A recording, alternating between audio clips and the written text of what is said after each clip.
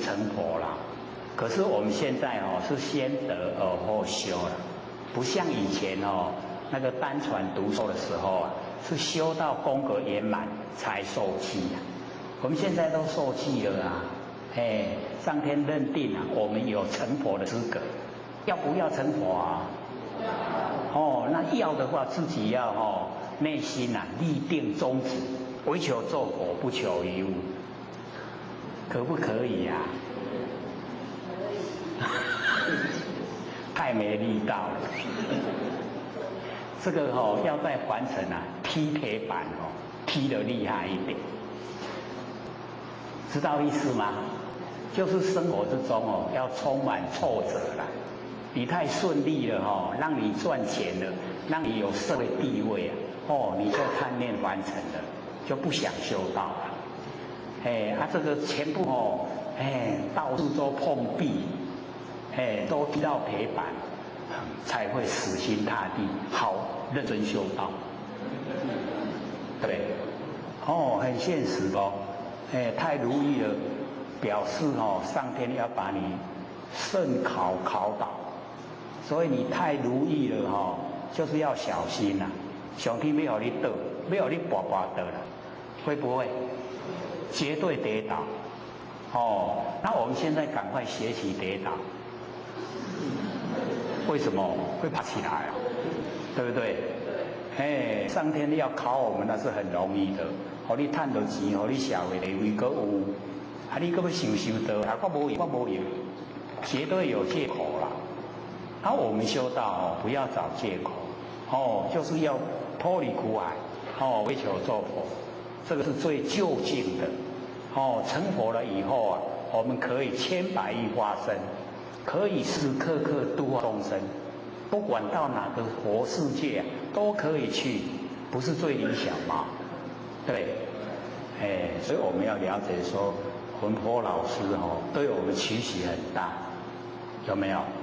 或许还看到那个新闻我们编出的上个礼拜不是老师有出新闻吗？说把我们那个台南的那个普通班都停下来，有没有？要来研究这个心理心法，有没有？老师还跟我们讲，向徒儿邀请，老师要我们徒儿来听课，竟然要用邀请。我们徒儿比老师大比老师还大。老师跟我们讲我们能够研究这个是我们福气有没有？很福气要知道福要把握。那老师还跟着我们恐吓，你不来听以后你不要求我，你遇到事情老师不是不帮忙那个年轻是很难缠的，有没有？老师一手拿着糖果，一手还拿着教鞭。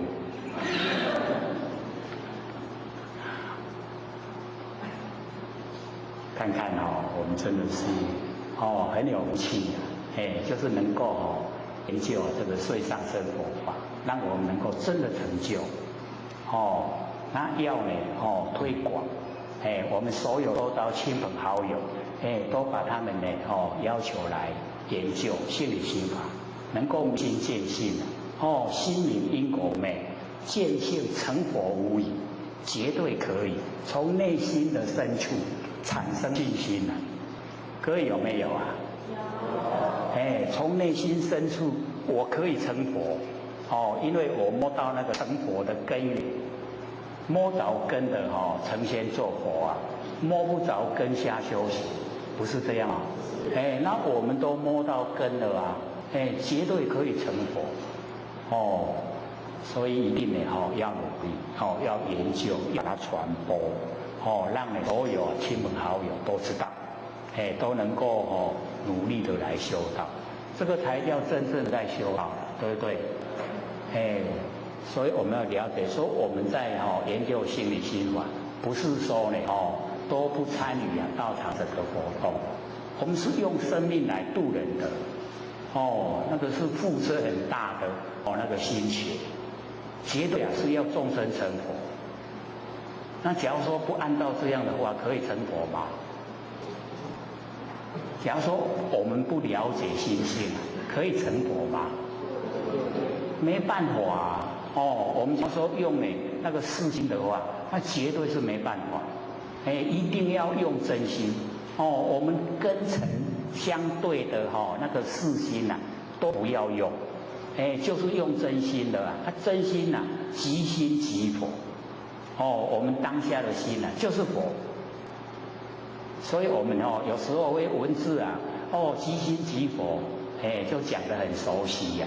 不知道那个心是什么心，都不了解，以为说日常生活的心就是即心即佛，那绝对不是那个都是变化的四心生灭的，那不会是佛。一定要不生不灭，不生不灭才真的是当下就是佛。一定要了解。那我们说到这边剩下15分钟了，要给各位先生问问题，各位要踊跃发问，问题能够问出来，让大家都能够了解。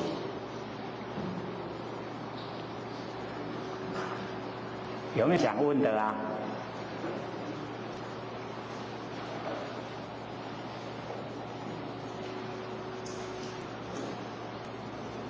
好，请说。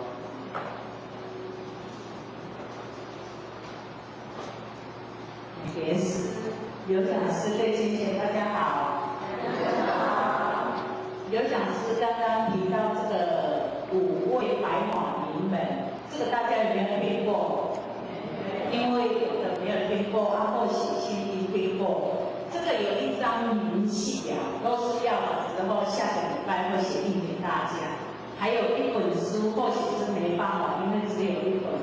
那再来这个白马名门，跟我们弥勒师在弥勒内院讲堂讲的这个唯识内容是不是一样的？那就请刘讲师跟后学解说，谢谢。好，请坐。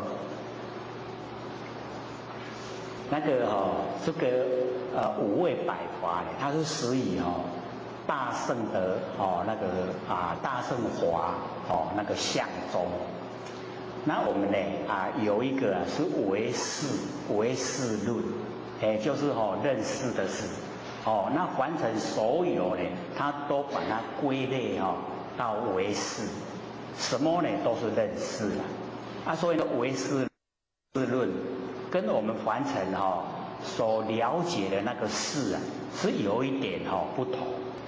他呢把那个里面很详细的把它分，所以我们这个凡尘用的识，跟我们修道用的识，以及呢修正以后用的识，全部都不一样，就变成一个认知的问题了。因为我们凡人呢，大部分都是着重在我们看得见、听得见、摸得到、想得到。在这方面用心那我们假如说进入性理心法，那么所有这些现象产生的那一些都是变化无常、虚幻的、不实在。所以在那个唯识论里面呢，他都把这个生灭的这个事他不注重，他注重的是在修道跟成就。修道的那个事跟成就的事是又不一样。等到我们那个成就以后进入呢那个无知无觉，那个无知无觉是修到最高以后呈现的现象。那能够呢了解到无知无事，那个也是事的范围啦。可是呢已经是很高的状态。是借着语言来说而已，它本来都已经离开语言、离开形象。那我们在修持的时候就是要进入就是我们的正知正见，正确的知见。那正确的知见一样，要把那个根尘相对所产生的那个生灭的事也一样要去掉。所以我们把根尘呢，跟那个生花的那个六识去掉了以后啊，才可以进入正知正见。进入正知正见我们来修道才会有成就。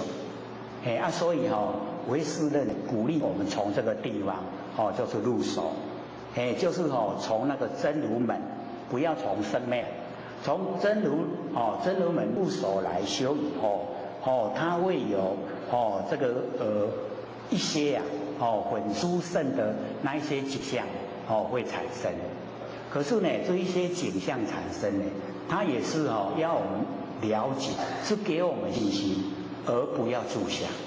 住相以后，你就没有办法达到那个最高的程度，也就是究竟。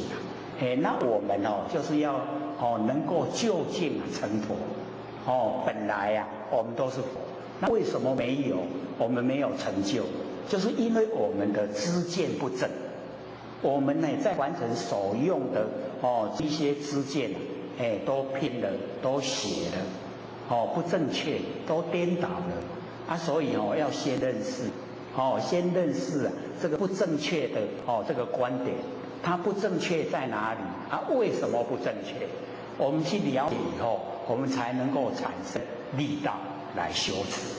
那对这个正知正见我们有认知以后，那个行持就有力，那有力道行持功效就跟在后面随时呈现。那有功效呈现这个又帮助我们，一方面般若妙智慧生发，一方面呢对真理的认识又更深入更透彻，那就可以回到我们本位。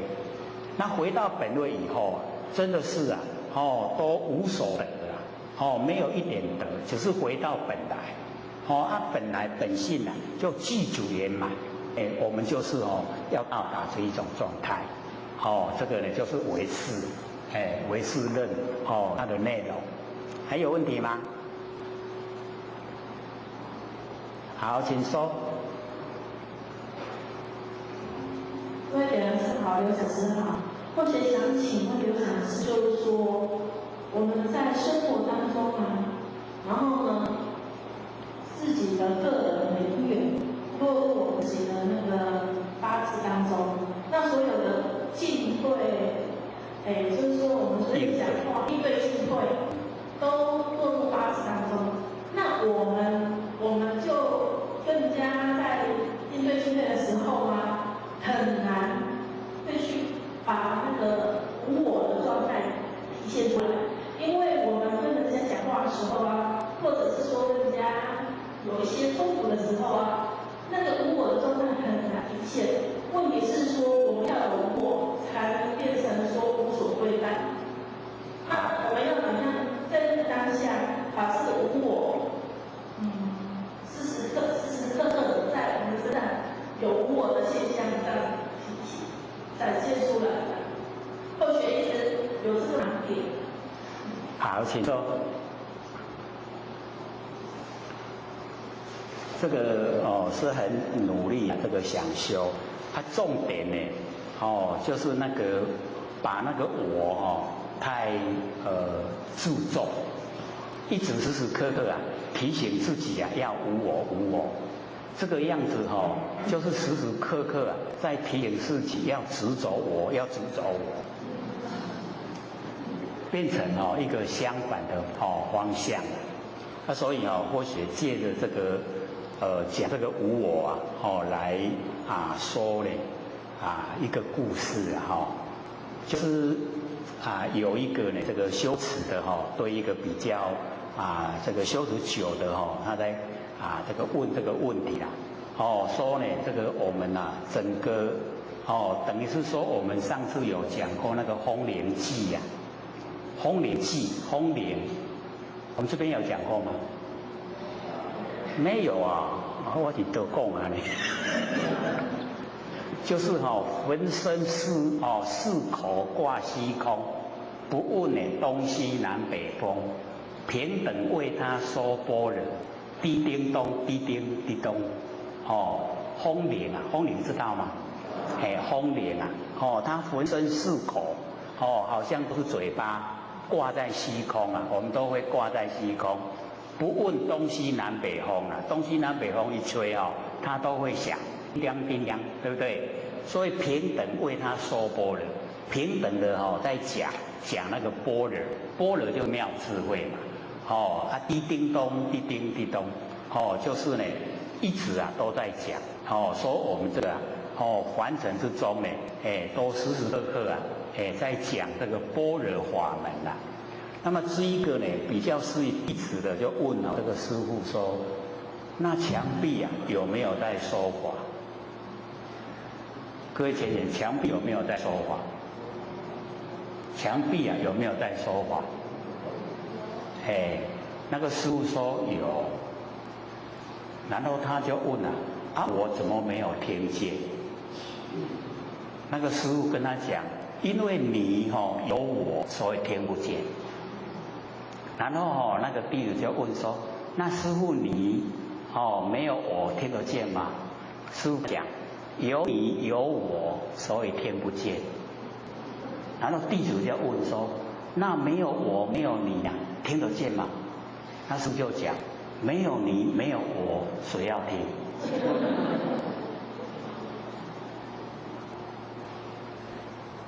所以这个里面我们就是要了解到我们执着了身体的我，那我在开始讲经说法的时候，他就讲一定要把这个身体的我去掉，去掉是身体的我啦。然后到涅槃的时候那个弟子就向释迦牟尼佛这个表白说，你教我们做的，我们都努力做了，就是我们已经都无我了。然后释迦牟尼佛讲，无我就是生死，我就是如来，这样懂意思吗？我就是如来，无我就是生死，没有我的话就落入生死了。有我，那个我就是如来，这样了解意思吗？重点就是我们已经不重视身体的我，身体的我没有了，身体佛就讲说，小身体是我，那这个身体的我是哪里是头还是手还是我们胸部还是脚？哪一个是我？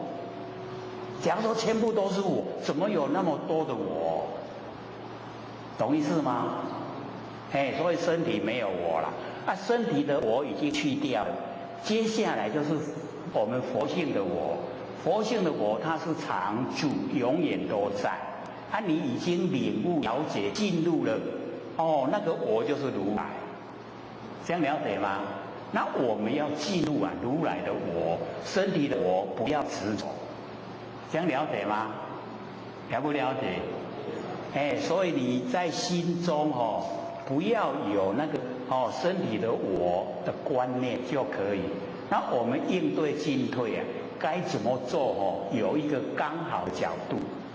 那你在想这个刚好的角度那个时候没有身体的我，所以你在应对进退有觉得身体的我存在，就表示你应对进退没有复合中道，晓得吗？所以你要复合中道，那个时候已经没有身体的我，都是在真理之中。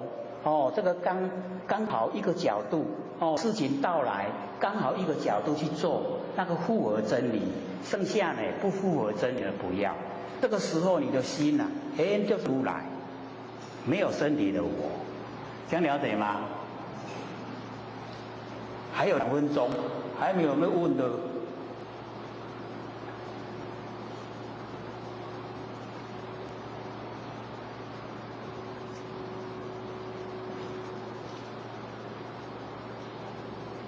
还有一个故事或许来讲，说有2个师兄弟在外面争执的时候那个甲就跑进方丈室来问师父，说我的观念对不对？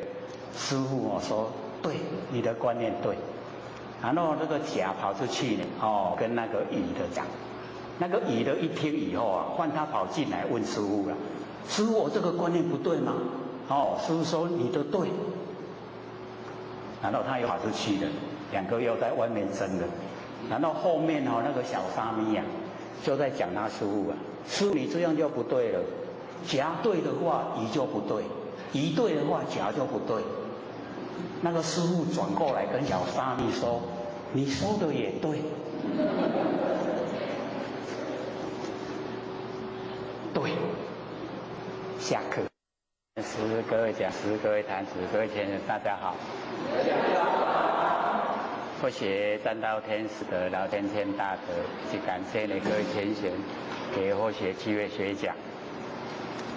我们上次呢有讲这个五味百华，这个点的是很有心的，把这个51呢心所华，那个心所华就是心术华，心术。那个六祖讲说呢，对境心术起，各位还记得吗？忘了，这么快？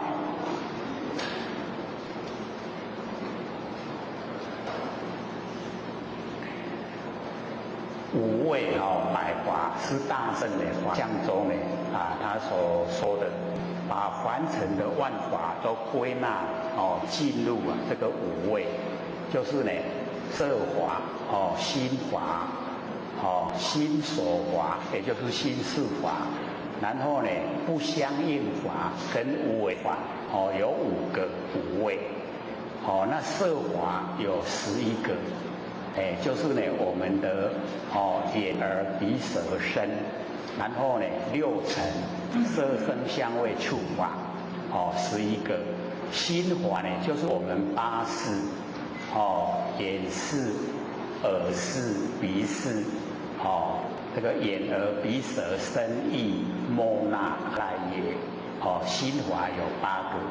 那心术华，这个意呢是心所华，就是心所使用。我们心所使用，总共有51个。51个呢，它有遍行别境。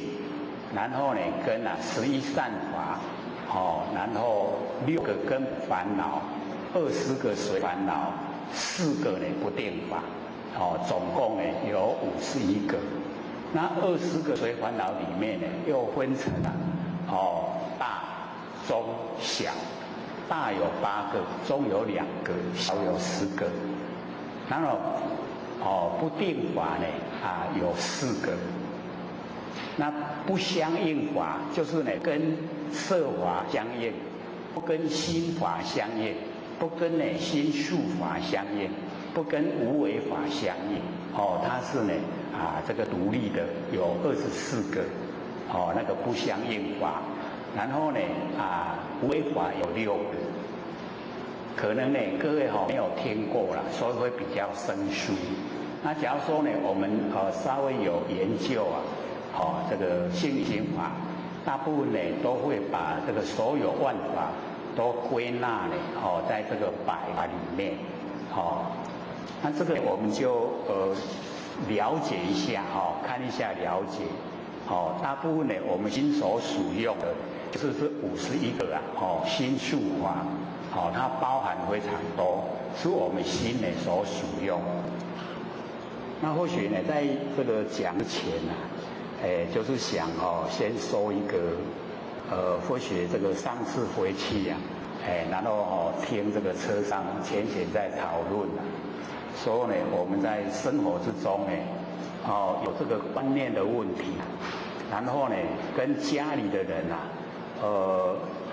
整个都不合就是这个所有这个家里的人大概都想侵占他的那个财产，他都到法院去告自己的亲人、亲属拢甲告啦，一个人告规家伙啦。那或许在想说纵然你能够把所有的这个家产都占据是自己拥有，那又怎么样？你又能够活多久？一口气不来你再怎么多的财产，也都是别人的啦。他干嘛要做那一种很愚蠢的事啊？在生活之中啊，你各处的人处的以什么眼光来看你？什么眼光？是不是大家都很这个不和谐的？所以那样的生活啊，我们不追求，我们要了解到我们在凡尘啊，有的吃有穿，可以遮风避雨，这样就好了。不用刻意啊去追求那一些财产，那个都是虚幻不实在啊。纵然真有一直享受，那才几十年而已，何苦来哉？划不来的。那所以或许就想到那个释迦牟尼佛而讲一个比喻啊，说我们把一个盲人啊，就是眼睛看不见的盲人，把他牵进去那个荆棘林中啊。荆棘林就是里面啊都种那一些仙人掌。各位有看过仙人掌吗？它是不是全部都是刺？它很高那个差不多有一个超过我们身高的高，那个仙人掌。那我们把一个盲人切进去那个仙人掌的那个园区呀，然后我们就把它放着，让它自己出来。各位先生，他要怎么出来？他要怎么出来？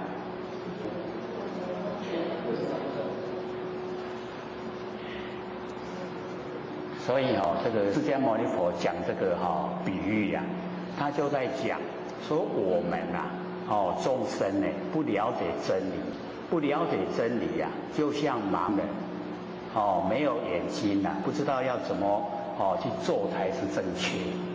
然后呢，我们又在那个荆棘林中，就是呢身边都是仙人掌很容易我们一走就会被那个刺到，这样懂意思吗？就是去起擦掉。那个这个时候各位先生，我们假如说生气我们出拳去打那个仙人掌，会怎么样？会怎么样？会刺得很厉害，对不对？然后生气的时候不但手去打，脚也踢那脚会怎么样？又受伤了。所以佛说这个比喻就是说我们在凡尘不了解真理我们就是要研究，要知道真理怎么走才正确。那我们在摸索的时候眼睛呢还没有这个看得见，还是跟盲人一样的时候我们就要小心的去走。小心呢走的时候当我们碰到刺你要赶快退，是不是要退？就不会受伤了，对不对？然后转个方向，然后再走。然后走的时候又小心的不要迈开大步迈开大步又会受伤所以我们又小心的在摸索着走不碰到刺的时候又可以小心走，这样我们就可以走出那个荆棘里，就是走出那个仙人掌的那个园区就出得来的时候还是前好好的，这样懂意思吗？就是在生活之中千万不要生气，生气害我们自己。就像我们这个手脚都来了，这个一打出去一踢出去受伤的都是自己。所以我们呢就是要小心小心翼翼的走这个很平稳的道路。这样了解意思吗？在凡尘或者都讲，我们要学我们老祖师度大能容，然后满腔欢喜。有没有学什么事我们只要呢能够容纳都没事再怎么不合理只要我们能够容纳那什么事都没了，哦，都可以很和谐，所以我们呢在凡尘啊，就是要学我们老子时度大能容，就可以了却呀，人间多少事，它本来都没事啊，天下本无事啊。下面那一句怎么讲？对啦，庸人是谁？就是我们自己啦，我们自己困扰自己，我们自己呀找事来做，所以这个呢，我们了解说是我们自找麻烦，那我们度大能容了以后啊，就没事，什么事也没有，然后满腔欢喜，在凡尘的时间都很短暂，不过呢100年而已啊，一下子转眼就过去了。所以我们要在很短的时间啊，要过得好像在天堂一样，我们可以做到的，只是我们不愿意做了。各位愿不愿意做啊？愿意。就是我们要从内心产生那个欢喜。现在上天大开普度，我们又得到了这么殊胜要又研究呢这个心理心法，能够明心见性，可以回归我们本位，都可以成佛，这个是最高兴的事，所以要满腔欢喜，要高高兴兴的在生活，这样呢才很值得。那我们呢这个要回到呢这个六祖坛经。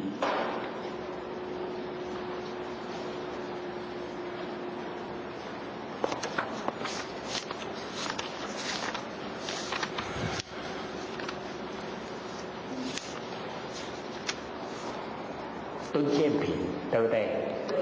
敦鉴品这个第8，就是讲这个顿鉴六祖呢就讲说呢，这个法呢本来只有一宗啦，可是人有南北法一种，这个佛法有一种，我们的见解有的很快，有的很慢，就是我们对真理的那个了解程度有的是很快。一下子一点就清醒，那有的要经过长时间长时间的那个熏习才能够了解这个真理。所以都一直很赞叹我们这边这个研究半年就能够进入状况是很理想。那北部的前贤或许这样一天过来能够1年都领悟就很不错了。大部分都是2、3年才能够领悟，那我们这边都还没有这个真正的实际的经过半年就会了，很不容易所以这个都是一方面呢，我们南部比较这个单纯，一方面呢这个根基都很好很不错，还有这一种成效出来。所以我们假如说还不了解的话呢，那也没关系，只要我们用心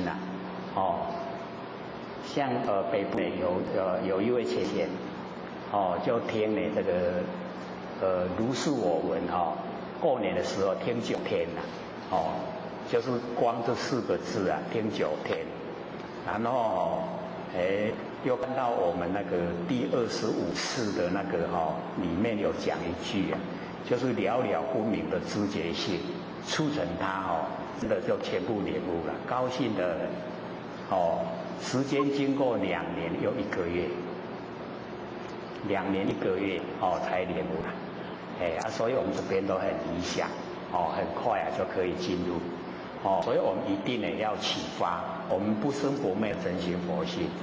各位都启发了没可能有的都启发了啦，有的这个被我们佛老师这个鼓励来听的比较新还没有领悟所以或许又重复我们呢在日常生活的时候，只要有空闲我们就呢万念放下，一念不生，然后呢先认识我们那个了了分明的知觉性那个佛性本体我们认识，认识了以后一定要培养一段时间以后我们连个万念放下、一念不生的念头也不要有了，不要有这个时候啊，我们那个佛性本体呀、不生灭的那个真心佛性啊，整个都呈现。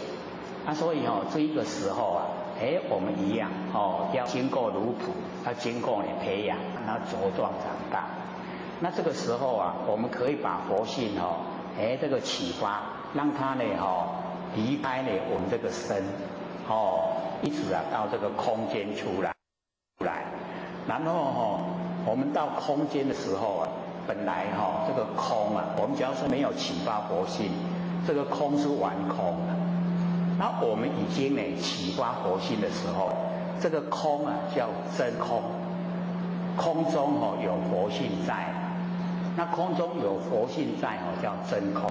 那佛性有，可是没有形象，叫做妙有。真空妙有，就是我们佛性本体。所以啊，凡是我们的心所在，一切呢都能够呢了然分别，就是能够清清楚楚的知道所有的一切现象。像我们啊，每一个人都有七孔，可是我们每一个人的那个七孔啊，都不一样。所以是不是已经千差万别？有人的面拢同款，拢无嘛所以咱就咧叫的时阵，才袂去叫唔对面一人有一款面，拢七孔一样都是七孔所以我们真心所在，我们能够看得人家的面孔啊，都那么谦虚，就是真心呐所以或许之前不是有讲，满眼本非色，满耳本非声，文殊常触目，观音赛耳根，还记得吗？就是我们眼睛眼睛一看不是形象，而是我们的妙智慧，就是文殊菩萨。文殊菩萨智慧第一啊，所以他整个出来啊，整个都是我们的那个般若妙智慧。那我们现在啊，在日常生活之中呢，就运用，我们看所有的那个众生啊，看所有的人的面孔，一粒一粒拢看得就清楚，有无？有没有？都看得很详细，对不对？就是真心所在。我们真心在哪个地方，哪个地方你都了了分明，都能够分别的清楚啊！看得就详细，有无？有没有啊？那我们看到以后，我们做怎么想？就自然安尼啊！所以各位同学，自然那个就是道。我们不生不灭的真心佛性，整个呈现。让我们看所有人啊，一个一个拢就清楚，就是这文殊菩萨，这样了解了没？我们日常有没有在用啊？我们都看所有人他形象都不同，我们都知道那个呢，已经是佛性的功作用。然后我们看形象这个电扇是电扇啊那个底下，各位前写那个电扇底下那个是什么？那个电扇底下是什么？莲花各位以后都想做，所以会先认识它坐在莲花座上面所以我们了解，一看的又了了分明。那谁了了分明啊？是不是我们佛性？对不对？我们佛性在日常生活之中运用了，我们都不知道，日用而不知啊。所以我们看形象就知道形象，看人就知道人每个人面孔不同就是不同，都了了分明。那个就是文殊菩萨的妙智慧。所以满眼本非色，不要进入形象我们住相佛性的模体啊，我们不住相佛性的呈现啊。这样会吗？会不会？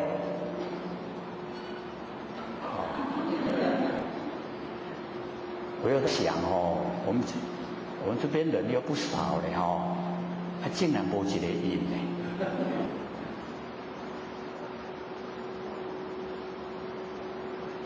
所以我们一定要在日常生活之中时时刻刻体会，多呈现我们那个灵觉，就是佛性本体呀。在日常生活之中就可以体会。只要我们不住相。上次不是问吗？我们要怎么成佛？都没记呀，不是2个字吗？对了，离相了，会吗？离相，离开形象。不管是有形有相，还是语言相，都离开，就是佛了啦。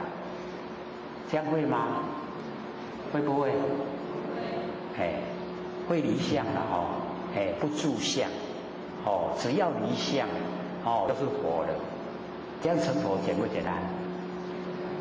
很简单只要不住相就是佛了，只要我们住相就是众生。我们为什么有烦恼？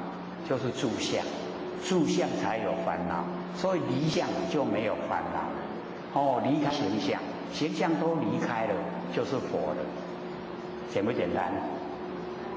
所以以后烦恼的时候就马上告诉自己离相，他就已经是佛了。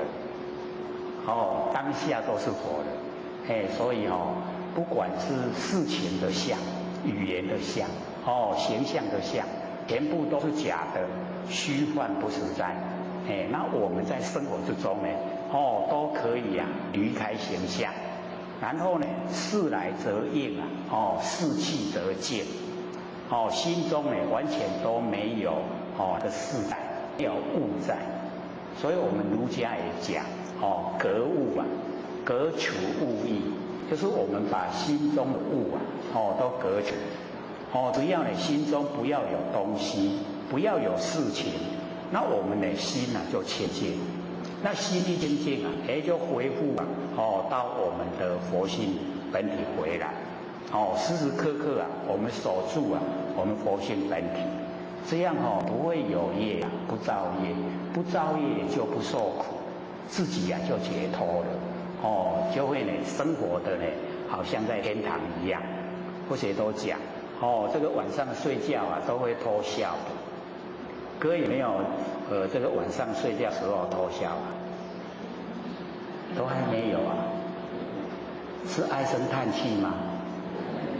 也没有。那假如说是唉声叹气表示我们这个所作所为离开真理，离开道，已经不符合了。那我们只要都是符合真理，在真之中那一定都是很高兴，满腔欢喜可以笑开天下古今愁。在日常生活中把它体会呈现，时时刻刻都可以。只要我们有心追求，皆可以达到，可以成佛，从内心深处产生。所以我们了解说见我们的那个见解，它有快有慢，只要有心追求，一定都可以到达。快慢的就不用管它。那么何名顿见？华无顿见人有力顿，故名顿见。人有力，或者上次就讲说立根的累世都在修。那累世在修都在我们的性分之中，性分之中都有这一些这个修持的一些那个内容以及构成，以及我们的认识都不一样。所以自然而然一下子一点的，只要三知识一点，马上都能够了解，能够清醒。不是有讲那个电视在报道一个5岁的那个小男童在弹钢琴嘛？有没有？他3岁就会弹，可是来拍那个电视记者去拍摄的时候已经是5岁。那5岁的时候，那个弹钢琴就好像那个大师级的一样，那个声音很流利就流露出来，真的是钢琴大师。那可见呢，他累生累世啊，也都有学，才自然而然会啊，性中有。那我们根很利啊，就是性分之中有。那根很钝呢，就是我们累生累世啊，都没有朝修道的方向努力啊，都是忙于完成的事。各位浅显，完成的事什么让我们最忙？两个嘛，一个吃，一个睡觉，不是这样吗？是两个是让我们最忙的，我们就忙于这个事，所以就没有对修道很着重。那假如说呢，我们了解说到凡尘来是业力把我们推到凡尘来，是我们造了业。那我们为什么会造业呢？就是因为不了解真理，没有研究真理，不知道。才呢造了业，造了业就要受苦，所以我们现在就是要找根源，为什么会造业，为什么会受苦，找到呢这个根源，就是因为不知道真理，不了解真理。那我们在找借口，说不研究，那会给自己自己给自己找麻烦了。六道轮回好不好？不好都是很苦啦。我们人最好都这么苦了，何况是其他的那更苦。所以呢就不要在这个六道里面轮回，一定要脱离。那要脱离一定要了解真理。我们从真理这个角度来解开万义。这个万事万象都是呢从呢这个我们的这个不生不灭佛性本体呈现。那因为我们呢不知道不了解所以呢在这个呈现的时候我们呢就没有那个是我最好的一个那个方向，就是让我们有一个觉跟有一个不觉。那不觉的时间居多了，觉的时间很少。各位浅显，我们在生活整天24个小时能够保持觉有多少时候？吃饭的时候，吃饭的时候觉了没有？没有连吃饭也不知不觉睡觉的时候觉了没有？不觉，一直睡觉，没有醒过来的时候。所以我们呢，在生活之中可以说我们的佛性呢，能够让我们都有那个觉。可是大部分的时间呈现的都是从觉生发的不觉。因为不觉，所以我们呢起心动念。各位浅显，有没有去思索我们为什么起心动念？有没有？咱是可以起念头，念头哪来？念头怎么来的？好像很自然它都按那种生出来。所以呢，我们要知道说。我们的六根然后面对六尘，然后就产生了，就起心动念，然后起心动念以后，我们就会落入行为，有行为然后行为一形成了，业已经造成了，所以最细就是从起心动念，念头就是业所以咱伫咧修德，我们修道呢，要从念头入手，让我们的念头在我们自己的管制之下。所以浅显，家己有法度家己控制家己念头有没有？有办法吗？有没有？家己的念头生出来，家己有法度家己斩断，有无？还是来修补较好咧，让念头更长一点。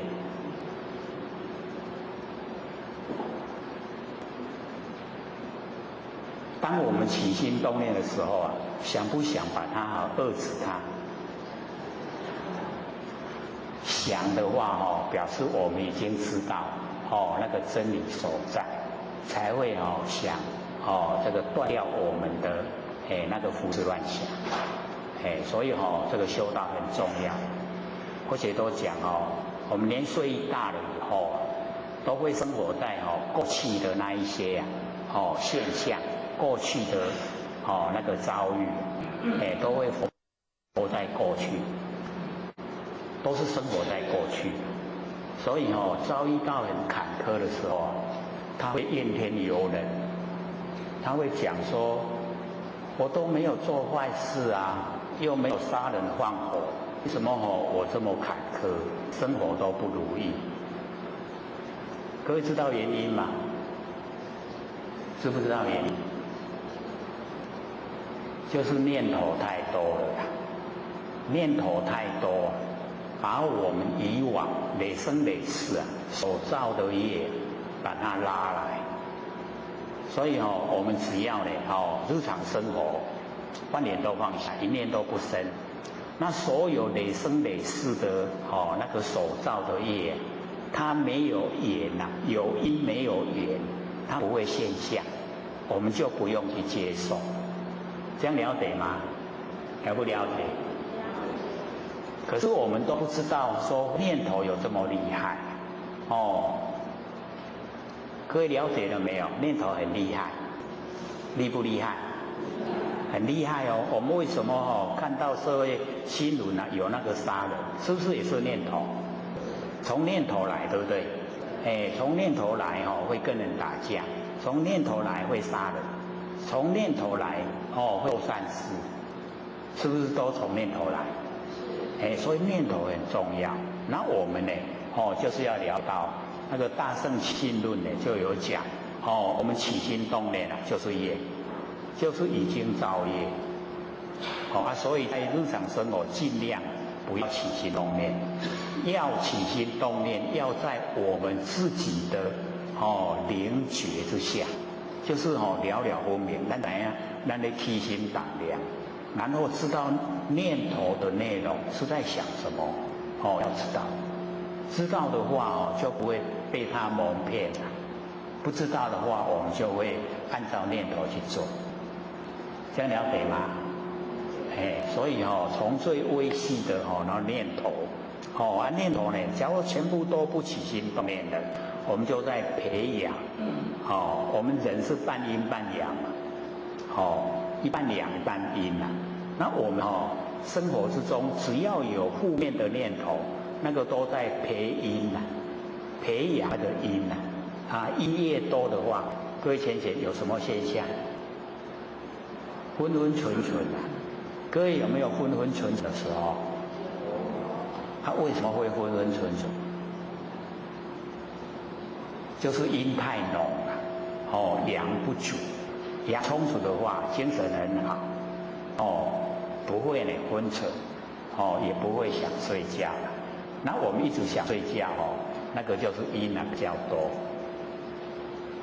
不过或许有时候在讲课，很多人都是入定会入定。那或许说能够入定，跟那个周公打交道，那个时候是最理想的状态。因为你能够入定，不会胡思乱想；你能够入定不会睡着。既也没睡着，也没胡思乱想，是不是最理想？所以那个时候会见到仙佛了。你很清醒的时候绝对不会，仙佛不会现给你看。就在你入定那个时候，看到了。所以或者都会鼓励尽量享受。能够入定尽量享受最理想的修持状态也没有胡思乱想，也没有睡着，容不容易？不容易所以我们要修到那一种入定的状态，灵觉都呈现了，所有这个外物外境全部都不进来，然后我们里面也不出去打交道，理不理想？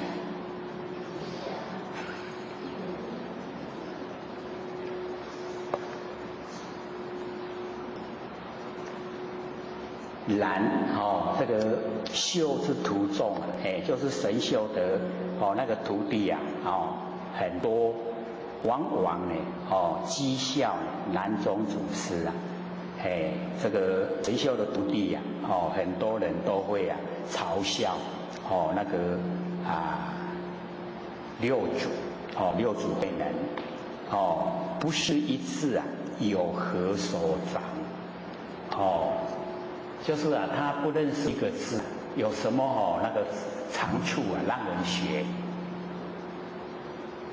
所以这个是完成的这个观念，讲伊都拢字无读册，无读册字唔捌，所以我们佛老师一直鼓励说我们研究六祖坛经知道什么原因吗？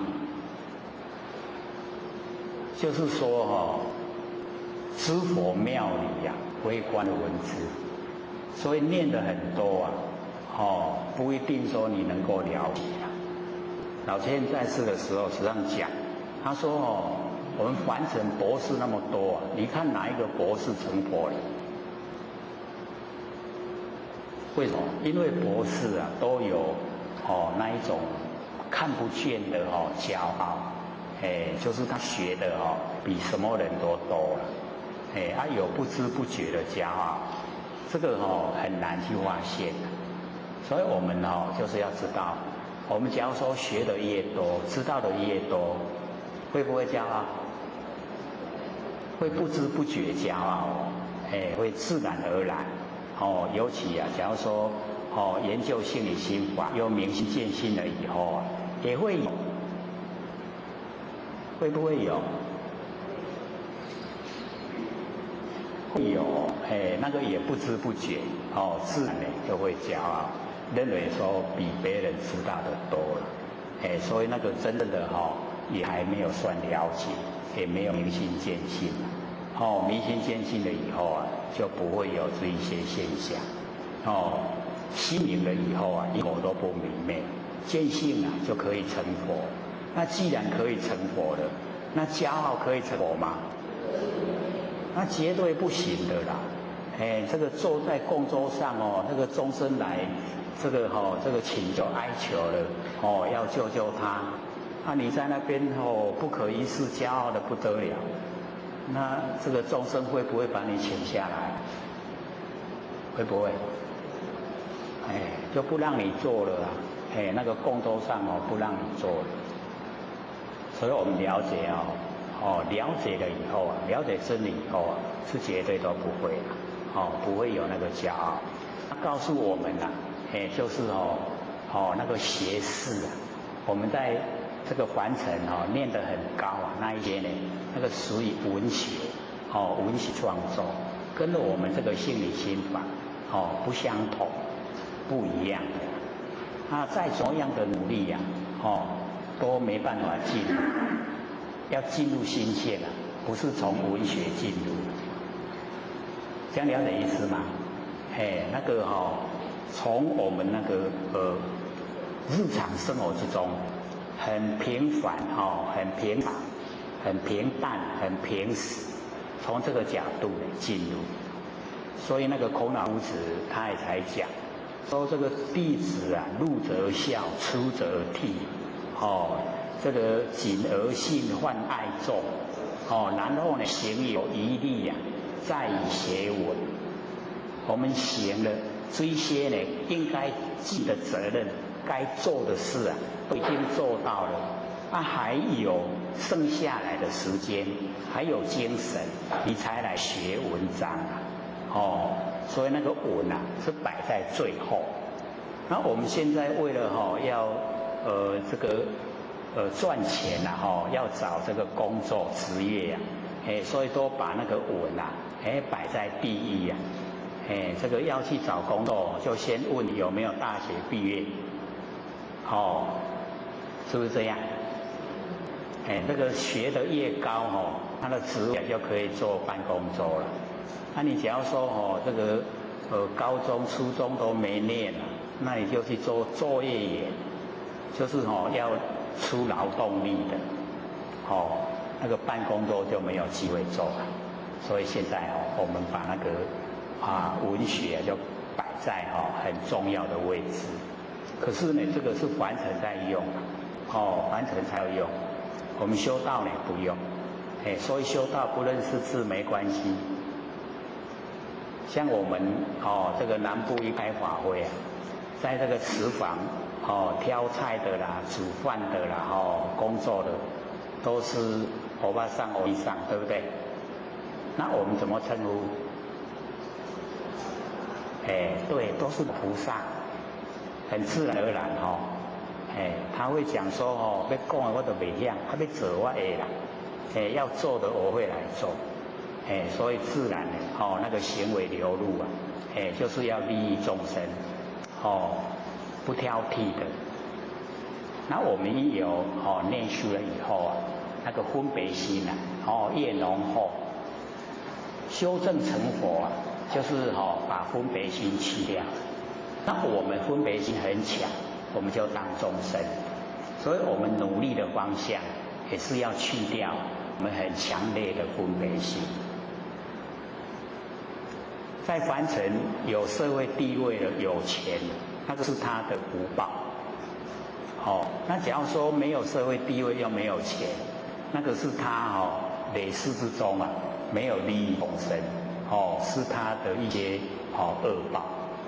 那这一些只要报就完了，一有果报实现以后啊，又恢复啊，所有众生都是平等，所以佛才会讲说，不择冤亲，平等嫉妒，就近的度化他们，他不选择啊，冤家跟亲家，这个义亲啊，都不选择，都是平等的，大家都平等，所以我们也要培养那一种平等心。那个四字里面啊就有讲，那个平等性质啊，心无病，还记得吗？六祖就讲啊，我们只要能够进入平等线啊，心就没有病了。可是我们现在呢都有，心里都有病。各位心有没有病啊？有啊，哪个地方的病？见解上面的不是说我们那个身体的心脏，是我们见解方面不跟真理相应，那个呢就是毛病。所以知佛妙语啊，微观文字，六祖虽然说呢都不认识字啊，可是他呢都能够了解这个真理，他可以把真理啊行得出来，做得出来。那神秀呢他也讲他说他得啊无师之智，没有老师的智慧啊，不用老师教啊，他就会。各位浅显啊，我们有没有无师之智？有没有？我们每个人都有所以这个我们想一想这个出生在凡尘啊，迄拢唔免人教到样食，有没有？囡仔爱个教咧，教他吃的时候啊，你不要教他，他会不会吃？会不会？那个叫无师之智啊，不用老师的智慧，一概的都一样。那我们一回想我们一这样一路走过来，慢慢长大，是不是有很多都不用人教，我们都会，对不对？那个不用人教，我们都会，那个叫无师之智，没有老师的智慧啊，我们自然就会，会有。可是呢，我们在这个自然就会有的里面啊，很多都是我们的习性。长大了以后啊，习性更强。那我们的习性合不合真理？有一些啦有一些习性呢，并不合真理。所以我们修道的时候啊，就是要来关照我们的习性呢，跟真理啊合不合？不合的时候啊，要把它去掉。像我们习性里面啊，有这个贪嗔痴三毒。佛性里面有没有？佛性里面没有贪嗔痴啊，习性里面有。所以我们呢就要能够啊了解，说我们贪嗔痴啊，是在贪什么？然后嗔是生气什么？然后痴啊，又是对什么呢？都不了解。痴就是无明。那我们为什么这么无明？为什么贪嗔痴？了解了以后啊，就会去掉它。去掉它以后啊，我们那个无私的智慧啊，自然会呈现。所以柚子啊，它有无私之智，深上圣，深深的领悟啊，最上圣的佛法。所以我们呢也一样要深深的领悟啊，最上圣的佛法。我们呢这个以往也都有稍微有提起呀，就是这个十世古今啊，不离当念，那个就是最上圣的佛法，还记得吗？记不记得？那个十世怎么算？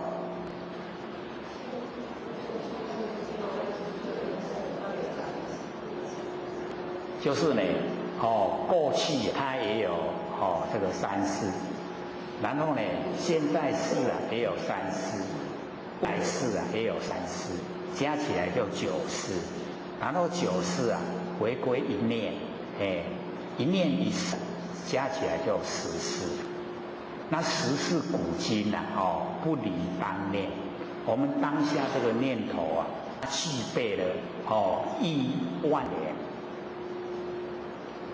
10000年前啊，我们是眼前这一念；10000年后啊，我们也是眼前这一念。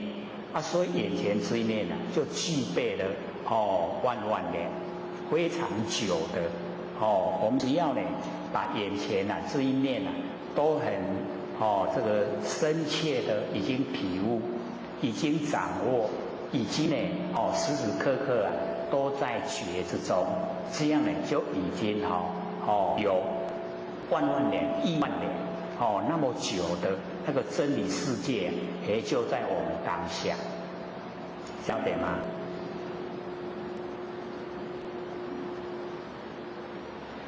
所以或许才想到我们讲过的那个永嘉大师啊，他不是讲说密则之经啊不可见，密啊就是寻找，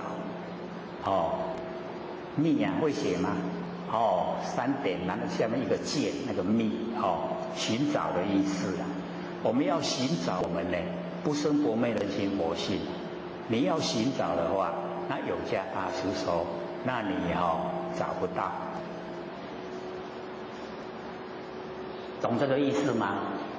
为什么会把十世古今不离当念又加上密则之经不可见？就是呢体悟这一个真理的就是要用我们来体悟领悟，不是呢那个有形有相可以看可以摸可以听，不是那个，而是呢要我们真正的是领悟原来这么亲切，就在我们当下这一念，它已经就是不用再找了。所以秘籍资金不可见，你在寻找就知道你找不到。这样了解了没？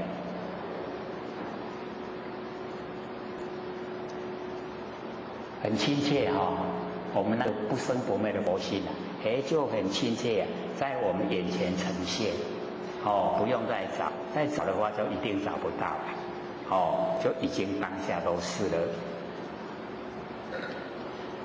神秀呢说我不如也他说我还没有到这个六祖的那一种状态且五师无子那个无子这个亲传依法，就是传那个音波给六祖，企图染灾，那个不是没有原因的啦，一定有原因，就是因为呢这个六祖可以体悟到最上的，可以来度化众生，可以呢讲这个最殊胜的佛法，让众生修持，让众生都能成佛。那么五分不能这个远去亲近，虚受国恩，因为那个神秀有接受那个皇帝的征召到那个皇宫里面，虚受这个国恩，汝等之人无至于此这个神秀心还是很宽广，跟他的徒弟讲说你们不要呢这个字就是主塞，拢唔免多爱家啦，可往巢虚参觉，就是呢自己心里面不了解的地方，可以到巢虚去那个把自己的那个疑惑、疑问都在那边找到那个答案，那个参觉。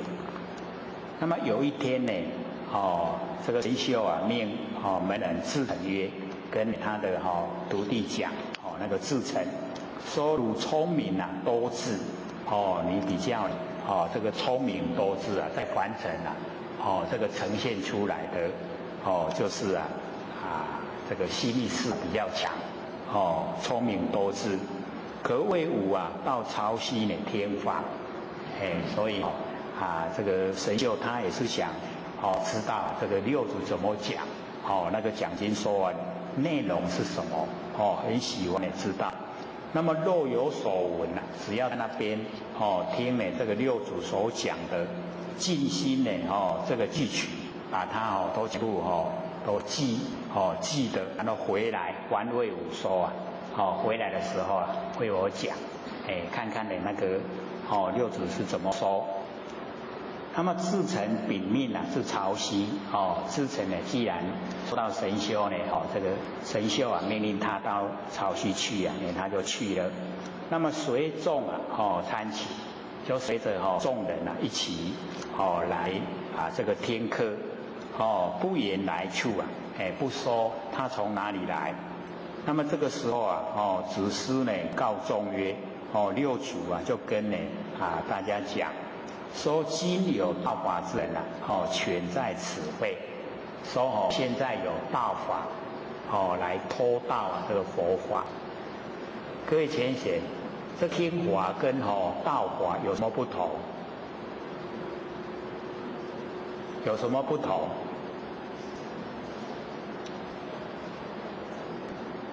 所以各位浅显，我们假如说去听，然后是想我们自己本身要修，那个就没有道法了。然后我们去听，不是自己想修了，而想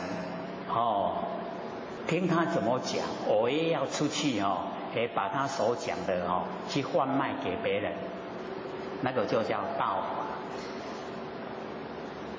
我们有没有这种情形有没有？因为有时候我们到这个别的那个道场，或是别的宗教，然后呢去听他们怎么说，然后听他们说了以后并不是说我们想修自己的心情，而是想汲取他们所说的话，然后出来的时候把它当成自己的，又讲给人听那个就叫道法。这样能够分得清楚了吗？我们自己听讲修那个就不是道法，可是我们只是这个道听途说听了以后想说要炫耀自己知道的很多然后要使别人称赞，那个都叫道法。我们很容易会犯会犯到这个毛病不是家己讲想要修啦，来听看他讲，若讲好我甲记起来，我后日来讲给别人听，有没有？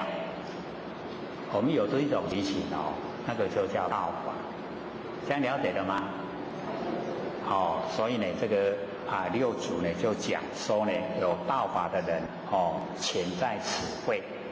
那么志诚即吃礼拜，这个志诚他也是很这个明白的人啦，用这一定在讲我，所以他就自己出来承认，就出来礼拜。那么继承其实就把他接受呢神秀那个主妇的事就全部讲出来。他到这边呢，就是想听六祖怎么说，回去要告诉神秀。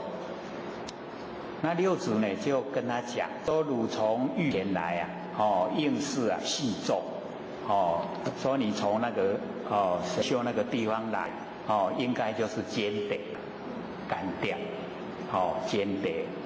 然后呢，这个志诚呢他就回答说不是，伊讲不是啦，不是干掉。六祖就问何得不是？讲来不是。那志诚呢就讲未收即是讲我还没讲的时阵那句爱心不是还没有讲出来之前，确实就是那个心，就是要听怎么说，回去要向神秀禀告。那个时候就是坚得干掉。说了不是因为说了以后，他心整个变化，讲我不做迄个看呀，我要为我家己修所以说了以后他心已经表白，这样吗？就是他已经整个心变化，还没有出来礼拜的时候他确实他听到六祖怎么讲，要去传给神秀听。可是呢，他出来礼拜以后，他就把那个回去收的那个事全部拼开了，不做那个事了，所以整个他自己本身要来接受这个佛法的那个熏习，所以收了即不是，还没有收的时候，确实心是那样。然后呢，六祖就问他，汝师若为这个示众，现在就问他说，那神秀是怎么样来教导这个徒弟的就问呢这个志诚，然后志诚呢这样回答说，常指挥呢大众，这个指导教诲大众那些徒弟，助心呢关键常咒不恶，就是助心心要助，然后来关键关这个清净各位浅显助心对不对？因为我们呢大部分都有稍微这个听过那个《金刚经》里面有讲说应无所住而生其心，对不对？所以我们一看到住心，那跟那无同，应无所住无所住才会宽广，一有所住就很窄很狭隘，这样了解吗？我们心都无所住心就很宽广。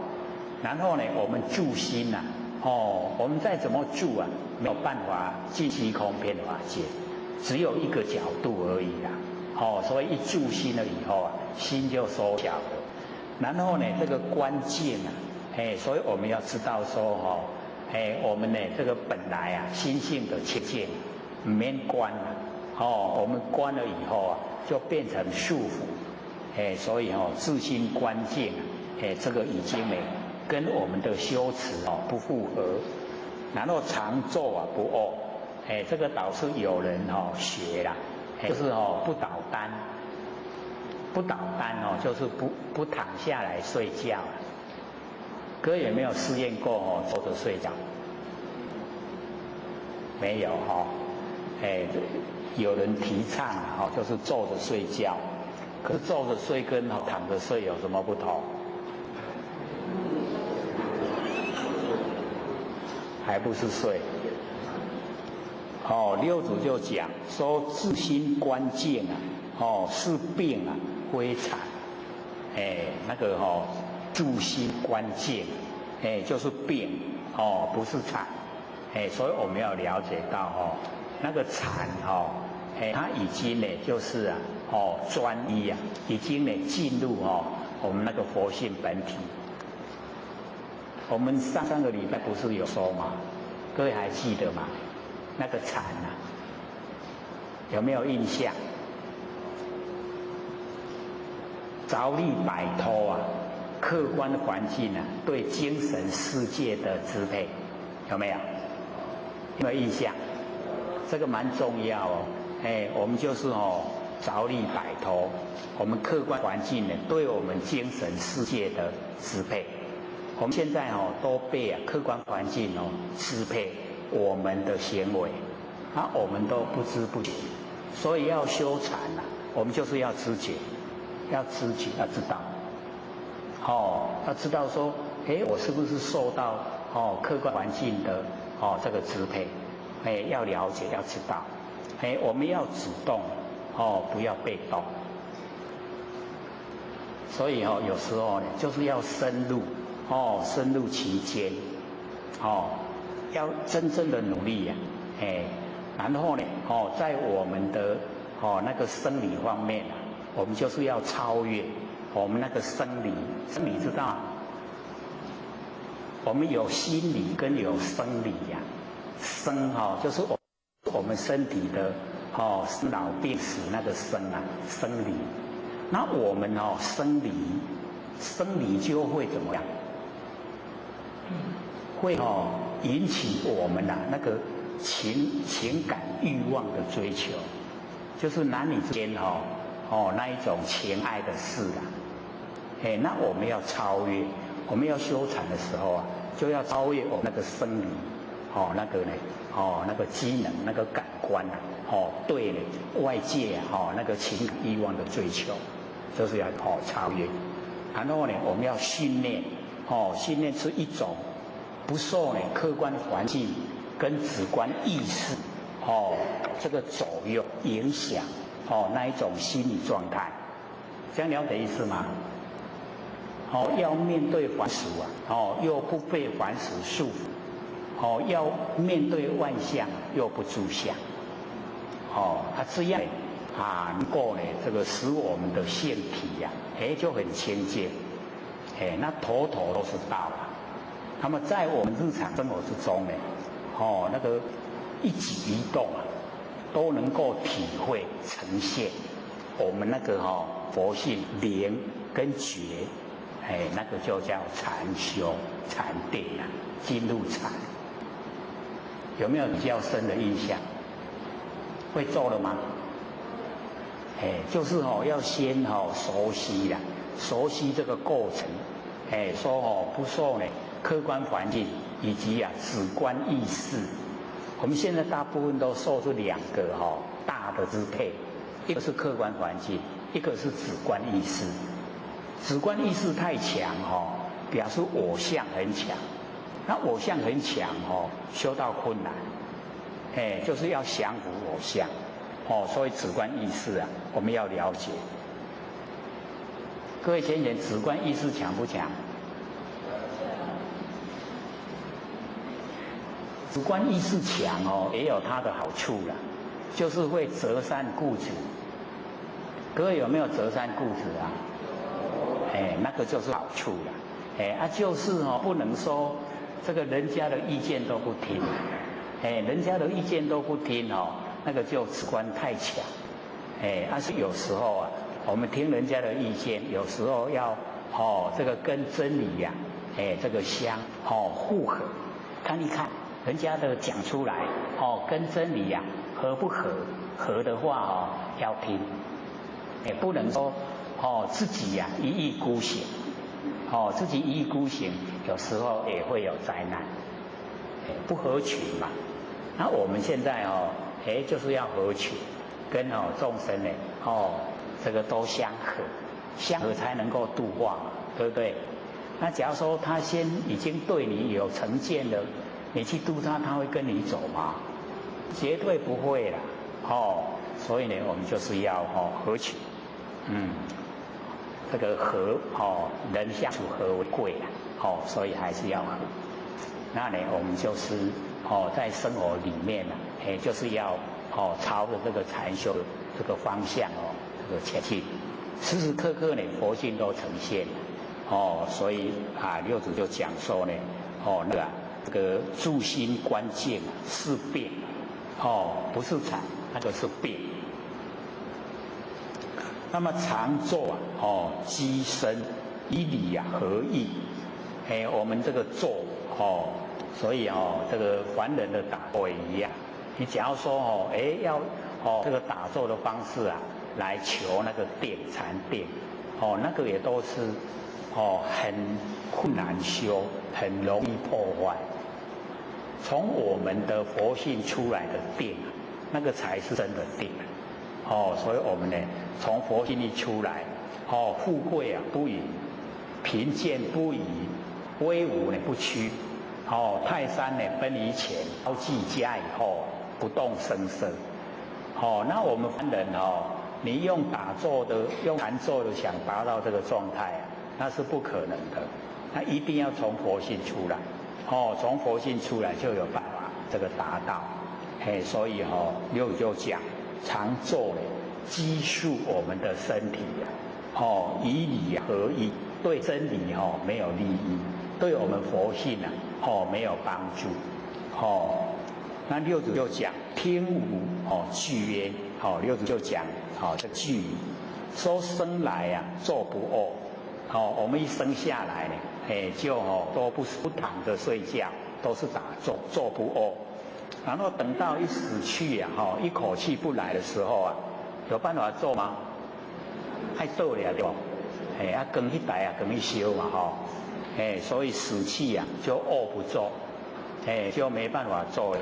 一具臭骨头，所以我们身体就是一具的臭骨头。何为立功课？所以我们功课不能立在身体上面。要立在哪里要立在我们心性所以呢，不要立在我们这个身体上面。身体是天地的物质水火风土众缘际会借我们用不是我们能够拥有是假的，身体是假的，但是我们不生不灭的佛性是真的我们呢那个真心佛性是真的10000年前、10000年后全部都在，它不生不灭不垢不净，不增不减，不寂不散，很理想的所以一定要把它启发要培养，要茁壮长大，一定要我们呢这个修持最好的方法是用耳根圆通用眼睛也可以因为你眼睛各位记得，凡心所在是我们真心所在的地方，一切均能分别明了。咱看人拢真清楚，看物件真清楚，那就是真心所在这样有没有了解的？你看我们真心是不是就在我们眼前？在不在？很亲切咱看出来拢规个拢真心。所以真心这个即心叫即佛。辛苦没？成了没？这个叫不敢承担。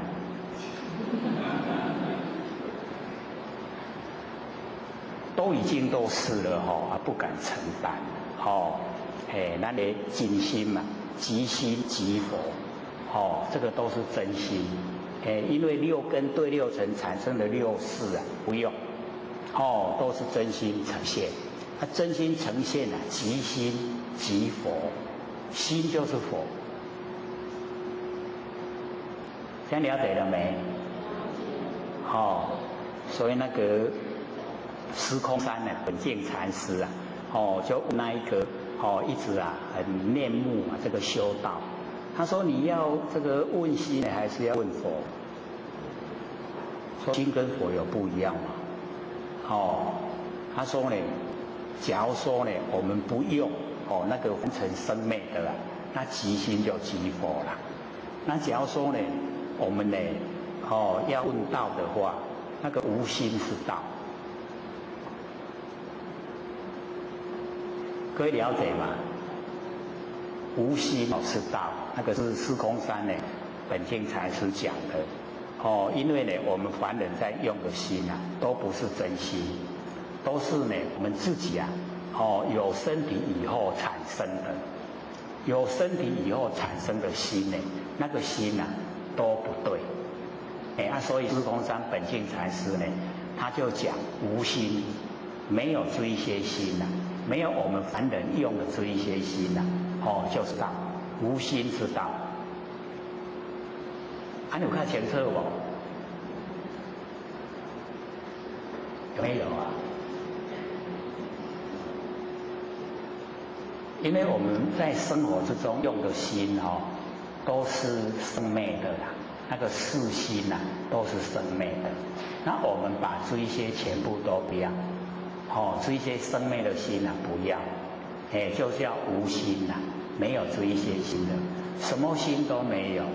那个就叫道，有清楚没？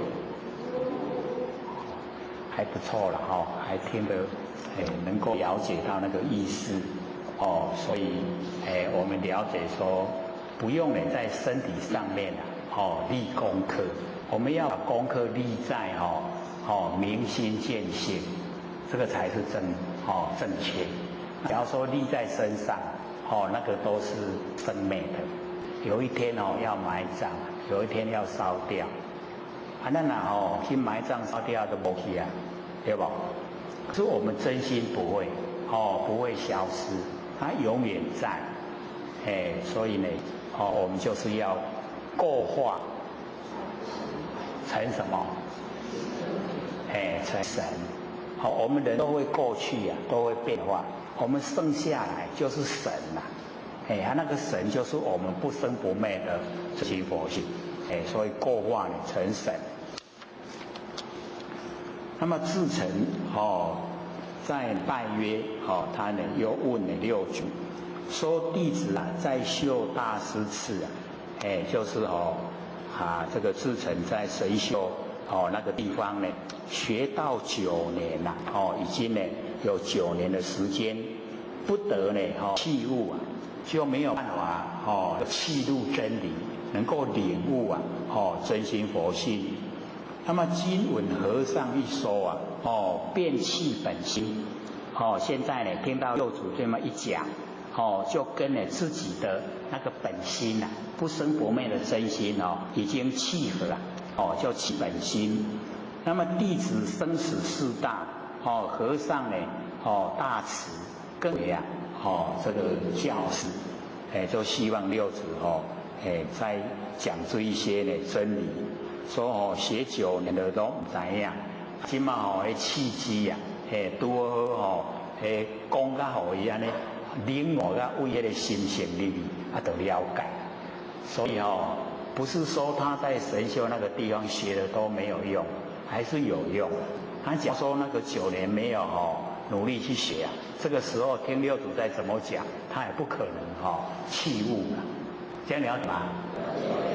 所以有那个故事就在讲，说一个人在吃那个饼干啊，一直吃到第10块的时候吃饱啊，他就在想，我头前去高地拢加吃，我都吃第10地就好啊，安尼假如说前面没有吃那9块那个第10块怎么会饱，对不对？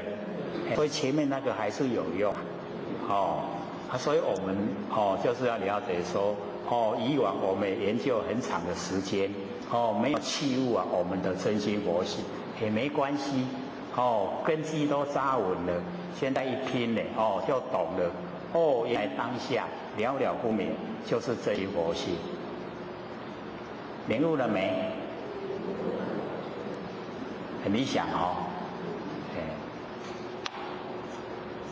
那么六祖呢就讲说，吾闻鲁师呢教示学人戒定慧法未损鲁师呢说戒定慧形象如何？六祖呢就问这个至诚说呢，我有听到神秀呢在教人那戒定慧那个法门。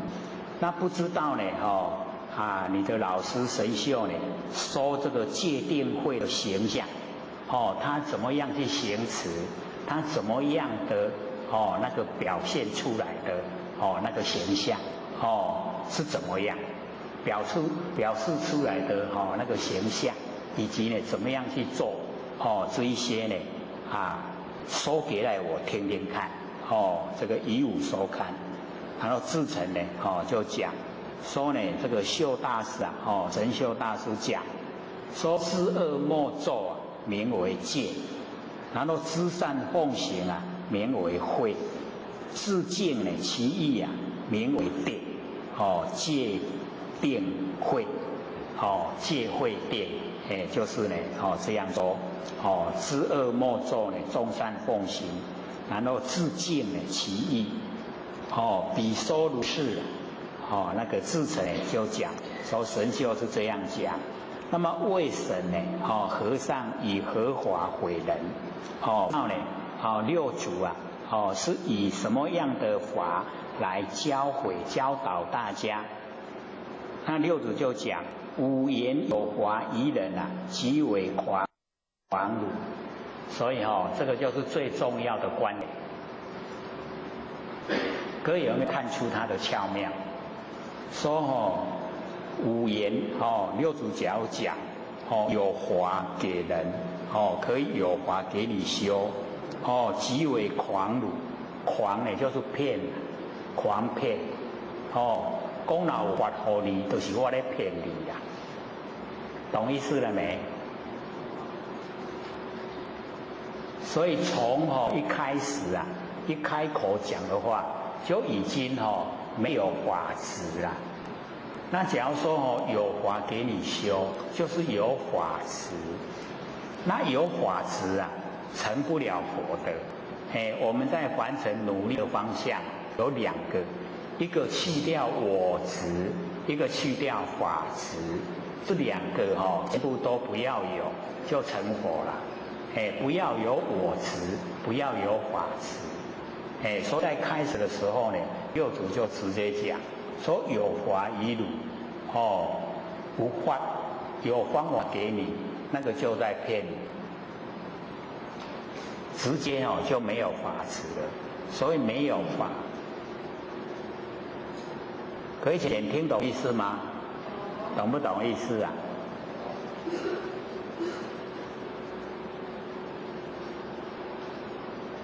或许还把它讲出来了，本来这个不要讲的啦。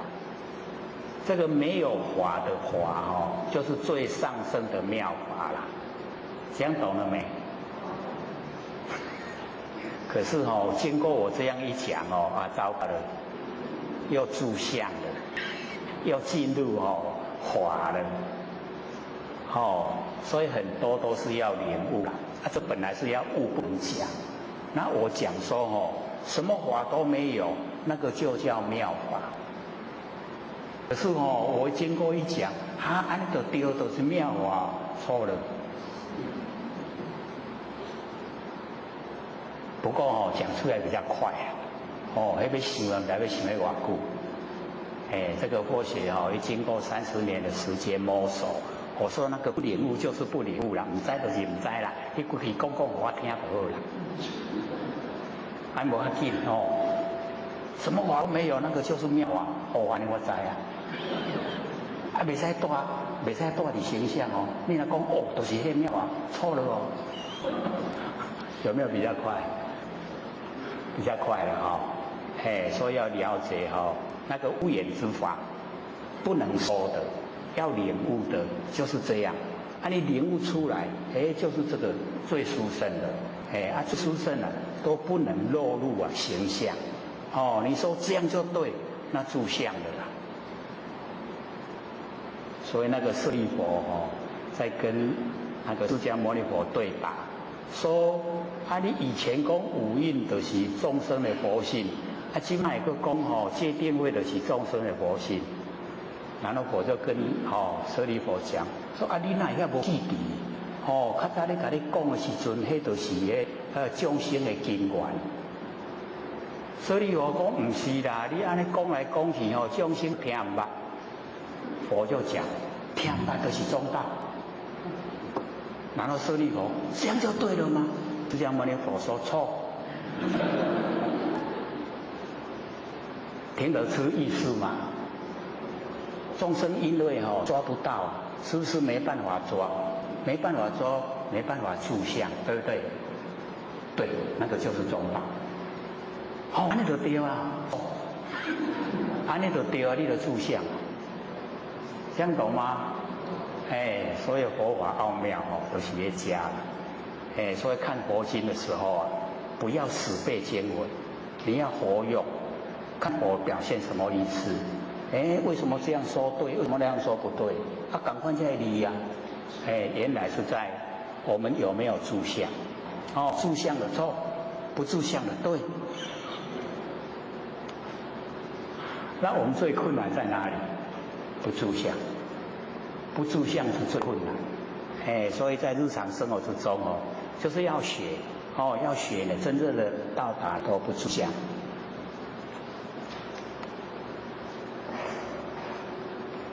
六祖呢就讲，但呢随方呢解伏啊，那个随方解伏啊，就是我们众生在哪个地方怕感，就感那个感套苦，这样了解吗？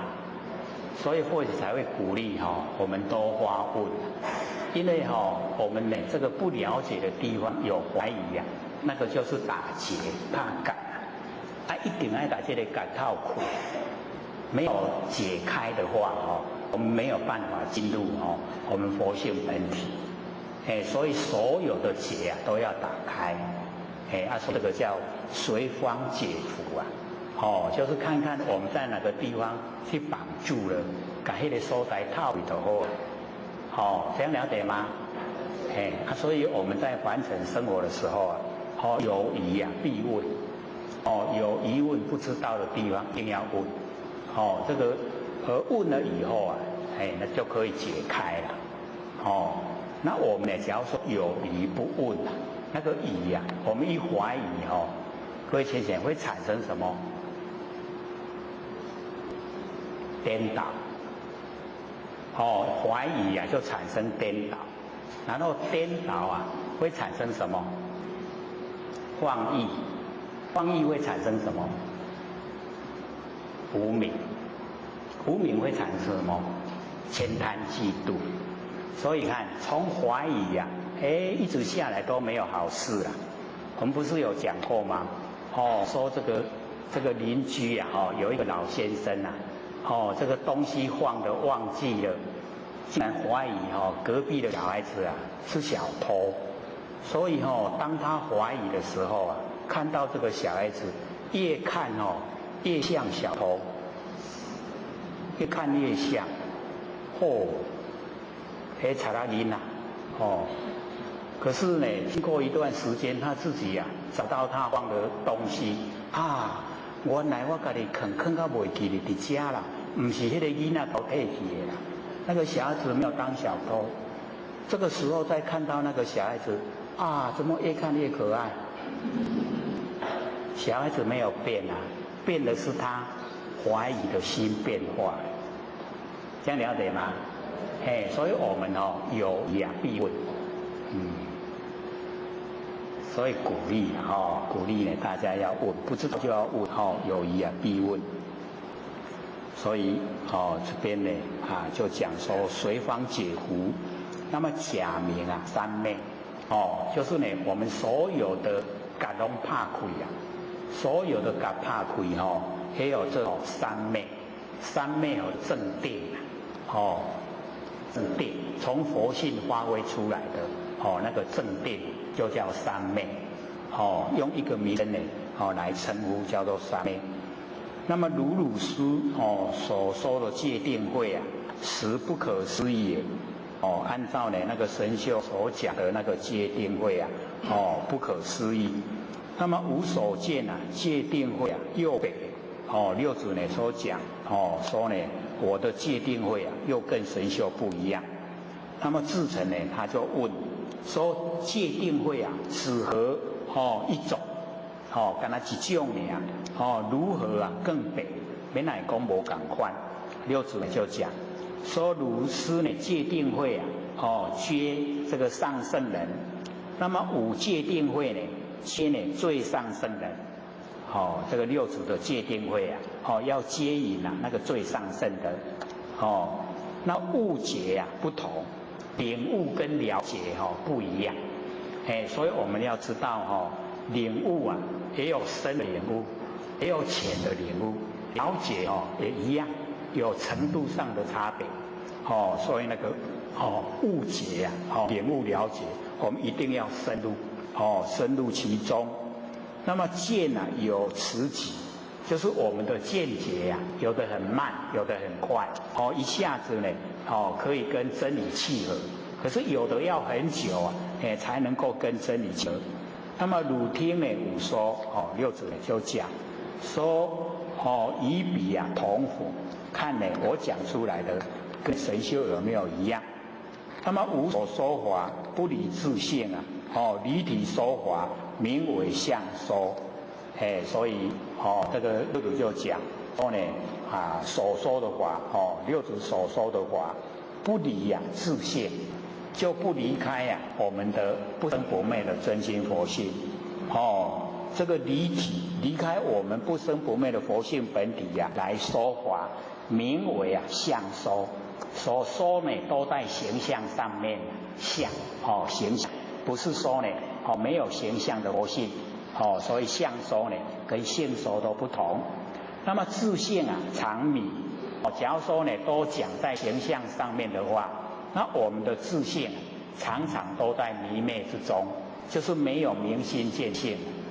所以呢自性常迷。那么悉知一切万法皆从呢自性起用。我们了解到一切的万法，所有凡尘一切的这个法不管是看到的听到的，所有一切呢皆从呢自性起用，都是从我们的自性生发。包括山河大地也都是从我们自性起用。没有自性就没有山河大地。所有完成的一切都是我们自性。这个又比较深一点。那我们呢只要呢时常熏习时常听呢，就会慢慢了解。是真呢真戒定慧法。这个才叫呢真的戒定慧法。那么听五觉，六祖又讲具于心地无灰自性戒。我们心地没有那个负面的不对的，没有没有灰呢，那自性已经戒了。这个呢从我们的性分做起。那心地无痴自性慧。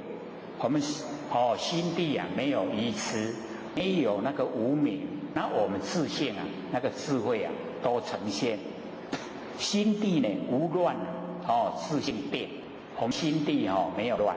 所以我们了解说，我们凡人大部分那个心都很散乱，所以没有定。那我们呢心地无乱，那个自性就有产生这个定。那么不增不减自金刚。我们这个不生不灭的真心佛性它不增不减，再胜不增呢，再缓不减。那我们自己自性就是金刚。我们就是金刚不坏身我们那个真心即心即佛，就是呢金刚不坏身。我们当下就是了。生气生来本三昧。我们这个生气生来本来都在正定之中。所以我们要了解这个生气生来，我们从呢那个有形有相的来说了。各位浅显，我们的身从哪里来？从哪里来？从哪个地方来？从哪个地方所在来？我们死的时候去到哪个地方？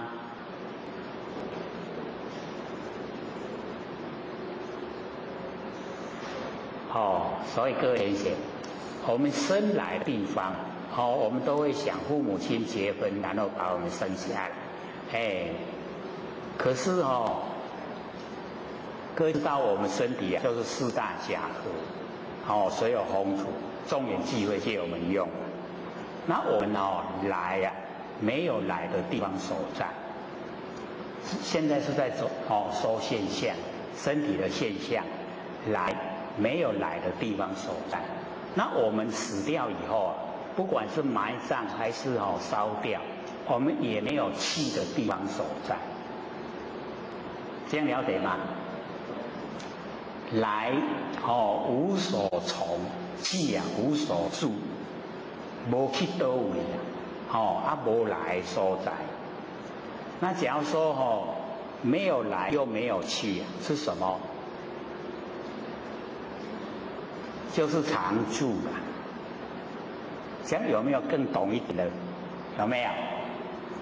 来无来的所在，去无去的所在，没有来没有去啊。了解无？这个导是比较正确，要了解，所以无人回答。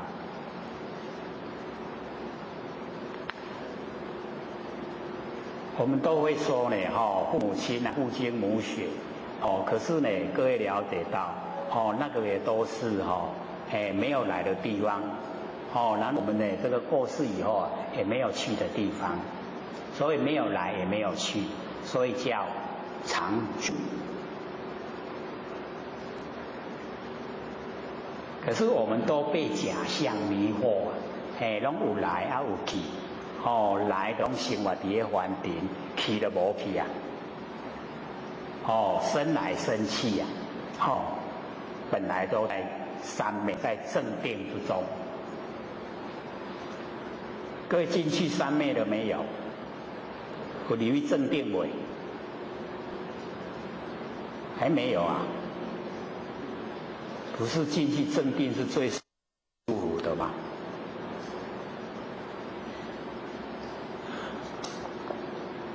所以六祖就讲，生去生来本三昧，就是我们的那个来跟去都没有那个固定的地方所在。所以呢，这个又牵涉到世间相常住，世间的形象它都永远在，所以我们一走入真理世界就跟凡尘我们住相的心完全不同，不一样的，所以我们可以进入自己那个本性之中的界定会，这样会了没？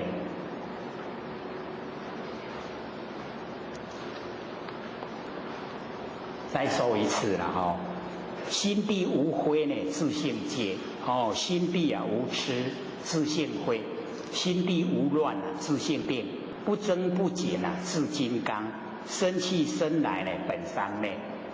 所以这个讲的就已经呢都进入真理世界，在真理之中。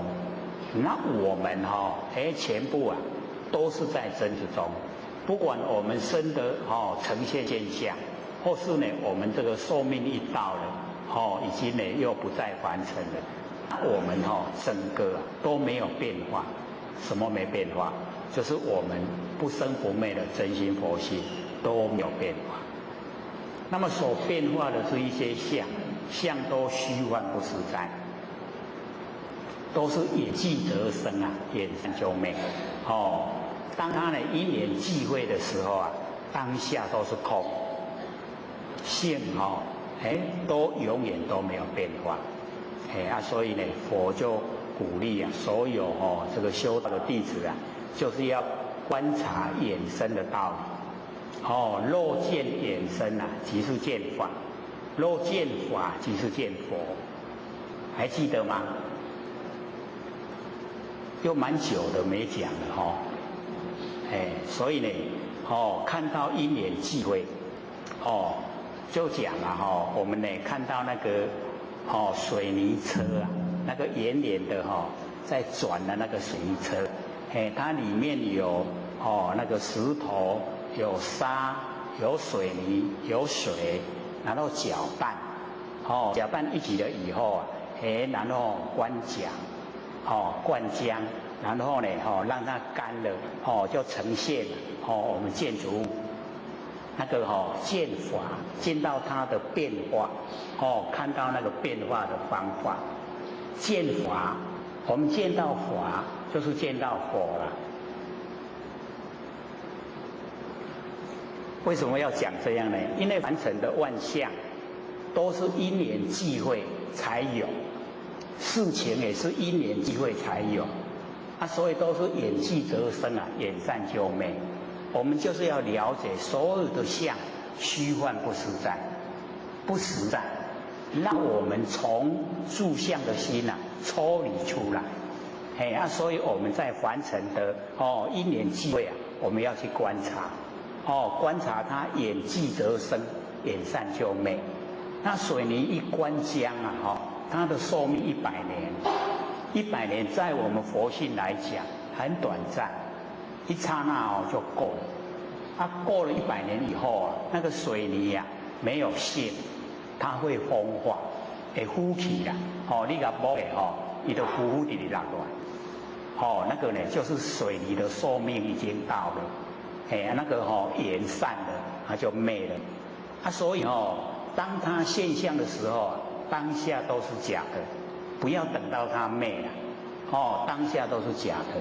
那我们了解说，这个缘聚则生，缘散则灭的相，事也是一样，缘聚事情来，那个事情也会过去，就缘散，都是假的。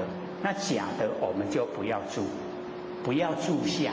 那所有的相我们都住了，我们是不是离相了？离相叫什么？就叫佛啦。我们全部相都离了，就已经是佛。整个佛是不是呈现？相都离了，是不是整个佛都呈现？已经我们整个真心佛性都整个呈现，就是已经都是佛了。体会了没？要用一点心所以我们就是一定要研究。当我们可以进入这个真理世界，然后我们进入真理世界以后，就了解到说原来佛是这样当的。我们分别心很强，对不对？当我们已经了解到万象都是假的，还要不要分别？就不用了，对不对？什么都是假的，还要分别？不用。所以都不用分别了，全部呢，都是一真法界，全部都是真，都是我们真心佛心。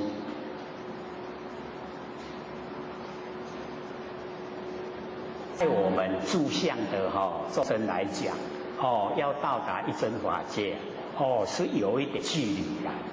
可是当我们到达一真法界，就会知道说，应该追求，我们要努力追求，要努力到达。到达了一真法界以后，像我们在凡尘，一落入现象，不是千差万别吗？这个男男女女、大大小小，也有那个美丽丑陋，都很多嘛。可是我们要了解性同体。性都是一个体，没有这么千差万别，这样了解吗？所以我们看看我们的历史这个300年前不是也很多人吗？有没有？那我们看看300年前的人他们现在是什么样？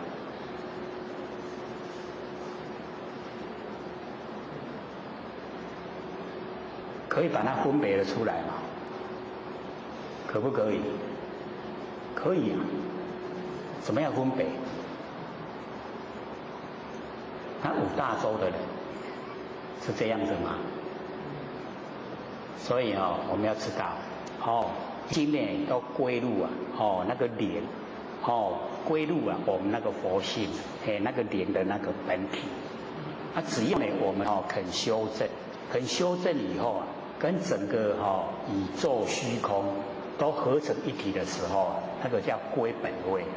它一归本位以后啊，所有的众生也都跟本位，就已经啊，就是一真法界，就已经回到全部呢都是一体，所以没有对待。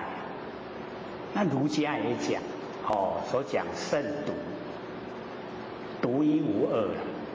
我们要谨慎，我们独一无二的佛性。那个不是说这个没有人看见的时候，不是在讲那个没有人看见，而是说呢，他没有对待，是一个独一无二的，一定要了解啊。像《论语》啊，是有讲学而，有没有？那个耳啊，就是一切啊。那一切就是我们贤观了，要学我们的贤观了，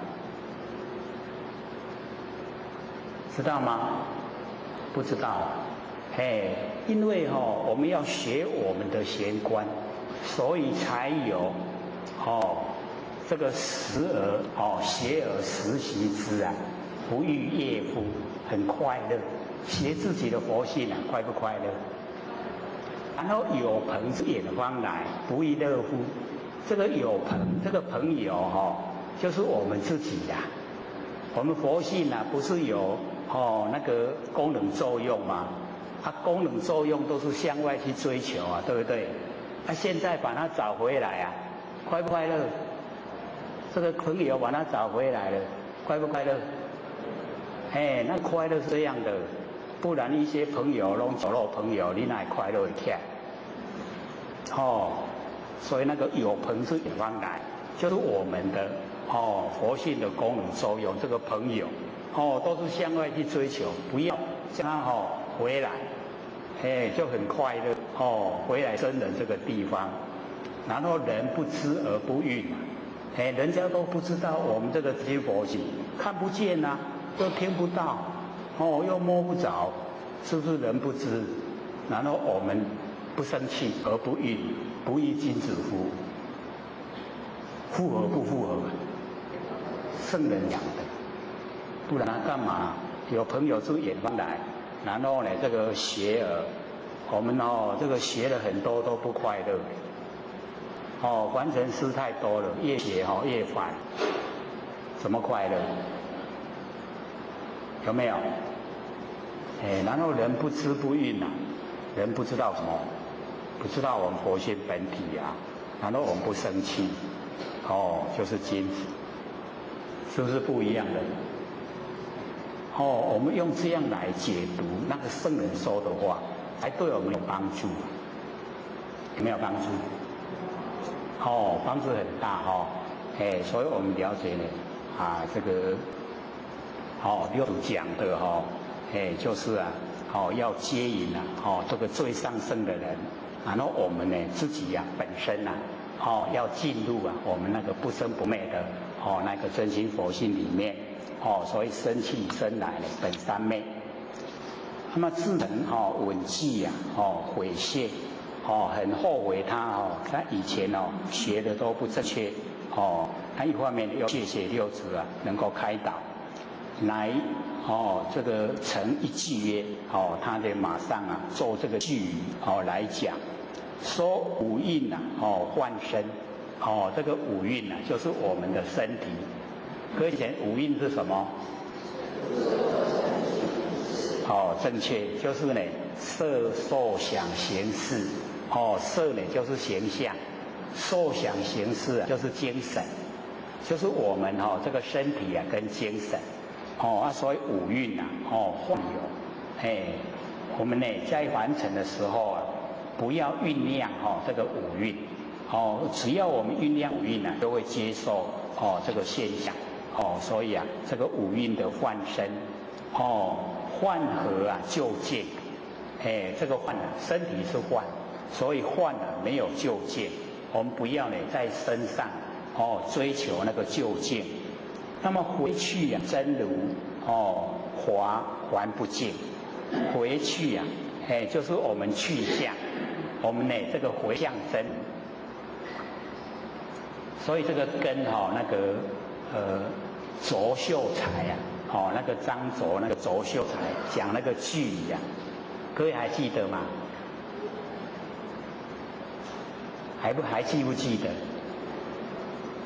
光明急照遍河沙。接着呢，完胜寒林呢同一家。接着呢，一念不生前底现，六根才动被云遮。一断除烦恼啊，从真病。去向真如啊，意识觉，随胜誓言啊，无挂碍，生死涅槃等空华。原来各位找到笔记本，我说念得怎么那么顺？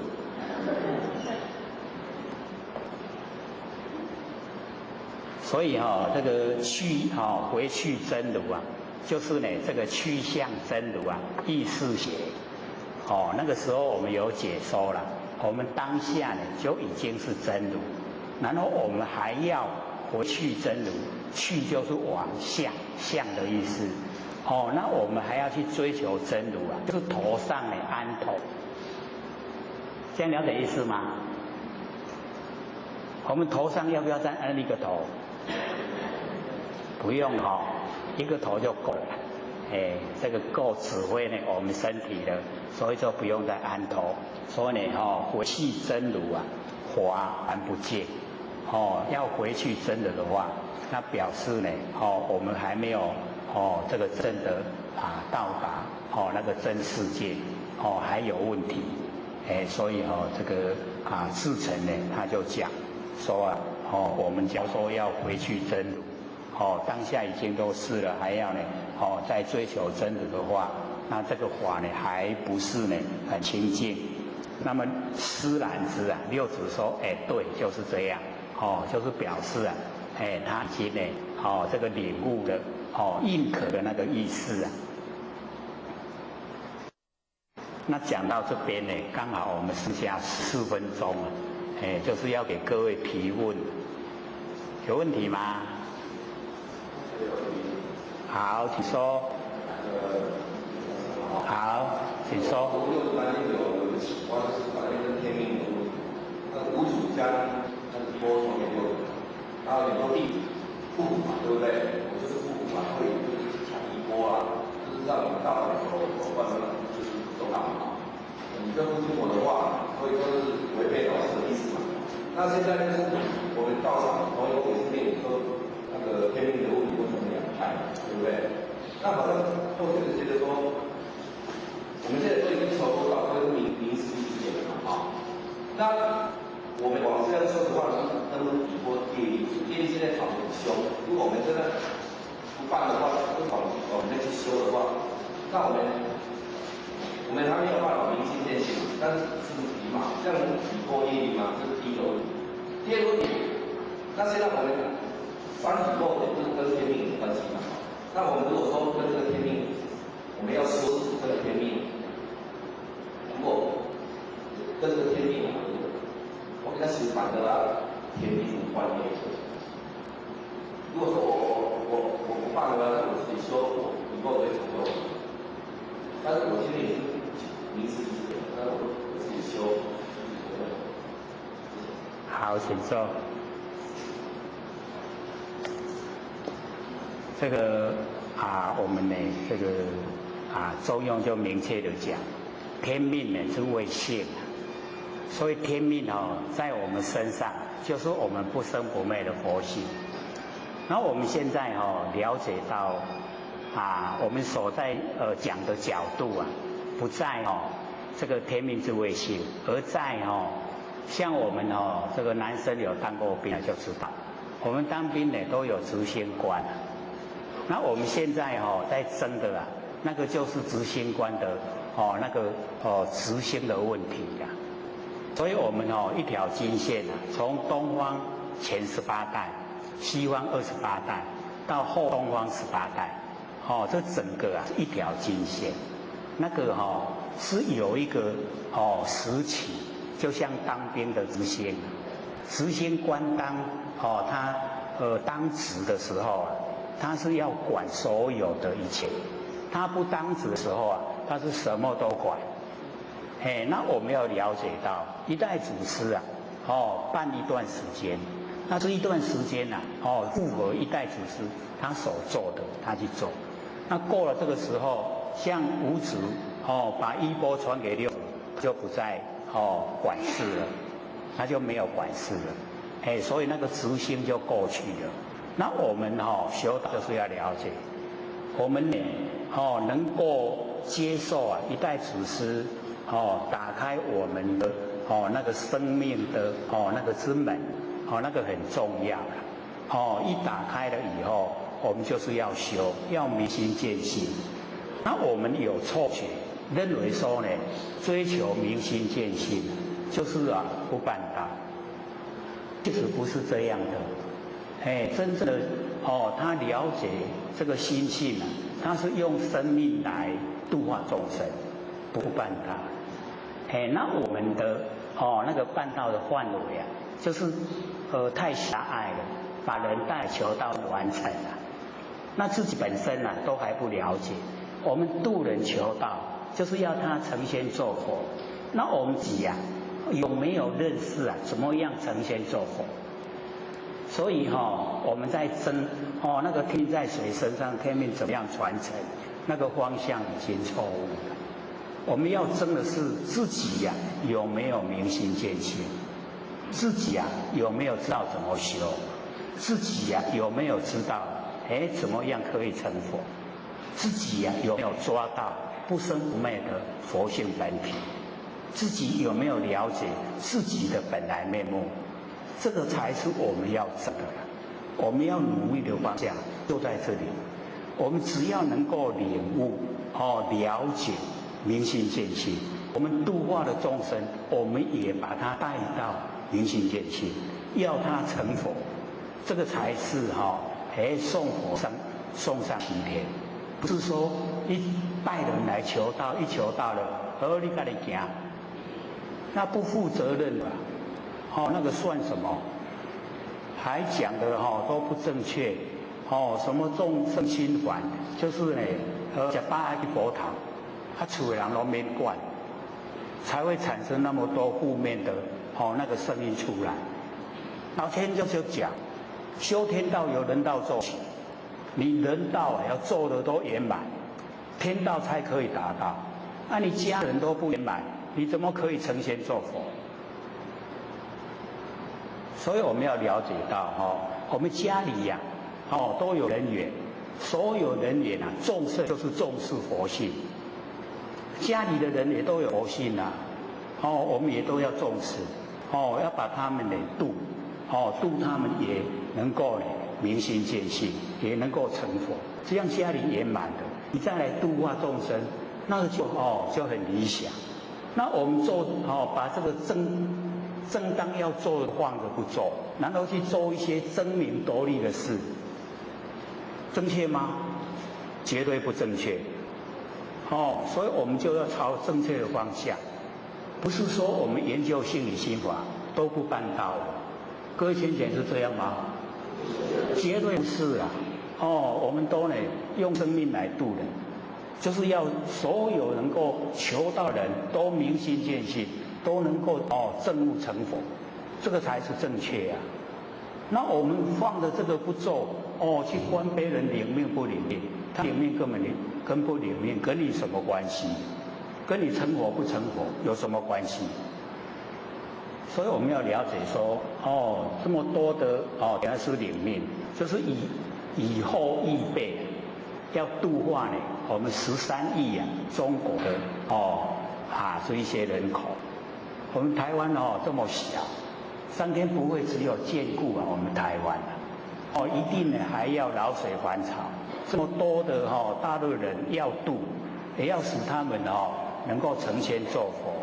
那我们这一些人这么少不够，要多一点领命才够来办这个上天的大事，这样子的。那我们要了解说，我们要培养以后因为以往中国大陆都无神论，他不相信因果，不相信有神有鬼。那我们呢？研究了以后啊，要回去教育他们，要跟他们讲，因果定理，有神有鬼，我们要修持可以成就，那个都是呢我们努力的方向。我们不要自己画地为牢，自己妨碍自己的脚步，都不努力的充实自己，那个真正的那个佛性的光明。都是在那一些负面的那个不必要的那个里面在钻，那不是很可怜吗？合不合理？可以了吗？还有疑问吗？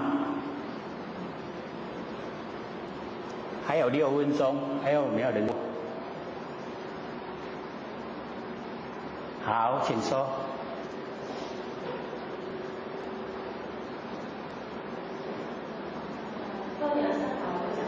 好。我想请问一下，就是说，有两种之前预告一种人，就是说讲一句话，第二句话准备要吵架，准备听清楚。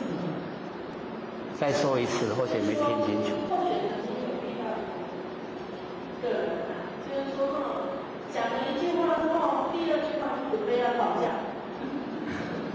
第二句话准备要吵架。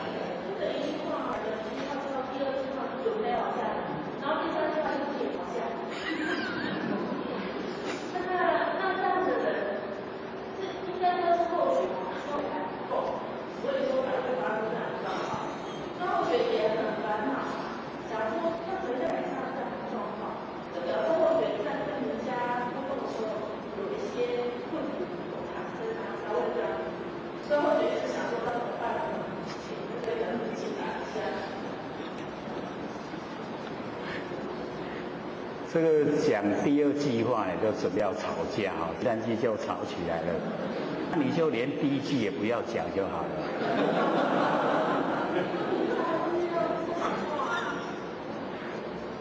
我们有一个很好的布施方法，就是不用开口微笑。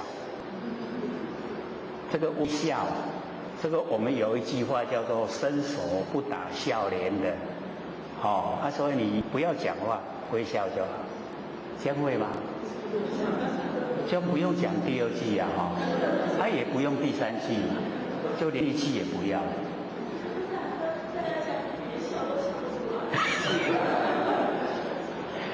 那因为你要时常看我老祖师，老祖师不是笑得很自然吗？都一点勉强也没有，他写。时时刻刻就写，就笑就好了。这样解决了没？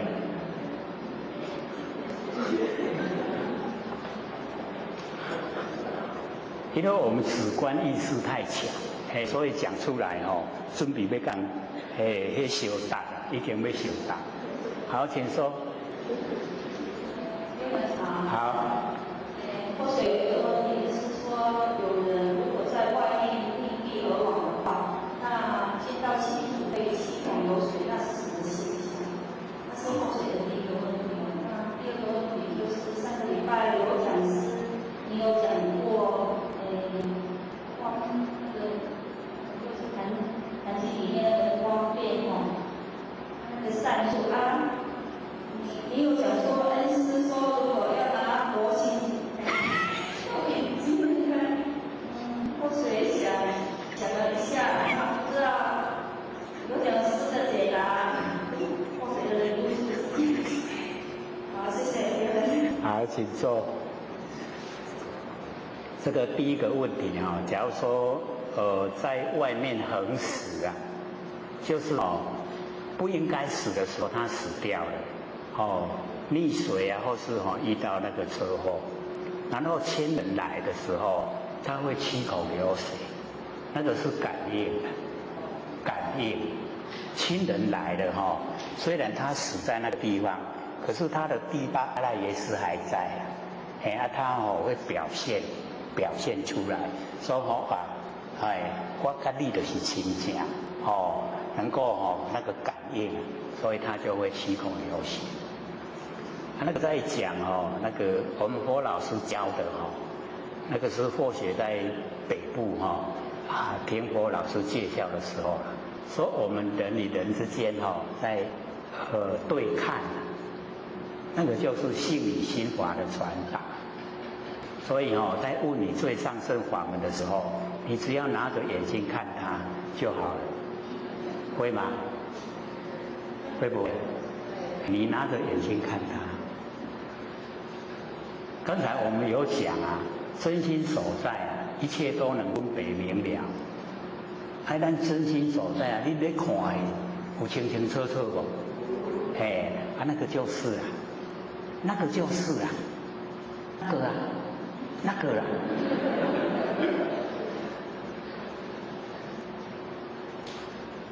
还有1分钟，有没有问好，请说。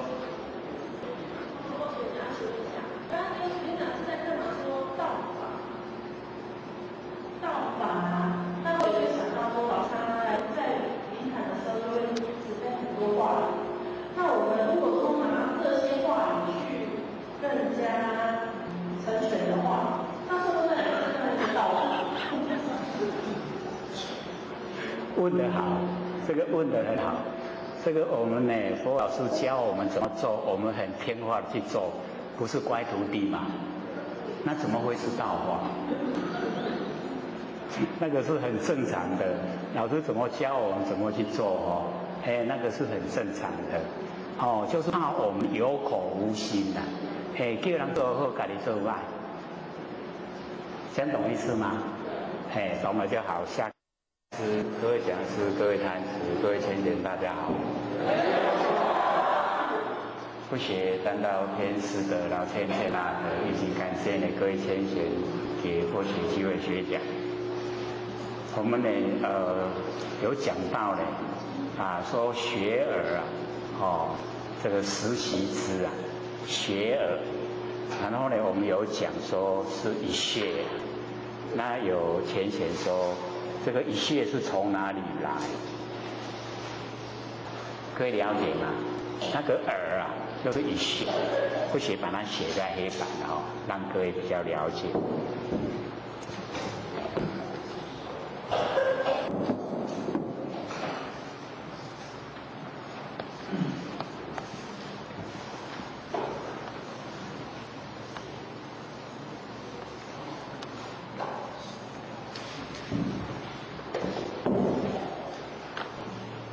是不是一穴？看得懂吗？穴道的穴，一穴就是一窍，是我们的那个玄关窍。所以我们假如说按照文字的表面那个学耳就跑到外面去学外面的东西那学我们的玄关窍就是回来向内向内来学，所以完全都不同。那这个是老前人讲说的，不是或许发明的啦，是老前人讲说那个学耳那个耳就是一穴，就是我们的玄关窍。那我们要学我们的那个佛性佛性本体所以从那个下面的讲出来的学而时习之不亦乐乎？那个说就是乐很高兴喜欢的意思。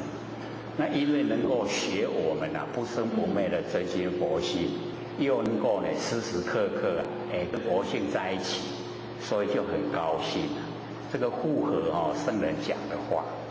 那假如说我们是学习外面的事物，那各位要了解到那个外面的那个事跟物太多了，我们要学学不完，而且也不会很快乐很高兴，不会的啦。是学我们的佛性时时刻刻都在学，所以很高兴很快乐。然后第二句就是有朋自远方来不亦乐乎？有朋这个朋啊，就是我们精神外放。这个朋友是我们自己啦，不是外面的朋友。以我们现实来讲，现实的社会里面啊，假如说有朋友来了，我们要招待，对不对？要用时间，然后要不要用金钱？是不是都是要付出？真的是很热吗？刚好家里都没钱，怎么办？赶快去借，对不对？那会很热吗？不热。朋友很多的话，这一下子糟糕了。所以我们就是要了解。那我们回想，孔老夫子的朋友是哪一位啊？这一个朋友从远方来，他很高兴，很快乐，是哪一位啊？孔老夫子讲的啊，有朋自远方来，不亦乐乎。所以不是在说那个外面的朋友，而是我们自己啊，我们自己的精神都外放。所以啊，现在因为能够学到一窍，学到玄关窍，把这个外放的自己找回来了，很快乐，快不快乐啊？因为就是自己本身啊。然后这个人不知而不愠，不愠金子乎？孔老夫子很不容易把金子许配给一个人，他称为金子那个都是已经到圣贤的地位才会称为金子。那人不知不知道什么呢？不知道什么，我们不愠不生气，就是我们佛性这个佛性所有人都不知道，看不见，听不到，摸不着，真的是不知然后大家都不知而不愠，我们不生气，毕竟呢，就是太不容易去体会的，不容易领会所以那个讲那个学而时习之不亦乐乎？有朋自远方来不亦乐乎？人不知呢而不愠不金子乎？这样有没有意思整个都呈现了就是呢，把我们那个外放的心都收回来，然后我们时时刻刻都在跟他在一起在学很快乐。所以这个圣人讲的话我们就是要去体会不是按照文字表面文字表面对我们帮助不大，它的真正含义对我们帮助就很大我们呢大部分都是把精神外放所以这个朋友跑得很远现在把他找回来了快乐。然后呢底下也有那个礼仁篇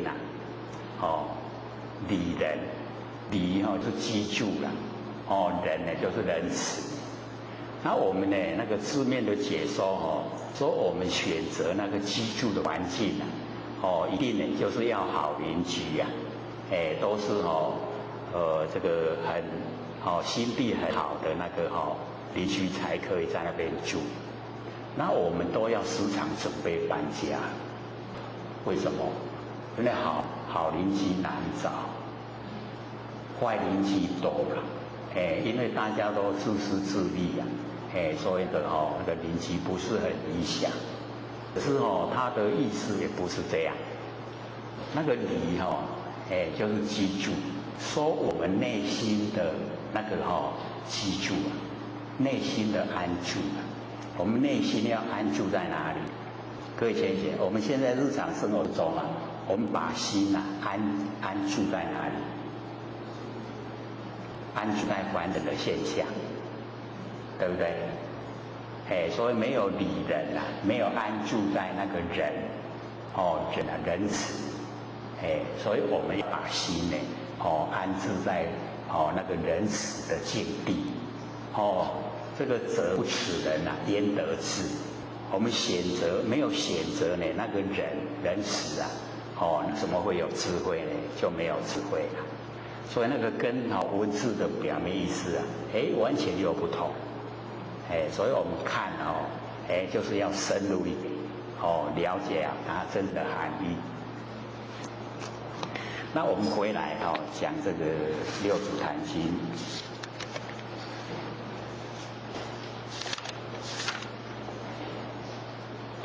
讲到81页，对不对？那个施兰枝，是不是这边？那么复语成曰，有你跟志诚讲，说鲁师戒定慧，就是那个神秀这个讲的戒定慧劝呢小根智人，那么五戒定慧劝呢大根智人。就是呢不同，那个大根智都是从我们的那个新闻之中呢记录所以那个时也是大根智，从呢那个心地这个生花，所以那个戒就是心地无灰，从心地产生就没有负面的，都是正面的，所以这样呢已经在自性之中就守着戒。然后呢，这个心地无痴，自性慧，心地里面没有无明，全部呢都是觉呈现，所以就有那个般若妙智慧。然后呢，心地无乱，自性定，我们心地都没有乱。那我们平常心地会乱就是我们这个心思太多，外面形象又这个引诱力太强。那我们被形象引诱追求，所以呢心就会乱。那我们了解说呢，这个外面都是虚幻不实，都是假的，所以呢把它的这个去除掉，我们的那个自性也就能够产生呢这个定。那么若悟自性依不立菩提涅槃。假如说我们能够领悟我们不生不灭的真心佛性，我们能够领悟就不用立那个菩提道心涅槃极灭，不用立这一些文字那个文字都是多余的。可是我们在不了解之前就是需要这一些文字来辅助帮助我们了解，所以有那个菩提就是觉，然后呢涅槃不生不灭。那我们呢那个佛性就是觉就是呢不生不灭。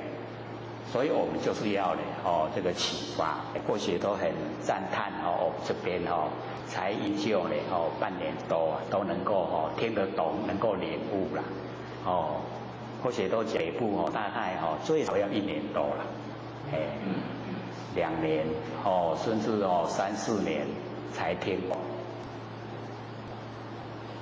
很不容易能够听懂的各位听懂了没？听懂了听懂是不是很高兴？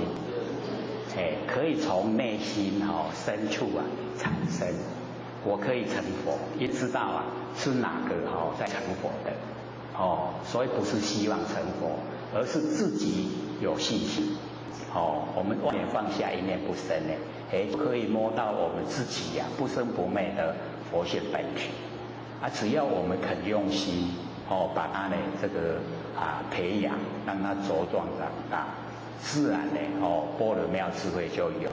我们有般若妙智慧对这里的认识会很这个深入，又很透彻。然后呢这个定力自然产生，从佛性本体产生定力。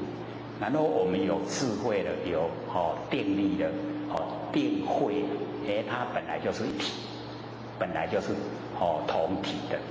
那我们可以在日常生活之中就可以运用因为我们六道轮回太久所以习性也很强。那只要我们认识真理又肯培养我们的般若妙智慧那么要辞掉我们一些呢那一些不合真理的那个习性习惯性就很容易。那假如说我们是着重在凡尘现象，那完成的现象要去掉我们习惯性就很困难这个非常不容易可也没有试着去改变自己的习惯性，容不容易？会不知不觉又回到原地它很自然而然那个习惯性已经养成。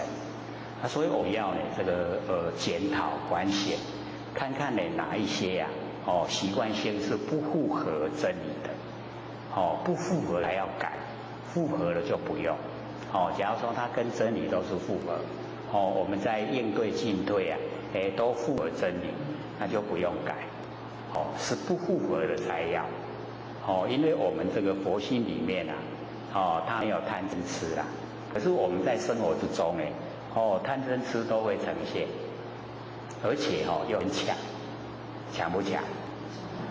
有没有看到自己的贪嗔痴有看到这么厉害呢？能够看到自己贪嗔痴呢，那个就时时刻刻在回光返照。我们有光返照那个改过的机会就很快就怕我们呢不知不觉不知不觉就是无明。那假如说我们在无明之中就很难去改变我们的习惯性我们一定呢要时时刻刻都回光返照。这样的话呢，对我们帮助对我们修道的帮助很大。所以我们佛老师来讲，只要你来听课，绝对可以改变命运。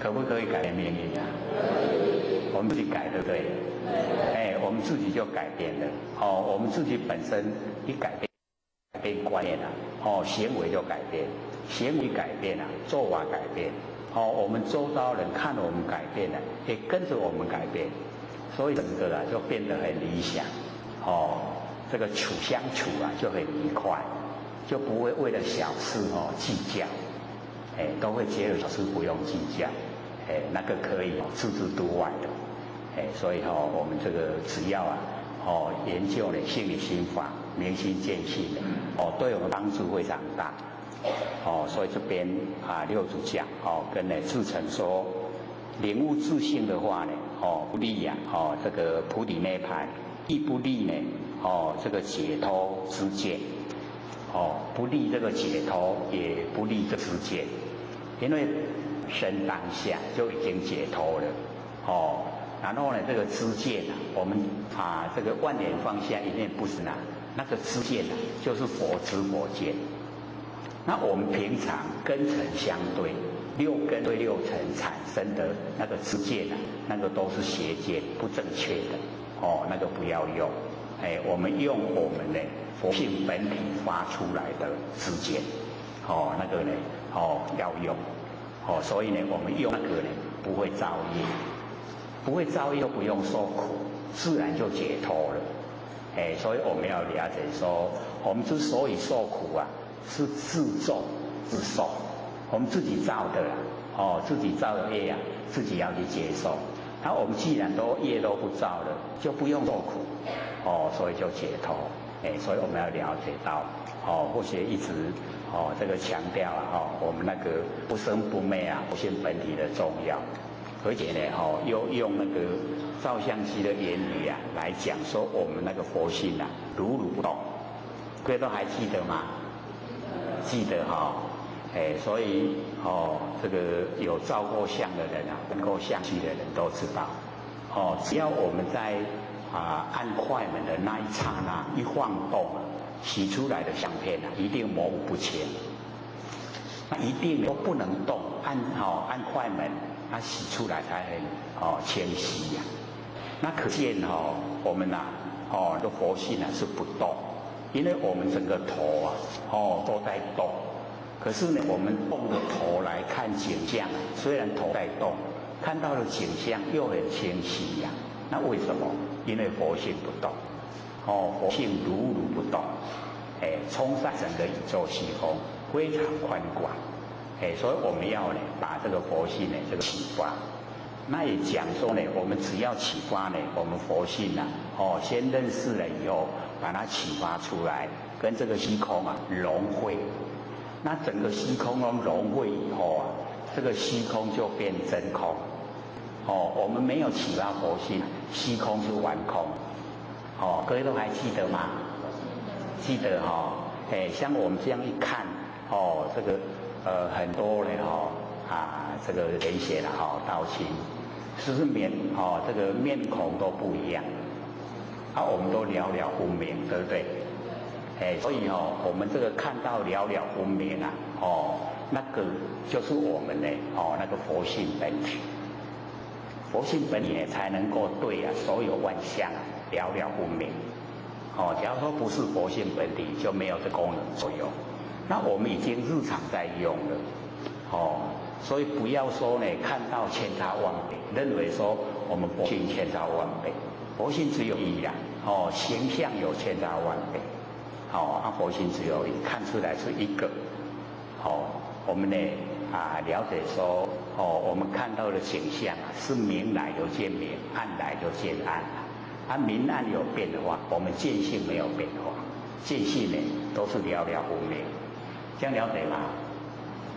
所以我们在整个用的时候啊，或许是不鼓励用眼根啦，因为眼根容易注相，看到形象就被形象吸引，这个真水，就直接看，然后这个真歹看者就不爱看，所以形象左右。那我们眼根它就比较理想，听到声音以后啊，我们了了分明，对声音我们就了解。各位先生，现在有听到声音吗？什么声音？只有这个吗？不止吧，有很多声音。所以我们了解说我们那个本性在眼睛呢叫见性，在耳朵叫五性，都是呢我们性在作用。那根呢是工具借由佛性用，我们不要认为说是眼睛看见，是耳朵听到，它工具，不是它本身有那个功能，是我们佛性借着眼睛，借着耳朵，就我们六根了了明，全部呢都是佛性所以我们在生活之中呢，就对佛性要彻底的认识，那对身体也要认识身体是天地的物质，水有风土呢，众缘际会皆有用，我们都要还给天地的啦，没有一个人可以不还。有没有人可以不用还这个在100年后咱大概拢还天地下，都还给天地的，我们都不在了。所以要知道呢，我们在的就是不生不灭的真心佛，那个在，它不会死亡，它不会消失，它都在。我们要呢把它修正，修呢让它能够自己主宰自己。了解意思吗？我们这个没有修呢，没有启发佛性的话，我们的佛性没有办法主宰，没有办法主宰就被业力推，业力呢把我们推到呢这个现象来，而我们在现象之中呢，受苦，然后又造业，就这样呢恶性循环。那我们呢，就是了解说现象虚幻不实，因缘际会呈现是假的，然后我们借假修正，把佛性修正出来，让它能够主宰，来指挥我们身体的视听眼动，我们身体的所有一切都听佛性的指挥，这样就不会造业各位先生听得懂吗？我们启发佛性呢，让它当家，这样会不会？会假如说会是最理想的最好的状态，因为我们都是六根呢在当家，那六根当家六根是不负责任的。他喜欢看，喜欢听呢，喜欢闻，喜欢吃，喜欢摸，喜欢胡思乱想，这一些呢，都造业。造了业以后啊，这个受苦的时候啊，是佛性啊，在受苦。我们感官不负责任啊，一口气不来啊，他就撒手不管，了解意思吗？伊拢不爱管咯，伊拢不爱去负迄个责任。伊所看的做出来的作业，伊手所做的做出来的作业，伊要担吗？都不承担，对不对？他不负责任的，所以我们就要在生活之中呢，来指挥他戒假，身体是假，修真，佛性是真，戒假修真，一定要这样，这样呢，我们就可以解脱了，可以呢。回归本位，我们都是佛，每一位众生呢都是佛，所以这边的六祖就讲说呢，不立呀，菩提涅盘，不立呢，解脱世界，全部都没有，无一法呢可得，没有一法呢可得，所以我们凡尘就是要了解到这个随法解无啦，就看我们被哪一个现象束缚了，把它解开，它就好了。假如说我们执走那个法，就变法执啦。有法执成不了佛。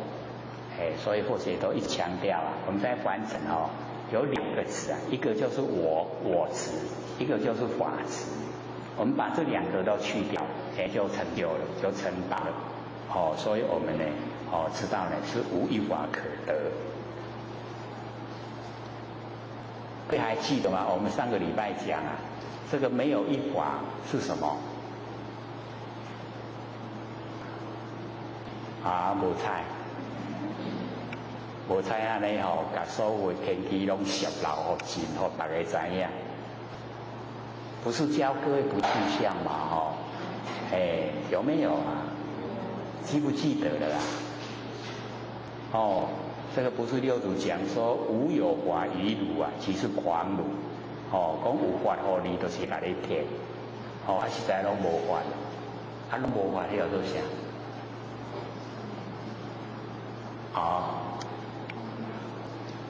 一个你字边在一个上，叫什么？就叫庙。可是我们住在庙又不行了啦，不是有说过吗？真紧呢，袂记得了。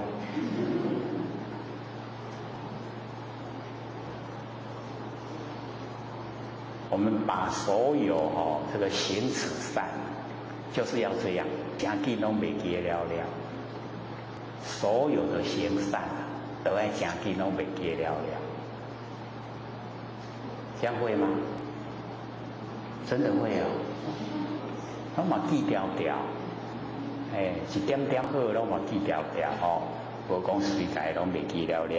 所以我们要了解说，这个无一法可得就是告诉我们不要有法执，没有我执也没有法执，都什么都没有，才可以成就，才可以进入不生不灭的佛性本体。假如说我们有我在，我执在，有这个我相在。然后有法在，那完全跟佛性本体没办法见面，记不掉了，一定全部都放光光了，没有我了，没有法了，真心才呈现，不是一直这样想吗？听进去了没有没有一法可得呢，方能建立万法。因为全部都没有，已经回归到佛性本体。那么从佛性本体建立万法，所有万法呢都从佛性本体生发。假如说我们有法，就没有办法进入佛性本体，万法呢就建立不出来。这样了解吗？高加清，不会啦就是我们呢。这个不要有一点点执固执都没有，从呢佛性本体啊建立啊万法，漏解此意啊，亦名佛身。说能够了解是一个义理，这个道理啊都能够了解了，就叫呢佛这个佛身啊，已经就是佛的身了。这样知道吗？所以六祖在讲都是很彻底根源的，一下子呢就讲到我们的根源，就是不生不灭的佛性本体，它呢就是佛身，亦名呢菩提呀，涅槃，亦名呢解脱之见，就是能够了解到没有我，没有法，这样就可以建立万法。那这样呢就叫做菩提涅槃，这样就叫做解脱之见。安尼有一点点啊了解有没有？有了或者都鼓励要时常熏习，要时常听。我们呢这个性分之中呢，就有佛音呐，成佛的果位啊就很容易。这个性分啊，那个分就是几点几分的分呐，就是我们佛性那个本体的整个前体状态叫做分，性分。有了解吗？不是那个昏睡的昏是或者说用比喻啊，刚才咱吃饭，饭内底是足侪米煮出来一粒一粒对不？咱甲一粒一粒安那讲，是不是干那一字尔？一粒一粒的饭啊，安那讲？一字尔啦，碗。这样了解吗？所以那个性分啊，就是整个性啊，整个性就叫性分，就是古耶东西呀，整个全部都是叫性分。那么见性之人啊，利益得不利益得。我们见到呢不生不灭的真心佛性啊，不管是利菩提涅槃，利解脱之见，或是不利菩提涅槃，也不利解脱之见，全部都已经呢得到，就已经呢见到佛性。各位见到了没有啊？有没有见到啊？怎么样见到的？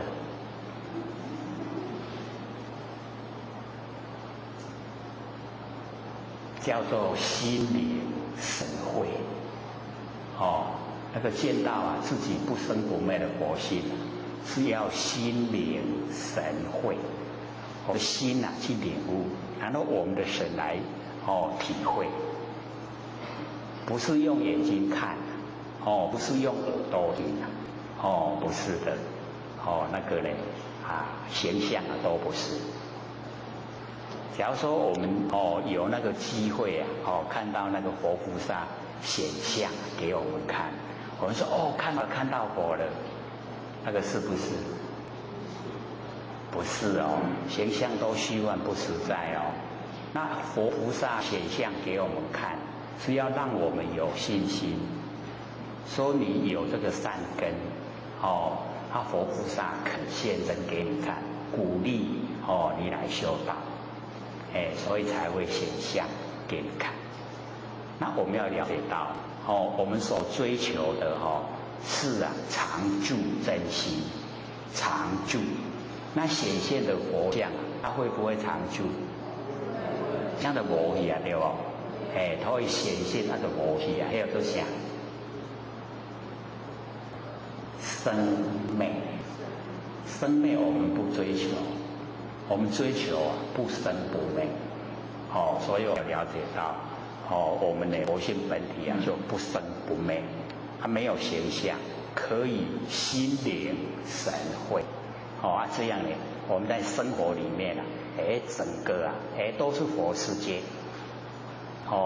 像我们这样一看整个或者有讲，凡心所在，我们的真心所在的地方一切灯都能分别明了。我们看有没有分别明了？这个就是我们真心所在，这样了解吗？不了解呀、不是真心嘛？不是真心怎么能够了了不明啊？哎，这个就是真心啊，所以就在我们当下，懂没？哎，所以我们有讲过啊，时事古今啊，不离当念。各位先，当念是什么？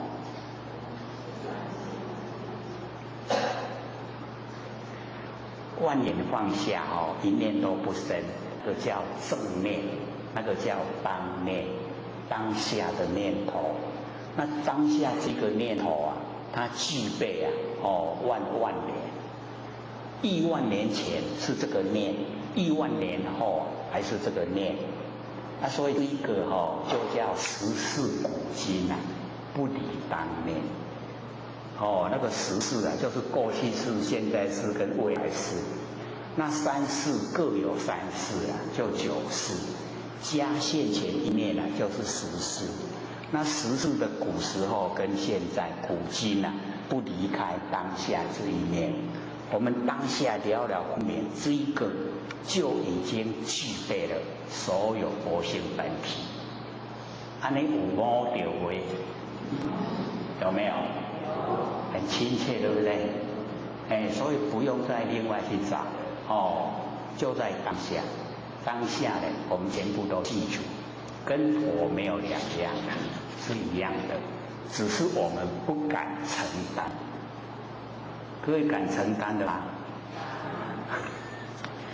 还是不够力大，敢大家都搞，很怀疑啊，刚是。怀不怀疑啊？不怀疑的那不错，半年就可以不怀疑。我们都是佛所以一定要当下承担。我们要了解说只要我们见到了自己不生不灭的佛性就已经成佛了。因为因佛同时，你因找到了不生不灭的真心果位佛的果位就呈现。那中间的所有过程因为我们已经见到自己的佛性所以所有的视听眼动都是从佛性本身发挥。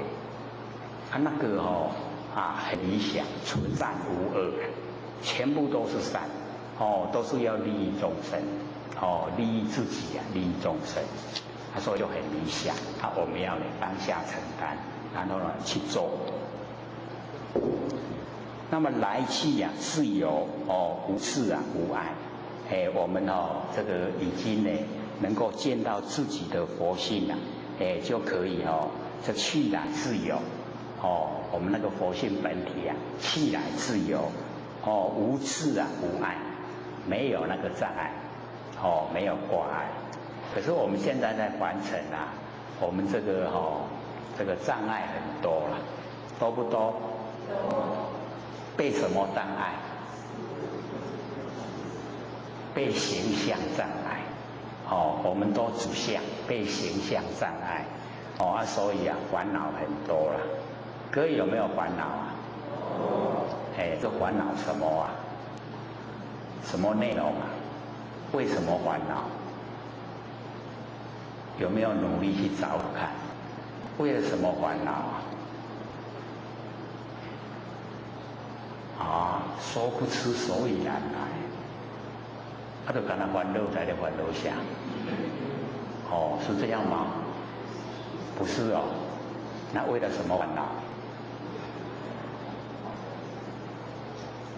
这个烦恼跟金钱有没有关系？有对了，对，这个跟金钱有关系。没有钱的烦恼，有钱的烦恼，对不对？这个没有钱不要那些钱太多了也很烦恼，在微商在多多烦恼。所以要了解说到我们不生不灭的真心佛性本体来了以后没有这一些事因为不用钱。佛性本体要不要钱它不用钱的他也不会肚子饿，也不用呼吸，然后也不怕冷热，也不用穿衣服。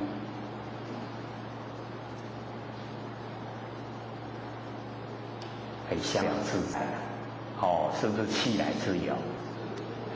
所以我们了解我们在凡尘就有一些功能，那个气来自由像各位这个住在台南车站很熟嘛，对不对？我们一想台南车站那个景象就出来，对不对？去了然后我们现在又回来这边听课了，来了，有没有？气来有没有很自由？都已经呈现了嘞，我们都不知道嘞，而且还很快要是马上去又马上回来，比那个坐飞机还快，所以我们了解说我们佛性本体就是这个样子，气来自由，甚至还可以超越我们整个太阳系到外太空去很快的，一下子就可以去了。各位先生，西方极乐世界在哪里？东方琉璃世界呢？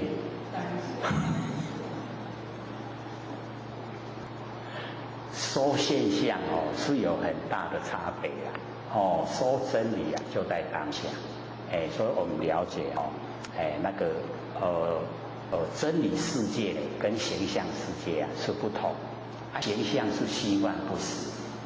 因为山海长天变化很快，一直在变化，等到我们这个会一过去整个又混沌了，混沌以后又重开天地，整个世界又不同，所以我们了解那个变化都很大，可是我们的寿命都有限才100岁而已，100岁各位我们能够做什么？太少了，对不对？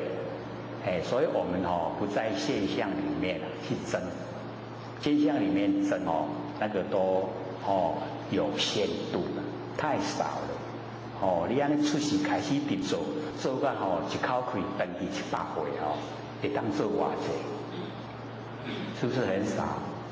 可是我们进入不是不昧的佛性，一进入了以后，进入本体，可以千百亿化身。千百亿，我们凡尘现在有多少人？60亿人口了，我们那个是千百亿，你看多了1倍，很多倍，对不对？我们又可以马上把它收回来，可以发生又可以收回来，又可以喜欢变什么形象就变什么形象，很理想的。那我们现在可以吗？不行的被三餐都束缚了，有没有？无吃呀那，简单扼要，无吃腰，无吃无力没有力道的工作，所以我们了解说，上天就给咱这个生命是安怎叫咱家己过？为什么？什么原因？无明，就是因为无明只要说我们都明了，明了就是觉，然后觉了时间拉长久了叫觉者，觉者是什么？觉者就是佛了。那我们有时候也有觉，可是还没有者，没有觉者啦，又会很快不觉了。不觉是什么？起心动念，起心动念叫做不觉，不觉就叫无明。各位有没有发现自己的起心动念？有真的很理想北部的先贤都还不敢说发现你起心动念，念头出来我还不知道。那能够发现自己起心动念我们就马上可以去遏止马上可以遏止自己的那个念头，马上二执就无明就消失了，就进入那个觉。我们整天假如说24个小时都保持觉，那就是呢在真理的领域因为我们时时刻刻都进入不知不觉。各位浅显，24个小时里面我们不知不觉大概占据了多少？大概有一半没有，不但是一半，还超过。都大部分不知不觉。我们可以说被那个自己的那个习性控制都不知道。这个连我们要吃饭也不知不觉不知不觉的去旁话，不知不觉的去得饭，不知不觉的觉得都要点看今面才吃饭，有没有？还是都很觉有没有在觉之中呢做出一些事？有没有？我们回想真还拢不知不觉。今嘛天一个暗脚手洗洗，不知不觉都会变成电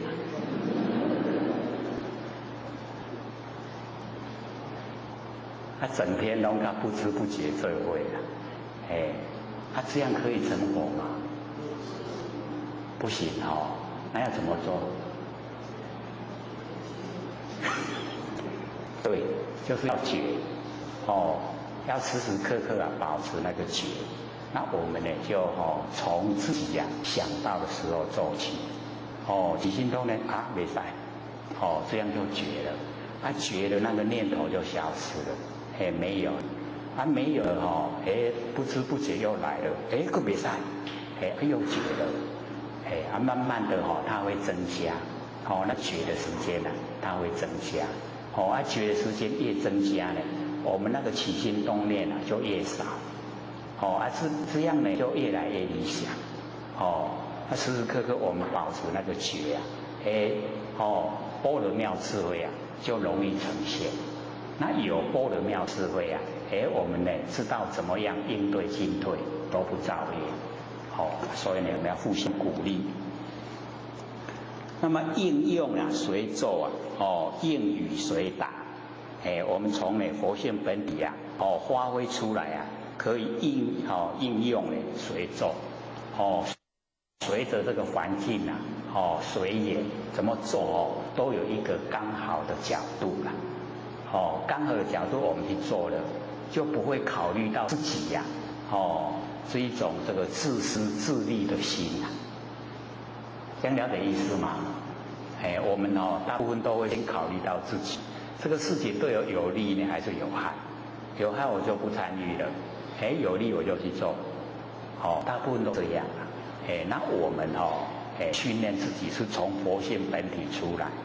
那么从佛性本体出来直接的就直心。直心知道吗？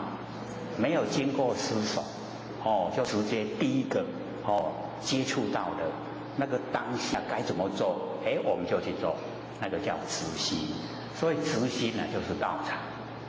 直心是我们佛性整个呈现的地方所在。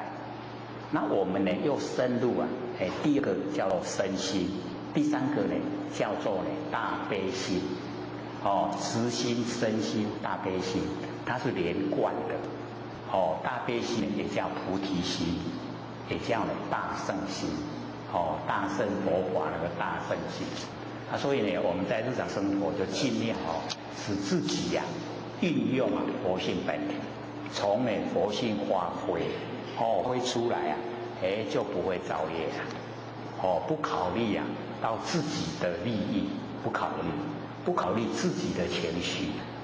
那我们要了解到那个念头转得很快我们接触的第一个直心不用1秒钟我们就可以转念，我们就可以加自己的意识进去那就不是直心了，就不是道场，就变成我们的实心变心意识那修道呢，就不要用心力识，因为心力识啊是因缘际会才有，因缘消失啊它就没有。那我们的直心，我们生不灭佛性啊，它是常住，永远都有，永远都在。所以我们要用永远都在的真心，这样会吗？听较熟的都一样啦，所以要听熟，应用啊随做，然后呢应语啊随答，这个呢我们就是应着这个讲话问问题啊，然后呢要随着答，从佛性本体来回答。那么普见啊化身，就能够这个普见啊化身，千百亿化身啊，就是我们对做什么事啊，都会做，这个做上等事啊一个身，做下等事啊一个身，什么都会做，要清那个我们以前讲塞下啦，现在的那个厕所啦，各位有没有清过厕所啊？会做嘛这个是一个身。有没有这个我们清理佛堂啊？这个清理佛堂一个身，是不是普遍化身？有没有？什么事都会做啊！到厨房去煮东西、煮菜、炒菜、煮饭，会不会？会。坤道答应的比较大声啊，我们签到拢点点，有老鬼也咧应。老钱师长念后写说，你都不去厨房去学，说有啦，我嘛会晓卤，那卤豆干我嘛真够卤啊真香的，只是要应付很多就没办法了那一下子100桌啊，100桌，1桌10个人啊，100桌的。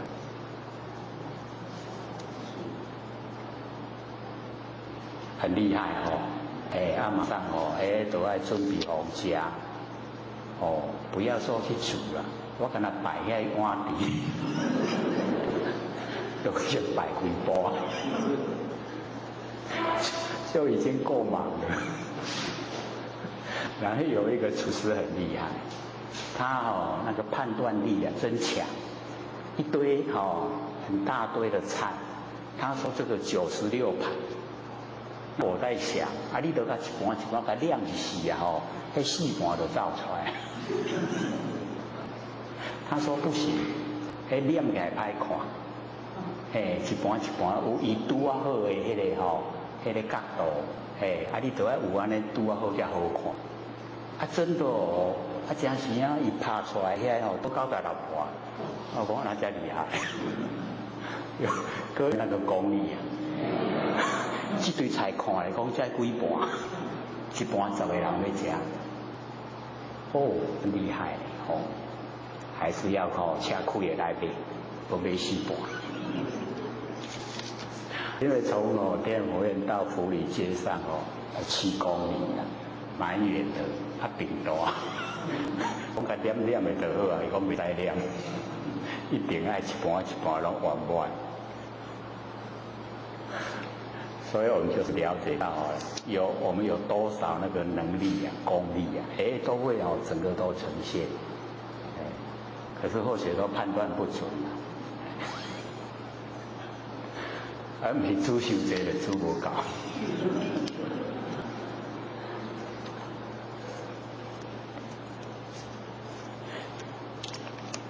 所以呢，这个普见的化身，可是重要就是不离自性，这个化身也不离开自性，所以千百亿化身也在我们真心之中，所以不能离开我们自性。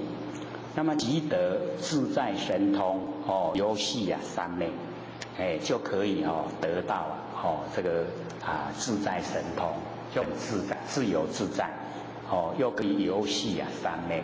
在正定，三昧就是正定，在正定之中的游戏，因为我们如如不动那个佛性就在正定之中，如如不动。可是我们可以千百亿化身很多现象，可以游戏，这样了解吗？本体都不动，可是呢现象太多了，都在动。可是又可以摄用归体，归到佛性本体回来。所以自在神通的游戏三昧是名见性，这个样子才叫做见性。很广，对不对？见性很宽广，所以角度很多。那我们要先认识就是我们本来面目，本来面目那个就是佛性，就是见性，万念都放下，一念不生，那一个，了解了没？懂了没？那一个。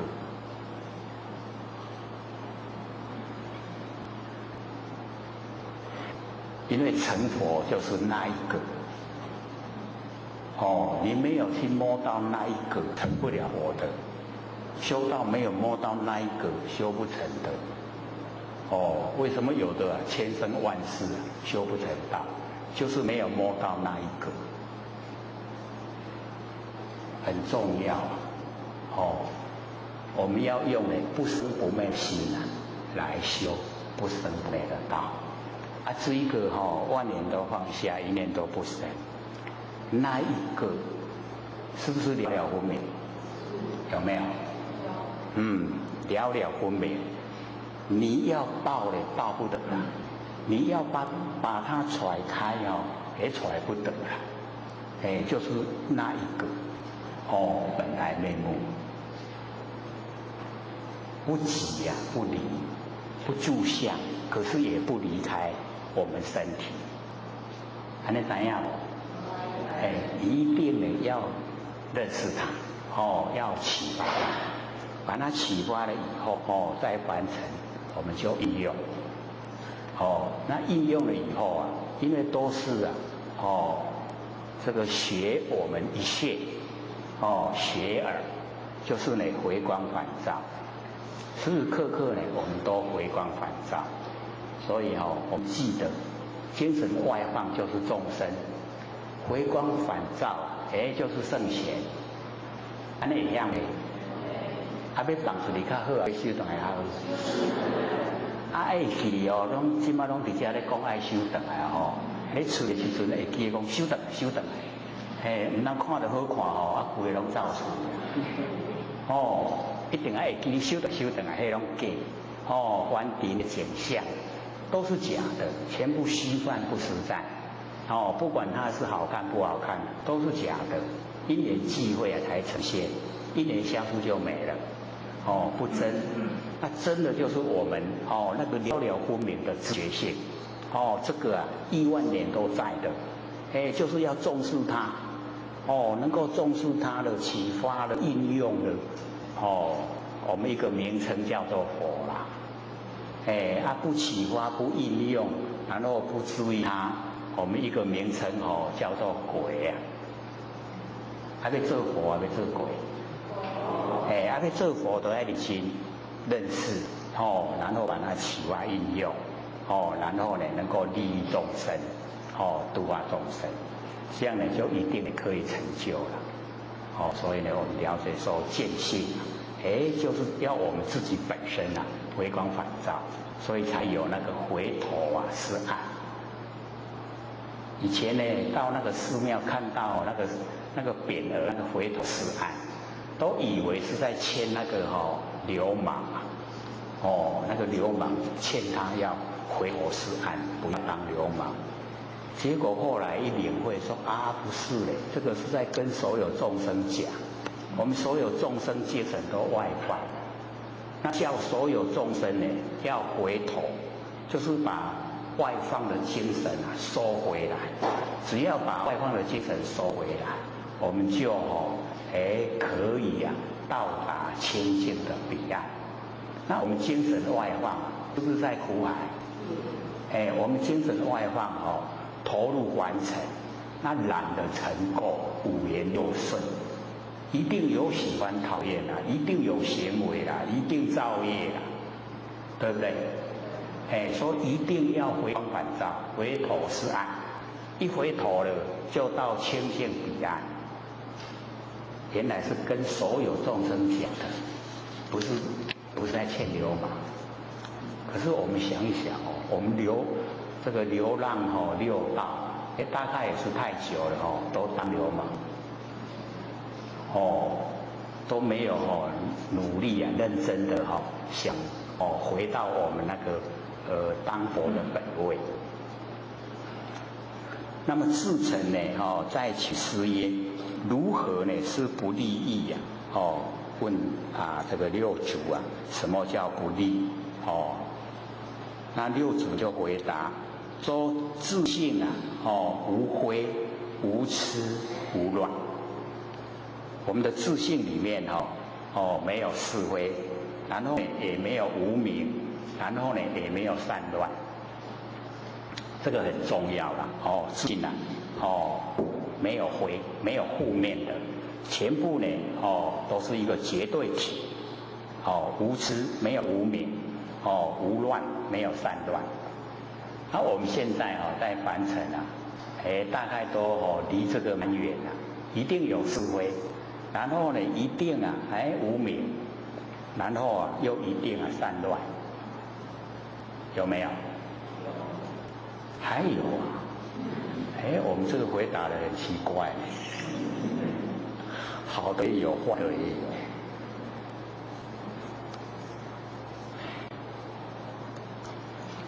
念念的般若啊，观照，就是我们这个万念放下，一念不生啊，那个一念不生以后，那个六祖很喜欢把这个佛性本体啊，用念来代表。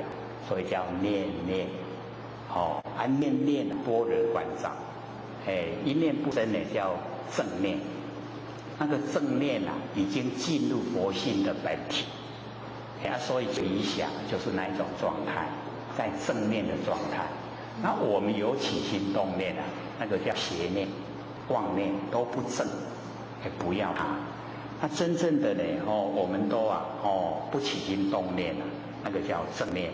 那正念已经进入佛性了，所以叫呢正知正见，正确的知见啊，从佛性本体出来。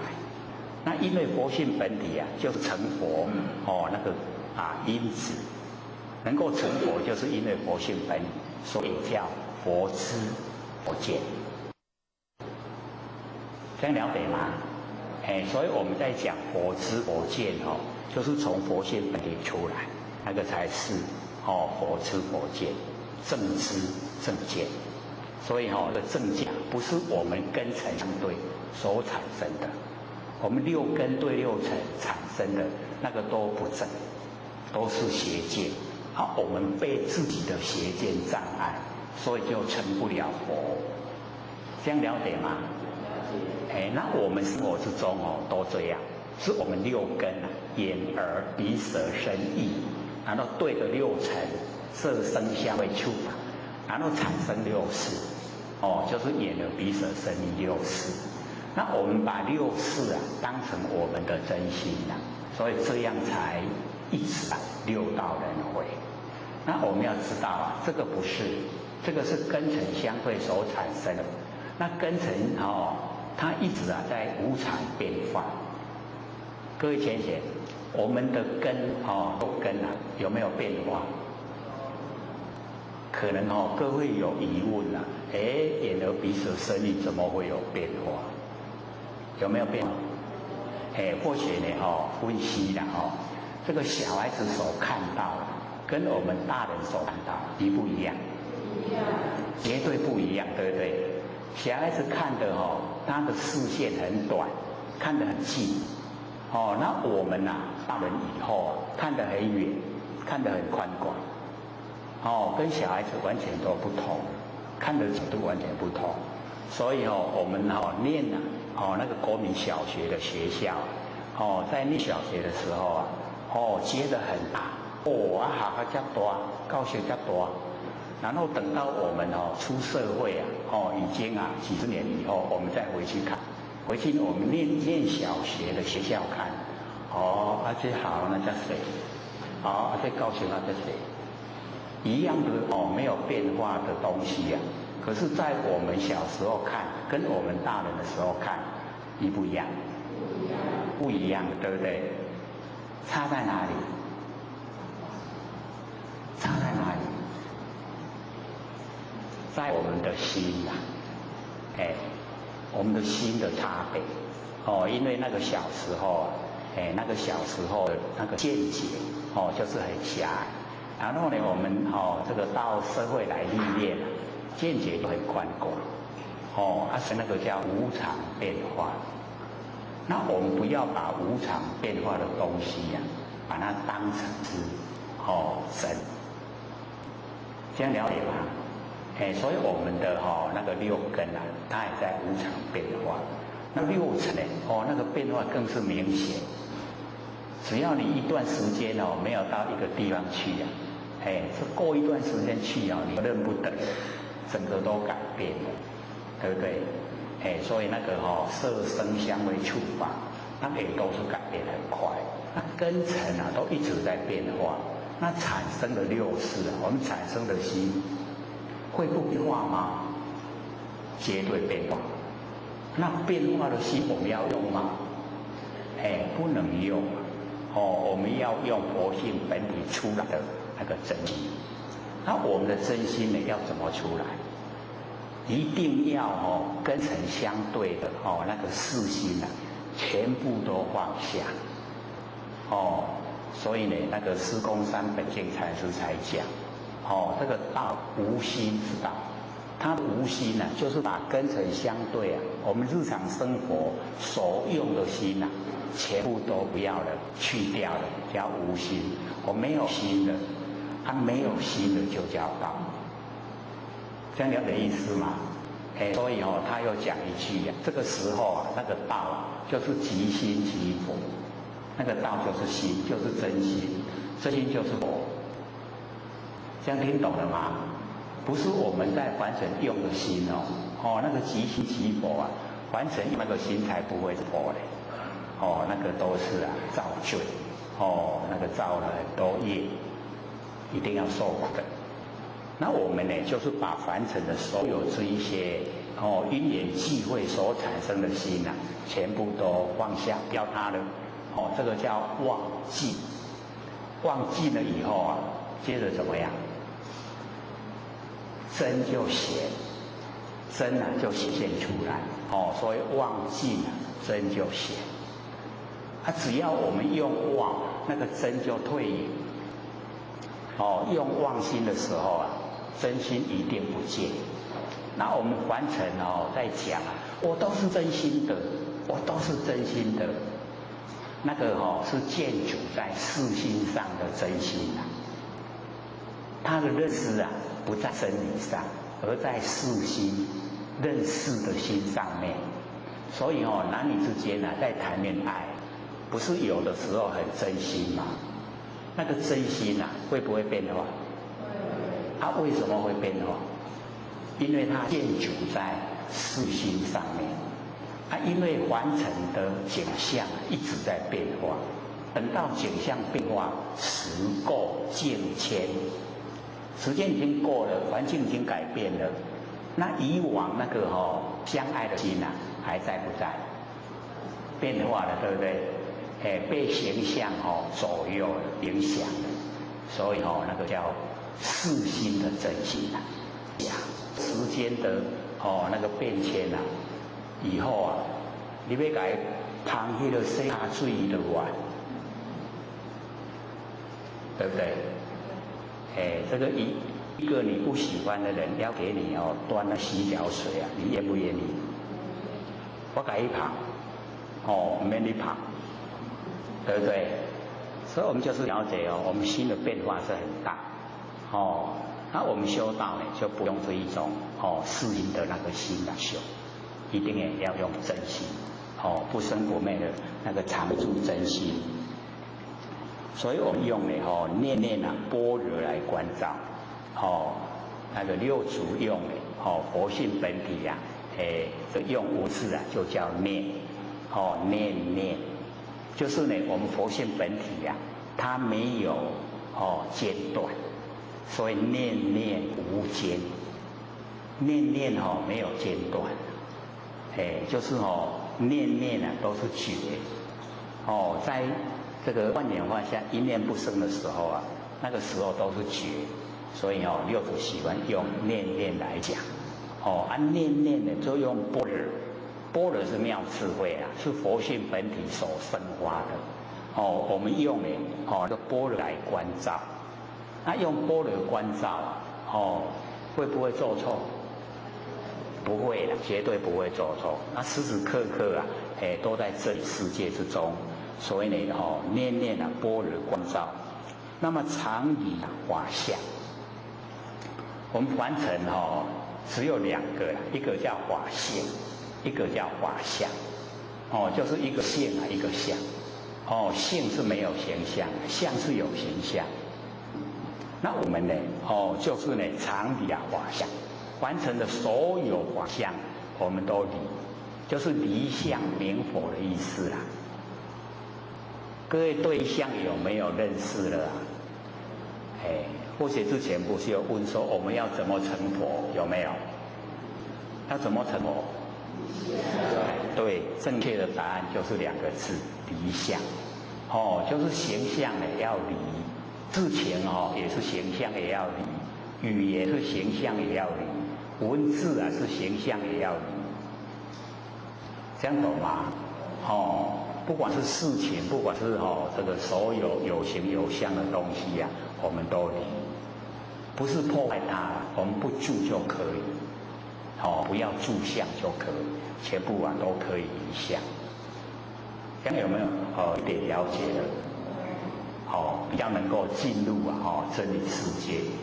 所以常理呀、法相，全部呢所有的形象，我们都可以理，不管是这个事情的相、文字的相、语言相，真正形象的相，全部都离，离了就是佛了，就已经是佛了。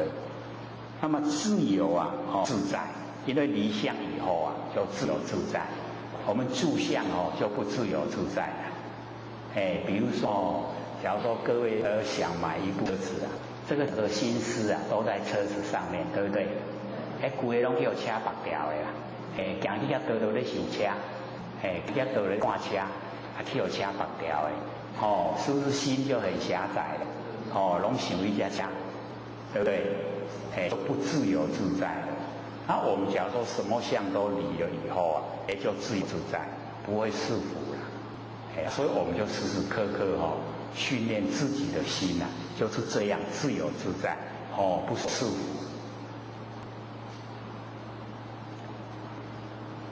那么纵横啊，这个尽的，这个纵，南北横东西，这个纵横都可以尽的，就跟那个自由自在的意思啊，是有一点相类似。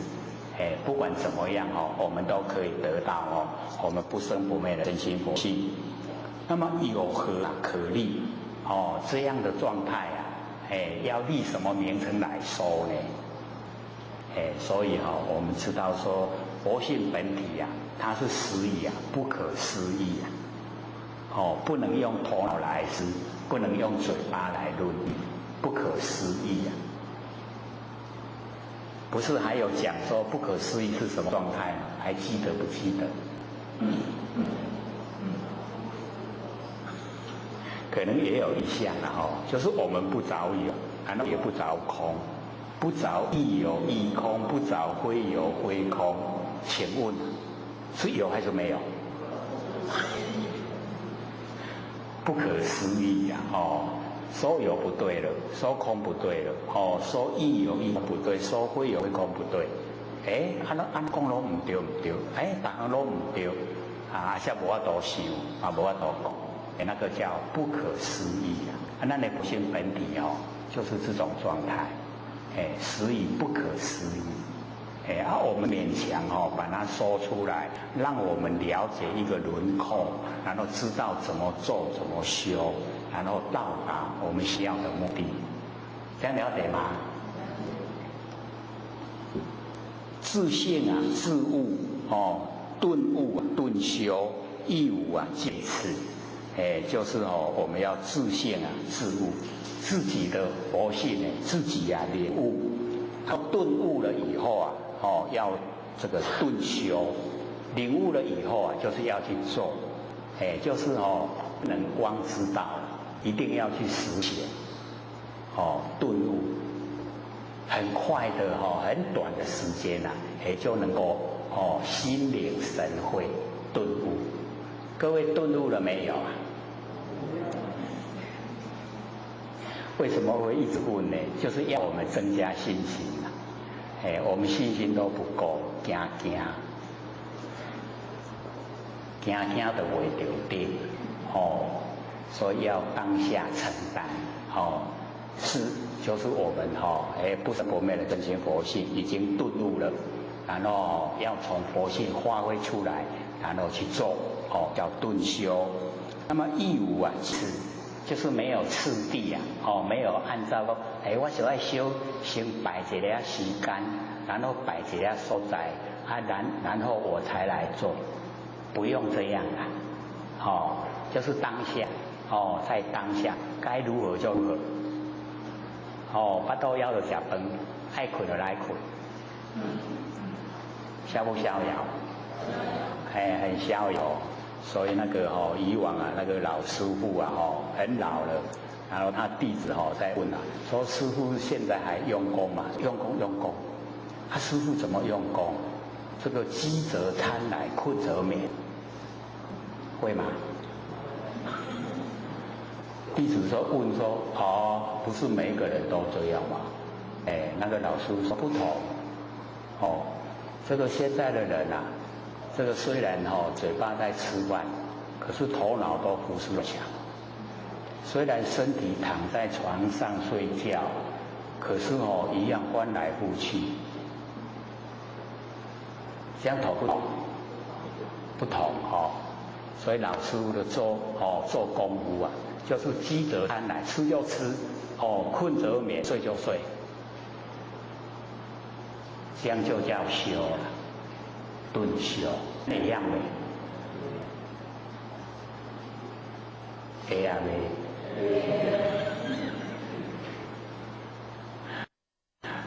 训练我们专一呀，做事呢就是一样，集中精神做事，要玩啊，集中精神去玩，都是专一呀，专一就是道，所以我们要训练自己呀，专一，跟那个老师傅一样，饥则餐来，困则眠。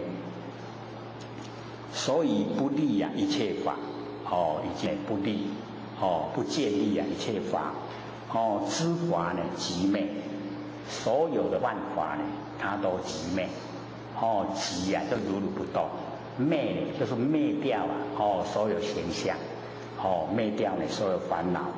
那么有何次第？就没有那个安排的那个秩序啊。那么自成礼拜啊，焉为执事啊，朝夕啊不懈。这个自成呢就在呢这个六祖的身边呢当了那个执事。那么生自册江西人有一个自册江西人，本姓张，名叫贤昌张贤昌。少年任侠，就是少年的时候啊，他当那个侠客，行侠仗义那个侠客。那么自南北分化，那个神秀呢跟六祖啊，他们呢分开教化，二宗主啊虽往彼我，那个神秀跟六祖啊，他们没有分你我他，没有分彼此啊。所以二宗主就是呢神秀跟呢这个六祖，虽往彼我，就是已经不会分别你我，没有那个分别心了。而呢徒侣见起爱憎，可是他们的徒弟那一些呀，就互相起了那个喜欢跟讨厌呐，他们徒弟都会有神秀的徒弟啊不喜欢六祖，六祖的徒弟啊不喜欢神秀，是不是这样？都一般啦那个常情都是这样。那么这个时候啊北宗门人啊自立啊修师为第六祖，那个北宗门人就是神秀那个徒弟呀，他们自己呀立那个神秀第六祖，就是跟那个五祖付给衣钵给六祖不一样，而祭啊只是传衣为天下闻，就是那个忌啊就是害怕，忌讳啊害怕，六祖啊那个五祖传衣钵给六祖那个事情啊，天下的人都知道，怕这样这样他们要立神秀为第六祖就立不起来了，天下人都知道那个六祖是慧能不是神秀，可是神秀的徒弟呢，他们希望说他们的老师啊就是第六祖，乃祖行仓呢来赐死，就是祖父啊这个自册啊这个张行仓呢来这个行刺啊。那么六祖他有心通啊，意知其事，他知道这一种事啊有人要来行刺，所以我们要了解到，只要各位这个能够万年放下一念不生，然后一段时间大概以我或许看那个解和传灯录，还有那个五灯会员，所有他们的那个修持的过程要有这一些功夫出来大部分都12年，12年。这年就有成就了。那我看六祖在那个猎人队有多少年？有10年，对不对？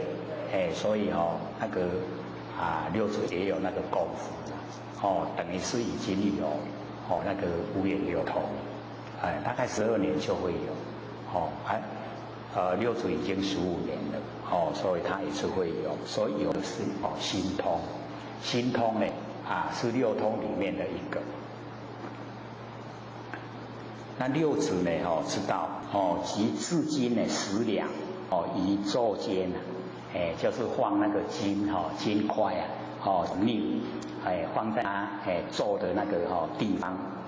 那么10月末行仓入子师，这个张行仓就进入子师将欲加害师呢师景救之这个六祖安君春登本要抬然后行仓挥刃折山伊把刀为六祖的阿妈棍给抬过去3界，知道吗？已经给抬过阿妈棍给长3界。那么虚无所损六祖拢无去互斩断去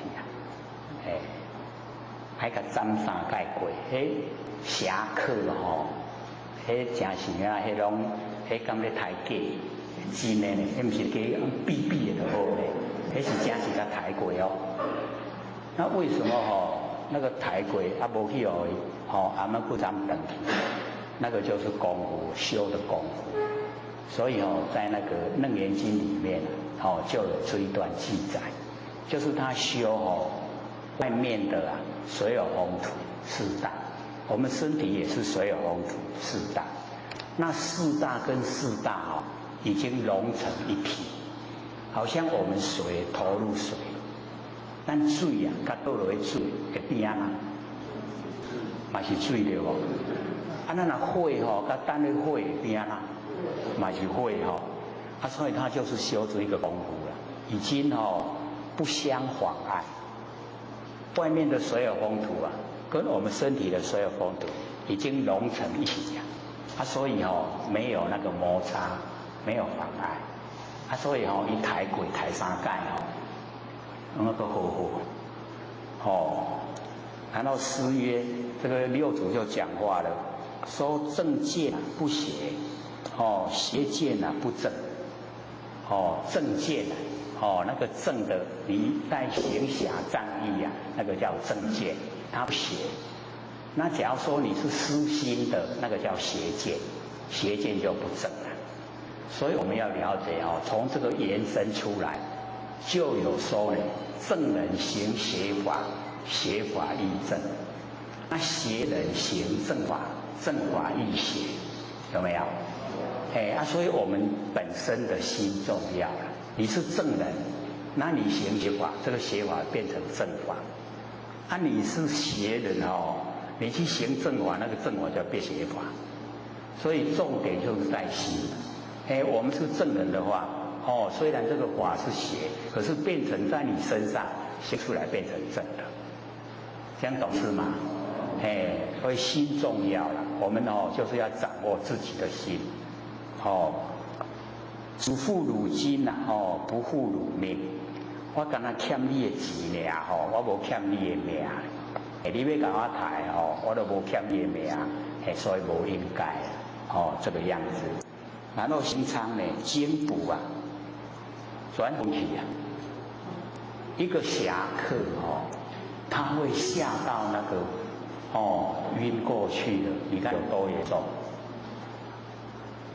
很严重，一行到有够功夫了。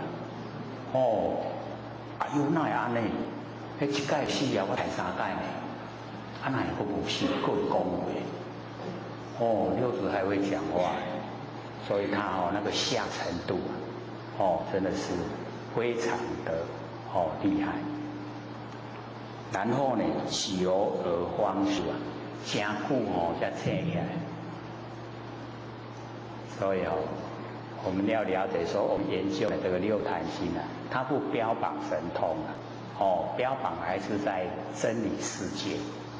所以我们要知道那个侠客他也是要行侠仗义，可是他的出发点就已经不对了。要杀了一代祖师就已经不对了。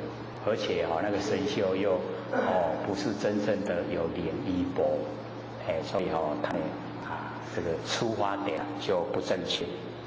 那么求哀悔过我们人都会啦这声他没弟弟啦这个算杀人很重的这个罪了然后呢，希望呢他能够下面呢这个自测。那么举愿呢出家，讲过去我拢出家做侠客修遮久拢无功夫所以呢愿呢这个出家。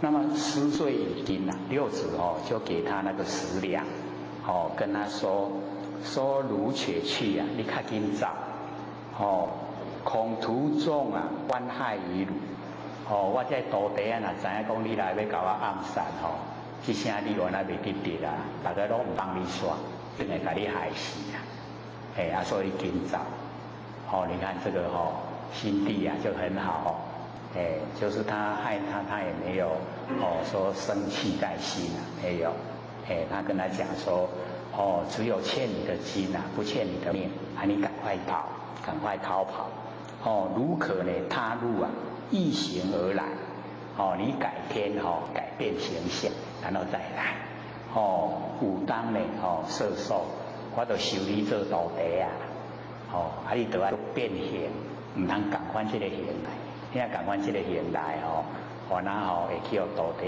主导被六祖的那一些徒弟主导。那么行仓呢秉持消顿就赶快暗搜搜无快赶紧走后投生出家。他没有来找六祖就已经呢去出家了具戒精进，然后具备那个戒力，然后很努力的精进。那么有一天呢一师之言想到六祖讲的话这个呢引来李庆就是赶快来见六祖那么六祖呢就跟他讲说：无酒炼乳啊，汝来何往？讲直直咧给你炼啊，你哪只换得来？所以这个还是看他的那一种修道的根器啊，还是可以也当呢来修德。那么智彻呢就讲说：卓蒙和尚呢舍罪今虽出家苦行呢，终难呢报德。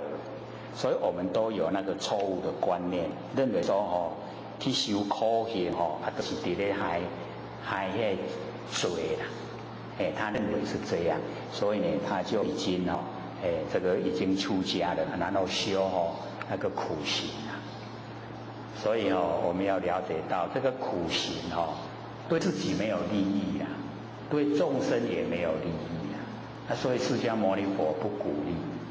那苦行呢，我们要了解到是磨练我们修道人的心智，惊咱会放逸啊。当然，安尼归要修好精神够这个生活的时候啊，我们精神很会放逸，就是生活得很好，那变成我们就不收敛就会安尼会做歹所以就借了那个苦行啊来磨练咱的心智。所以一定呢要了解到，重点都是在明心见性啊。我们要修道一定要先追求明心见性。那剩下怎么做我们自己衡量。咱来行这个身体啊好逸恶劳，喜欢享受不喜欢受苦嘛。那假如说我们有这一种情形就可以借着一些苦行来磨练磨咱那个心。把那个想要享受的心啊，给它抹掉，这个是很重要的，很实际的。因为我们呢，假如说是在好的环境之下生长，那他受苦的程度啊，那个受压力的程度啊就不大，一点点压力他都受不了了。那你假如说是在很苦的环境下生长，像那个非洲的那一种生活形态，他们接受了那个苦的程度啊，就很高。那我们假如说是富裕环境这个下生长，那一点点苦他就想自杀，受不了。所以我们要知道说那个外面的环境啊，对我们的心智磨练也是很重要。那我们能够吃苦这个呢重点就是在我们已经对佛性认识，像颜回颜回我们从记载他就是没得吃啊，没得穿，没得住这个肌肉相，就像现在的违章建筑然后呢这个单食瓢饮就是没得吃啊，家都没他家，人不堪其忧这个我们平常的人没有办法去像他那样生活。可是回也不改其乐，那颜回的快乐不是装给人家看的，而是他从内心产生。那为什么内心会产生那么快乐？因为得一善，前前呼应终身无私。他得一善，这个一善就是得道，一就是道，他已经得道，他把这个道前前呼应就是时刻刻都保守，没有那个不觉的时候没有起心动的时候，时时刻刻呢都是觉，所以他会如履深渊，如履薄冰那个呢深渊不小心摔下去那个万丈深渊浑身碎骨，然后呢如履薄冰那个冬天那个湖面结冰还很薄足薄的啦。你即马较大来较大落迄冰破去，破去迄人就沉落，沉落去即马佫起来去互冰拄掉，一定死所以咧打迄薄冰的时阵爱真气袂使出来有了那点我们修到哪一个像这样？有没有？有没有如理世间，如理薄冰啊？大啦啦都一卡一卡的来行去，对不？哦，你那我讲你家有那是，所以我们就是这样啊，行造业以后要受苦再来，对不对？所以我们了解说，菩萨为因凡夫为果。菩萨呢为记造了业因，造了业因要受苦啊。那我们凡夫都不管什么业不业因我都安尼规去做。即摆咧接受果报的时阵怨天尤人，那会拢我那不是别人。我们有没有这个情形？这个回答是对的啦。没有，没有这个情形，所以呢，我们要了解到，因为他对这个道的重视，所以时时刻刻都保持那个觉。那我们假如说能够时时刻刻像颜回这样，哪会不成佛？他因为营养不良，32岁就归空。那到现在都那么久了我们竟然还得颜回。我说我们祖先大概经过四代5代，我们有哪一个还记得我们4代5代之前祖先的名字？咱老爸阿公阿祖过去第4代第5代，大概都唔捌你捌人捌，唔捌啊。唔知什么名，唔知都要去总婆才会知道是什么名字。那颜回跟我们非亲非故我们竟然会知道他，就是他的做法值得我们学习。我们只要肯学，你就可以成圣人。他已经成父圣了，是圣人，就是这样。这个。得一善，全福音，这样就好了。然后不迁怒，不恶果，容不容易做？不迁怒，我们都很容易迁怒。这个以往我时常说，这个先生在外面上班受到公司的那个打压，回来就骂太太，太太就骂孩子，孩子就骂那个宠物。不是迁怒吗？那个宠物那个小孩子脚就踢过去了，很倒霉。就是因为他爸爸在公司吃亏，所以我们完全就很容易见到这一些现象。那我们了解说原来圣人有教我们不迁怒，到你的身上为止，不把那个怒发出去了。不迁怒，然后不恶过。我们呢不知道的时候会做错，那做错以后绝对不犯第2次，不恶过。这样就可以成为一代圣人，不是很困难的啦。看看我们愿不愿意做。所以或者都会问说，愿不愿意成佛啊？也信不啦。大部分都是想说我的生活好，脑法都写就写，若无那无要紧，都是这样讲所以那个缺少那个精进的动力，所以我们要了解说，凡尘是苦海。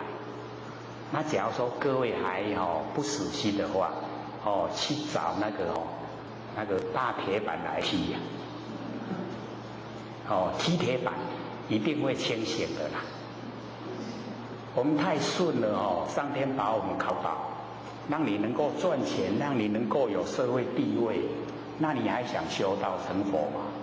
安尼就真好不想的啦。让你什么都不如意，还是修道好，还是脱离苦海好。所以我们了解说凡尘要成就我们的话，让我们很坎坷啊。可是我们追求的是什么？我们追求就是顺利名利啊，就是很实碎，完全都不同。那我们所有的追求都达到的话，那还想成佛吗？不想了，完全很好玩呢。现在都很自由，有钱你要到哪一个国家都可以去啊。好不好玩？不好玩啊，很累的。去玩很累。那所有山河大地都在我们兴奋之中。你只要一静下来，所有山河大地就在你身上，干嘛还要出去玩？心都还要外放，还要用钱，受苦的啦。我们可以把那些钱都省下来。所以这边这个册呢就讲说呢今虽出家苦行，终难呢报德没有办法来报答那个六祖不杀他的那个德。那么其为传法度生乎？要怎么样报答六祖就是要传佛法，然后度化众生。这个方向倒是蛮正确的，这样才可以报答那个六祖的那个不杀之德。那么弟子常览涅盘经这个自册呢就讲，他时常呢看这个涅盘经。那么未晓就是还没有知道，没有了解常无常的意义呀。就是呢那个涅盘经还不知道呢常跟无常。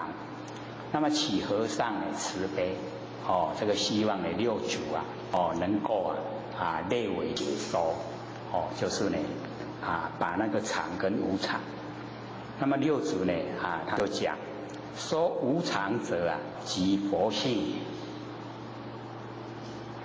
是不是已经跟我们所认知的不同？六祖讲说呢，那个无常就是佛性。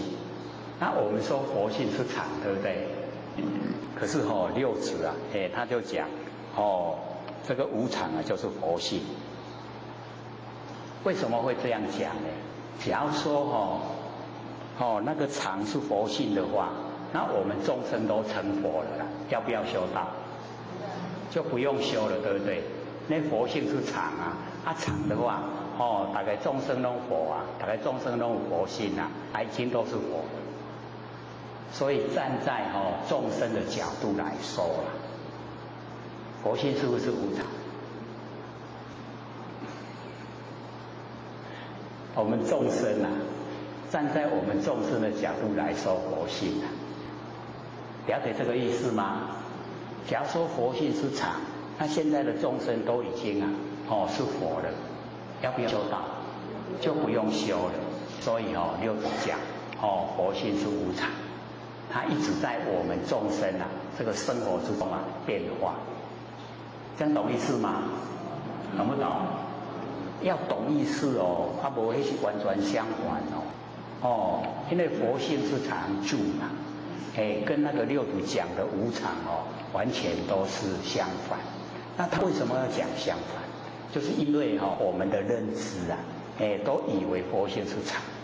那六祖就讲，假如说佛性是常的话，他常住的话，我们众生都成佛了，就不用修道了。是站在这个角度来说还有了解不？有没有没有再说说得清楚一点。有常者即一切呢善恶之法分别心。那个有常呢，就是咱的善恶之法分别心咱的分别心就是有常。为什么？因为我们在生活之中拢用这个心是不是常心？是不是常？我们生活之中是不是用这个心？用这个呢善恶之法分别，对不对？都是用这个心，对不对？所以六祖把它讲，这个叫做常。今天都在用咱在用这个心就是叫做常这样懂了没？所以站在那个不同的角度啊来解说，因为佛性是常，我们要知道真理佛性是常住的，可是常住啊，众生没有去启发，没有修正所以没有成佛。那我把它认定是常的话，那就不用再修了。那本来众生都是佛了，六祖是站在这个角度来说了，所以一定都来了解。恭喜啊，咱来安尼讲。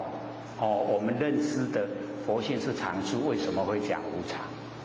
就是众生呢不用，我们众生所用的就是分别心，所以常啊叫分别心啊。我们日常生活是不是用分别心？它是不是常？又不敢回答然后呢，智彻就讲说和尚所说啊，大为经文，违背大大的违背经文。那么六祖就说：五传佛心印安敢为矣佛经。我在传达就是佛的心印，以心印心怎么敢违背那个佛所讲的经？那智彻呢就说，既说佛性是常，和尚呢皆言无常，所以把它点明说经里面讲佛性是常，可是六祖和尚却言无常，这个和尚不用再解说了各位浅显，是和尚和尚，和中了。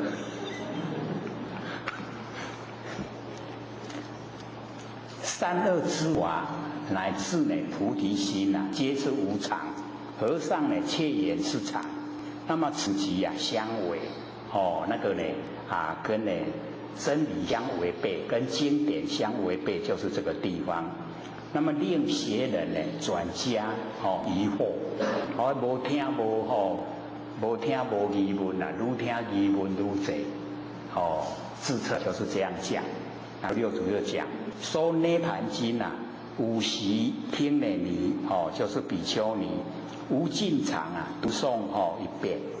那个无尽常比丘尼他就是肉身菩萨，他的家境很好，可是他修真的修苦行一天只有吃一餐，然后不倒单，不倒单知道吗？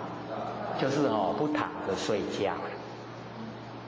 好野人的查某囝无嫁翁个食一顿个无倒咧困，所以有苦行无，很难得所以现在在曲江的一个山上，肉身菩萨无尽常，那六祖有听无尽常读诵一遍变为解说伊听到以后上经的人唔知影意思啦，听经的人知影，听经的人捌字，很有意思所以为什么我们佛老师一直要我们大家研究六祖坛经？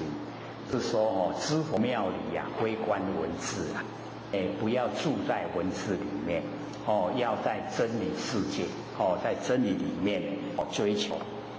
无一字一语不合经文解说的时候一字一个字义理拢跟经文相合，乃至谓汝中无二说，跟你也一样都没有两种说法。然后智彻就说邪人思量浅昧，愿和尚委屈开示。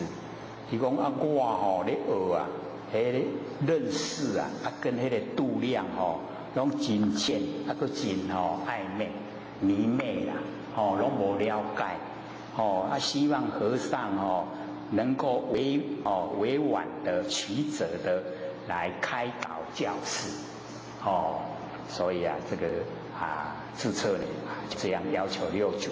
六祖就讲说汝知佛，说你知道吗？佛性若常，假如说我们佛性它是常，那么更说什么善恶之法佛性假如说常的话，那么善恶之法都唔免讲都伊是拢已经常乃至穷绝无有一人发菩提心者一直啊到达穷绝，也就是时间过得很久很久以后啊，没有一个人啊会发菩提心啊。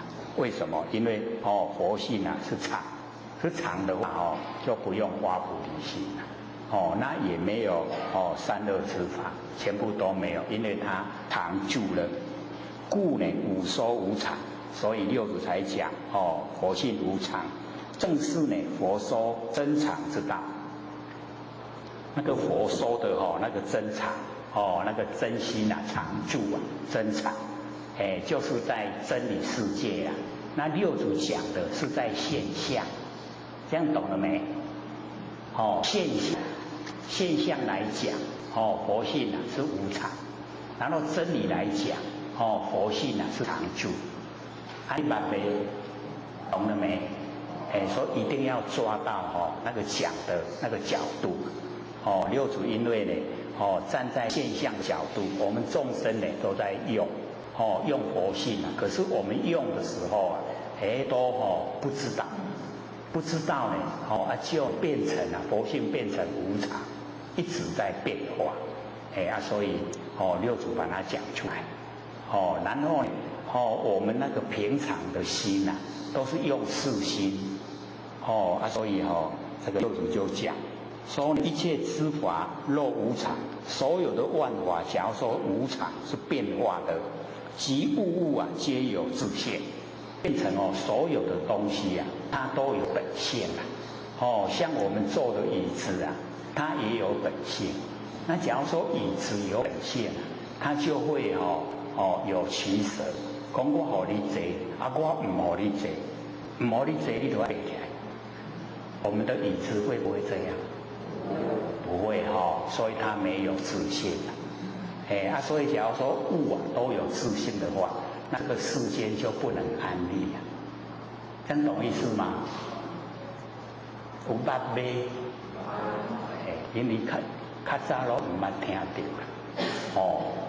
讲伊啊自性，这都我嘛会呢。讲我无你用，你莫把我徛在这，这样了解吧？他会不会？不要他这个也可以我不给你用，你不要在这边说话，会不会这样？不会，所以物没有自性，所以这边六祖就讲，假如说一切之法若无常的话，每一个物啊它都有自性，容受生死，它要呢来接受，每一个东西啊都要接受生死啦。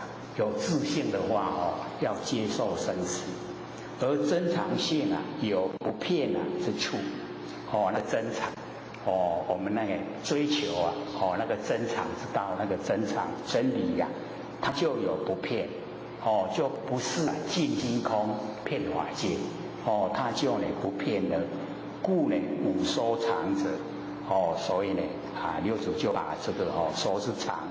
是佛说呢真无常，佛讲的那个真无常就是万法万象，那个呢就是真无常。那么佛比为凡夫外道呢，只以学常就佛呢为了我们凡夫以及呢为了外道执着啊以这个学那个学常就是不正确的常住了那么知二圣人以常寂无常。二圣呢就是声闻跟缘觉就是修成是阿罗汉跟辟支佛，那个叫二圣。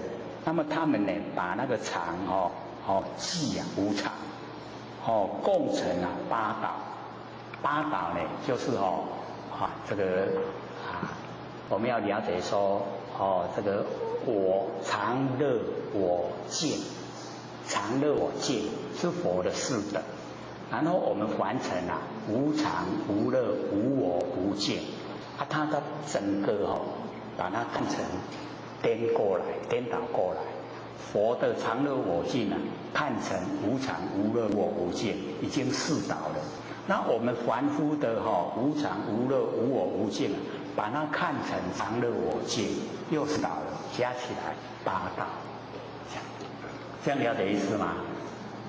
我们有没有把那个凡尘的看成啊，无常无我无乐无见，看成常乐我见？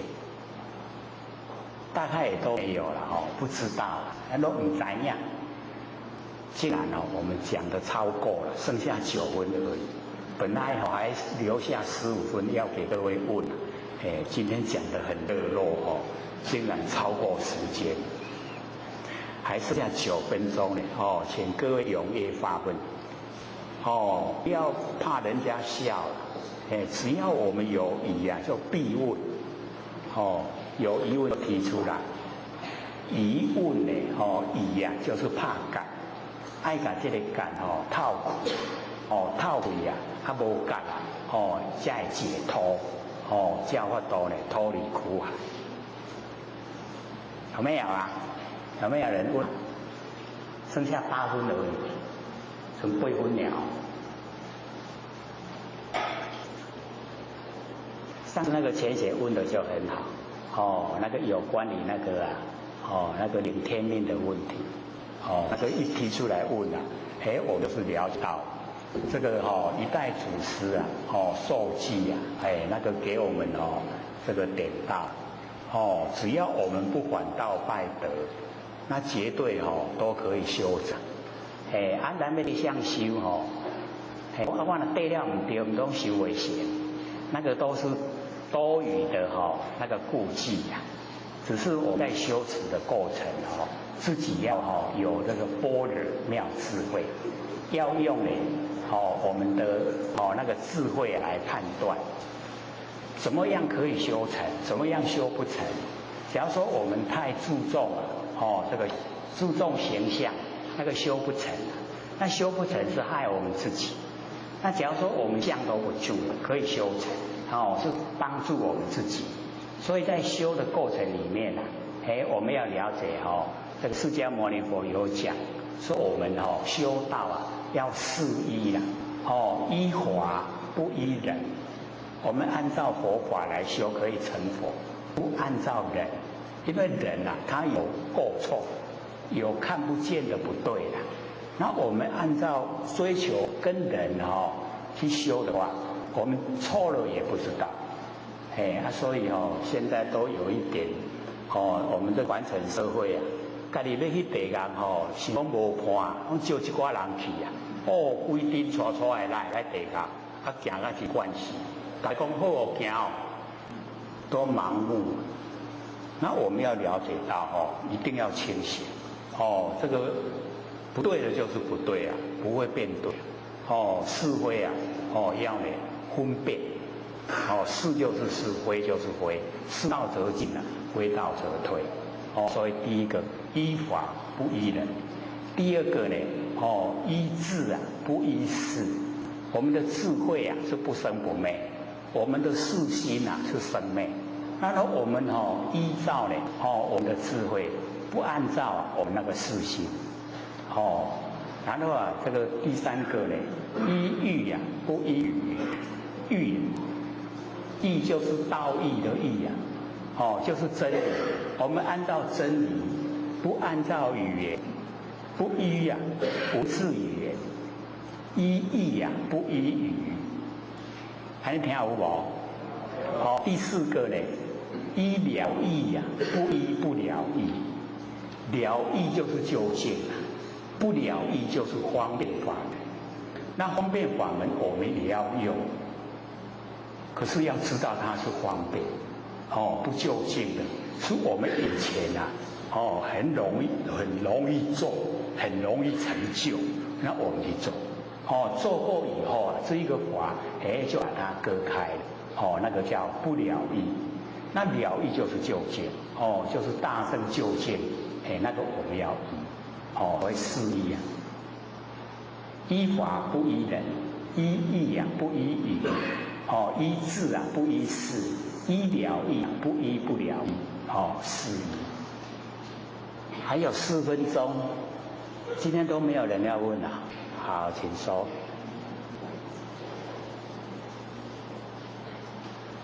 各位老师好，刘讲师好。或者想请一下，就是说我们耳根圆通，像就是法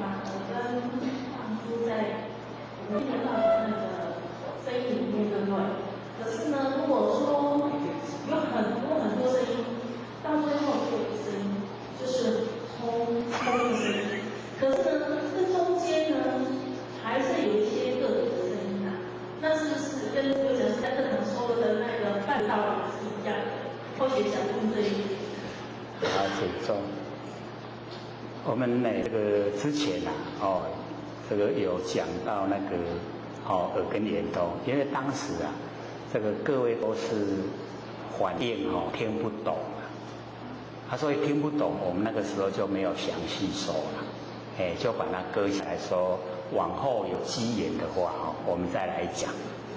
那各位可能也是有听到，或者在北部讲的一些录音带，那个录音带里面就会有交代怎么做了。然后我们这个做耳根圆通最主要要先分第一个是听，第二个是闻，第三个是闻线。那第一个听那个是耳朵的功能，而不要。第二个闻就是我们听到声音又加入我们的心意识，那个也不要。第三个是闻线，闻线就是佛性，不生不灭的。那我们修耳根圆通的时候就是要用第三个闻线。第二个闻我们是最容易误用。那个不要。你一听到以后加入你的心意识那种假做的白做的白讲不好，所以一定要用第三个闻线。那闻线就是不生不灭的佛性。那不生不灭的佛性我们就是要了解最重要的就是了了不灭。你听到什么了了不灭，可是不要追它，不要被它影响。你知影这个十方都有声音你十方都了了不灭，你就好。所以就保持这一种状态。然后耳朵会发生什么变化，不要管它。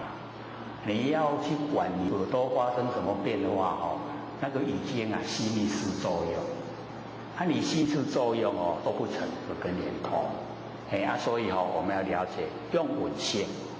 闻线唯一，没有心意识这样懂意思了吗？懂不懂？各位要做耳根圆通的时候也是要用第三个闻线。就像或者说我眼睛是见性嘛，那见性我们去分别这个水这个肉，那已经落入心识了。那能够了了分明，了了分明不分别伊是水是肉，你能够一清楚知影，那个叫一，见性是一。你知影无？没有进入千差万别，没有，只有一，单独的一。所以这个呢，满眼本非色，满耳本非声，闻时常触目，观音在耳根。我们眼睛所看的就是文殊菩萨，就是智慧第一。我们一看出来都是用智慧，所以看出来的了了不明，那个智慧第一。然后耳朵一听到声音闻线，寻声救苦，那个也是慈悲心。那个是我们佛性，闻性也只有一。这样懂吗？超过时间的下。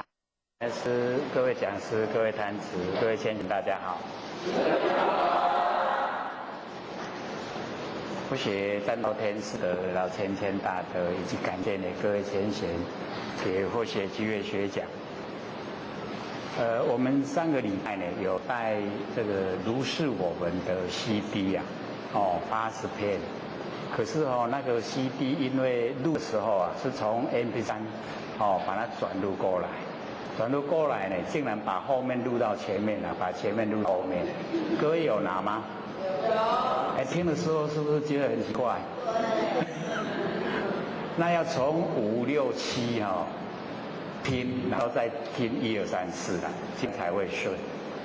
那或许呢，说这样不好，这样我们会往后会混乱，所以把那一些旧的全部都收回来。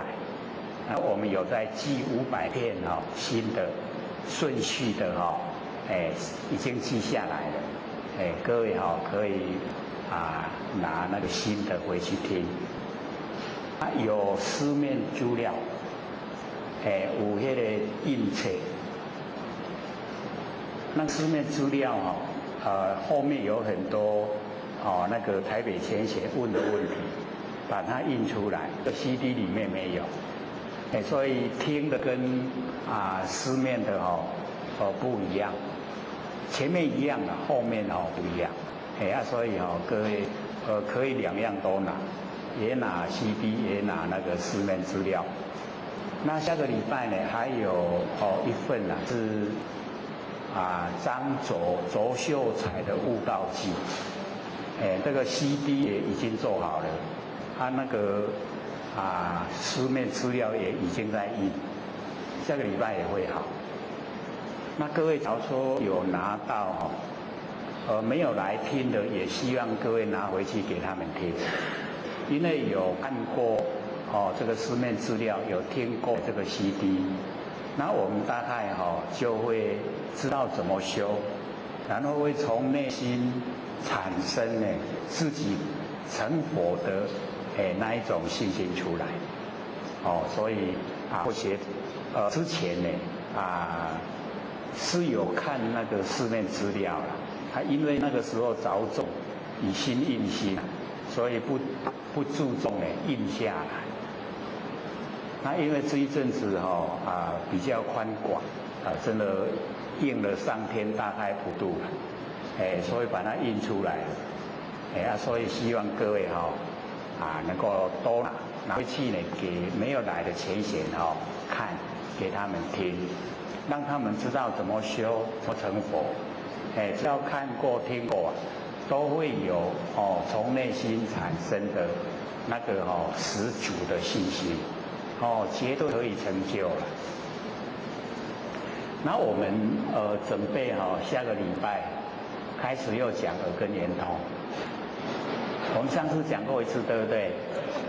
可是大家都听不懂，是不是那样？拢听无啊？现在或许又准备要重讲，一样的啦。这一次准备走慢一点。然后，因为我们也有经过半年多的欣喜，再来听的话可能就不会那么生疏了。那在我们耳根圆通讲完以后，我们又接着讲那个黄檗虚云禅师传心法要，各位有看过吗？有。它很深蛮深的，蛮好的那个一部那个修持方法。那有的会讲说，怎么不把这个六坛经讲完了以后再来讲呢？可是我们要了解到，我们可能都以往有研究六坛经，那有研究过以后我们对它的那个内容以及它那个背景，那个时候我们中国的修道很兴盛。禅宗也是在那个时候兴盛起来。在达摩祖师西元502年到我们中国来，一直到西元1000年，这一个期间是我们的禅宗最兴盛的时候。那我们借着六祖坛经的背景，因为六祖就是我们东方本，那文化背景是一样。那借着那一个时代的大家的那个心灵的结晶，就是很努力在修法，然后把那个很努力修的一些那个纲要、一些法要，都把它阐释，就是记载流传。那我们借着这个六祖坛经来了解性理心法，所以重点就在一定要明心见性。不是在说我们六祖坛经是讲完了没有？也是说我们明心见性了没有？这个重点所在我们要把握。那接着讲耳根圆通，告诉我们怎么修；接着王波那个传习法要，告诉我们心的要法在哪里。我们都透彻知道。这样的话，修起道来就会很快的，就会像老前所说摸到根的成仙做佛。我们不是那个摸不到根加修习。那假如说我们没有找到不生不灭的没有找到不生不灭的真心呐，那个就是没有摸到根了。所以这个很重要。刚呢在卢世文跟那个那个周秀才，那个张轴悟道记都有提到，就是呢要很努力的就是进入很理想的那一种状态。我们在日常生活之中呢，一定会有空闲的时间，然后我们在空闲的时间呢，我们就先做万年放下，然后一念不生。我们要知道我们这个做的功夫绝不会这个失去就是唐捐，功夫唐捐就是不会这个没有用，绝对有用。我们开始呢用比较强烈的意念告诉自己万年放下。这个虽然比较有为可是要经过这样要有这个过程然后呢以一念来比万念所有万念都放下就是告诉自己万年放下强迫自己，然后我们真的是万年放下以后一念不生。那一念不生以后各位浅显，我们人是半阴半阳，仙佛是纯阳，鬼魂是纯阴，那我们是一半，半阴半阳。那我们在万年放下一念不生的时候是已经在培养我们的阳，阳一直培养。所以只要我们能够持久，然后一段时间我们纵然在晚上睡觉都会很清醒，已经人在睡觉可是头脑很清醒，那个就是阳比较充足。所以或者曾经经过那个纯阳的阶段，晚上不用睡觉，晚上不用睡觉所以各位假如说有到达那个可以不用睡觉的时候不要起烦恼，不要吃安眠药。为什么？阳已经足了充足的时候那个精神很好晚上不用睡，白天也不用睡，全部都不用睡，那个叫纯阳，已经全部都阳了，阴已经没了。可是我们因为在凡尘生活，我们是半阴半阳，所以我们有时候难免会有那个负面的念头，就是不好的念头生发，那个就是在培养阴各位有没有不好的念头产生？就是增加我们的阴所以有那个阴一增加，我们会昏沉。各位浅显，昏昏沉沉会怎么样？想睡觉，就是没有精神，那个就是阴多了。那我们可以回光返照，我们到底是阳多呢，还是阴多？哪一个多？阳多都很理想的呢。我们这边真的很棒所以我们就是了解说，人比较单纯这阳就比较容易培养。然后我们心思很多心思很多已经就是阴了。我们念头很多有那一种机智就是都唔听吃亏，都是想占人家便宜那个就是在培养我们的阴那个不好，要准备要到地狱去的。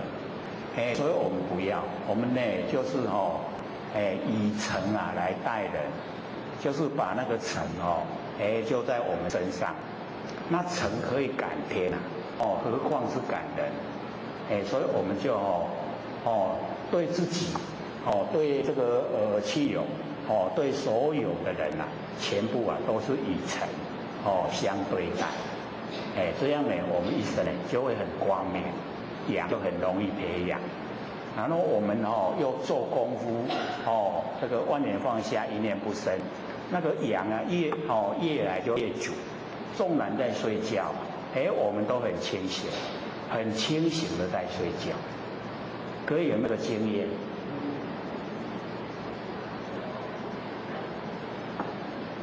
有的时候没有，有的时候有，可见还不很普遍。那我们只要呢做久了，时间久了，一方面不要有负面念头，一方面呢我们做万年方向，然后越来那个氧就越充足，越充足以后我们就可以不用睡觉，然后这个我们都要吃饭，对不对？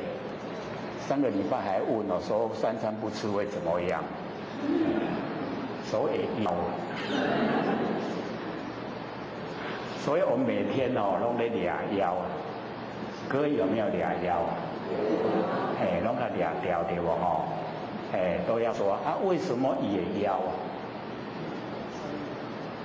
我们要了解说，我们在日常生活精神都外放，那我们吃进来的那个养分都被我们用掉，就是追求外面的形象，追求外面的事情，向外去追求，就把这一些能量都用掉，所以我们就要学着回光返照，就是把那个外放的精神收回来。只要我们把精神收回来，那个能量不消耗，会累积在我们身上。所以各位一收回来以后一段时间精神都收回来，不要去追求外面的那一些假象，外面都是假的啦，不要追我们一口气不来都会后悔迄种紧我拢较早来要知拢卖掉就好不要追就好了。然后我们现在就把它收回来。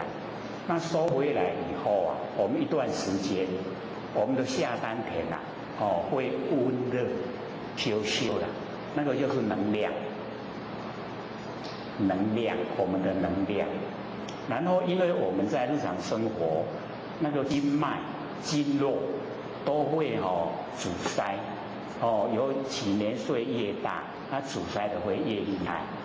那当我们那个能量累积到一个程度它会打通我们的脉络。那当在打通脉络的时候我们身体会动，就是我们有空闲的时候坐着这个坐着不一定是要打坐了你只要坐着，坐椅子可以，坐在床尾可以，坐着就可以静下心来，然后开始它那个能量在打通脉络。那打通脉络的时候我们身体会有动作。假如说是横向的阻塞我们身体会摇摆，横向的摇摆。那假如说是直向的阻塞我们身体会直向的动，就是上下动。看看哪个地方阻塞，它在打通时候我们身体就会有动作了。而我们记得勿忘勿助，不要忘记，就是不要心外放，然后也不要去帮助它，让它自然就好。它只要通了就停了。然后身体假如说全部打通了身体的脉络都通了，已经跑到颈部到头部来，身体都不会动，只有一个头在动然后头的动也一样它是横向的就横向的动，它都直了就直的动。各位有没有经验有的有啦有的没有因为我们要了解到这个最只要就是你有能量才可能产生这一些动作。那假如说我们都把能量消耗了，精神都外放，然后这个情爱又很浓那就没了，没这个功夫所以这个就让它自然，它只要全部全身的脉络通了，就停止了身体就不会再动了就停止。停止的时候我们还是要训练，从佛性发挥那个定，那个才是真的啦活性出来的定啊，那定才是真的，那个定啊就可以产生喜乐，定生喜乐地，那个是二禅，所以我们了解说，先把精神收回来，然后我们一段时间，假如说整个身都已经充满能量，那各位学姐，我们吃的东西就可以越来越少，不用吃很多了，吃很多反而那个血液的循环它不顺畅，所以吃很少就可以了，看看自己的身体状态，那真体力都要加济，那讲都安尼拢精神饱满，充满活力的时候我们就可以吃少一点。那假如说已经都不感到饿了，精神又饱满，那就可以不用吃了。我们要了解到，身体的需求都够了，这个时候你再吃就变成病。那不吃就是正常的，已经接近了那整个是成阳，整个呢我们那个活性的大用都要呈现，不是有体有相有用吗？我们活性有本体，然后有形象，然后呢有作用。那先呢要认识本体，本体认识了吗？都已经这么久了，应该是要认识了。不认识的话，要自己努力，把那个CD 反复听，或是呢MP3，也一样，那个可以听得很久，然后呢 DVD 看，这样呢绝对可以帮助自己了解，体了解了，相知道了，用又可以把它用得出来，离相用，就整个可以度化众生，众生呢都可以度化成佛，绝对可以成的。我们每一位都是佛，我们之所以没有成佛，都是我们自己障碍，自己的见解障碍自己不能成就。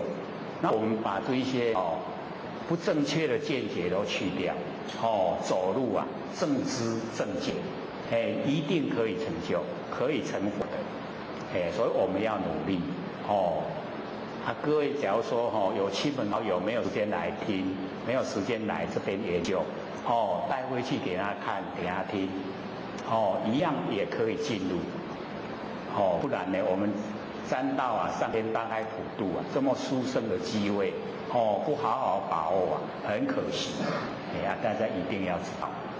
那假如说我们也已经晚上不用睡觉，白天不用吃饭，接下来就呼吸了。各位呼吸长还是短？就是晚上睡觉的时候你可以听一听你隔壁人的那个呼吸声音它是吸进来呼出去都很长呢，还是很短？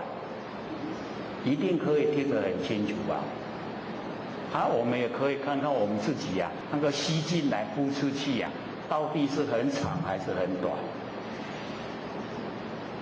各位学姐，很长还是很短？短很短命不长的所以我们要了解你到那个医院去看那个病人的呼吸都很急促一呼一吸一呼一吸拢足短，那命拢无久尤其他只要说这个呼吸呼气长吸气短，那要死你要吸气长呼气短，那个才那个命还能够存活。所以我们就是要了解，生命不是在呼吸之间吗？对不对？因为我们平常都没有这个做那个呼吸的功夫，所以我们那个肺部它都是到最上面最浅的那一层没有深呼吸所以你看深呼吸的人他身体健康，命呢比较长。我们也是要学，尤其我们南部啊，空气好，空气好哦，就是要时常深呼吸，然后呢，使我们的呼吸到达肺的深部，是加深的所在。然后我们很努力了以后那道家修炼功夫不是有一种叫龟息吗？乌龟在呼吸有没有？所以我们只要是都已经纯阳了，可以不用睡觉，也可以不用吃饭，这个时候连呼吸也可以不用，不是死去也活了呼吸也可以不用。所以我们有听过真人呼吸以走，就是我们脚底从涌泉涌泉呼吸。那我们要了解说呢，我们凡人还有毛细孔会呼吸，这个鼻孔呼吸已经没有了以后毛细孔在呼吸，所以鼻孔是主要的，毛细孔是次要。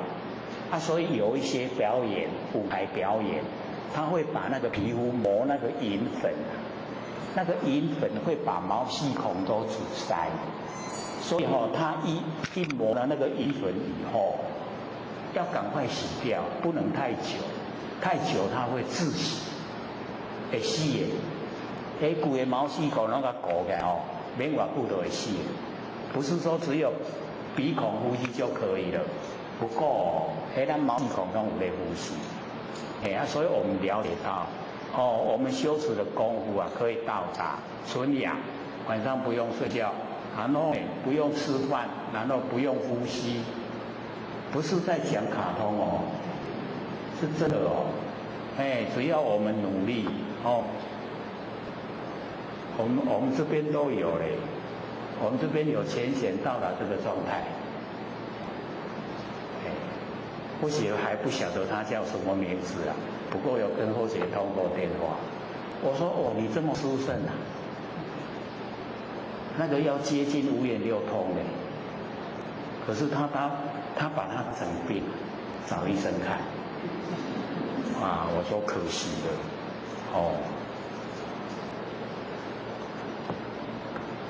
那我们回来讲这个六祖坛经。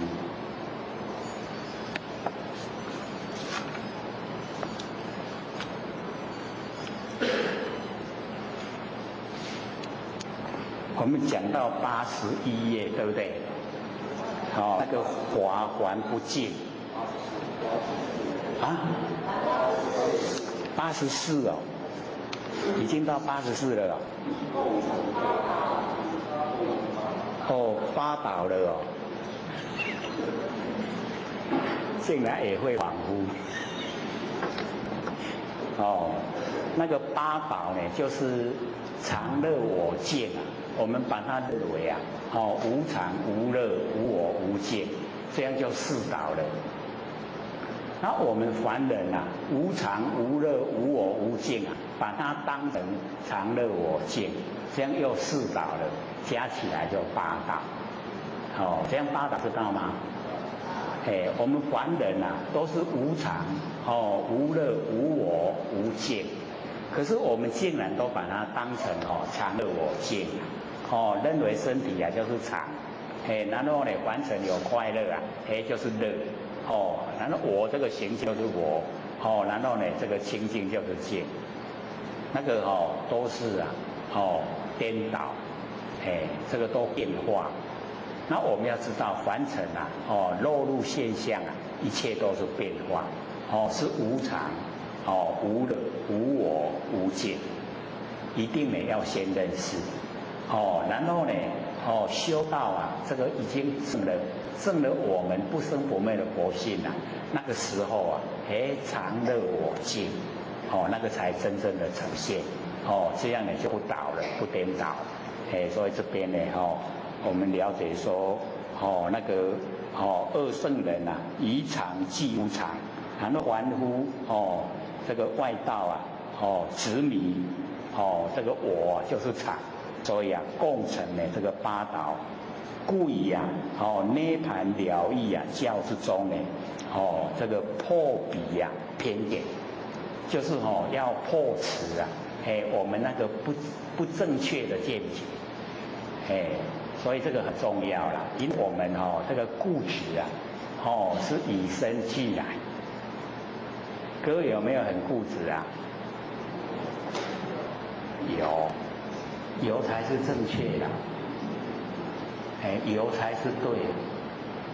为什么？择善要固执啊，对不对？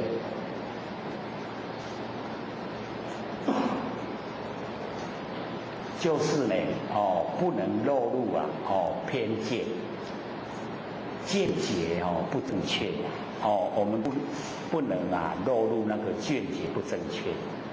那我们呢，都一再的讲，我们根尘相对啊，六根对着六尘，我们六根啊，眼耳鼻舌身意，六尘啊，色声香味触法，我们六根对六尘会产生六识，那我们产生的六识啊，那个叫偏见，所以有的就不承认了。讲黑龙真健康的那偏见，不知道那个真理所在。各位浅显，他为什么会偏见？我们根尘相对啊，我们讲我们眼根，然后对着色相，然后产生对色相的认识，那个出来的见解啊，是实与不正确的。各位会承认吗？承认它不正确，还是承认它正确？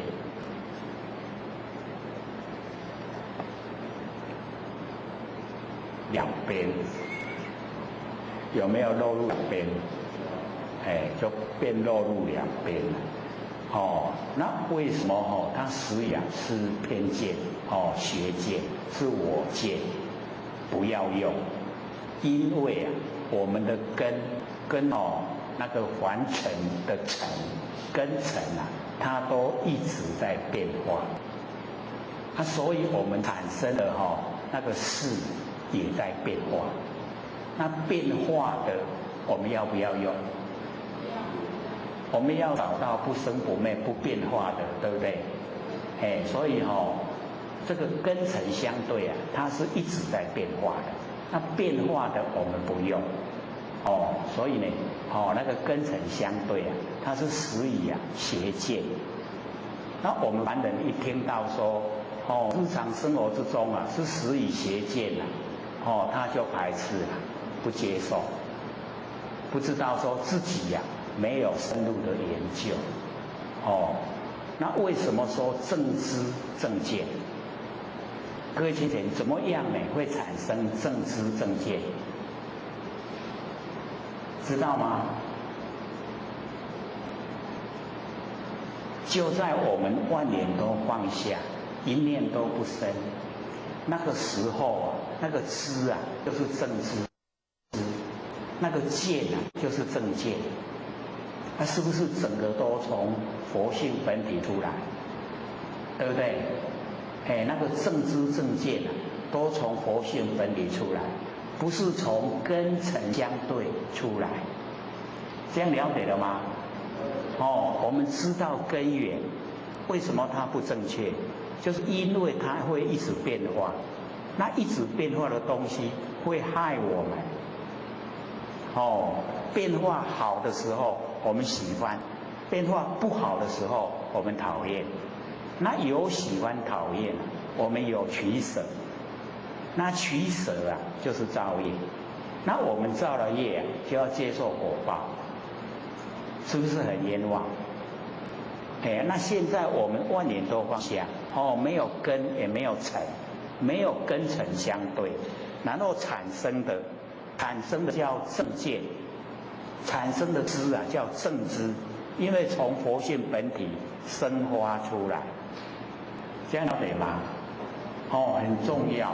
我们就是要追求正知正见，然后我们说念正念，就是什么念都没有，万念放下，一念都不生，那个叫正念。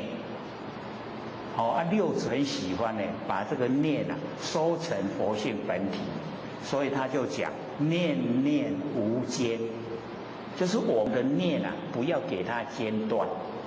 那我们的佛性都没有间断，就表示佛性都是在觉之中，没有不觉那佛性有不觉就叫无明因为我们不觉才起心动念起心动念就叫无明，已经不明了真理，所以我们为什么会造业，就是不觉。那我们整天觉的时间多呢，还是不觉的时间多？我们是时时刻刻都不觉嘛，不觉，然后吃饭，不觉，然后睡觉，然后不觉，然后坐车，都不知不觉。觉的时候多呢，还是不觉时候多？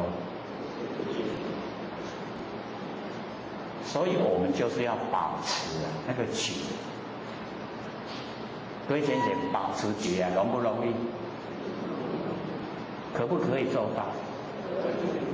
不会很困难嘛只是我们会忽略而已没记没记，你的不知不觉那会记就觉，觉的时候，各位先生，觉的时候会造业吗？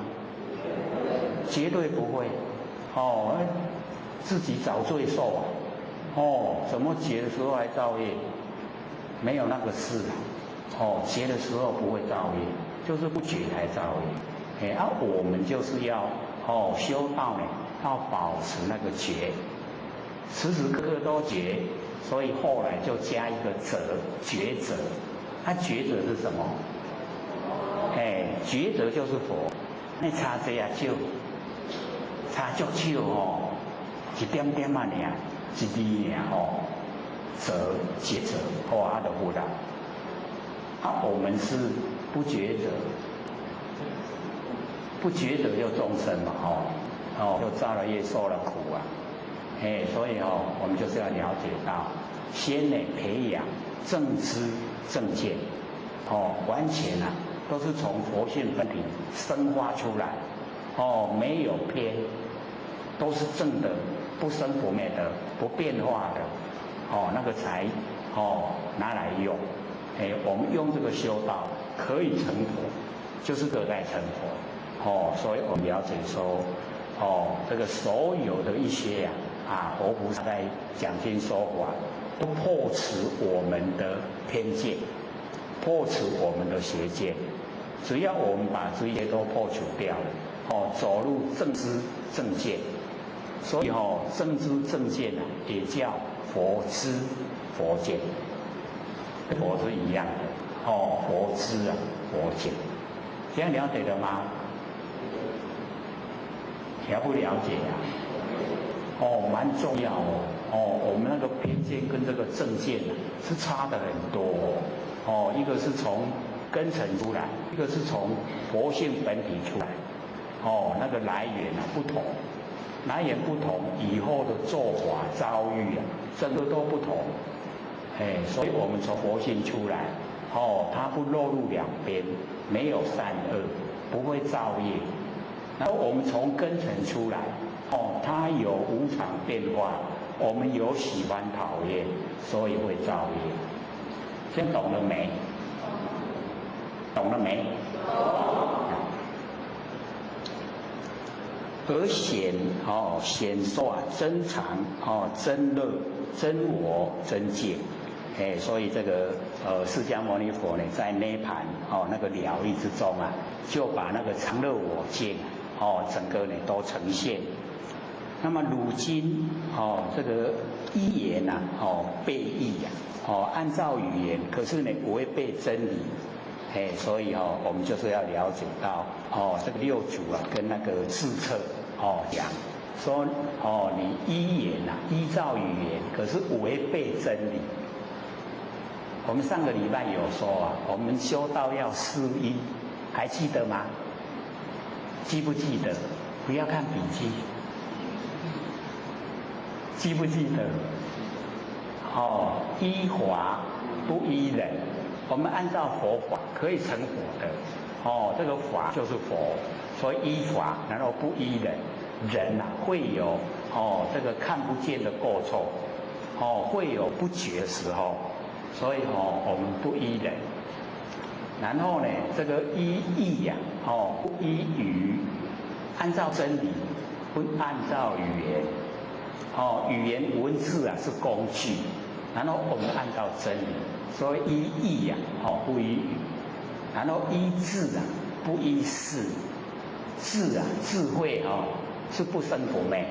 然后事认识啊，事啊是生灭。所以我们按照不生不灭，不按照生灭，叫呢依智啊，不依事。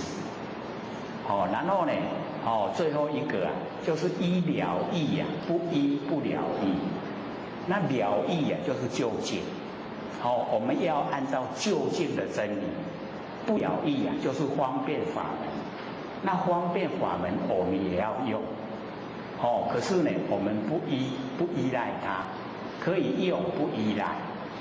比如说我们去度人，那现在人都也是蛮这个现实。他说我跟你去求道啊，要不要这个吃素食啊？你跟他讲说要，他说啊，安尼我买嘞。为什么他很喜欢吃鱼吃肉？那你跟他讲说这个要不要吃啊，是你自己的事啊，是不是这样？我们现在是不是这样？要讲家里的代志，对不？可是带你来求道并没有硬性规定说你绝对得讲素食，没有那个样子啊，那个叫方便法门。然后等到他求道以后，研究真理。说原来他是完成做的不好，然后呢才转世啊，到了畜生道去，然后我们把它杀了来吃，我们一命要还一命，我们是还要去还给他，这样划不来，这样我不吃了，是不是自己明理呀，自己做？所以就不跟那个畜生结恶缘，很自然状态之下。没有勉强，你若想讲你都爱甲食，爱过来好食，你就做你家食。我们想一想，将心比心呐，有没有说我们自己很高兴，说我给你抬啦，我给你讲，有没有？一定是很怨愤，对不对？你给我抬，你给我提都会这样啊。不然你看我们自己养的那个家禽呐，咱家己厝的鸡啦啦我们要杀的时候啊，为什么要拿去气瓦打？有没有？割养的时候啊，要杀的时候有没有先称一称它有多重？有没有？你家己饲的家己抬，那都爱请。那个就是明讲我现在是吃你多少斤多少两以后你要不能超过，你吃的时候以后你讨回去也不能超过，就是先跟他明言所以我们了解说还是不要，我们这个人生难得啊，人的身体很难得到。各位要了解不要看社会现象说很多人都在自杀，黑龙唔在做，人生难得，我们可以借这个人的身体修正成佛，可以成仙做佛，可以到呢无量的百千世界去游玩。这个凡尘那个买机票那个游玩黑龙无够看，咱较认真修的道理啦。千百亿法身，然后有无量的千百万亿佛的国度啊！看他们去倒一条龙样水去水搞，不用坐飞机坐那么久。现在我们还要再办那个还要办那个签证，很麻烦的，还要买机票，还要花钱，还要坐很久。那我们以后修成了都不用，要到哪里马上到，哎。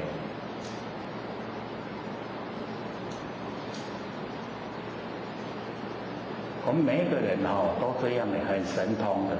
像我们现在坐在这边回前去，我们马上一下子可以马上回到家里了。我们把我们精神这个心领神会我们现在回到家里。各位前贤，各位家里都有厨房嘛？有没有？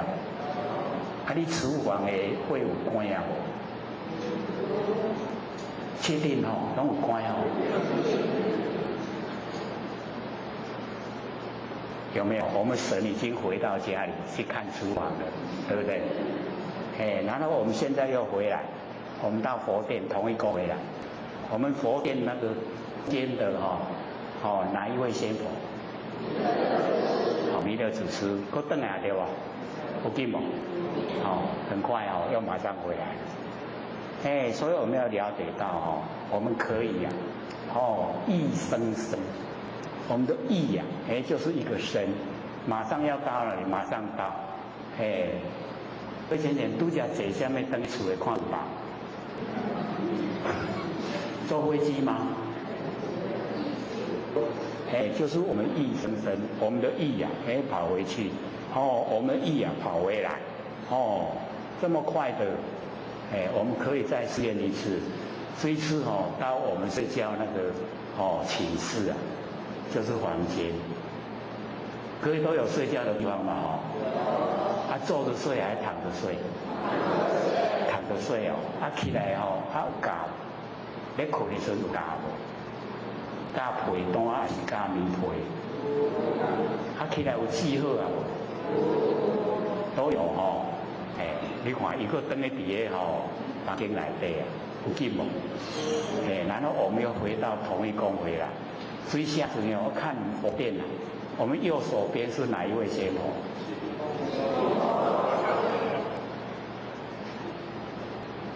够不够快？很快对啊，所以我们就是要了解到我们本来就是神通变化，自己都日用都不知，很快的，不用买机票，马上就可以一下子看着我们到哪个地方去游玩，一下子马上到，游玩过的地方，印象都在脑海之中。那我们修正了以后那更宽广，不只有娑婆世界。还有那个东胜神州，还有北俱泸州，还有那个西牛贺州，我们是南赡部洲，我们只有一州，我们的寿命是最短，北俱泸州最长，平均都有1000岁。我们有看过1000岁的人吗？没有所以我们赶快努力修，我们修了以后去看一看。看他们1000岁是谁是安娜，可能不要买门票，可以就直接去看。然后呢，那个东胜神州250岁，西牛贺州500岁，我们南赡部洲那个所有佛世界讲这夭寿，讲咱南赡部洲的人夭寿。听懂吗？就是寿命很短不满100岁那我们就了解到100岁100岁是长还是短？很短一天不是很难过吗？都要24个小时有时候听到说要怎么样来打发时间？各位有没有？时间要用打发的，有没有？时间都很好过都过得很快乐。所以看我们怎么样来追求让我们整个那精神很活泼很自然所以要从我们正面的那个念头着手，不能有负面的都是正面。然后呢有空闲的时候啊，就做功夫万年放下，然后一念不生，这样培养自己成养，到达成养的时候啊，那个身体呀，可有可无，已经呢恢复到整个宇宙空间啊，都是我们真心佛性啊，所以这个现象就是天地的水有风土，那就还给水有风土了。有哪一个可以不用还的？都不能赖皮呀，一定要还。纵然我们修那个海外啊，那个三仙海外三仙有几千岁啊，几万岁，还是比较晚死一点而已啊，还是要死。所以这个凡尘啊，没有贪念的地方。那我们的佛性啊，不生不灭，不会死的。会死啊，是这个现象。是身体的现象。那或许在讲，我们身体的现象，是被我们的业力啊，把我们推到这个凡尘来。已经有现象，接受果报啊。只要我们果报都接受完了，我们就回归本位了。啊，问题是在我们在接受果报的时候又在造业。本来欠的都不多了，我们一念妄动才落入凡尘，一念妄动才欠5港。我们现在都找不到5港，最少都1块对不对？可是我们一念妄动那个才负债啊5毛钱而已，5港。结果我们到凡尘来要来还是5港，要看起码欠偌济啊，各位先生。那5亿都唔拿呢，所以欠太多就赖皮啊，不想还了。各位先生想不想还啊？想啊，真的啊，这么好是啊，我们就是了解到，只要我们都想还，自信啊都是清净光明，没有负面，没有黑暗。那所有债主啊，一听到我们说要还，他就放心了，不会积极的来讨债啊。只要那个冤欠不积极讨债，我们生活啊就会过得很如意慢慢还，慢慢把这些债务啊都可以还清。可是只要我们搬家，那个债主啊，他就2公这下你会拄到现他妈给你灭咧，小拢害来，那个就很积极也动不了，所以我们就是了解到就是要诚心，要光明，都不欠，一定要还。这样的话，债主就放心了。然后我们又一直真的在还，然后就不欠了，不缺了。他努力做，尤其我们年岁一大，脑筋都会太空闲，胡思乱想。那或者一直讲，我们的念头起念就是业。之前我们所造的那些所有的业因都在虚空之间，全部都在。可是要有缘因缘会合，它才会呈现果报。那我们假如说都不起心动念，都是清净这一些业债它没有缘来配合，不会显现现象。所以我们就已经不用接受了，已经所有债业所有的罪业都还清了。这样知道吗？会样害咧，所以咱得爱做应先先袂使用的时阵起心动念。所以或者之前都是这样讲，这个济公济算命得爱钱，听懂意思吗？你坐在那个算命师前面，你坐着，算命师不要讲话哦，你不要误会，你免入钱啊。啊，伊若开始讲话啊吼，等下你离开你爱入钱，这样知道意思吗？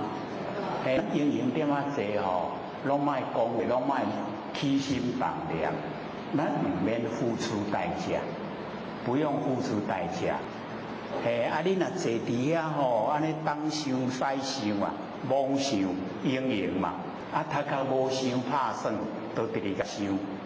你等下爬起来吼，爱纳钱啊！已经吼，迄债啊已经欠落来，爱纳啊免。你无纳伊无你走咧，所以我们就是要了解到，这个理就是这个样子。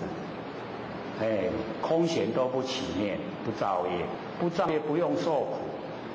你既然起心动念，你造了业，你就要受苦。了解了没？以后有空闲不要起心动念啊！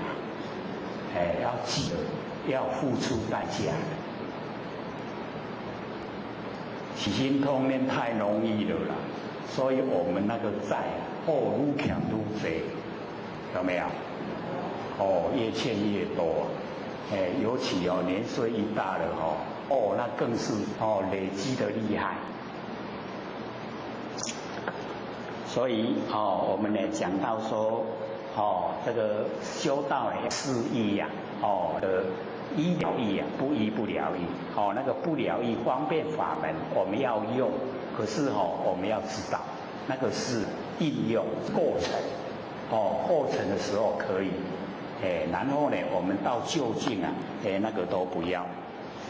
那么以断灭无常及确定死常。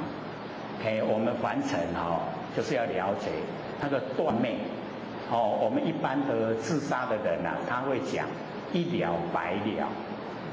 各位浅显，一了有没有百了？为什么没有了？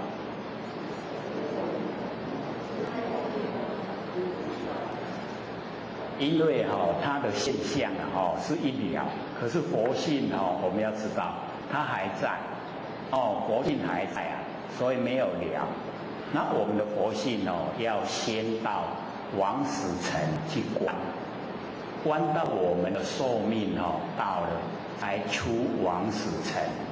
然后出王死城以后啊，因为死掉了，又入地狱。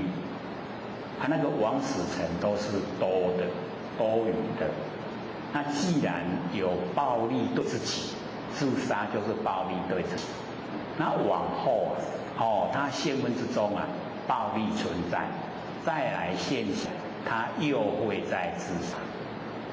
所以我们要了解说，有问题啊，就是要解决，解决就没了。再怎么大的问题啊，都可以解决。所以不用逃避啊。那个是懦弱的行为。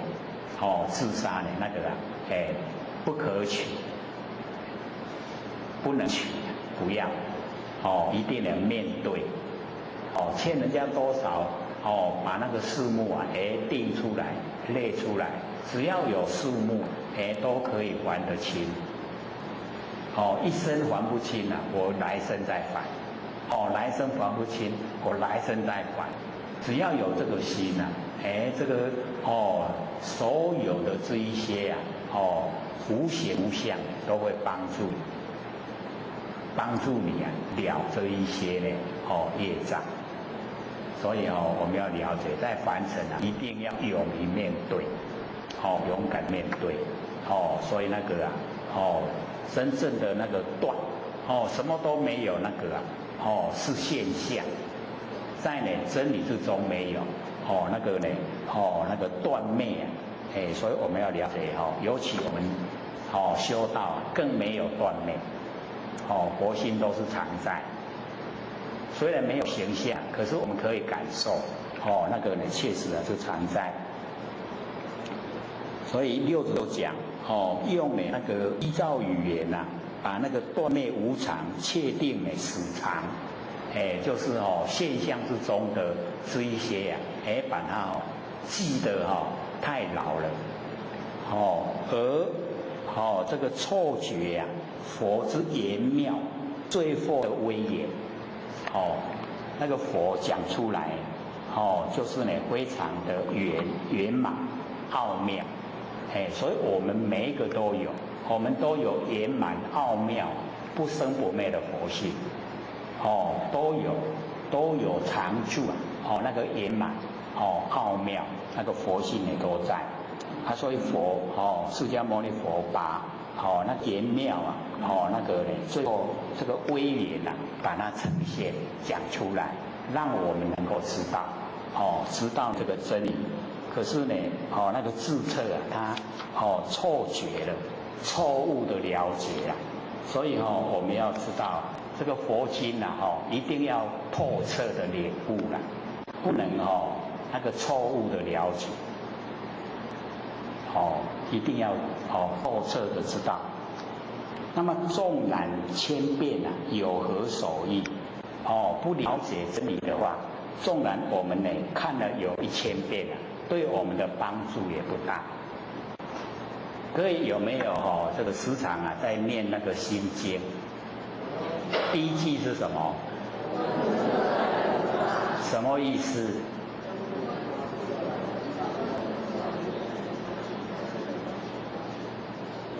我们大家呢大概都知道的意思，就是回光返照，我们自由自在的那个良知良能，就是我们的心，回光返照，那个观自在，观就是回光，用心来观，不是用眼睛，用心来观，它自在菩萨，我们呢每一位都是自在菩萨。菩呢就是菩提，萨呢就是萨埵，菩提萨埵，萨埵就是有情有情识的众生叫做萨埵。菩提是觉，有情的众生已经觉悟了，就叫菩萨。所以我们都是菩萨。我们有情识有情识知道吗？不知道咱知影腰，知影热，知影寒，迄就是有这情识，知道吗？有情识的这个众生，他已经觉悟了，就叫菩萨。然后这个菩萨呢，他是自在菩萨，自由自在。各位浅浅自己的佛性自由自在了没有？有没有？拢个发条所以我们就是要训练让它自由自在很活泼的整个呈现在我们生活之中观自在菩萨。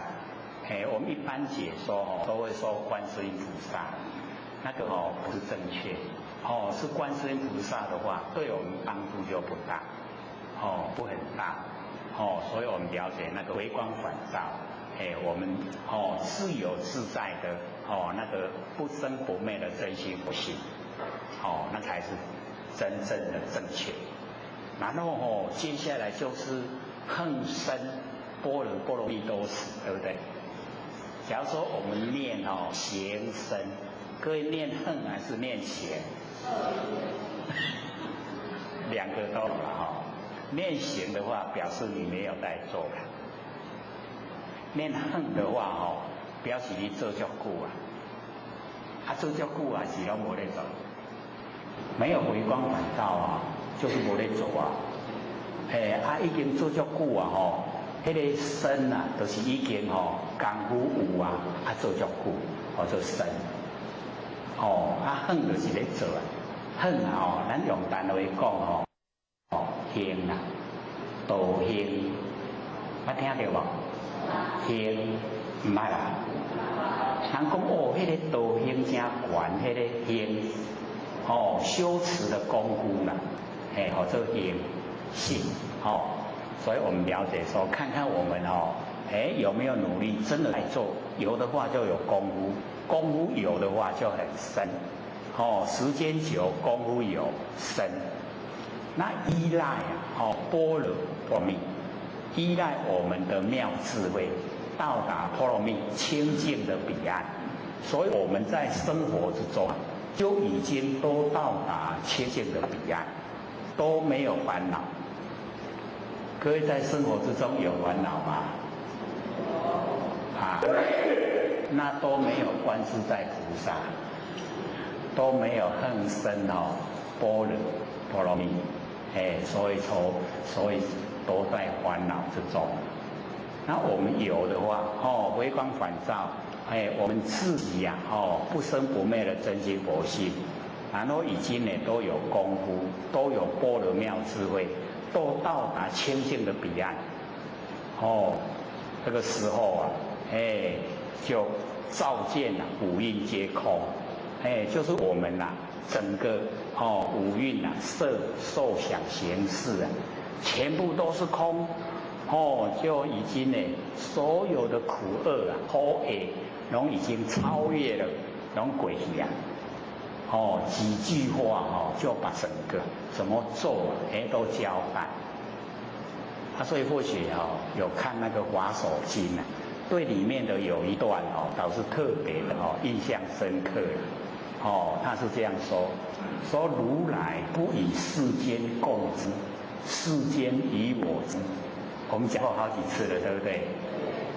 因为文字我们一看到文字都会讲那个如来就是释迦牟尼佛。释迦牟尼佛不跟我们凡人娑婆世界的众生争，可是我们娑婆世界的众生呢，都要跟释迦牟尼佛争，这个是现象，对不对？拢要带争，要带修争修争那个地位你的做我嘛要来做安尼，来修争，释迦牟尼佛说如来不以世间共争，世间以我争，世间拢在跟我争。可是我们真正的进入它的含义那个如来就是我们每一个人的真心佛性，就是让不生不灭的真心佛性。各位想想看，我们的佛性是不是不跟世间争？世就是过去、现在、未来。间就是东西南北，东南西南，东北西北上下间，它不跟时间争，不跟空间争。只要时间空间呢跟佛性一争的时候我们佛性都退隐了啦，它全部都会让给你，它全部都退隐不见了。我们佛性的修养好不好？非常好，对不对？所以嘛，要把它启发出来应用。不要让我们这个世间当家。我们这个世间就是身体眼睛、耳朵、鼻子、嘴巴，身体跟意念，哪一个不跟我们佛性争？哪一个不争？眼睛也争，耳朵也争，鼻子也争，嘴巴也争，身体也争，意念也争，对不对？伊拢要做主佛性里的拢牛力，他都全部让给你了，他就退了。等到什么时候一口气不来？一口气不来的时候我们那个佛性要出来收拾善对不对？我们这个眼睛、耳朵、鼻子、嘴巴、身体、意念，一口气不来他非常不负责任，他撒手不管，什么事他造了很大的罪过，他也不管，什么人要管我们那个不生不灭那个佛性那个如来要出来管，冤不冤枉？做拢无伊咧做他那个背那个罪都有他的份，对不对？所以我们现在在凡尘的时候就要降服这个世间，降服我们六根眼睛、耳朵、鼻子、嘴巴、身体、意念，拢甲降服。只要降服了万年放下了，佛性出不出来啊？如来就出来了，对不对？那个如来一就出来，他就出来，整个就呈现了，所以我们在生活的时候啊，就是要这样去做。那各位要了解到，因为我们这个感官呐，眼睛、耳朵、鼻子、嘴巴、身体、意念，当家已经很久，所以我们启发佛性当家的时候啊，这个感官它会反扑了。那我们要有心理准备，你做早干那落来你都要领分，知道吗？会领分啊未？各位试试看尤其我们这个年岁假如说还不大的话还大的也一样到那个服装店去看服装，或者都讲这个时候到底是眼睛当家呢，还是我们佛性在当家？你徛咧迄橱窗头前你就知影谁在当家。那一直想，一时成就好，这个一定是眼睛当家，对不对？那你佛现在跟你讲，你厝的衫有够多啊，唔免购买啊。那个佛性的力道真重，很弱不够，这点较水，厝的拢伤旧啊。所以我们就了解到在那一种状态之下，就可以衡量我们到底对佛性的那一种这个护持啊，咱的保护咱的佛性啊，到底是多还是少？是真的还是假的？那个时候就会呈现。所以我们这个生活都是很现实啊。那我们在日常生活之中呢，就努力来做。那么行仓呢，忽然大悟啊，就是自测。行仓是他在凡尘用的名字。忽然呢，这个大悟啊，就说呢这个句言，说因所无常心啊，佛说呢有常性。因为我们守的日常生活那个叫无常心呐，然后我呢就讲有常性。所以各位先生，我们现在把它换一换文字啊，看看我们了解。因所有常心，佛说无常性。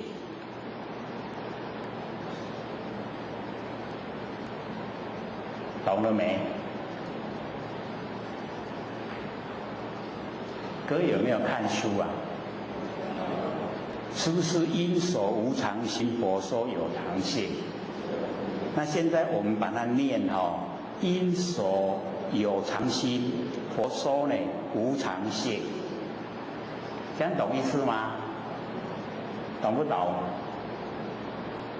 唔通迄个文字啊，伊安尼记载伫咧咱甲小活用的一个俩的活拢无共样。把它对调，因为我们在凡尘用啊，那个都是无常心，可是我们平常都守着无常心呐，就是日常用的心呐，都是无常心。然后呢，我们现在把那个无常心变成有，那个无变成有，因所有常心，然后佛说无常性，安尼了解意思不？活用啦，因为我们知道我们不生不灭的那个真佛性啊，那个叫做有常心。然后呢，佛说呢无常性啊，就佛就讲有常心啊，它可以随缘之用。那随缘之用呢，那个叫无常性。安尼了解呗？懂不懂了？迄嘴咧讲动，头壳咧摇头，安尼到底是动还是不动？嘴讲动，可是头壳咧摇啊，安尼到底是懂了没有？刚好中道。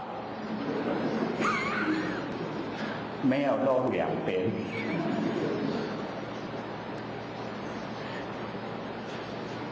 我们要学的佛用，因为守的无常心就是日常生活的心呐、那个都无常。然后佛跟我们讲有常性，就是我们不生不灭的佛性。然后我们把那个因守无那个无啊，把它变成有，因守有常心，表示我们知道啊不生不灭的佛性，所以守着那个常有的心，常有了，这样知道吗？那佛在讲啊无常性，就是我们的佛性不生不灭，可是它可以随缘之用。那随缘之用是不是一直变的话？一直变的话是不是无常？这样懂了没？有较宽比较宽广的对，所以我们就是要这样看经对这里面呢它记载，我们意思呢都知道像我们刚才讲那个法手经那个如来就是我们不生不灭佛性真的不跟世间争可是世间都跟我争。那我们在看的几千年它还不会有变化。可是我们了解以后，迄个讲咱也低呢，咱都爱甲迄个咱的感官迄个伫个日常生活迄个迄个当家做主迄个把它去掉，不是马上可以改变的，对不对？我们可以修入修正进入不生不灭佛性，是不是成就如来了？真正的意思就出来。无佛都应成佛啦，伊搁较讲嘛佛，它不会变化，会变化是，对不对？我们会变化，我们现在还是众生，会变化成佛。佛都已经佛了，他再怎么说是佛。你不了解它的含义的话，你吸收不到好处。你吸收得到，安尼就会成佛咯，安尼好，我去做。他要不要做要就可以成佛了，对不对？所以我们就是了解说，佛讲出来呢，就是要我们成佛。成佛的方法呢，就是一定要进入真理。不知方便者由嗔痴舍利。假如说呢，不知道这个方便法门，就是修持有那个方便法门。那假如说我们不知道方便法门，好像那个真池，就是春天那个水池舍利就是你那个七宝拢不爱叫啦，你捡石头那个利就是小石头啦。小石头要不要捡？捡等于无价值定入伊。七宝要不要捡？那个可以用，还可以布施，很好用，所以不要嗔痴舍利，我们要舍七宝，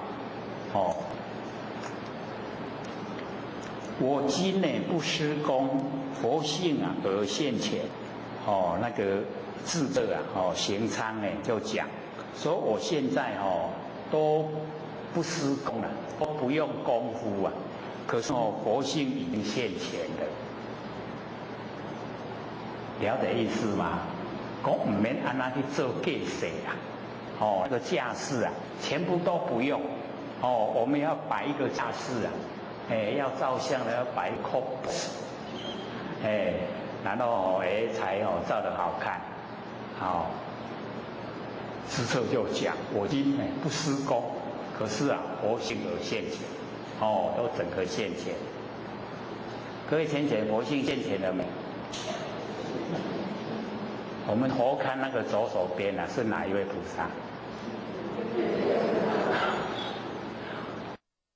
佛性有没有现前？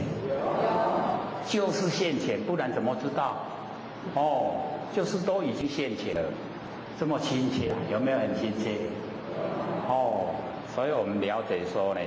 日常生活之中我们整个佛性跟佛都一样不缺，只是我们不敢当下承担，不敢相信自己就是佛了。所以我们在这边上课一定要一直培养，我就是佛，我就是佛，会不会啊？要培养培养到真正的成佛。那么非执非思相授予我意呢无所得。假如说这个六祖没有讲的话没有教授，无教无教我都拢唔知影。所以这边各位先生有两个那个含义，说佛性不是指不是六祖这个给他的，然后呢我也没有得到什么，就是他只有本性的呈现这样了解两个意思吗？了不了解？一个就是说六祖他没有讲没有教的话，我没有办法达到佛性会现前，这个是一个意思。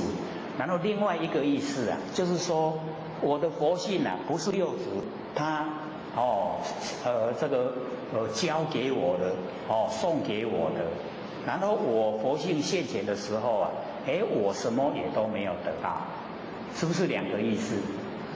两个都了解吗？了不了解？所以我们要了解这两个意思一个就讲六祖一讲了以后，我整个了解佛性都呈现了这一个意思。然后另外一个说佛性我本来就有，不是六祖给我的然后我虽然已经佛性现前，可是我也没有得到什么，只是本来的回来而已。有了解不？所以我们要了解它这个佛经那个包含那个意思这么奥妙不是只有一面，它可以面面俱到。那么这个自测的部分呢就在这个地方。那么底下呢就讲有一个童子名呢叫神会襄阳高4子，年呢13。这个13岁就已经很努力了，在修道13岁。那么自呢义前来，就是呢那个神秀那个地方来这个参礼然后六祖就跟他讲说，知识眼来艰辛，还将得本来佛，六甲列本改大来不？各位先生，假如说这个有讲这个叫禅机语有人问讲你有甲本过来了，你要怎么回答？拿出来看看。老师不是教我们吗？功能要提到看将眼拿着眼睛看着他，会不会啊？拿着眼睛看着他，就是把咱的本摕来这个王波老师教的所以这边这个六祖问的那个神会，说你有把你的本带来无？若有本则合世子。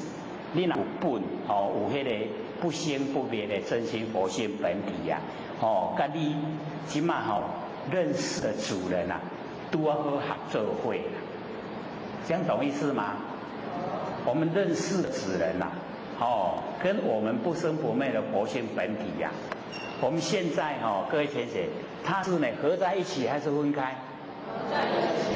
它合在一起所以我们要了解到，就是因为合在一起，所以有时候我们分不清，分不清到底是世俗还是不生不灭的佛性本体。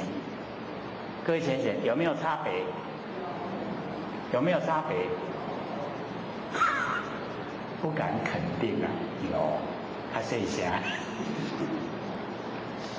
所以我们要了解那个事，认识的事那个事主，它有程度上的差别。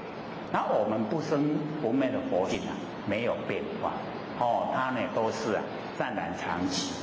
所以我们了解说呢，六祖就讲说有本的话呢，跟那个事主合在一起，这样细收看，你收看，看看讲出来啊，能不能够呢？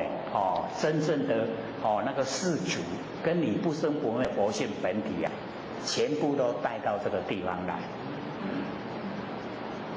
所以我们前面有那个怀让禅师不是讲嘛他说收拾遗物啊，即不重，有没有？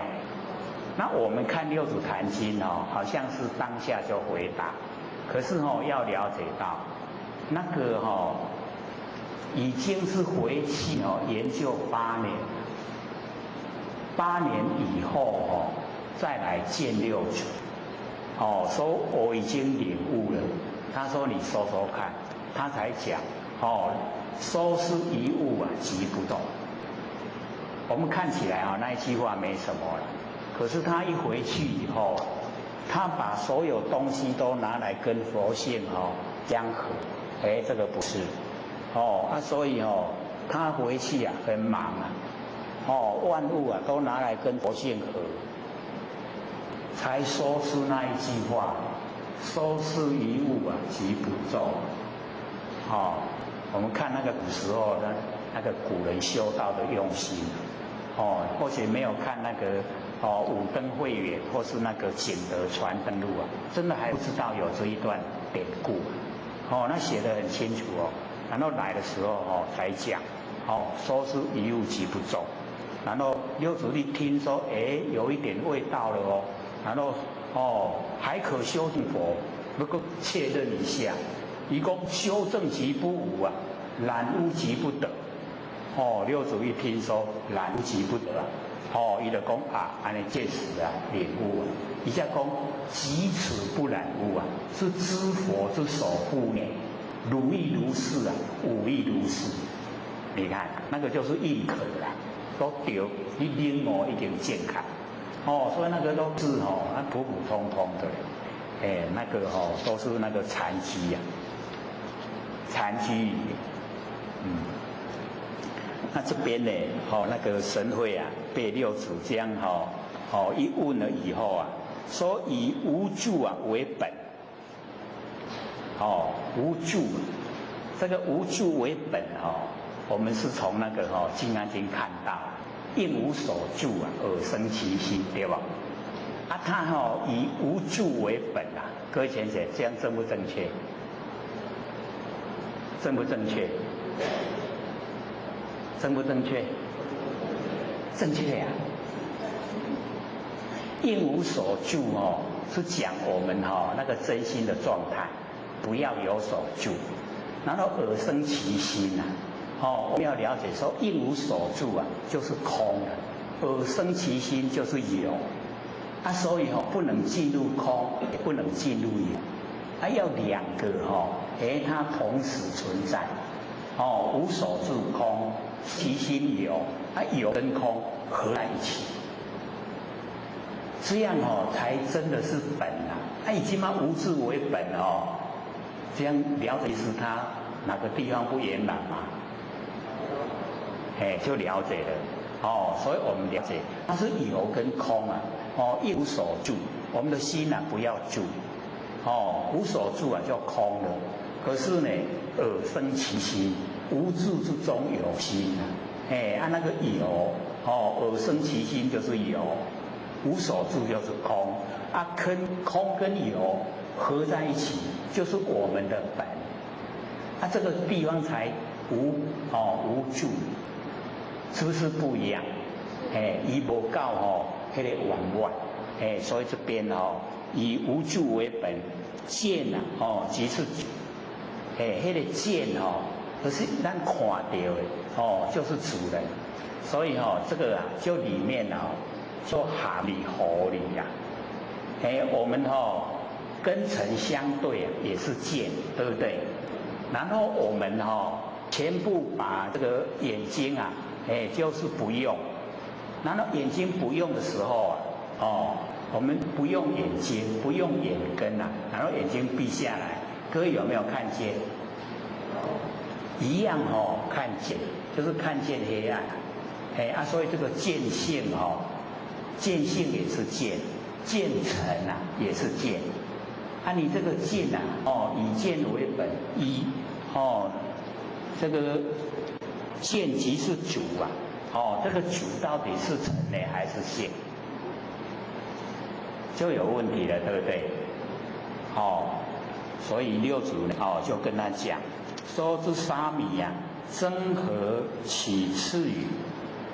这个争合啊，就是要争取人家跟他相同的那个见解，相同的意见啊，争合。我们呢一般呢都会讲说呢，这个当机甲倒头啊，有没有？黑了这啥？他们讲的话叫什么话？不是会随顺吗？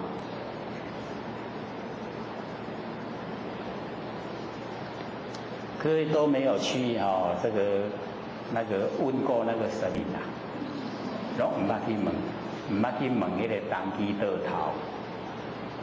迄个当机倒头，唔是拢会顺回咩？有没有？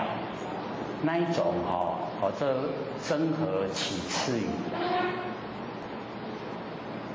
当机甲倒头，因会顺着迄个来问代志的人，会迄个话，然后去讲，有没有？我们有没有那个那个印象？安宜顺为美，有没有？就是那个啦，那个叫做争合起次语。次语我们就是了解到不是我们自己生发出来，次熟才是重要嘛。我们已经起次语那个就是不重要，这样了解吧？所以那个争合起次语就是没有自己的主张听人安那讲，咱就对人安那讲，这样了解意思吗？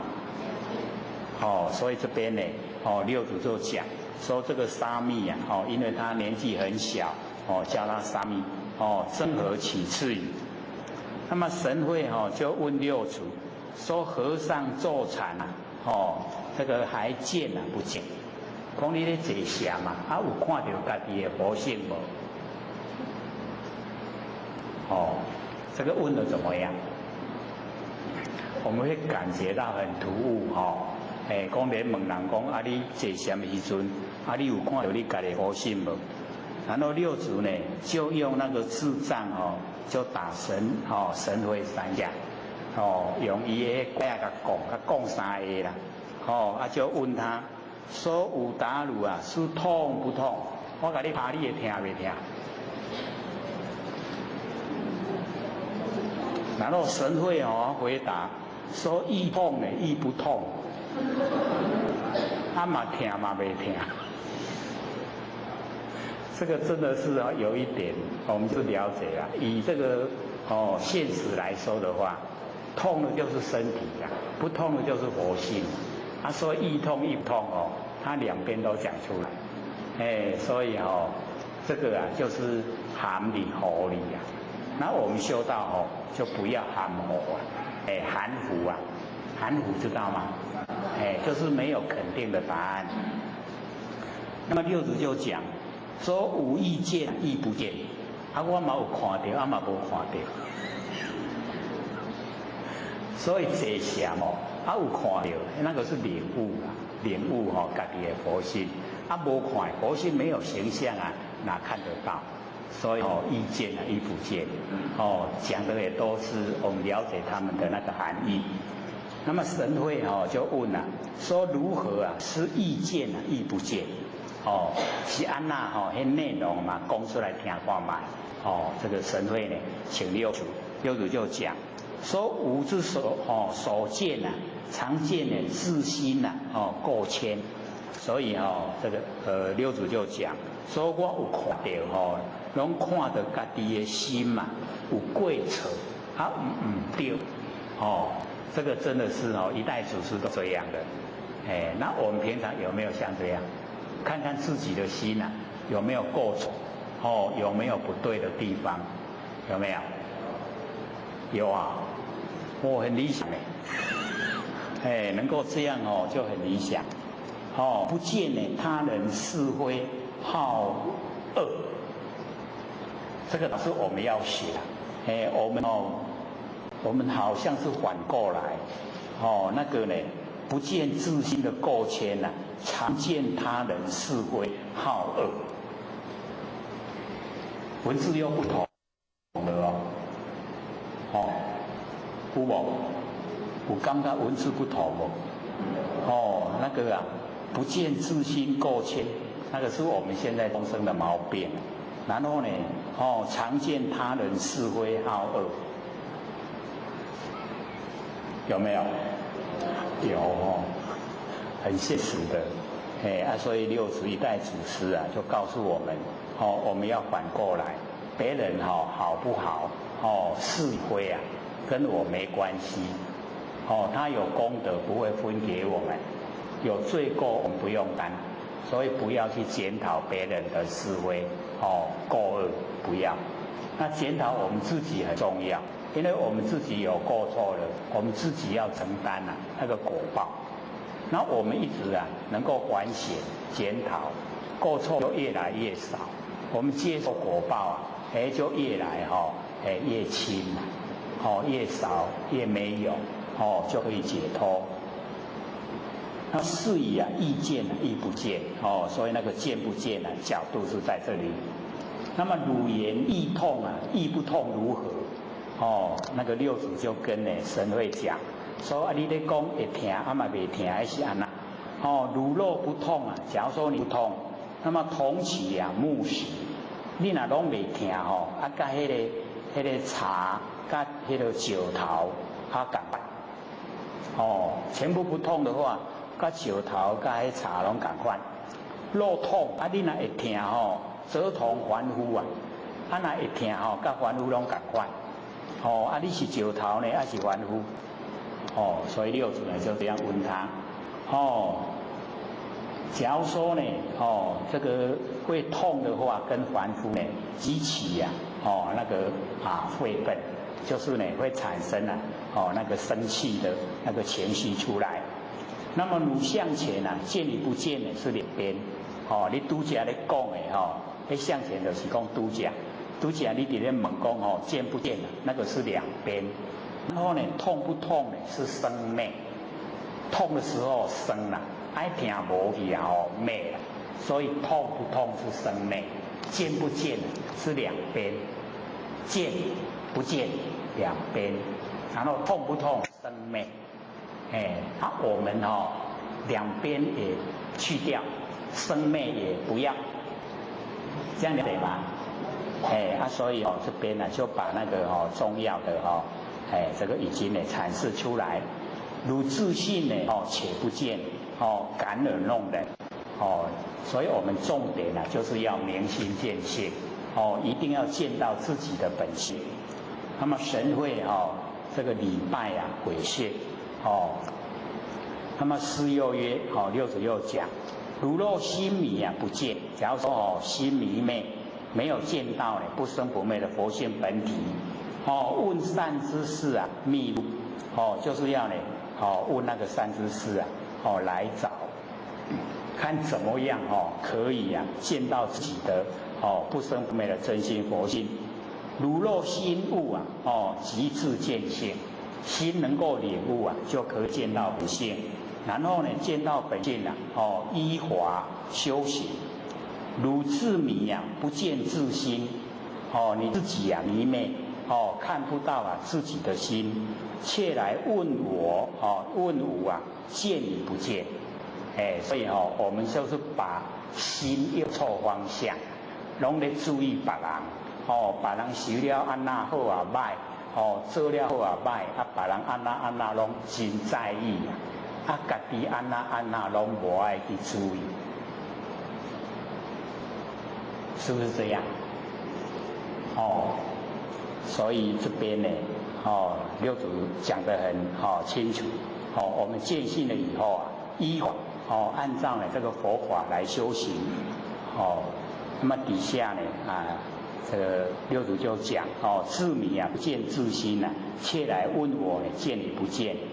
五戒呢自知啊，我的这个见解修持的程度啊，我自己知道取代汝迷怎么会呢替代你的迷昧？汝若自见啊，亦不待吾迷。假如说你能够领悟了解了，那你也不会啊代替啊我迷昧何不呢自知啊自见？要呢自己知道，自己见到乃问呢吾见你不见所以呢就跟他讲说，你不要问这个问题，你问这个问题已经呢已经离题了。那么神会呢在礼拜一拜呢求谢过谦，自己也知道自己的那个不对。那么扶勤己事不离左右，不离开呢那个六者身边。因为他不离左右，所以或许在那个五灯会演里面就有看到这么一段的记载。这个我们等一下请那个把那个神会看大藏经对里面有6个地方疑问，然后请示那个六祖那或许有把那个里面的那一些写下来有6个问题。那么第一个呢就是问这个戒定慧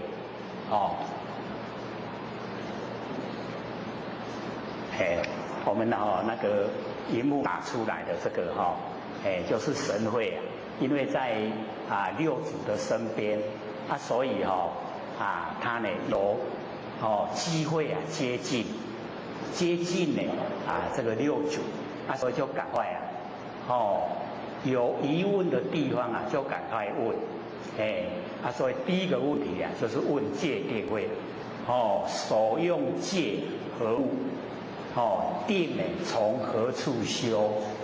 慧因何处起？所以呢我们了解到这个神会很会利用那个机会然后他呢这个自己讲说所见不通流。那六祖呢就回答这个定即定其心。我们这个定就是要定我们的心戒定慧那假如说各位先贤，我们又看到前面那个六祖他有讲从我们那个自性这个自性中就有那个定戒定慧。那个这个是看那个大藏经里面又特地提出来问。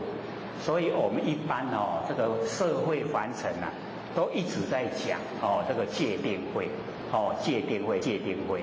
那我们对戒定慧的认识也不是说很透彻的所以神会借着服侍六祖的那个机会前问所用戒要戒何物所用戒何物，然后呢定从何处修慧因何处起因为这个所见都不通不流所见不通流六祖呢就回答这个定即定其心就是我们要定我们的心一定要先定，然后呢将戒戒其行，性中呢常会照我们性性问之中常常来用智慧来关照自见自知身。所以我们看到最后一句那个自见自知身各位浅显，那个就牵涉到我们的正知正见。自见自知身那个所见不通流嘛，就是我们对凡尘的一切各位浅显，我们是不是有能守，对不对？有能见有所见，是不是都对待都是互相对待所以他说所见不通流，所见会被凡尘障碍，会被形象阻隔了。那假如说那个自知，你自己知道自己知道以后啊，没有能守，已经没有能守所以自知深，自己知道那个深入，一深入以后山河大地不是我们真心吗？还记不记得？是不是很深的？所以自知自知深，自己知道以后，自己就知道，原来真理是这么深入的，这样了解吗？所以我们要知道说，神会它后来是一方的那个开创者就是带了很多人带很多人修道。所以他问的问题也不是说普普通通的，就是很有那个内涵，内底不讲完全了解，所以请六祖讲，六祖一代祖师他会解说的很详细。第二题说本无今有有何物？本无今有有何物？本有今无无何物？本无今有，本无今有，本有今无，就是两个对调了。一个呢，本无今有有何物？本无今有有何物？本无今有。诵经呢，不见有无益。真是曲履更密履。这个呢是第二题。然后呢六祖就回答说：前念恶业本无，我们的前念，我们的恶业本来就没有。然后呢后念善生今有，我们后念就是我们能够把握的后念善生今有，现在有。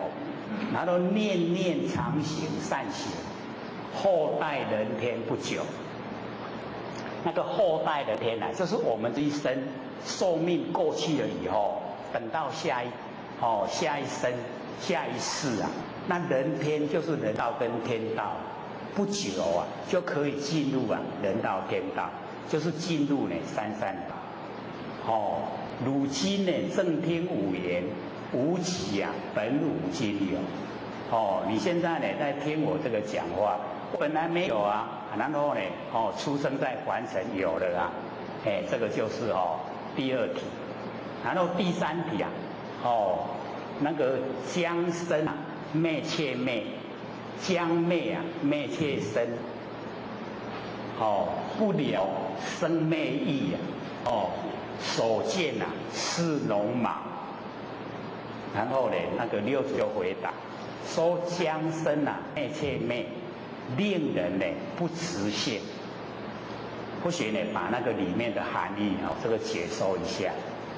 因为我们要了解说，咱要爱伊生出来伊确实灭掉了，将生灭妾灭，咱要让伊生出来物件，伊结果灭掉无去然后我们要灭掉的东西直直要它灭掉，伊个直直造出来。有没有这种情形？所以不了那个生灭的义理真理所见是龙盲，好像聋人跟盲人一样，拢看不清楚啦。然后六祖就回答：将生灭妾灭令人不执性，不执着。我们那个不执着的那个个性都呈现了。然后将灭灭妾生，咱们给灭掉一个生出来。这个令人不直境，就不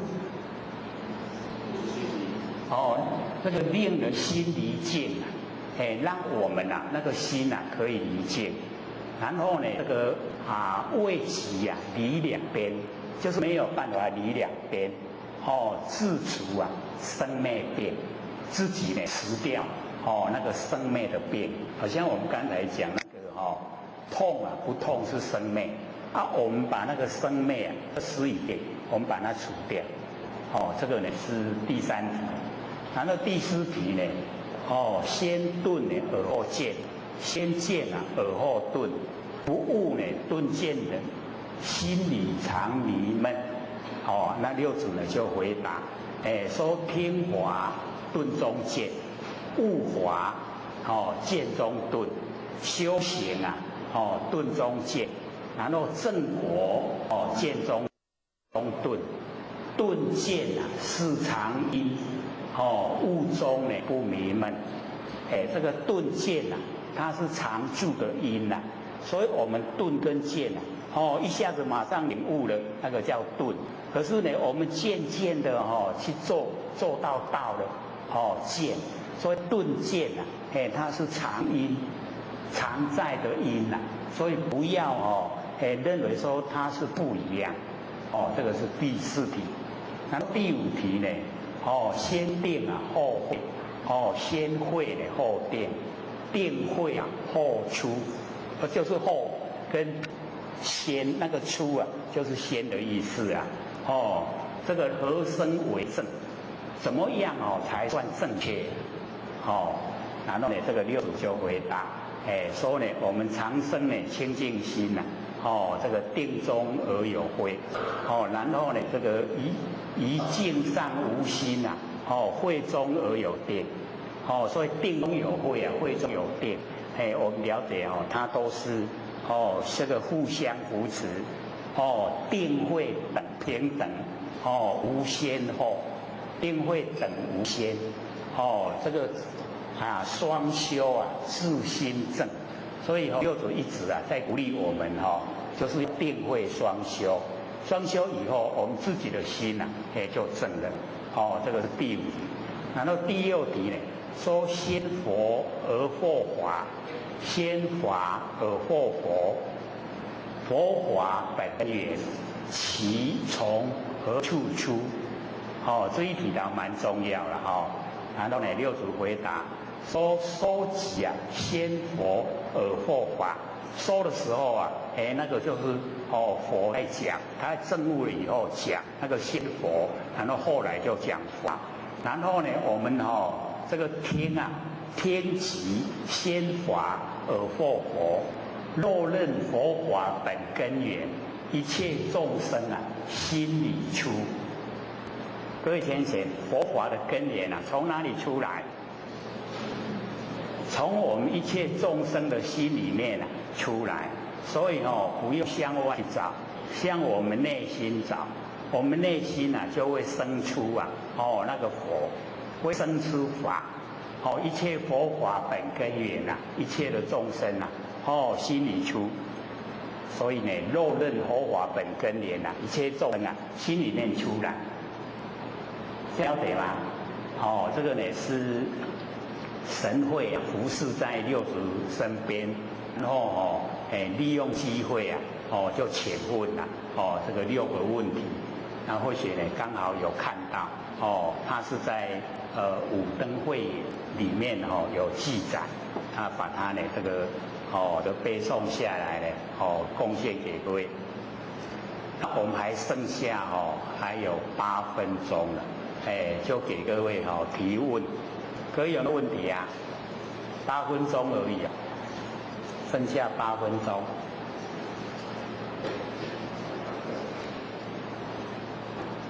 好，请说。老师好，各位同学好。或许就是常常觉得时间不够用到了现在有没有这样子的感觉？那如果有的话，像老师今天每个礼拜要都从基隆来到这边，那在这个改过程当中，受了高铁要浪费那么多的时间，那么你如何去善用这些时间？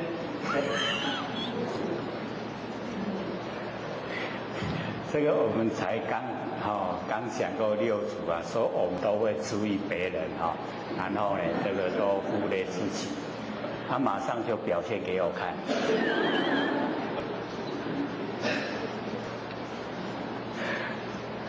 我们要知道这个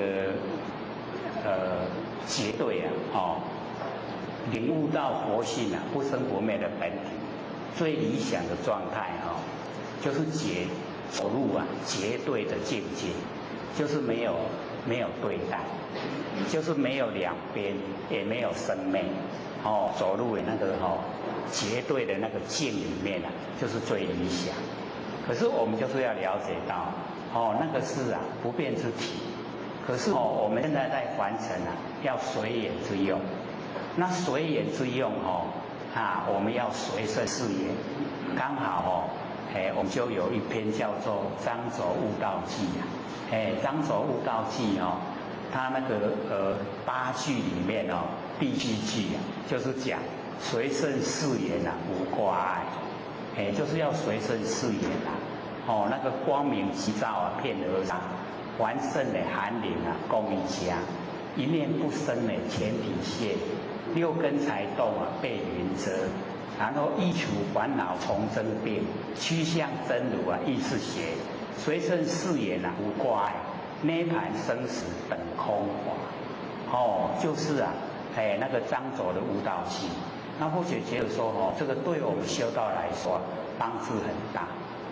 他把那个整个本体跟那个随缘之用都全部讲。然后我们在凡尘怎么样来应用，怎么样应对，也都有交代。所以就把它抄成 CD， 然后也印成那个书面资料。那因为各位都不太敢提问所以那个如是我闻的那个书面资料后面有很多问题都是台北的浅问，而且都是蛮重要的。所以各位可以拿回去看那一些问题对我们帮助也是很大。那里面也告诉我们怎么修怎么做都有详细的没有机会来这边上课的我们也拿回去给他看也拿 CD 回去给他听，这样可以吗？还有吗？还有4分钟，好，请说。讲师好，也是在谢谢大家或许有个很想请教讲师。好，说。在我以前不是有听到有一位讲师，他在印尼的时候是灵性出窍新旧的一个道期，结果这个是车祸，这个道期是车祸，结果那个道期后来醒过来的时候，就是家里的包括他的太太孩子，通通都不认识，只认识这位讲师。然后呢，或许就想说，那我们如果做外缘方向一念不生的时候，是不是也可以灵性出窍新旧了？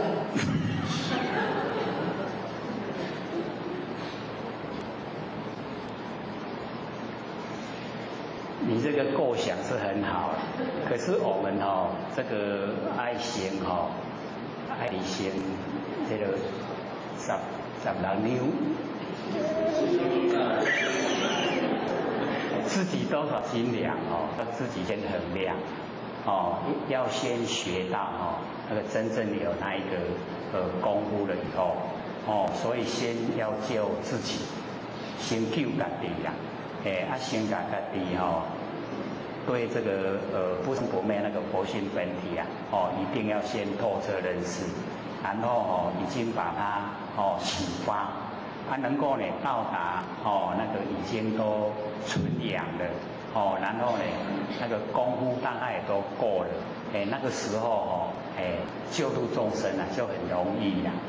然后我们要了解有一些现象都是前因后果都有因果在那我们这个时机都是等于是大的普度所以借的那一些现象就是要广为度化众生重点现在在我们自己本身一定要先把那个本钱先养主，先改不免而容有搞时救起别人就很容易这样知道吗？还有没有？还有2分钟。袁老师，我想请问你们，马上回答就觉得说，这位讲师是不是功力不够，所以不能去救人？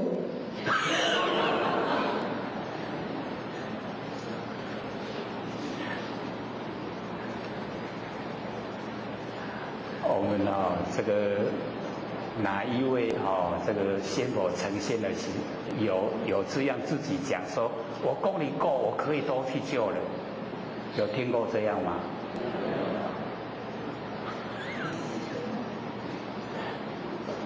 所以哦，我们要了解到，纵然你真正的救了很多人，你也不用炫耀，所有的众生啊，都是我们如来佛性之中的众生，并不是外人，是我们自己，所以我们救人也是救自己，那没有值得那个炫耀的地方，你炫耀的就表示你有那一种分别心。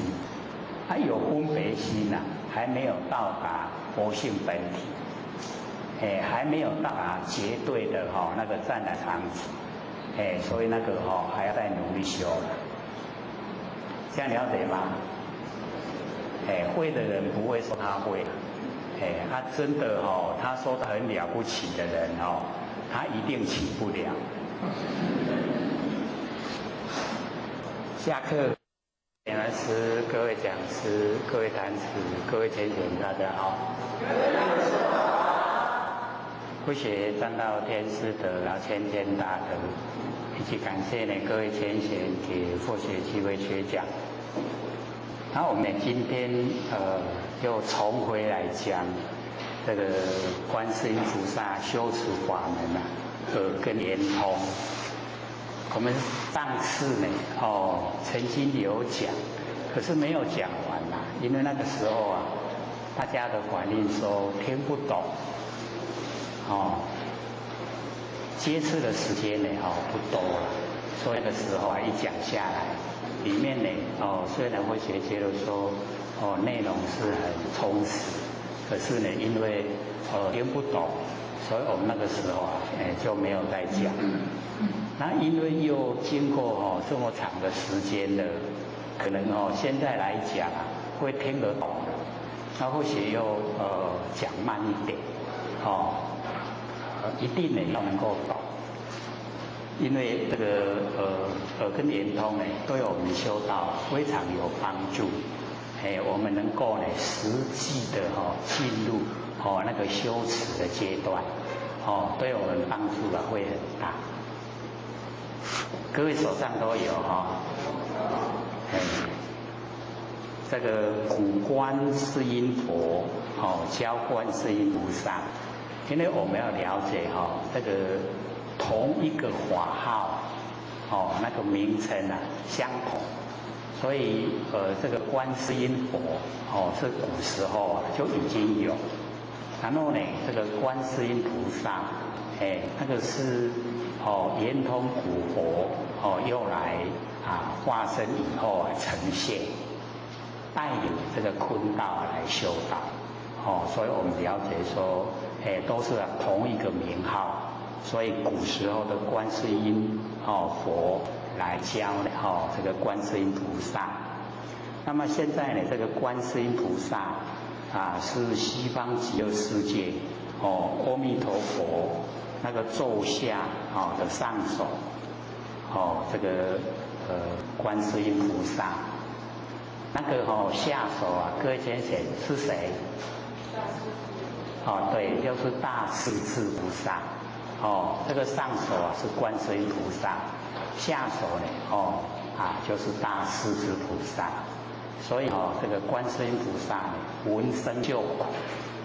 然后大势至就是要我们实际的去实行，所以这个三佛，我们呢在看的时候都是三佛一体，阿弥陀佛，就是我们不生不灭的真心佛性，然后呢观世音菩萨呢就是我们般若妙智慧，然后大势至菩萨呢就是我们的行为，我们行持都是在我们身上，所以三佛一体。那我们后来的那个释迦牟尼佛，就是我们不生不灭的佛性。然后呢，文殊菩萨就是我们般若妙智慧。然后呢，普贤菩萨呢，就是我们的行为，我们实际去做的行为。就是呢普贤，就是要去做东山回体，就在我们身上。这样各位浅显可以听懂的意思吗？借着那个外佛啊来启发我们内心我们内心呢本来都具备我们这个三佛一体，这样懂意思吗？懂不懂意思？所以我们上个礼拜最后一个问题有讲佛法本根源其从何处出？有没有印象？那个神会在问六祖，说呢这个佛法的根源起的时候从什么地方出来？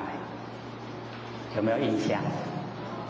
然后呢那个六祖就回答：若论佛法的本根源，佛法的根源一切的众生心里出。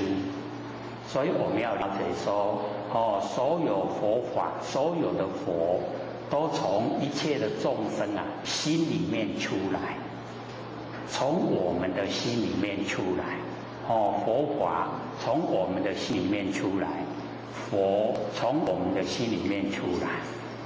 所以我们要呢启发我们自己的那个心里面的佛，这样了解意思吗？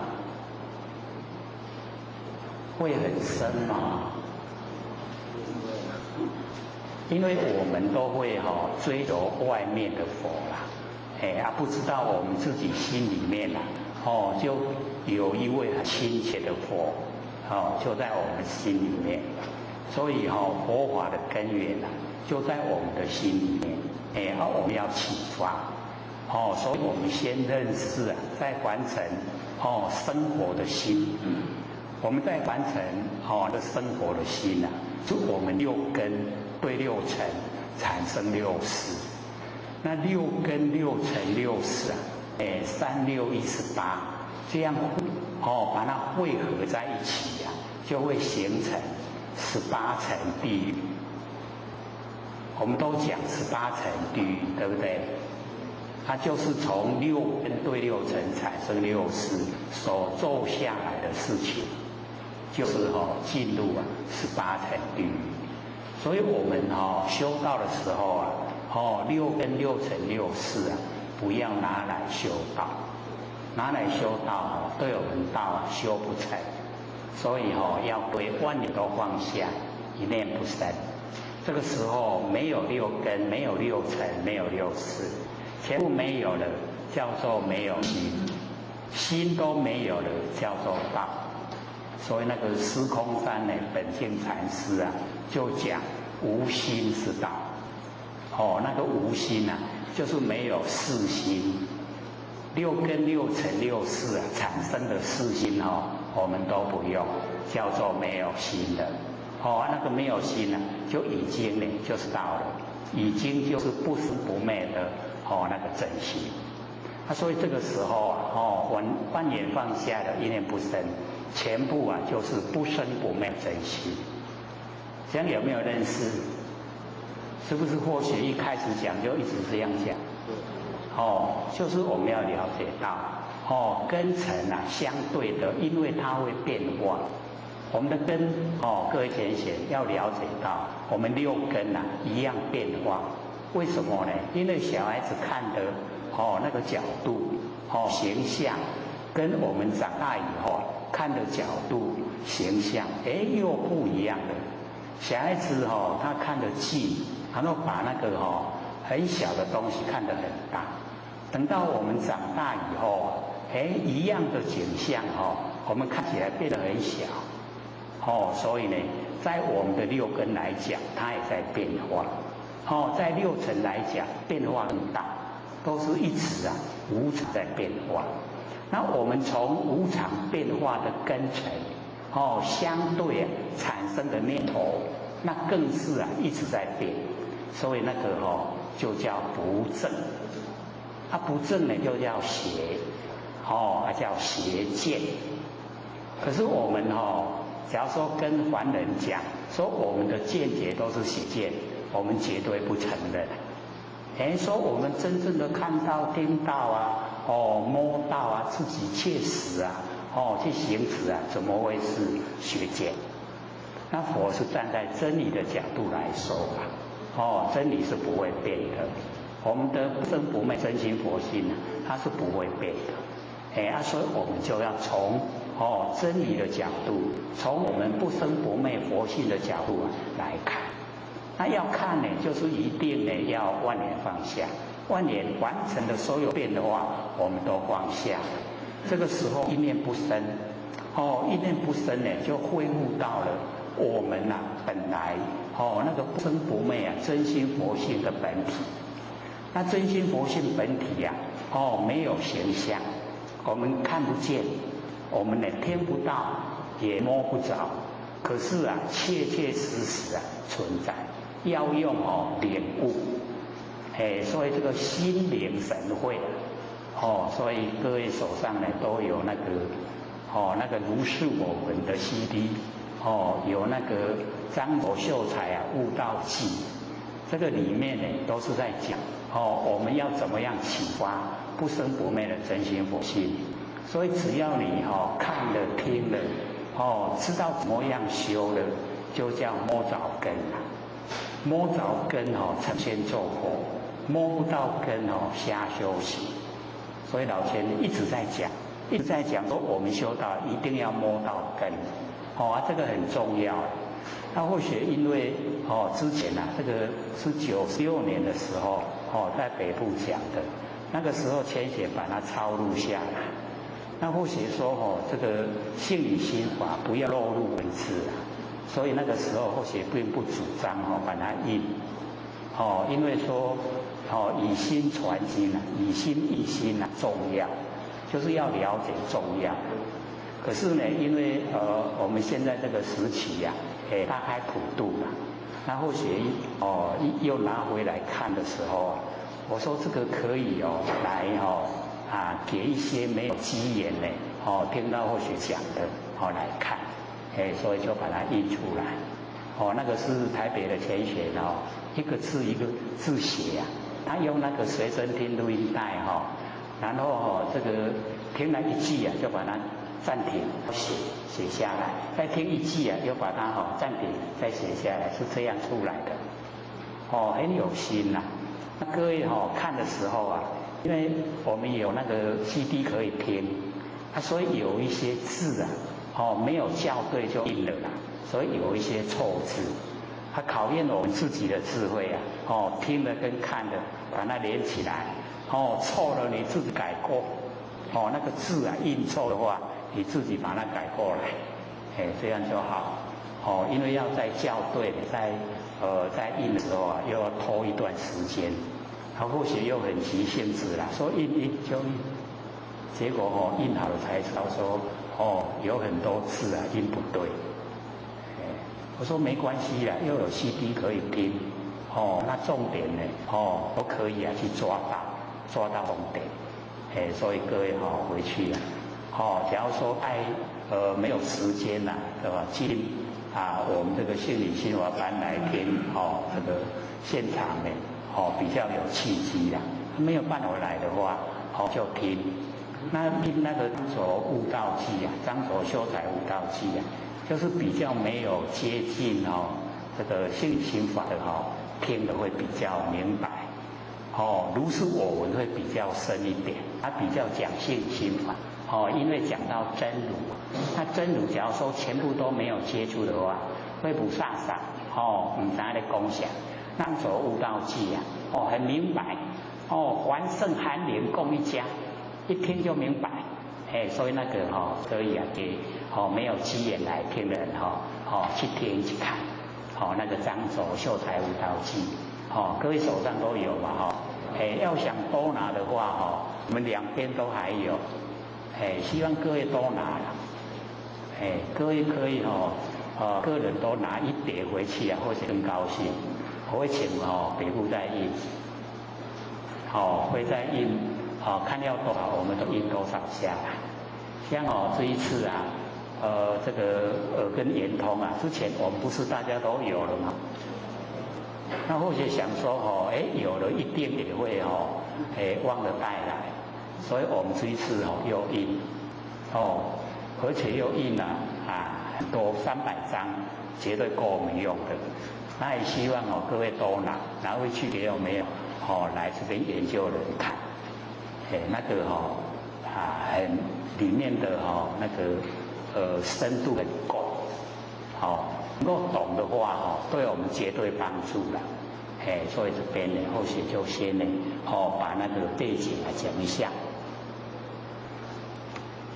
那么观世音菩萨呢，跟我们娑婆世界这个众生结的缘很深厚所以呢，到娑婆世界呢来帮助释迦牟尼佛转法轮现在呢帮助呢弥勒祖师弥勒佛来收业所以我们在那个礼节里面诸天神人以后再下来就把那个观世音菩萨那个摆在我们老师师母之前，对不对？就可见这个观世音菩萨呢跟我们娑婆世界众生很有缘分所以这边就有写下来，所以娑婆世界众生缘分很深厚。那么发愿要度尽阎浮提的众生。我们这个南赡部洲呢叫阎浮提也叫做红尘红尘滚滚减凄凉。那个是或许之前唱的歌那个歌词里面就这样红尘滚滚就是时间一天接一天，一年接一年，然后我们遭遇的事都很坎坷，所以景色很凄凉那呢这个观世音菩萨说我们这个众生太可怜了，他要度尽我们娑婆世界的众生，他才愿意成佛了。可是还没有度尽就已经成佛了南海古佛。那所有那个地狱那个鬼魂那个地藏王菩萨他也要度尽，没有度尽也是不成佛。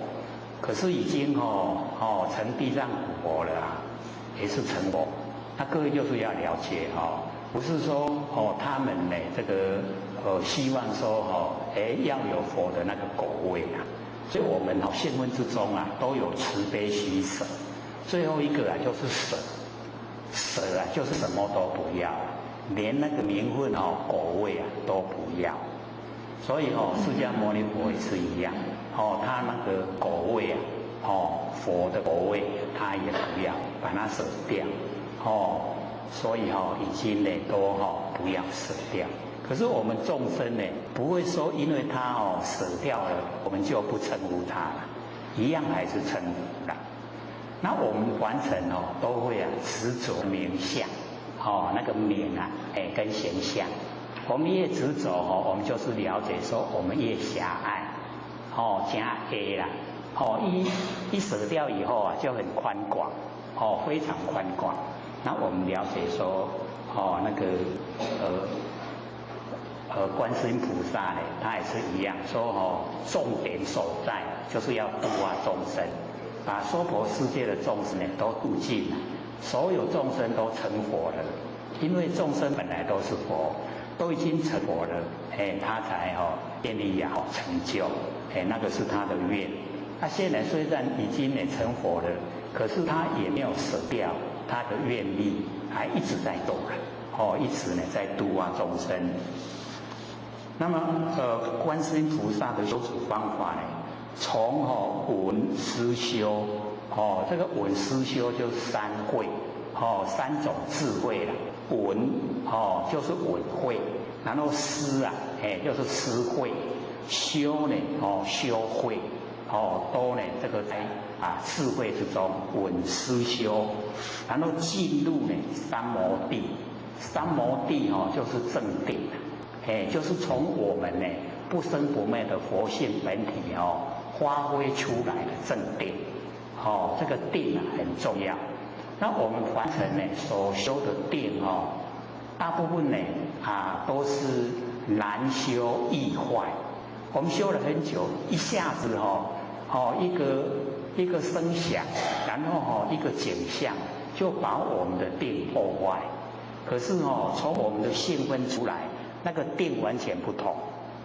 像我们古时候都可以听到呢那个贤人在讲，说那个富贵不淫，有钱的不淫乱，不乱用，贫贱不移，虽然很贫穷，很这个地位很低，可是呢他的志气都不移转，然后威武不屈，受到人家恐吓他不害怕。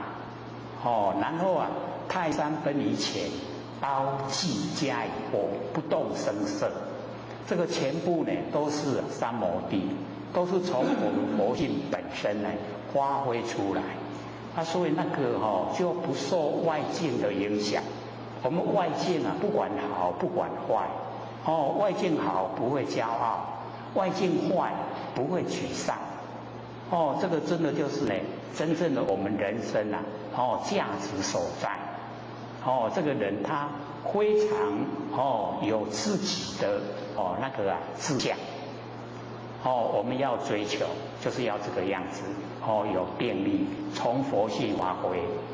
那外面的形象它一直在变化，我们就不要管它，不要在意。所以呢，我们从呢那个稳思修进入三摩地。那观世音菩萨呢，把自己所修持的法门提供给我们呢众生娑婆世界的众生来修持。这个很重要，把他的那个好的殊胜的怎么修成的告诉我们。那么底下呢就讲说，人间的道路千万条，修士呢至高，就是我们在人生要追求的方向非常的多。那我们呢要了解到说，能够修道修自己不生不灭的真心佛性那个就是最高的，不会后悔。那我们追求凡尘的名利、荣华富贵那个都是过眼云烟很快就过去了。纵然我们能够呢赚到整个世界，可是我们一口气不来的时候整个世界都空手让人，都全部是别人的啦，没有一种我们可以带走。所以我们在凡尘的时候就要看清凡尘的这个现象。我们在凡尘之中，寿命都有限不过100年而已。我们要在这里有限的这个生命当中做最无限的那个无量的那一种理想呢来前进。不要呢追求这一些物质现象。我们有的吃有的穿，可以遮风避雨就好了。在呢生活条件越简单的话，我们呢修道越容易。那假如说我们越挑剔生活呢要过得很如意的话，那我们的佛性就修得不光明。因为会互相对待就忽略了。所以我们对呢物质的生活这个呢越简单越好养，苟简易养。老子讲说咱的生活就简单的就好饲的啦。各位浅浅好饲歹饲真好饲尤其我们修道随遇而安真好饲不挑剔各位挑不挑剔？有的吃有的穿就好了。这个呢现在因为环境好小孩子很会挑剔，真好物件好吃都不爱吃所以这个环境不同。然后我们呢就是要了解说在凡是一些物质都变化无常，不要在意。我们在意就是不生不灭的真心佛性本体。一定要全部把注意力都投入。我们呢找一条唯一后悔的选择，就是修道。修道呢就是不会后悔。当我们一口气不来的时候还会很高兴，说我这一生呢走对了，所以这个呢就是不后悔的选择。那么能够呢活出人生最深的价值，我们到凡尘来，最有价值呢就是能够修道，就是能够度化众生，这是最有价值。勤求无上呢正觉佛道，可以一劳永逸我们在这一生之中呢，一定要追求一世修就一世成，一世都可以修成的，不用再来了，我们这一生就是最后生，往后不再来了。我们往后不再来凡尘出生呢，那这一生之中就千万不要造业，造业会被业推到现象来还债。那我们不造业就可以不来，那努力把自己不生不灭佛性那个本体使它恢复光明，本来就很光明了。那因为我们在凡尘造了很多业，所以使它黑暗。那现在呢，使它又恢复，所有那个佛性里面没有的东西都去掉。我们佛性里面没有贪嗔痴那我现在最大的毛病就在贪嗔痴。那所以我们把贪嗔痴去掉，去掉以后没有贪嗔痴就非常广泛。我们那个佛性就可以发挥，整个功能作用都呈现。那么可以以十方之佛把手言翻，就是呢，我们可以跟十方之佛就是站在一起，同等地位啦，就是我们也成就了，我们也成佛了。然修持的法门1000万条，我们要怎么修那个法非常多了，每一条那个方便法门都可以让我们修正成佛。可是呢，我们要找一条选择一条简单，很简单，然后很扼要，然后又很容易又很快速决定成就这个呢就很重要然后呢说到这个简单，但呢耳根一门深入很简单就是从耳根一门深入。所以我们要知道说，我们从耳根来修耳根圆通。刚才呢，或许听到外面打雷又下雨，非常高兴说今天刚好要讲耳根圆通，这上天在帮助我，下雨了，打雷了，可是我们开始想又停了，因为一下雨而且那个又很大倾盆大雨，我们就可以听到雨声可以把我们那个佛性整个都呈现。因为雨是整个都在下，所以不管是我们这个左右前后全部都是雨声可以把佛性整个都拉出来，又有打雷。刚才各位有没有遇到雨还有没有听到打雷所以我们就是了解到我们耳根修呢很容易很容易修持，因为我们这边很殊胜，就是很清净这个叫做最高品质静悄悄。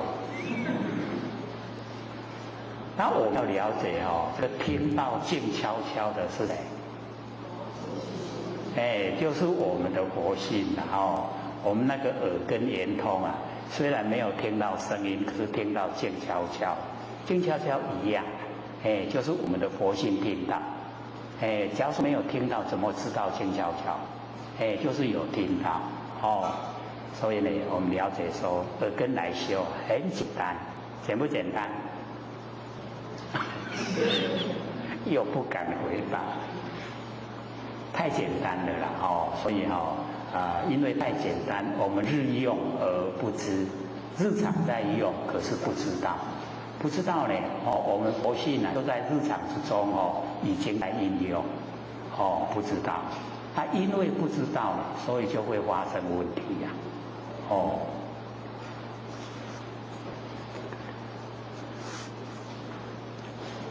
那么说扼要第一个简单，第二个扼要，第三个容易，第四个快速有没有？然后呢说这个扼要，就是入一无妄，入一呀就是进入道，这个一就是道了，进入这个一就没有妄，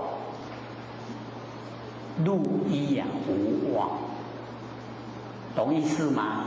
我们进入道，进入到不生不灭的佛性本体呀，那个妄就没有的啦，就没有妄了。那我们假如说没有进入道，没有进入呢，我们不生不灭的佛性本体呀，就会有妄。那个妄呢，就是变化的完成的一些这个现象。那我们会在意，那我们会跟成相对产生心，那个都是妄。那入一以后进入我们佛性本体就没有妄。你有了解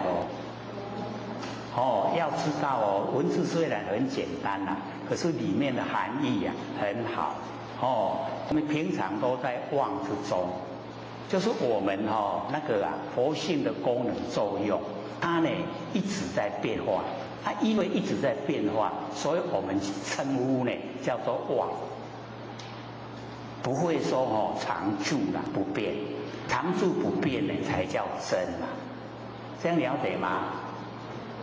我们平常生活在真之中还是在妄之中？都在妄之中，一直在变化，所以叫妄。那我进入一以后，进入到我们佛性不生不灭本体就入一了，就已经进入了就没有妄。你有了解不？所以我们在做耳根圆通的时候就是一定要明白。我们不是用耳朵的听，不是用耳朵的闻，而是用耳朵的闻性。第三个，第一个听，听是耳朵的功能；第二个闻就是加入我们听到声音，加入我们的意识，那个叫闻，那个也不要用。然后用第三个就是闻性，闻性呢就是那个不生不灭。没有对待，没有变化，一旦听到会知影，了了分明的知觉性，安尼有清楚爱记袂使用闻，闻第二项，就是咱听到，然后产生新意识就是把咱的情绪拢藏落去，咱拢伫这款情形咧生活。我们都在这一种现象之下，我们听到声音加入我们的心意识，那我们的心意识变化很大，所以不要用那个，用那个来修不行，不可以一定要用闻性，闻性呢就是绝对的它没有对待没有变化，这样了解吗？我们有时候都没有启发它啦都没有认识它。以为说，我都听到都好参加我的新意识，拢个参落，迄就对唔对那个不对那个是我们生活之中造业，咱业就是有遐做来，咱听到外口的声音，甲咱的意识、情绪拢参落，搁再去发挥出来的行为那个就叫造业啦。那我们用耳根圆通的时候是要用那个入一没有对打，没有两边，这样了解吗？听有无？安尼有较慢啦讲较清楚，可以听懂了。入一就无妄，所以我们要了解说我们自己心得要笃定。那个不生不灭的佛性一定要启发，咱启发咱不生不灭佛性这一呀，那个都没有对待的，在我们万年的放下，一念不生的时候，呈现的就是一呀，那个了了分明的知觉性，那个就叫一呀，那就是咱佛性本体。一定呢，我们要认识，进入了进入佛性本体了，我们呢就是要了解，已经可以呀，可以脱离呀，这个生死的轮回，6道轮回都可以脱离。你知影无？真重要所以咱得爱伫日常生活就把它启发，把那个呢不生不灭的佛性本体启发，然后入一就无妄，这就是2要。已经呢进入无妄的时候比6支根一时清净。我们进入一的时候那个6支根就是眼耳鼻舌身意全部都清净，就是全部不让它当家了，已经一在当家。你知影无？我们在生活之中为什么会造业？就是咱的6支根咱的6根在当家啦。目睭要看，耳孔要听，鼻孔要闻，嘴要吃，身躯要摸，意念要想，都是他在当家啦。伊咧当家拢做一寡无好的代志，拢要甲咱带去地狱去。所以我们不要让他当家，用一用佛性来当家。所以入一就无妄。那个妄呢，就是6支根啦。6支根拢清净啦，拢无互伊咧换手头各位先生，现在在家里什么人咧换手头？一定有一个当家的有没有？那个财政部长就是咧换手头啦。我们呢咧换手头爱交互咱的佛性本体互伊来换，伊来换就袂正业，不造业不受苦就解脱。所以那个6支根呢就一时清净。那么第3个容易收容易善相跟踪，闲流还稳。这个这个容易真简单，就是呢在我们那个耳根稳性之中，稳性我们不是都是被外面引诱吗？对不对？现在我们把它旋转还稳稳咱的自性，这样会不会？就是讲咱听到外口的声音莫去分辨迄个声音的内容，然后我们呢来分辨能够听到声音的是谁？安尼会晓袂？会当听到声音的，就是咱的佛性本体啦，不是佛性听袂到声音啦。咱即马一般人咧应用譬如讲有一只车经过，咱怎样讲？这只车真新，行过无声有声，咻咻叫真好听。或者是讲这只车真旧敢若东公车行过哩哩落落。我们都被这个现象引诱，然后呢去辨别那个声音的内容，这样就已经向外，这个叫做顺流，顺着外面流走了，然后还稳自性都是听到声音，咱就爱了解讲听到声音的是啥人，这样会吗？很容易啦，对不对？就是不要进入那个声音的内容，而是说能够听到声音的那个就是佛性本体。这样会了吗？差别很小咱拢比如说听到人家在讲话人家讲话我们会被他吸引，拢会去想讲伊咧讲啥，然后从他讲话的内容我们去反应，对不对？是不是这样？尤其他讲得越小声的时候，咱的耳孔压入来咧听，然后听了以后会想说跟我有没有关系，有没有利害关系？若有就会扣完了，对不对？这个叫做已经顺流，然后我们要呢旋转，让我们能够听到讲话，那个声音就是我们佛性本体听到的，我们就是这样，真简单啦，咱简单的拢无爱，拢爱真复杂的，人家讲什么讲得很复杂，听较足闲的，你嘛搁直直咧听，对不对？按你把它旋转过来，我会当听到，迄就是佛性本体，安尼一样呗。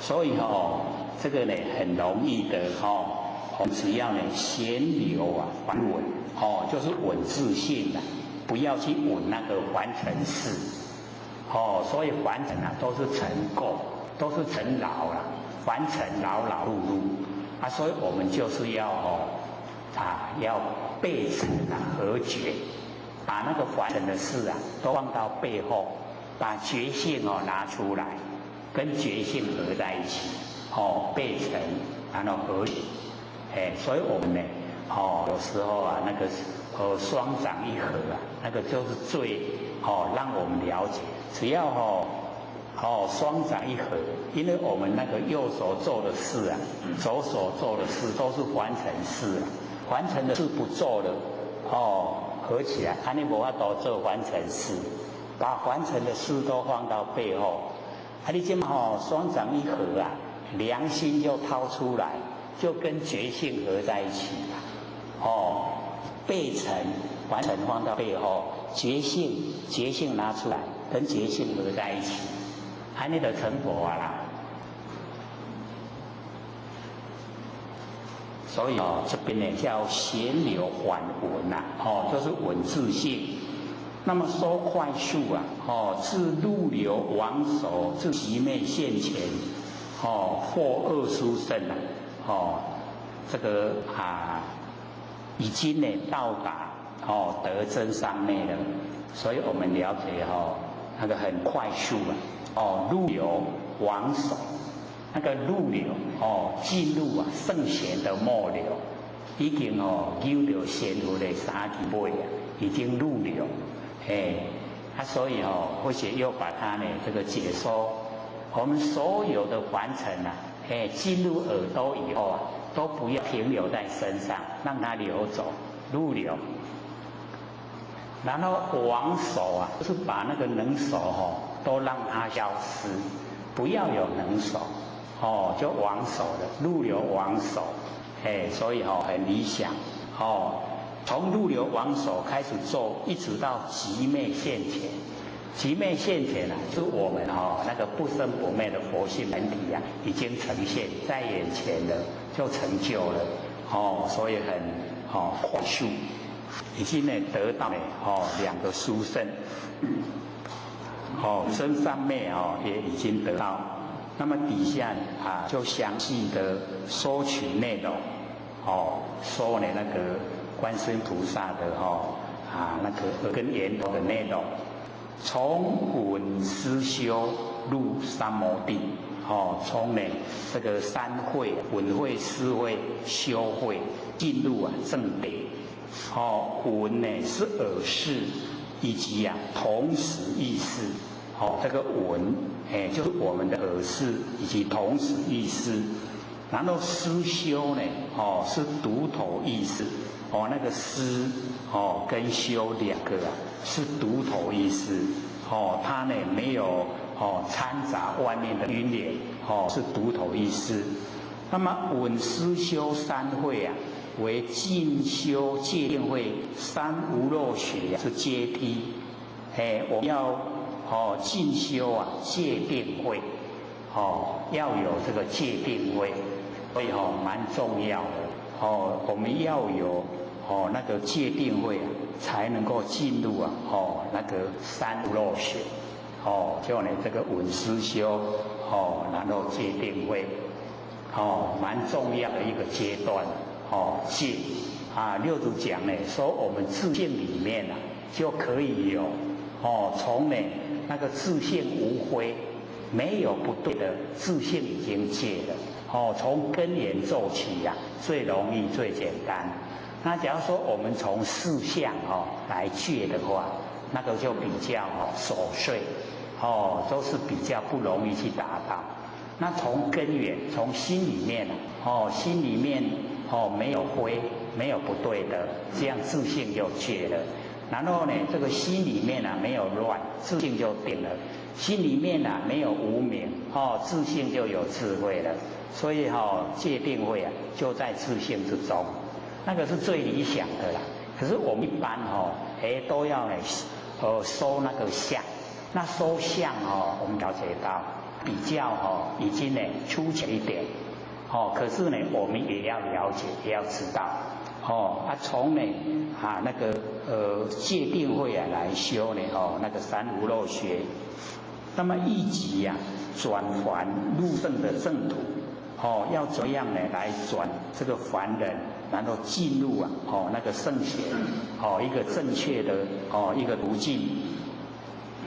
但是呢本法的宗旨在玄妄归真耳根圆通呢它的宗旨就是呢玄妄，把妄都旋转，然后归到真就是把假的都去掉了，然后呢用我们的真，舍事用根，把那个事认识的事就是舍掉，然后用我们的根源用我们那个佛性本体根源舍事我们认识的事会变化，所以把它舍掉它生灭的。然后根就有能生的意思根源从根源来修持我们摸到根就可以成仙作佛所以从根来修。故呢这个闻慧慧呢这个在讲我们的耳识所以我们了解那个闻慧闻思修那个闻慧我们听到就是要了解它已经智慧在里面听到以后智慧就具备了闻慧闻有里面有智慧所以听到呢是实语上次法门是真理的那个呢我们就是要了解，不是呢我们耳识。那么乃至耳根是闻性就是我们耳根里面的那个闻性，不生不灭的佛性。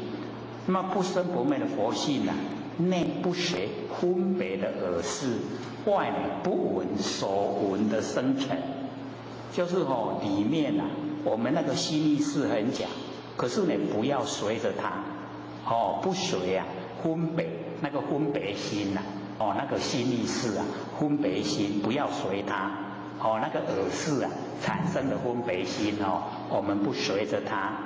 然后外面不闻就是呢不进入那个所闻的声尘，那个声音那个叫尘，六尘之一这样了解吗？各位浅浅差别很小我们去闻声尘跟用我们那个闻性闻性跟那个闻声尘它差别很小刚才或者讲我们去辨别声音的内容，那个叫声尘，就是凡尘那个凡尘的会污染我们佛性所以我们是要旋转呢那个闻机闻的动机就是谁听到就是佛性听到，就是要抓着这个佛性听到可以的，不要去随着声音一直在流转变化，因为声音会有变化会有流转那我们不随着，这样了解吗？一定呢要详细的了解内容。我们做耳根圆通就怕我们变成在追外面的生成，那这样的话做不成功夫啦。所以要了解说，是要用稳性，听到的是谁？那个重要，就是稳性，不生不灭的，没有对待。那进入生成以后，哇，那就千变万化了。有一些声音会引起我们很高兴，有一些声音会引起我们讨厌。那我们有高兴有讨厌我们就有取舍的心，取舍的心一出来我们就造业，我们造了业就要受苦，就连带一直下来，很危险这个地方很危险，所以我们就不要进入内不随分别耳识，就是心力识不要用，内不随心力识，然后外面呢不随生成，安尼知影无？一定要了解伊的内容，就是要把我们佛性这个呢不住在身里面，要使佛性出来。只要你呢一听到呢这个外面的声响，哪个地方有声响，佛性在哪个地方？这个是耳根之前我们有讲那个眼根就是这个满眼本灰色，有没有？讲那个眼根就是呢闻书常触目，还记得吗？记得就是我们眼睛所见到的我们假如说以为眼睛看到，那就变成很狭隘了。那假如说是我们的佛性看到，那就很宽广。那佛性看到就已经是启发文殊了，文殊已经出来了。那无私的妙智慧让我们佛性呈现，所以看到众生你看都不同的面孔。一样七孔可是大家拢不同款，大家不同款，咱拢了了分明，对不？了了分明的知觉性就是一，就是道，就是我们不生不灭的真心佛性还有清楚不？有没有？所以凡心所在一切心能分别明了。你心里都你拢清清楚楚。那个就是真心所在咱用眼根的修较容易住相所以用耳根就比较理想。所以耳根圆通不只有观世音菩萨，文殊菩萨他也讲，他是从耳根修成的。文殊菩萨自己讲就在我们耳根圆通的那个最后面文殊菩萨自己讲。最后面那一段，文殊菩萨讲说，我也是从耳根修成的。那个最后面那个我们会讲到。现在各位也是可以先看一下。看那个文殊菩萨讲说，我也是耳根修成的，所以就知道耳根对我们帮助很大。就是要了解它的实际的怎么做才可以按实际怎样。我们呢先呢启发自己不生不灭的佛性，已经认识了，认识以后才把它从身里面延伸出来，卖互伊敢若拢住在身躯啦，拢住在身躯咱的身躯爱互业咧杀，业甲咱去倒来就伫倒现象。然后呢，我们现在把佛性已经启发了，认识了，然后就把它修持，让它离开身体。开始的时候呢，紧紧就好，然后慢慢的可以延伸到宽广，然后宽广到整个虚空法界都遍满我们整个真心那个时候这个身体的生死就不管紧要活性已经弄出来，出来的时阵啊，咱的身躯还有余地，水火风土嘛，众缘际会皆有用的。我现在还给天地，可是我们还没启发之前就不可以。什么？因为我们死掉了，你活性要去倒，无地去啊，所以一口气来啊，就满眼都黑暗，没有路可以走。那我们现在啊，把佛性啊，可以啊启发出来以后，这整个啊空间啊，都是我佛性的所在，都是我佛性要走路，所以就很宽广。那很宽广可以出来，可以自己主宰的时候啊，这个身体啊就还给天地，就不用怕生死了。所以我们要了解说，这个关键点啊，就在这里。我们凡人都把佛性局限在身上，所以身体啊就会很重要，我们就贪生怕死。因为死了以后又会被这个现象推，所以我们那个台湾话都讲贵心，死掉是不是叫贵心？就是这个身又够一个身啦。咱就讲贵心贵心。波人一贵心呐，贵什么心？所以我们就看我们凡尘所造的业，做得好，贵心的贵去天生呐，天生啊，天的心就可以当那个六欲天呐，或是那个去天神仙，王爷妈祖啊，山神土地，都可以构成那个身。那假如说做得不好呢，贵心呐。过去的精神的心，过去地狱的心，过去恶鬼的心，就过身就过到那边去了，贵心贵心，蛮传神的啦，无死贵心，贵心俩过一个身，都是在，所以身体啊是天地的物质，所有风土众缘际会借我们用，所以我们一定呢要好好的借假修真。把那个不生不灭的佛性啊修正出来，很重要。我们凡尘就是少推广，所以我们呢众生啊，六道轮回不绝。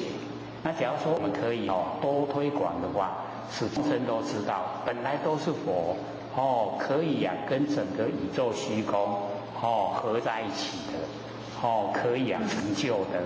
那我们呢，就努力啊，朝这个方向。内呢水分别的那个心意识，外呢不闻啊所闻的声尘，那个听到的声音只是要启发我们佛性而已，不要进入那个声音的内容。但闻啊，能闻之闻性，能闻的闻性，就是我们佛性本体呀。像我都听到。就是咱佛性本体啊，所以那个叫做能闻的闻性，谓之呢闻慧，那个就是三慧之一闻慧，然后具啊本觉理，起啊始觉智，本觉理的是咱不生不灭的佛性本体，从佛性本体呀，然后启发我们那个开始觉悟的智慧，启发了。我们开始觉悟的智慧，就是把第六意识啊转成妙观察智，那个叫始觉智，开始觉悟的智慧，就是不要用我们那个第六的那个意识不要用，我们用妙观察智，所以妙观察智啊，六祖讲见非功，就是见到呢非有为功用。我们的妙观察智啊，可以造非有为的功用。那么非有为就是无为，那无为啊就是佛性本体。那我们呢妙观察智啊，就可以见到我们的佛性本体。所以呢我们意识那个第六意识啊不要用，我们把它转成妙观察智，就是呢来观察凡尘的所有一切。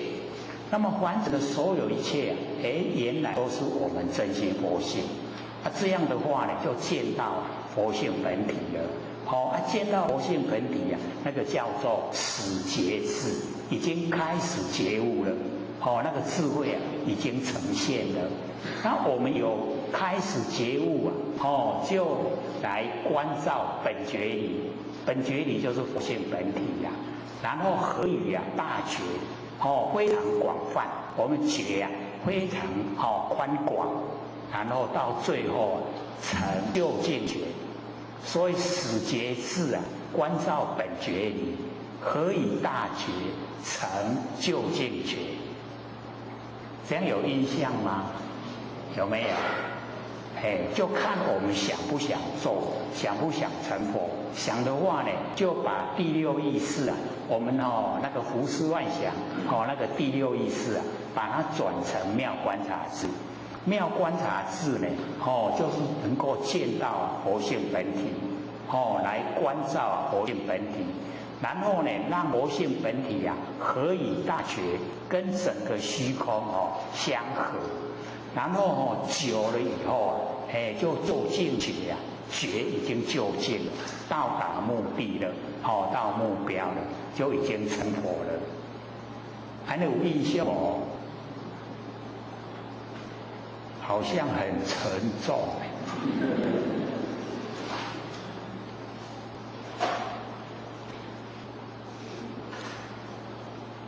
所以我们有这个始觉智以后不着空，不着有，不着呢空就是完空了，不着空，然后不着有，不住相，不住在形象，这个呢不着有，我们要了解说我们在凡尘的生活我们很容易着相，着相呢就是有啦。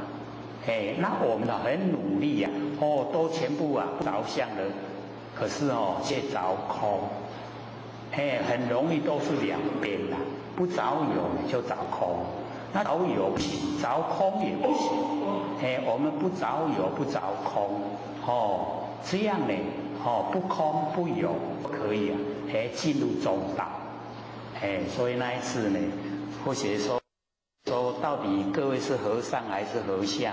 那个浅说和中，那个很理想的嘞，可以和中，中道就是不容易我们呢都容易两边，像凡尘的现象，白天黑夜春夏秋冬，我们要是了解到我们是容易住相，很容易着相，那假如说我们很努力相都不着。可是呢，却着空了，着于完空了。那我们要了解说着有着相不对，着空也不对了，都不会成就。不着有不着空，不着亦有亦空，不着非有非空，那个才是中道。中道就是佛性本体。我们着于佛性本体回到佛性本体就已经做佛了，这样了解吗？所以被做佛了都爱达标，努力就会成就了，绝对会可以成就的，所以不着有不着空，这两边呢都不着，那么一味的还稳自现，就是呢能够稳自现，就是回光返照啦，时时刻刻我们都回光返照。不要把这个精神外放，我们很容易把精神外放，被这个整个造化引诱。那引诱以后我们所有的养分就会用光了，就要赶快再吃了。为什么有的要吃很多？就是喜欢精神外放。所以各位浅显，精神外的厉害。吃东西要吃的很多，才营养补充的够了，他不会胖。吃足多个不会肥有没有这样的人？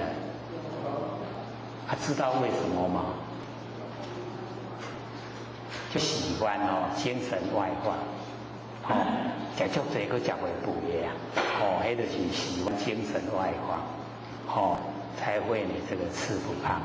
那假如说我们呢，这个时时刻刻都回光返照，肚子也不会饿，不会很饿，吃也不用吃很多，那个养分就会在身上，所以我们要了解到，这个造化都是在引诱我们呢，精神外放，那我们精神一外放以后啊，我们就会讲这个人都没精神，有没有？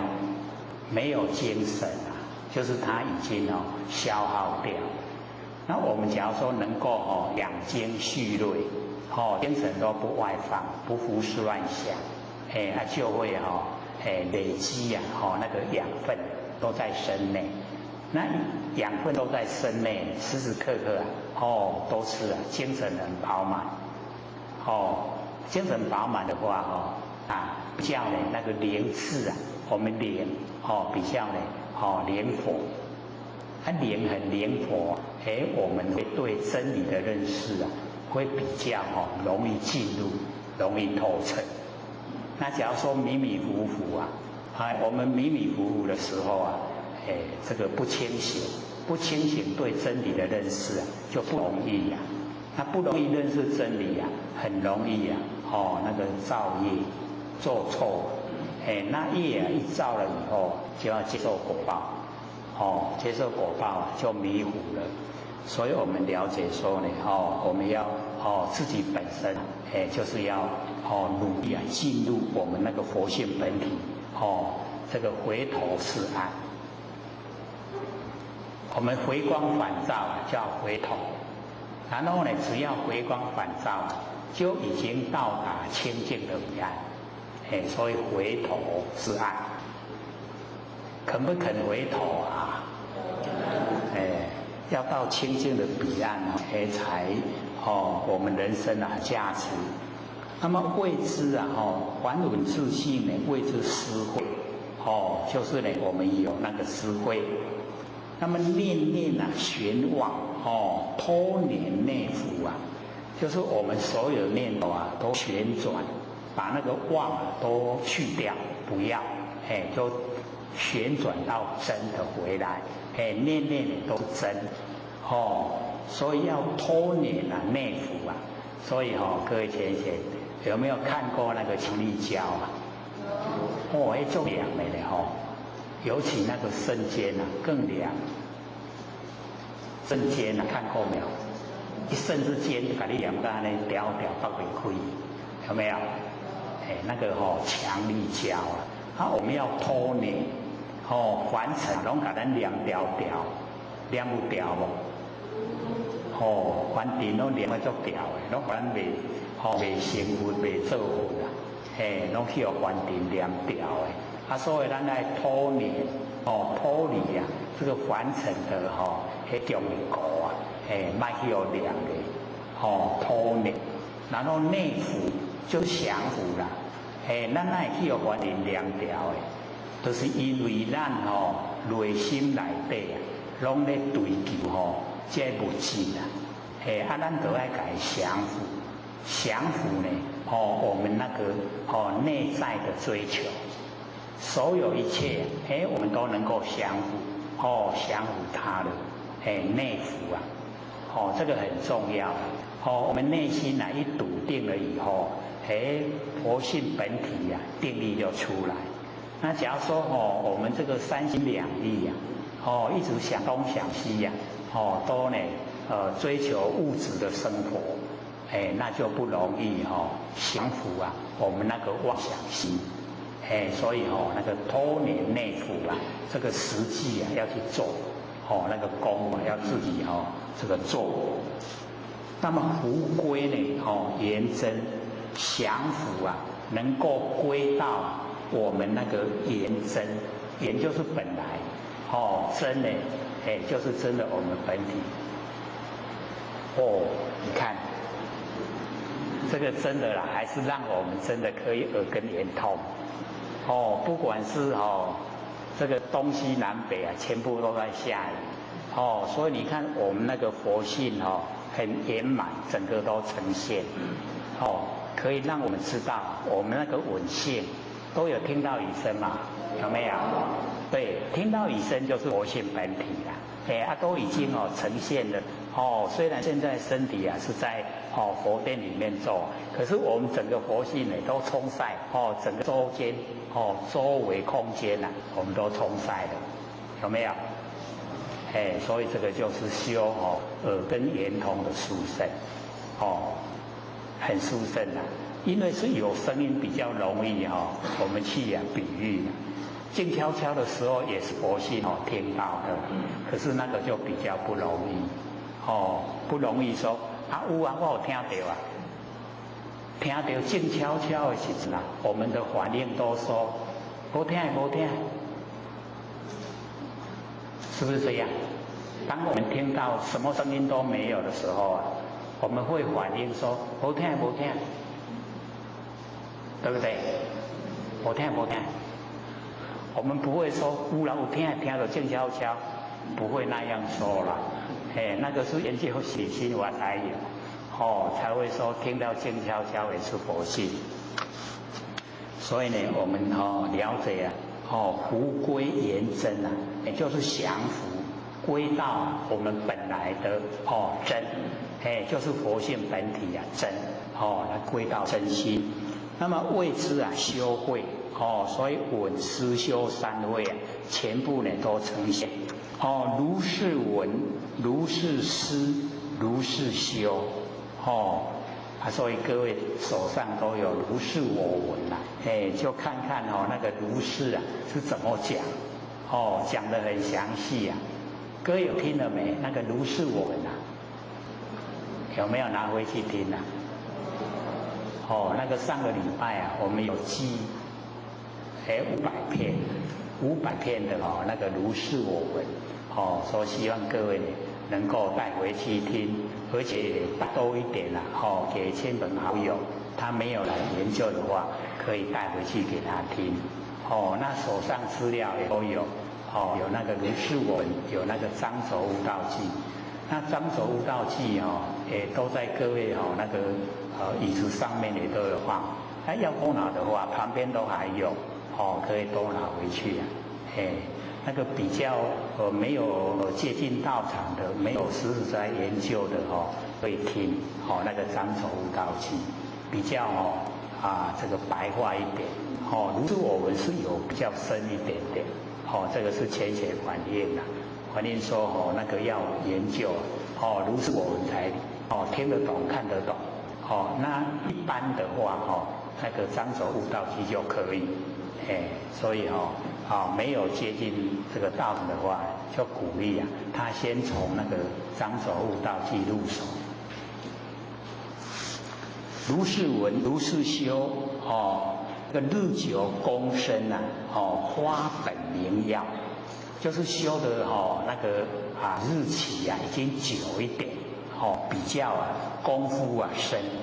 那功夫深的话，它会花本，就是发挥我们本来呢就是不生不灭的真心佛性明耀，就是光明照耀我们的佛性本体它本来就很光明就会发挥那个照耀功能所以花本明耀，然后可以解开6个结就是我们都完成了就是把那个干把这个6个结解开了它就成佛了啦各位打开几个结这边有写第一个呢就是动，第二个呢就是静，第三个呢就是根，第四个呢觉第5个空，第6个昧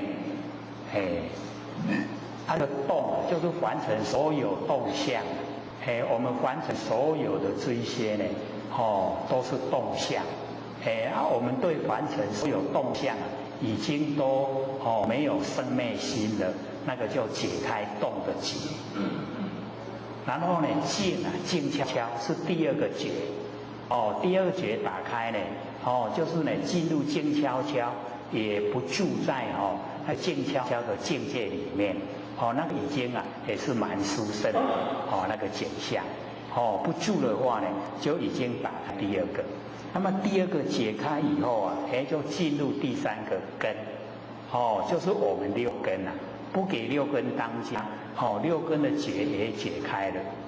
那第4个啊，就是觉，我们有能觉有所觉啊，那就是第4个，那已经呢没有能所，就已经打开了，进入了空，空呢就是什么相都不住了，相都不住以后，那个微细的那个啊还有，所以那个第5个空解开以后，才进入第6个。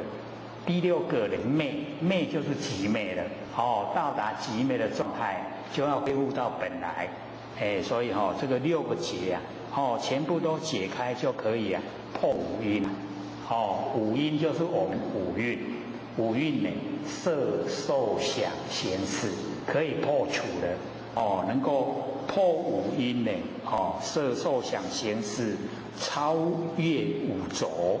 5浊呢，结浊、见浊、烦恼浊、众生浊、命浊，我们在5浊恶世啊，咱拢伫个5浊恶世，内底咧生活，所以我们这个破5蕴啊，超5浊，5蕴5浊呢，都超了，就可以证圆通，证悟啊圆通，所以我们各位浅显，我们刚才听到那个比较大的雨声呢，你看是不是很远？远呐，有没有？远，然后有墙壁啊，我们又通，有没有通？所以证悟啊圆通，证悟圆通，我们佛性呢具备的，它就有这个圆通，然后入啊三昧，就是进入正定。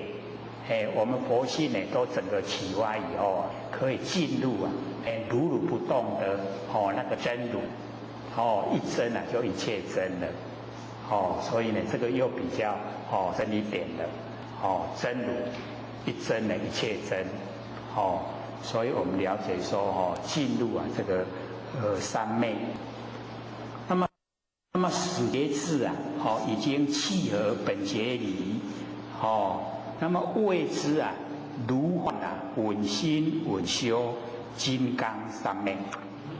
我们就是要了解加2个如幻，就是要我们不住相，什么事情啊都是变化无常，那我们很容易住相，所以呢，在正式的修持的时候啊，我们也很容易进入法执啊，那个执着。那我们用如幻2个字啊，就会让我们对所有的一切那个修持啊，都固执。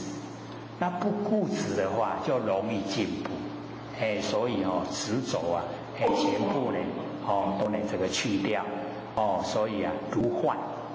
然后呢，稳心稳修，就是呢，我们要还稳自性。那自性呢，我们认识的不透彻，所以要熏习呀，熏习的久，自然啊，就可以很熟悉，那很进入。所以呢，我们讲说我们佛性是如如不动，可是呢，我们讲如如不动的时候不容易体会啦，所以或许才会用那个照相机的原理来说。说呢，我们有玩过呢相机的人都知道，我们那个按快门的一刹那，绝对不可以晃动，一手一晃动我们洗出来的相片模糊前，所以一定呢就不能动，如如不动，一按快门出来很清晰。那我们的佛性呢，就是这一个状态，跟这个原理是一样。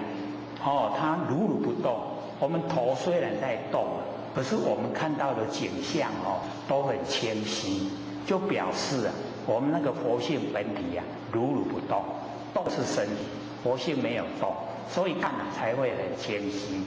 那我们就了解说，如如不动的真如性本体，就呈现整个空间。这个要一直熏习稳心稳修，不是说听一次就会了啦。除非说我们已经是那个佛菩萨来示现，他才会马上一点的通，就可以全部恢复啊整个功能。所以我们要稳心啊，稳修，就是一直啊进入不生不灭的那个佛性本体，金刚三昧，金刚啊就是佛性本体了啦，三昧就是正殿。我们佛性本体本来就有金刚三昧，可是我们都没有启发，没有进入啊实际的修持，所以我们就是要自己努力。那么底下呢，观世音菩萨自己呀细数次第呀解决修正的过程，要怎么样来这个修持，观世音菩萨呢自己讲那么这个经文不多了初以稳中，就是呢开始修道的时候开始的时候初，那用什么方法呢？用稳用稳来修。那观世音菩萨呢是在普陀山海边然后听到呢那个海浪来的声音不是嚓就很大声，对不对？然后它会退潮退了以后不是静悄悄的吗？有没有？他就呢一直在听这个，声音一来了有声音声音去了没声音就是在这样的一个环境之下在用然后呢他就听到的时候有声音稳那个稳性听到，然后呢退潮的时候静悄悄也是稳性听到静悄悄所以他就听这一种声音在修，所以初以稳中，然后呢入流往守入流就是所有的不管是动不管是静有声音没有声音他都呢一样让他呢不住在心上。那个入流是进入圣贤的末流，那实际的做法就是声响有，声响没有，一进来你的身以后，你让它流走，入流，这样会吗？所以我们要了解说这个入流在这个细数的时候虽然说进入圣贤的末流，可是呢，我们做功夫的时候就是怕我们住相。声音进来了，住在我们脑海里面，就住了。它这个住不让流走的话，会不会形成障碍？会形成障碍。所以入就不要住，让它流。出流会掩尘入流要照现。入流要照现。就是你听到声音以后，那个听到声音的是谁？就是佛性。那入流以后是不是照见佛性？所以入流就照见佛性。然后我们精神外放的叫出流，出流就跟凡尘攀缘，出流眼尘，因缘攀缘凡尘。入流照现出流眼尘，跟凡尘攀缘。我们众生在生活之中都是出流眼尘没有入流照现。这样懂意思吗？我们听到声音没有去回光返照就是我们佛性本体遭遇没有照见本性现在呢，我们做功夫的时候就是要一直能够回光返照，就是入流就是不管你听到什么音，不管听到什么声音，就是佛性听到，他只要记得是佛性听到不要进入声尘，声音的内容不要管它了只要知道是佛性听到的，那个叫入流所以呢，这个入流以后后面不是往守吗？就是要把那个能守都让它死亡，能守所以或许不是讲嘛，能守就是四相用比喻的来讲我能看，能看的就是我相，所看的就是人相。那所看的差别重生啊，叫众生相；连续不断的看叫受者相。就是有能手就有事相，懂意思吗？往手啊，就是把事相都让它消失，没有能看的我相，也没有所看的人相，也没有差别重生的众生相，也没有连续不断的受者相，就是往手。这样会了吗？很细很微细，就是把那个能手让它消失，没有能手。那我们只要没有能手，就没有对待，没有对待就真的照见本性，本性就是没有对待，所以呢，入流往手，照见本性以后，把所有事相都去掉，已经呢没有了，没有事相，这样会吗？比如说我们在这个清扫自己家门口的垃圾，在清扫的时候那个心态，假如说要娱乐，你在清扫人也在娱乐对不？会不会？人家讲迄个迄真骨力咯拢会安尼外口扫扫清气，人家会称赞，对不对？那我们有经过人家称赞，以后你在清扫等不等待人家称赞？这个叫能手啦。那假如说我们是一种心态，我厝的头前我家己扫清气，这是我应该做。这样就没有能手了，这样懂吗？是不是差别很小？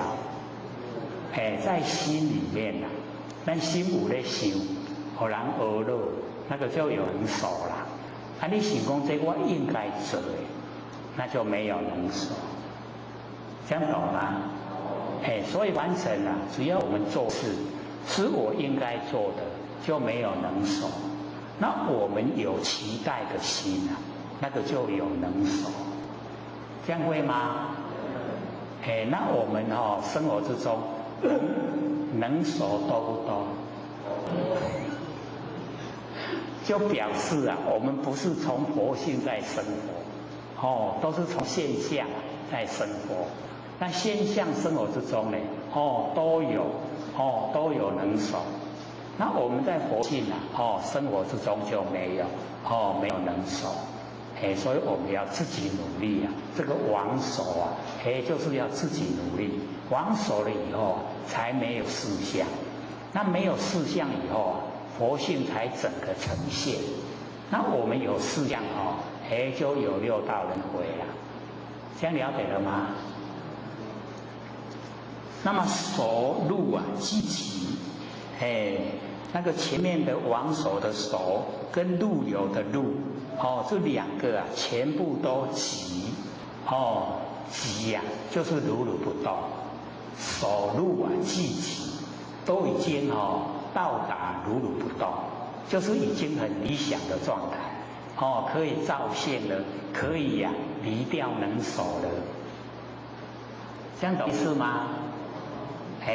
所以这个手跟入，手就是往手的手，入就是入流的入，手入积极，都已经到达如如不动了，到达最理想的状态，动静二相了然不生，到达这个时候就已经呢这个动跟静的两个相，了然不生，这两个形象呢都在，动静二相相都在，了然就是讲清楚了解，可是呢不在心中产生，这样懂意思吗？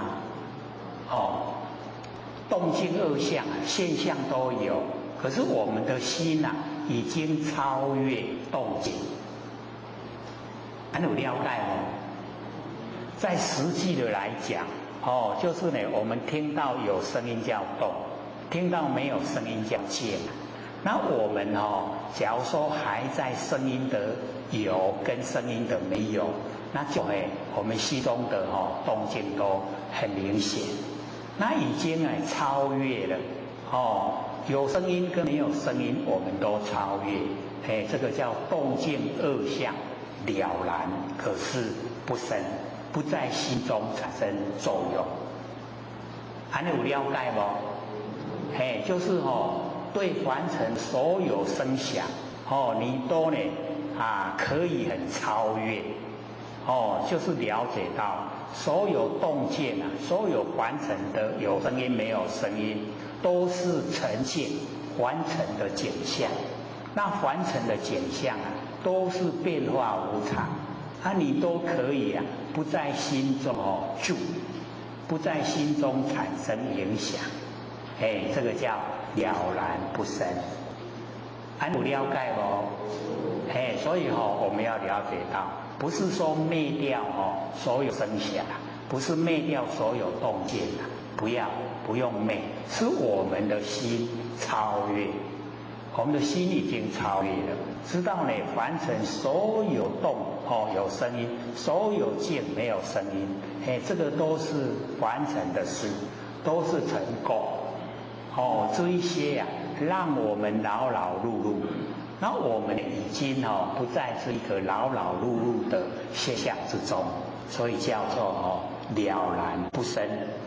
那已经蛮理想的状态，可是呢不要住，如是渐增要呢还要渐渐的努力增加，就是要向上再精进渐增闻所闻进。闻呢就是能闻，及所闻，能闻跟所闻都进，就是没有能闻的我没有所闻的声响，没有能所的没有能闻的我，没有所闻的声响所以闻所闻进，已经进了。要了解能闻的我，所闻的声响都在只是心超越了心已经超越能闻跟所闻。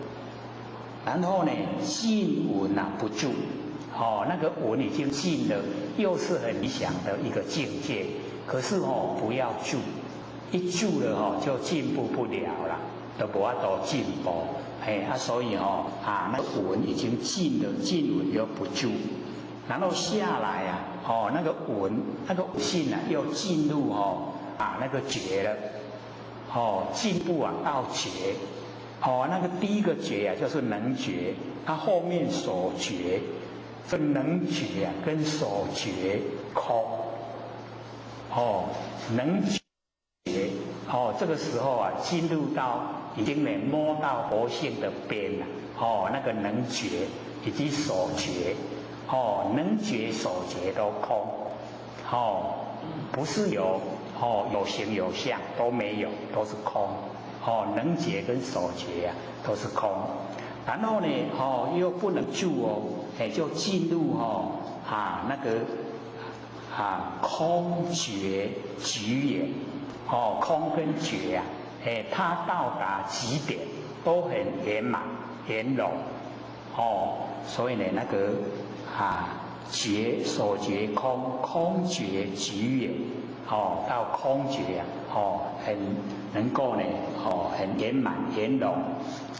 那么底下呢空所空昧这个呢能空跟所空都昧没有能空也没有所空到达这个时候就已经所有的凡尘的生灭都完全解脱了，所以到达生灭寂灭所有的生灭都全部灭掉了，寂灭就现前那个寂灭就是已经呢佛的果位呈现了寂灭现前。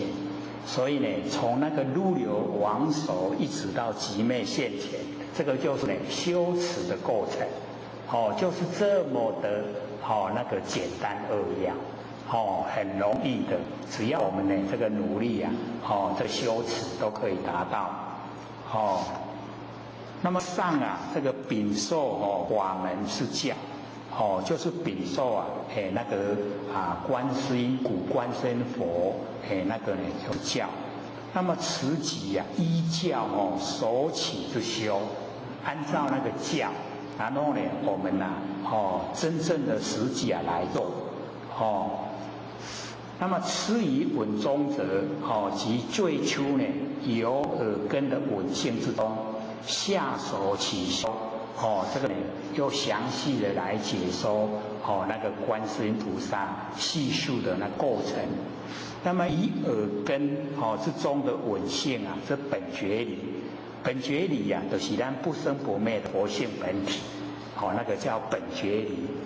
然后取如幻啊，是始觉智，那个始觉智啊，就是从我们那个佛性本体本觉理生发出来的，然后我怕我们住在那个始觉智啊，那个很殊胜。很理想，所以加2个如幻，就要了解说，这个虽然很好，可是呢，是一个修的过程，我们要用的，到达目标就不要了，所以用如幻让我们不住相。那么为能观呢，是观智，那个始觉智啊，就是能观的那个观智，能观的智慧。即妙观察智，就是我们的妙观察智，以能稳这个因生之稳性啊为首关键，这个呢后面呢就是手稳，前面呢就是能稳，前面呢能观，后面就是手观，这样了解吗？就是有能手了。那我们做的时候啊。不是说一下子就把能手全部去掉，是要有那个过程，要有手段，要有方法，这样知道吗？始觉智啊，那个开始观照的那个智慧，那个叫能观之智。然后我们手观之见，就是手闻的声响，就一定呢会有能手。这样了解意思吗？就是修持的过程啊，我们就是要经过，要经过的时候啊，要有能手，要有能有手，能观的妙智慧，手观的那个境，是什么样的景象，是我们所面对的目标，是要你实际的去做，做的时候很明显，做到成就的时候才把能手去掉，这样了解吗？是有一点因为很细腻所以是有一点感觉里面很复杂。其实做起来习惯了是很容易的还没习惯之前就是稍微用一点心，不要偏的，一偏差以后功效就没有所以呢，开始就是小心点内不依妄事分别，就是不要用心意识，外呢不随生尘流转外面不要随着生尘流转，那个呢能够听到声音的佛性本体就好从根这个根中本觉的妙理，本觉就是佛性本体那个理就是性佛性我们那个奥妙的佛性，从根中呢本觉妙理起如幻始觉的妙智这个起那个始觉妙智是从本觉妙理所以这个理智是体的。那么以智来照理稳心稳修我们就呢来稳心修不可这个错用阴心这个我们心一定不能错用。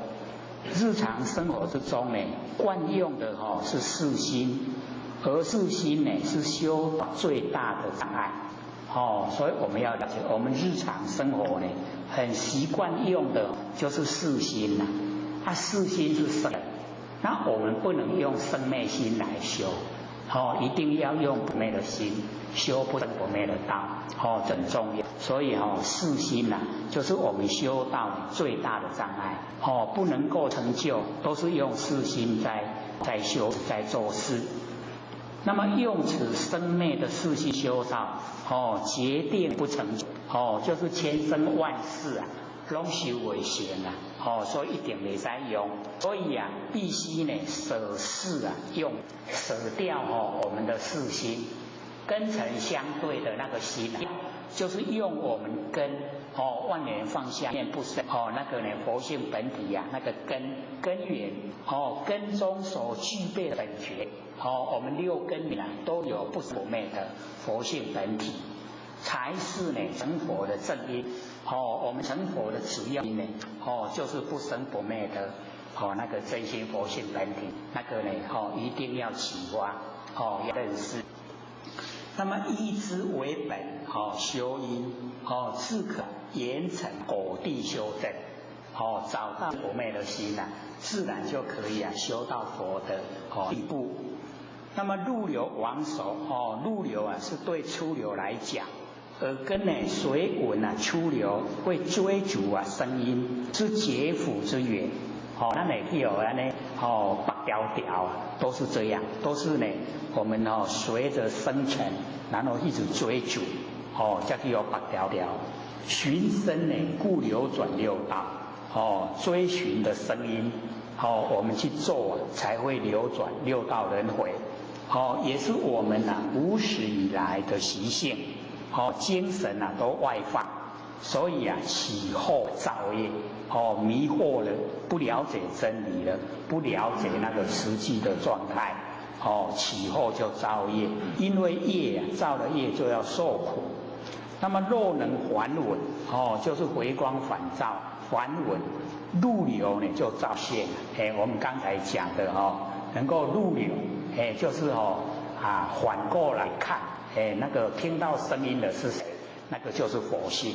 入流呢就照性即是呢解脱之本，我们就有办法呢这个解脱。即所谓呢回头是岸，精神呢只要一回头，立刻到达清净的彼岸，当下即是佛性全体都记住，不缺分毫，一点点呢不缺不缺分毫，没有三心四相所以我们了解我们呢这个重要就是要了解说我们本来佛性呢都记住了，没有三心四相，可是我们都把它呢不善于运用就有那个三心，过去心现在心未来心尤其我们年岁越大，就会活在过去的那景象之中过去心很浓厚所以跟老一辈的人这个聊天的时候他就好像那个录音带那个导带，所以你跟他讲了一次两次三次四次他都讲相同的事给你听那个就是生活在过去啦。然后我们要了解我们有过去心有现在心，有未来心，就被三世摄受。过去心就是各过去世摄受可能起，然后现在心现在世摄受，未来心未来世摄受。然后我们被三世一摄受，有过去世，有现在世，有未来世，就是六道轮回啦。然后我们没有三心，过去心过去了，不要去想我们想过去被人欺负了二度伤害。那假如说想过去如意了他不会回来所以过去就让它过去。然后未来你不要策划，你策划未来是我们身体要用佛性不用。佛性你不用策划未来，所以你策划了赶不上变化所以不要策划。然后不要有现在，现在不住了我们说现在已经2秒过了，现在又过了，现在又过了，说现在不住过去已经过去，未来还没到，现在不住，三心都没有，三世摄受不住，三世摄受我们不住，整个不生不灭佛性呈现在眼前，这样了解吗？所以年岁大的不要胡思乱想，为什么？因为念头就是业啦，咱起心动念的想那都是业。那我们要了解到，我们累世轮回太久，不可能不造业啦。然后业它已经形成在虚空之间，你不要胡思乱想，它不会来让我们遭遇。那你一直胡思乱想，就是这一个缘把你往前世那一些业把它拉来，跟你现在的因缘汇合，你就要去遭遇。那你遭遇的时候你会怨天尤人，说我又没有杀人放火，又没有做坏事，怎么我的遭遇这么坎坷不通顺？他不知道是自己胡思乱想来的，所以要跟老一辈的讲，过去让它过去，不要再想，再想了往后的遭遇不通顺，会使自己身体那个血液循环不流畅，会有病。要跟老人家说，我们都缺少这方面宣导，所以一有空闲的，营养嘛是营养，都要蒙想。所以有台北到青州讲，他靠都生出来，无互伊收都浪费。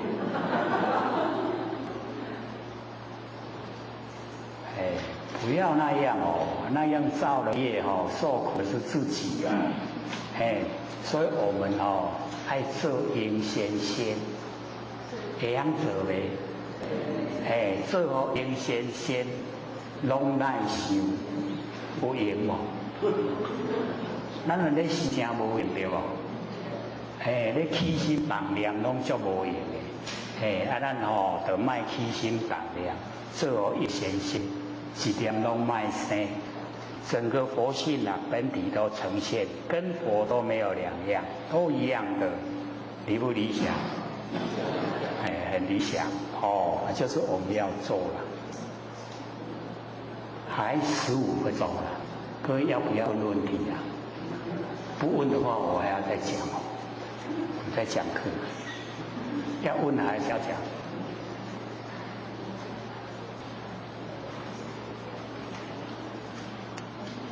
有问题一定要问所以这个有疑不问，或者都讲我们不要把那个正面的当成负面的。我们不是有这边这个晚上可以不用睡觉嘛白天不用吃饭，甚至都不用呼吸，有没有？你看这个都是黑龙瑞水修呢。叫都修这个第4禅的状态都要呈现的，可是我们都把它当成了什么？哎呦，拢咧困，我无困安尼敢会使？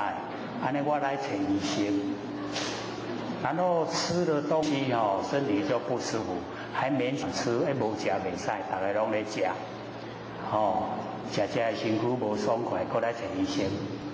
然后佫唔免喘气，安尼我嘛有问题呢，经过来找医生，不是把正面都变负面嘛？所以或者就鼓励我们人是半阴半阳你假如说这个晚上精神都很好，不用睡觉，那就不要强迫自己睡干嘛一出门安眠药？出到后来都神经麻痹。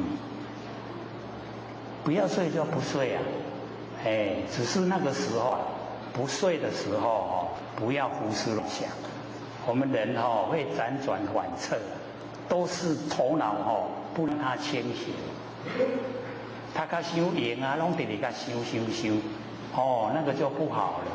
所以我们在那种状态之下就呢观点放下，一念不生，然后就去体会那个整个活性呈现的状态。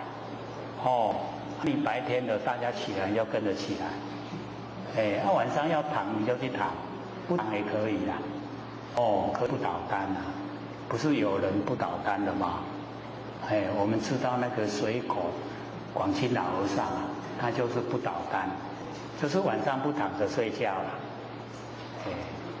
那你精神好就可以不用睡啊，不是要多人1倍时间的嘛？那肚子不饿啊，就不要吃。你感觉到大家吃我不吃没晒，那你泡一点的流质的那个什么粉啊来吃就好了。那不用呼吸也不要呼吸啊，那个毛细孔会呼吸嘞。我们要了解到修道呢，后来的时候，真人呼吸一种，就是我们脚底啊，真人的呼吸啊，从脚底在呼吸啊，不用鼻孔，不用那个毛细孔，是用脚底在呼吸。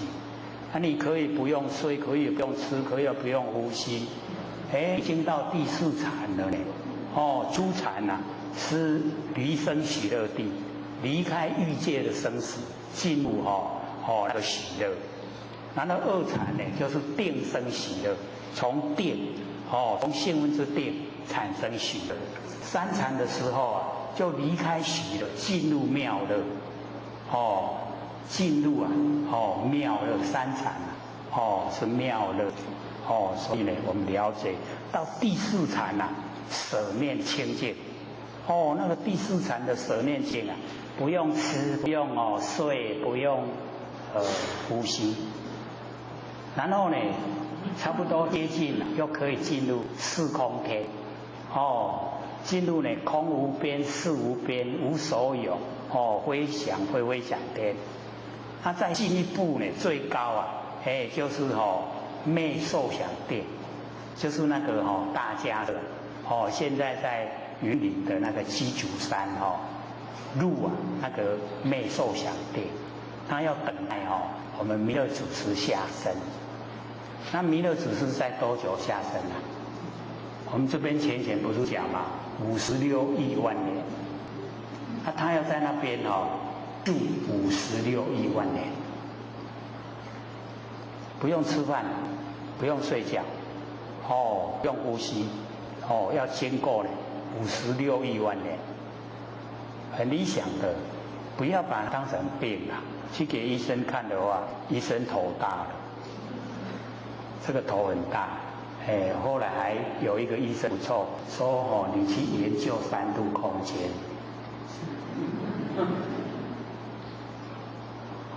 不一样的啦，那整个都不一样，所以或者都鼓励人家问了，你不问的话，把好的变坏的追加糟糕了。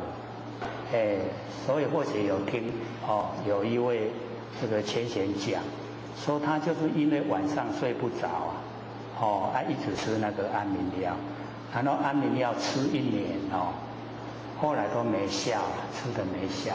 为了睡不着，他很烦恼，结果就自杀。自杀的时候喝农药，那喝农药在河边喝了，他喝了以后很难过，那个河边那一些杂草都被他拔那一些杂草，可见那个难过的程度了。我说年岁大的那个睡不着觉，那个是器官老化，都已经用过头了，那个跟修是不一样的啦。那我们年纪轻轻的这个睡不着觉，那个氧啊比较充足，所以不同那个状况是不同。老年人器官退化，所以会有老人痴呆症。然后我们年轻一直修观念放下，一念不生啊。那个一念不生啊，不是老人痴呆嘞，那个是修出来的嘞。你现在说要不起心动念，那困难；不修的话很困难。你要修到念不生，是经过长远的时间修持才可能。那你修到一念不生，整个佛性本体呈现，那有没有身体没关系啊。哦，你都在佛性之中了。哦，整个虚空法界啊，都是你的法身，不是最理想的吗？所以一定要问啊，有意要问啊，不要变成负面。无在咧修，修安尼久啦生久啦世，这本钱拢累积较少啊，袂晓用。所以要问。还有7分钟，要问啊。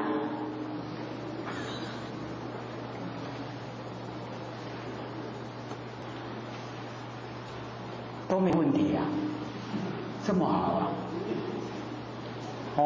这个或许以前呢，这个在努力追求心理心法的时候就是找不到人问了。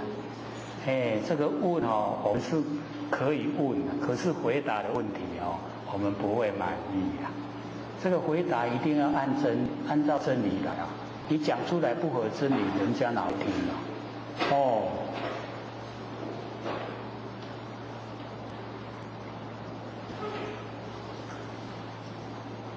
好，请说。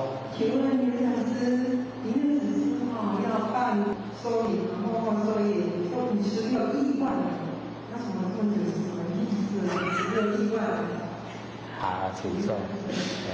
这个在现象之中因为弥勒祖师下生我们娑婆世界的众生平均的寿命84000岁。那我们现在众生的寿命都不满100岁啦，所以要到达我们娑婆世界众生的寿命都能够有84000岁的时候那要经过很久时间。所以以那一个现象来推测大概就是要经过56亿万年。可是我们要了解那个是现象，可是现在我们弥勒祖师就已经跟我们在一起了。我们不是说吗？时事古今不离当年，有没有？还记不记得？就是时事古今我们时事呢就是过去式、现在式、未来式3世。那3世各有3世就9世了。过去式有过去式、现在式、未来式；现在式有过去式、现在式、未来式；未来式有过去式、现在式、未来式，加起来不是9世了吗？然后我们现前的一念加起来不是刚好有10世吗？那10世的古跟10世的今跟往后，1000亿万年前、1000亿万年后跟现在，我们现前的一念就具备万年。所以以往的庄严觉，往后的星宿觉，现在的玄觉，不是各有千佛吗？都有千佛。庄严觉的千佛已经过去了，玄觉的千佛现在弥勒祖师是第5位他后面还有995位。那我们这个这个玄觉过去还有星宿，天上那个星宿觉，还有千佛。所以那个时间是非常的长远。可是呢，所有的长远的时间是讲相。那我们的那个理真理就在当下，我们现前的一念，我们这一念具备1000亿万年，这样了解吗？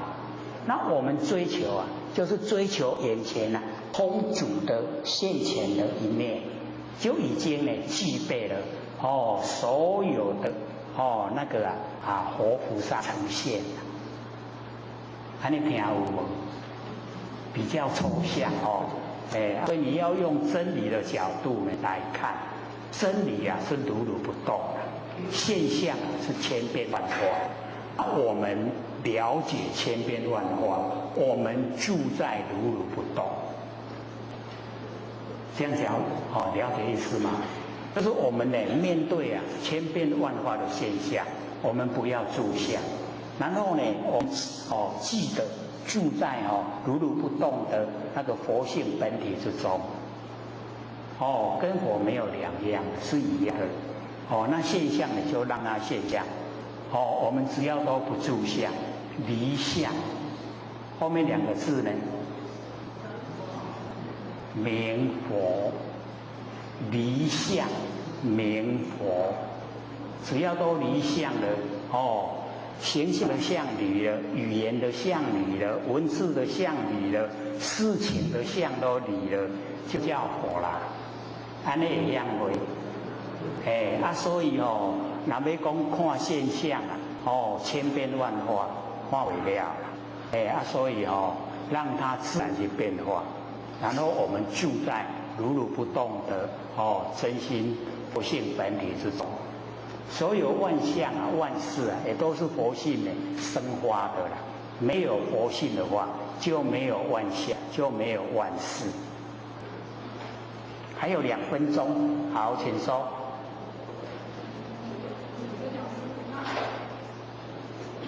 让问题大家听到。我们3期大概主顾的是上部7天科，对，7天神仙，对，河汉星宿，对，全部都读。你想去度仙佛吗？会跟人家上部和7天仙河汉星。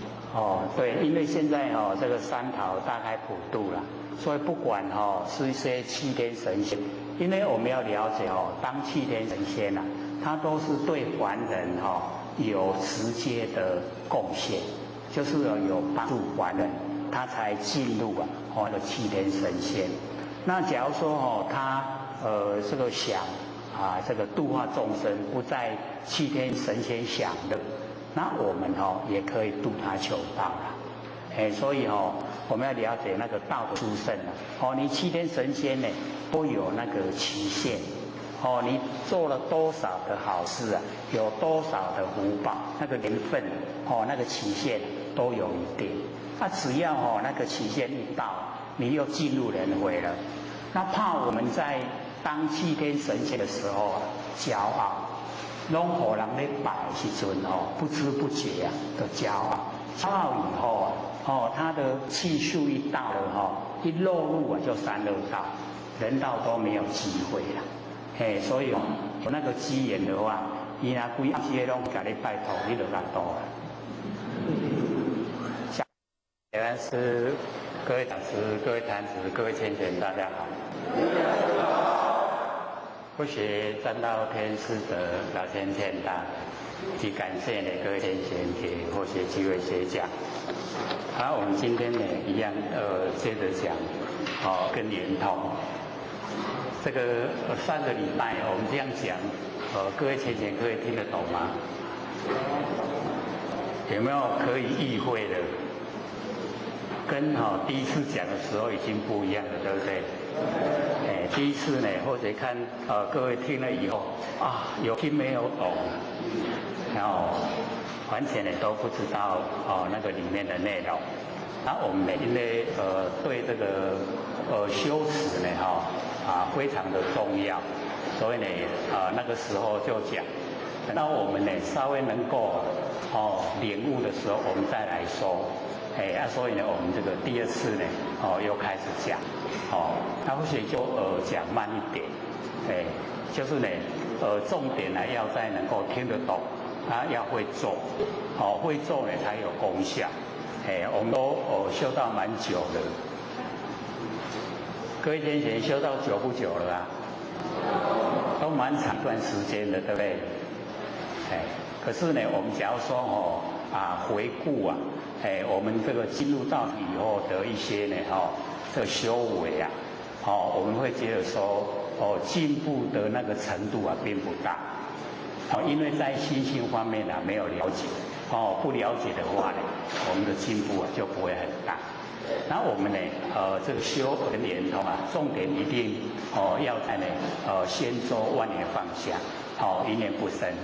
对呢，自己不生不灭那个佛性本体已经有一点认识。各位认识了没有啊？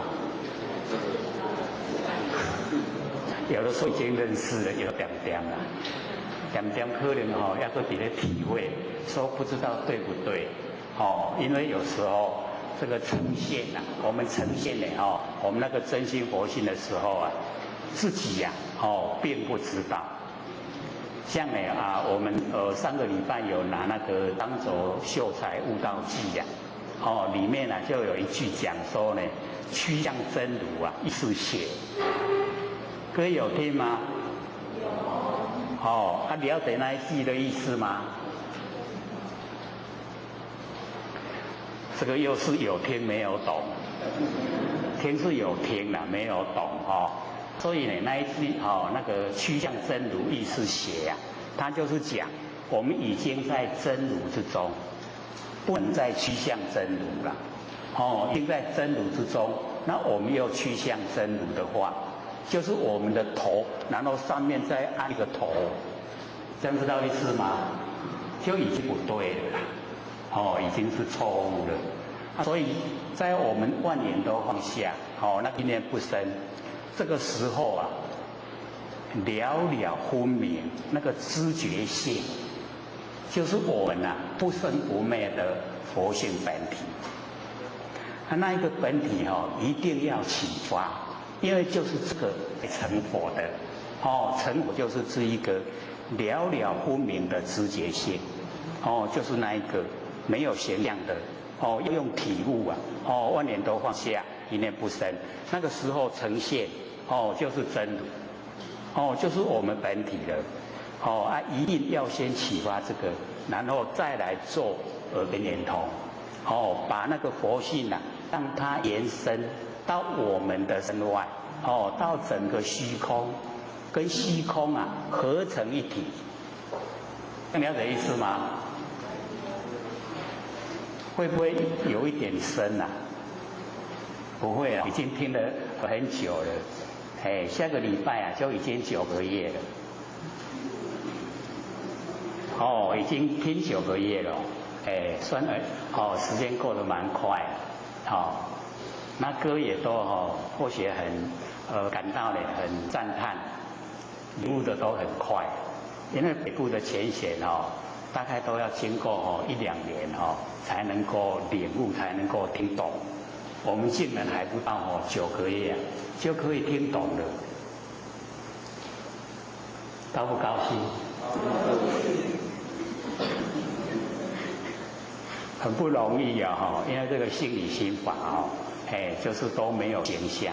我们把没有形象的东西用语言文字把它描绘出来，然后让我们都能够进入到我们的不生不灭的真心佛性本体。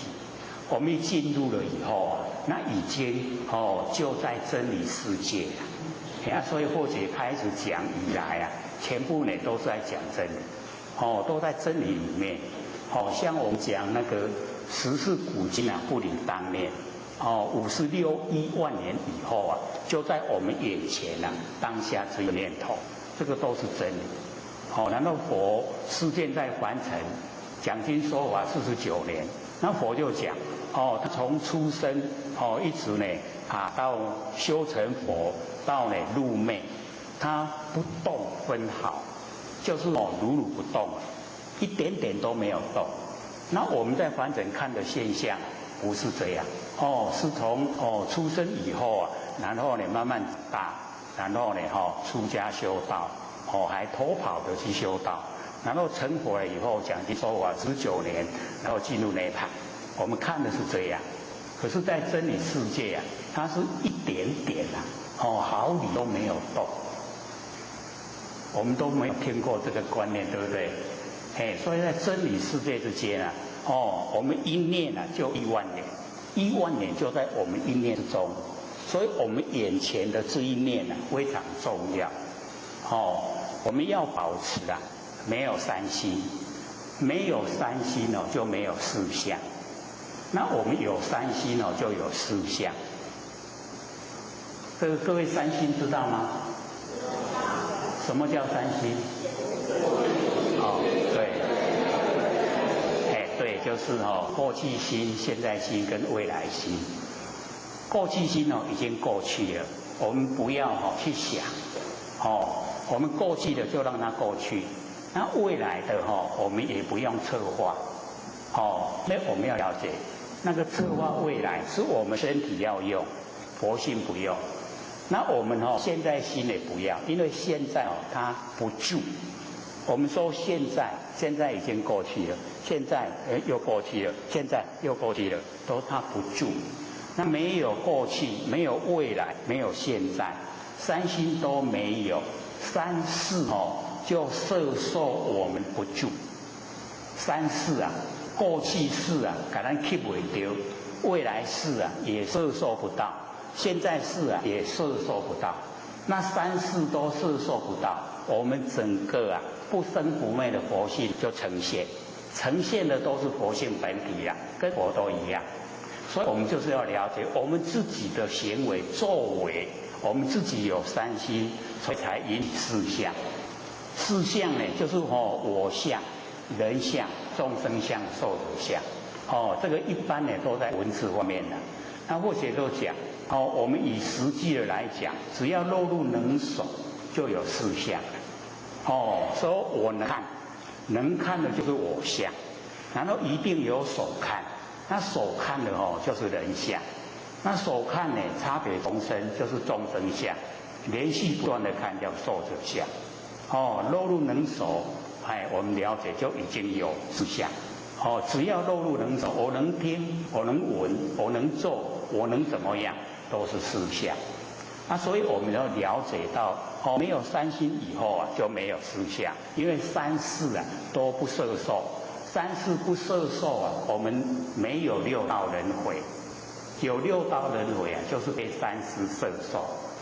所以在我们生活之中我们就是要注意不要有胡思乱想的心，不要起心动念，念一起就叫业，我们已经造了业。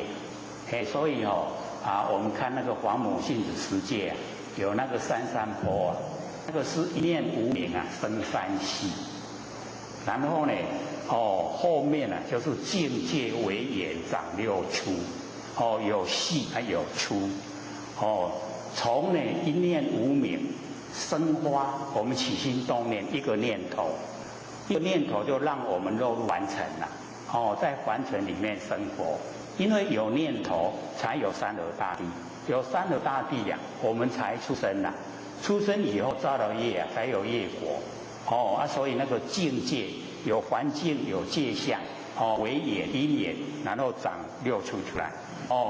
一念无明生三系。我们是这样下来的。所以上个礼拜有讲，说我们有6个劫到凡尘来怕6个劫，要转去要把这6个劫掏开6个劫。第一个呢，本来都是极昧。极昧就是咱佛本位极昧我们把极昧如不动的那个全部什么都没有的，没有烦恼的那个极昧就变成生昧，起心动念。所以第一个头一个劫已经怕一个劫极昧变生昧。然后第二个劫本来是真空真空咱无爱，咱变完空。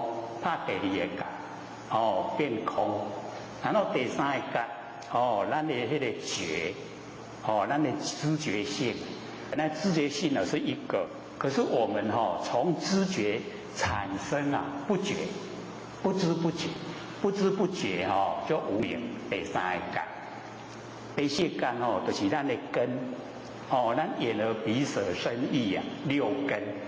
本来呢，我们了解这个根根本是要我们从佛性发挥来用，可是我们跟6尘相对跟尘相对，就产生6识，我们把6识当成心所以又变生灭心所以第4个劫就是根，然后第5个就是镜相完成的所有那个静悄悄的那个相镜相是我们的第5个劫。第6个就是动就会引起我们注意所以动就是第6个劫。那我们回去也要把这个6个劫都解开第一个就是从动，把这个动的那个结解开。那动的结我们了解啊，完成了所有声响，有声音叫做动。那我们要在有声音之中解脱。我们现在大部分都会被声音束缚，叫声给咱绑起来。咱听到声就叫声来给咱指挥，咱就去做，就被声音束缚，这个动被这个动的声音束缚。那凡尘所有的广告它一样要动，才会引起我们注意所以那个动最容易让我们这个起心动念。那我们知道完成的所有，不管是声音，不管是形象，不管是事情，它都是因缘际会才呈现，都是变化无常。不要住，不要把它当成固定放，不要住在相。不要住在相我们第一个那个动的结就可以打开。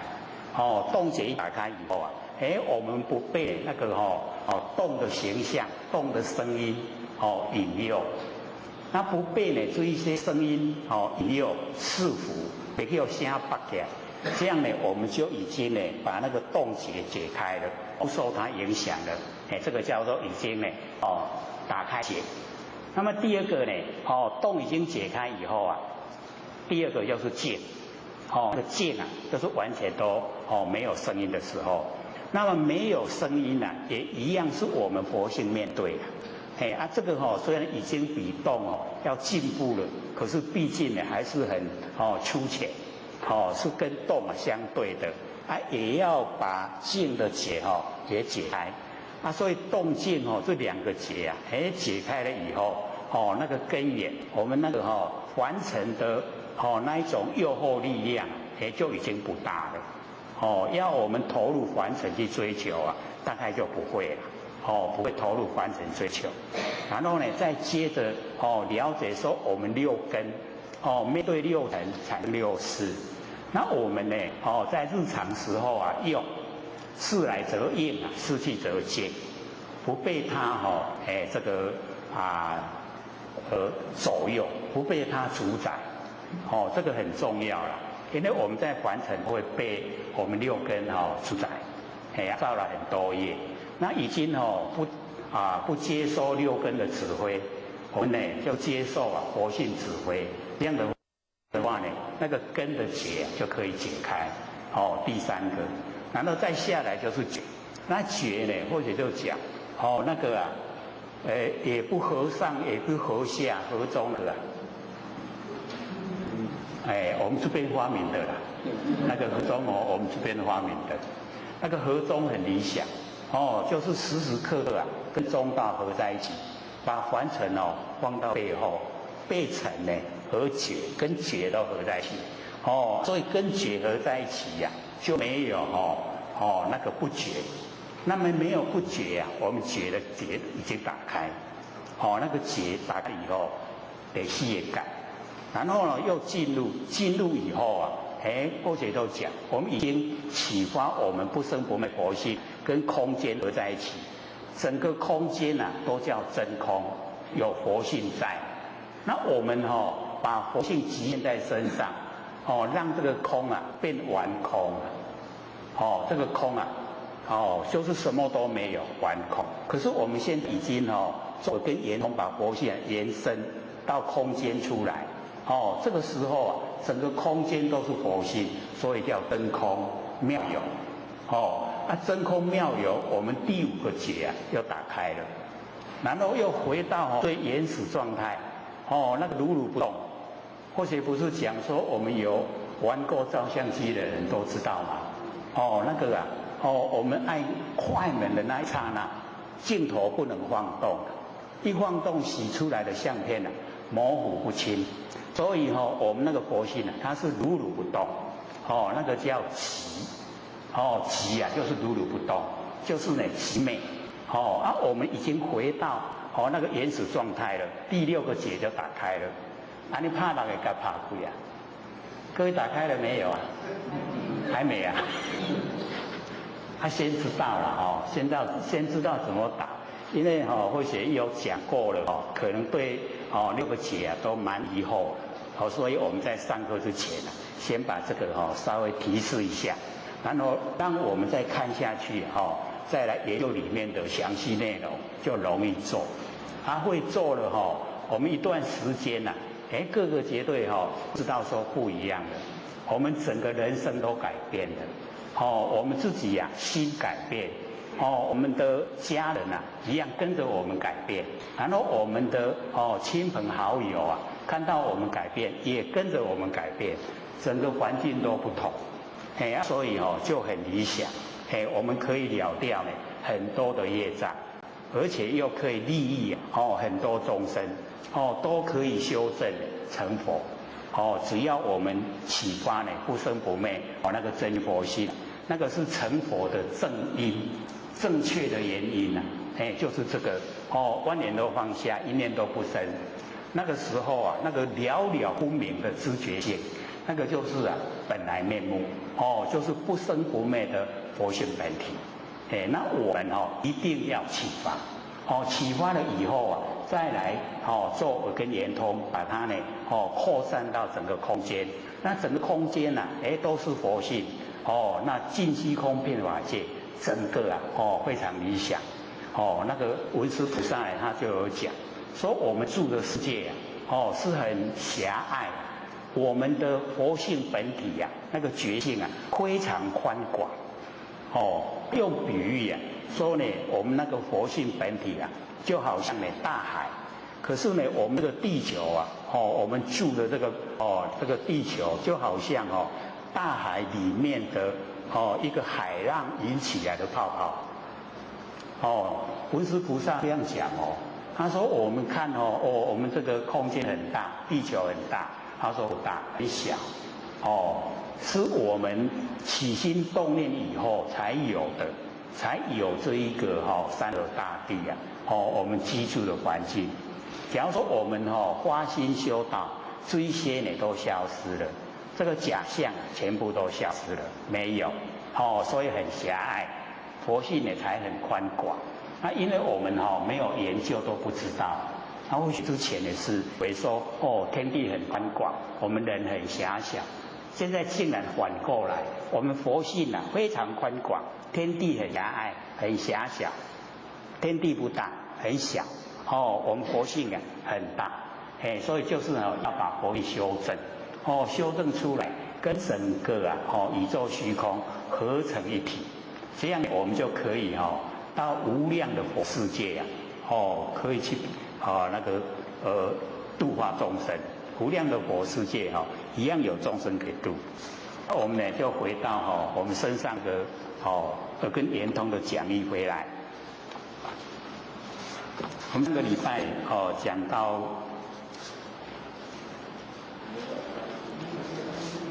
没有三心四相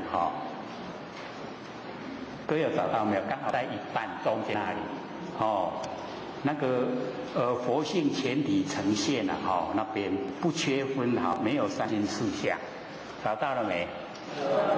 找到了没有分别心这个时候呢就是我们那个趋向真如意识学那个意识就是当下就是真如，当下已经就是了不能在头上安头了当下已经就是所以跟佛都是一样没有这个三心四相，没有分别心与佛无异跟佛都完全都一样。故这个知佛异口同音对阿难说实如轮转生死结根唯汝六根，更非他物。这个在楞严经里面这个所有知佛跟阿难讲说使我们六道轮回一直在轮转那个会生死为什么一直在凡尘生死？就是因为我们用我们的六根所以我们以为都以为说对都是六根给咱用六根给我们用，我们都用六根，结果就造了业，造了业就要受苦，受苦就在六道轮回了所以或许都一再讲所以我们修道以后啊，根尘相对产生的那个念头啊，我们不要用因为它会变化。那既然会变化，就不是那个真理真理是不会变的。那我们呢要找真理找到不会变的来修所以呢我们生活之中根尘相对啊，产生那个六识那心啊，那个心不要用我们呢用万年放下，一念都不生那一个心来修那个是从佛性呢直接生发的。那么底下又这个知佛呢又异口同音呢对阿难讲说，令如四正安乐解脱安静妙常，亦如六根呢更非他物。所以那个要我们六道轮回是六根那要我们回到我们那个佛的本位，回到我们本来也是六根就是我们在生活之中呢看我们怎么运用。我们呢知道六根是佛性的随缘之用，我们呢把它的功能作用完全都了解，不使它当家，这样它就不会造业。那六根不造业就不六道轮回。那我们假如说用六根，那造了业要受苦，就六道轮回。所以我们要了解说我们既然有身体有六根我们就是要用用的时候就是那个主宾宾客主人要分得清主人是佛性本体宾客这个个人是六根，六根是人客，伊不是主人。因为我们没有研究的这个真理的时候我们都会用我们的六根来当家。六根当家我们有喜欢讨厌，那喜欢讨厌就有取舍，我们落入行为的取舍就造业，造了业就要受苦就这样没完没了。那我们现在了解说原来叫它听话就好不要让它做主人不要使六根呢做主人。各位先生，现在日常生活谁当家？佛性当家。以前不是很自然就讲佛性当家嘛？现在那些个酒又唔敢讲，想为讲对咧，迄种六根的当家呢唔是迄个佛性的当家。所以我们习惯性都是六根在当家。我们现在就是要了解到六根当家会造业，我们不给他当家，启发佛性呢出来当家，这样就不会造业了，就可以解脱。所以很重要的这个转换我们把它转换呢佛性当家。那么众生呢迷本轮寻生呢故流转。我们众生呢迷昧我们的根本，然后呢我们都会凡尘这个追求是一些生灭的东西因为我们追求这个生灭的所以我们自己本身生灭的东西那个比较鲜明，所以我们追的会比较容易那假如说不生不灭常住常住真心它如如不动，看不见摸不到听不着，都让我们这个没有知觉，不知道，所以就不容易启发它出来当家。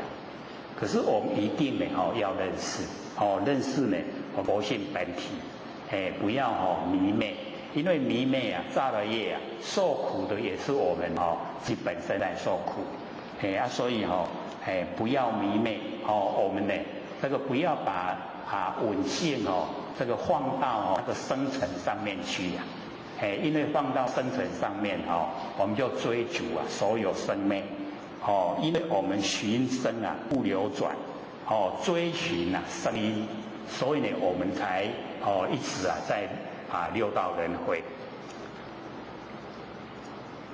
这里面有一段或许是没有写下来，因为在北部都讲得很熟悉呀。哦，那或许在这边呢，又把它呢这个从头到尾啊再背一次。以前呢也有背过了，我们可能也听也会觉得很熟悉呀。说一切众生啊，从无始来，寻诸色身啊，逐念流转，诚不开悟啊，性净妙常，不寻所长，逐诸生灭，由是呢生生杂染流转。肉气生灭啊，守于真常，常光啊就现前，根尘世心啊，一时消落，想象为尘，事情为过，恶迹远离，则汝华也，定时清明，允和不成，无上知觉。有没有听过？有熟不熟悉？因为这个从凡夫到佛成佛的那个果位啊，就在这一句里面。一切的众生从无始来，我们太久了啦，落入凡尘已经太久，无始不知道什么时候开始，无始以来，然后我们追寻遵循着我们的形象色跟声音，遵循的是声啊，逐念一个念头啊，追逐一个念头。逐念啊流转，我们念头都是这样，一个接一个，没有停止的时候了。逐念啊流转，诚不开悟啊，就是不曾开悟，就是没有去领悟啊。性净，我们的佛性啊，本体啊很清净，很奥妙，又常住，性净妙常，我们呢都没有领悟啊。然后不寻所长。我们不按照呢常住真心逐诸生灭，追逐所有的生灭，由是啊生生杂染流转，就是因为这样，我们才生了又死，死了又生，一直杂染，就是不是都当人道，有时候到天道，有时候到三恶道，所以杂染，然后变了，那个杂染流转，我们只要肉气生灭，把生灭都去掉，然后守于真常，我们守住常住真心，常光现前。我们那个常住真心的佛那个佛光，它就会显现出来，常光就会现前。然后这个时候想跟想，我们的念头跟形象想象为尘。都是凡尘，然后事情认识跟凡情都是垢，都是尘垢。然后呢，恶迹远离两个都可以离开了，不用了。这个时候我们呢，整个那个法眼，见法见真理的眼都已经清明，允和不成无上知觉。这一种状态哪会不成佛？绝对成佛的。所以这一句句里是从凡夫地然后到佛的果地果位所以我们假如说稍微一直把它呢反复的去这个诵习背的话，我们会按照这样做，一追到外面生灭我们会马上想到说去生灭守真常。各位贤姐，我们现在在生活之中是去真常守生灭对不对？是不是这样？真常都不要它嘛也袂变袂变卖惯，然后守住生灭，生灭在里边拢守生灭，所以我们颠倒，我们呢要去生灭，然后守真常，常光就现前。常光，所以各位要了解，万念放下，一念不生那个叫常光。常光它会显现出来。我们要做久一点的时间，让我们的般若妙智慧生花。有般若妙智慧来认识真理更透彻。真理认识透彻了，又来帮助我们进入真正的修持的行列。这样就很理想，所以我们不要呢寻声故流转，不要呢追寻着声音，就是要追寻我们那个常住真心，哦，都时时刻刻啊都在，哦，没有一秒钟离开的。那么路哦即呢这个弦缓稳机啊，哦陆流王手那个路，哦路有没有？有没有看到？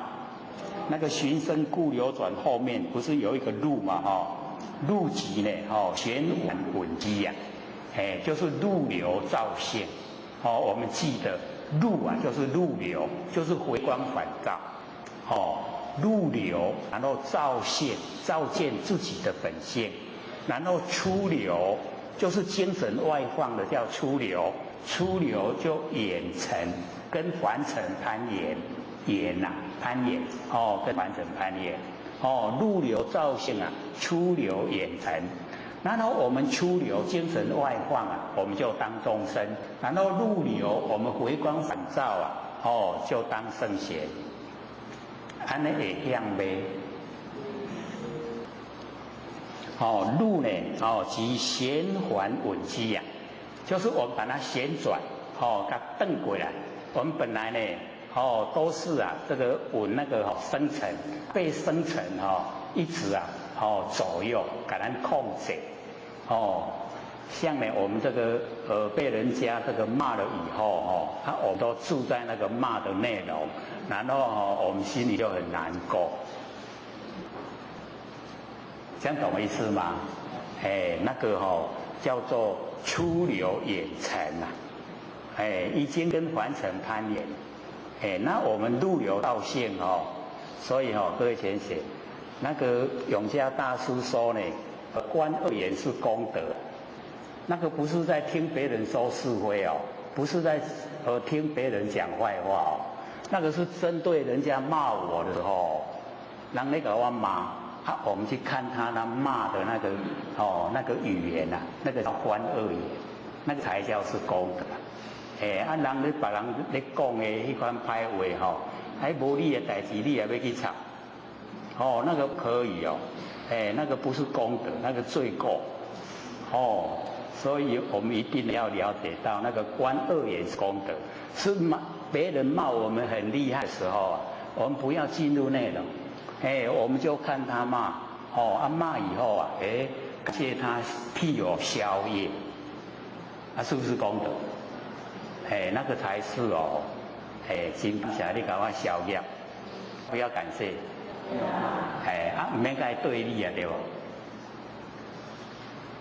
骂的人假如说看到我们都在感谢他的，他会怎么样？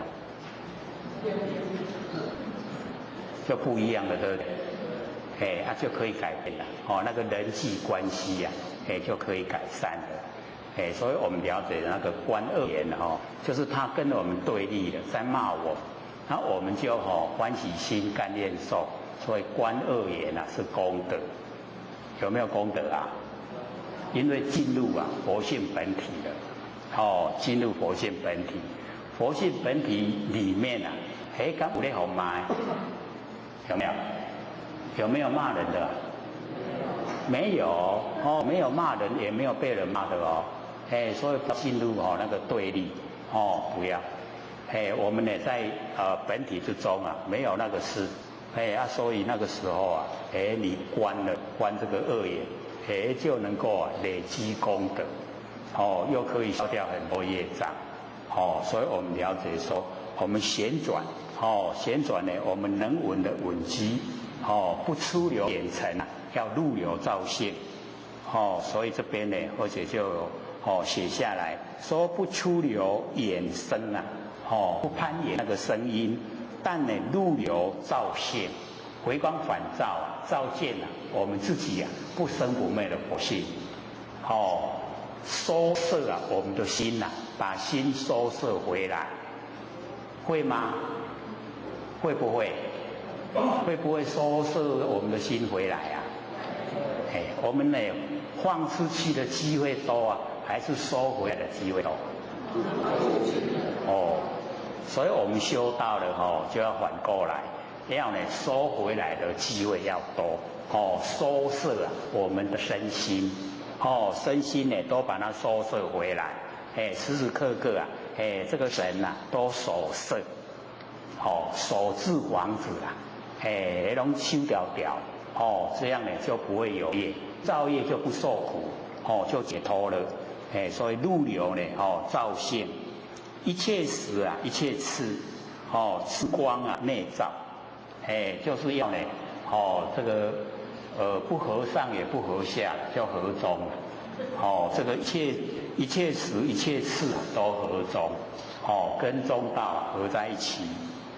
能够呢智光智慧之光，我们那个心所发的啊，那个叫智光，智慧之光。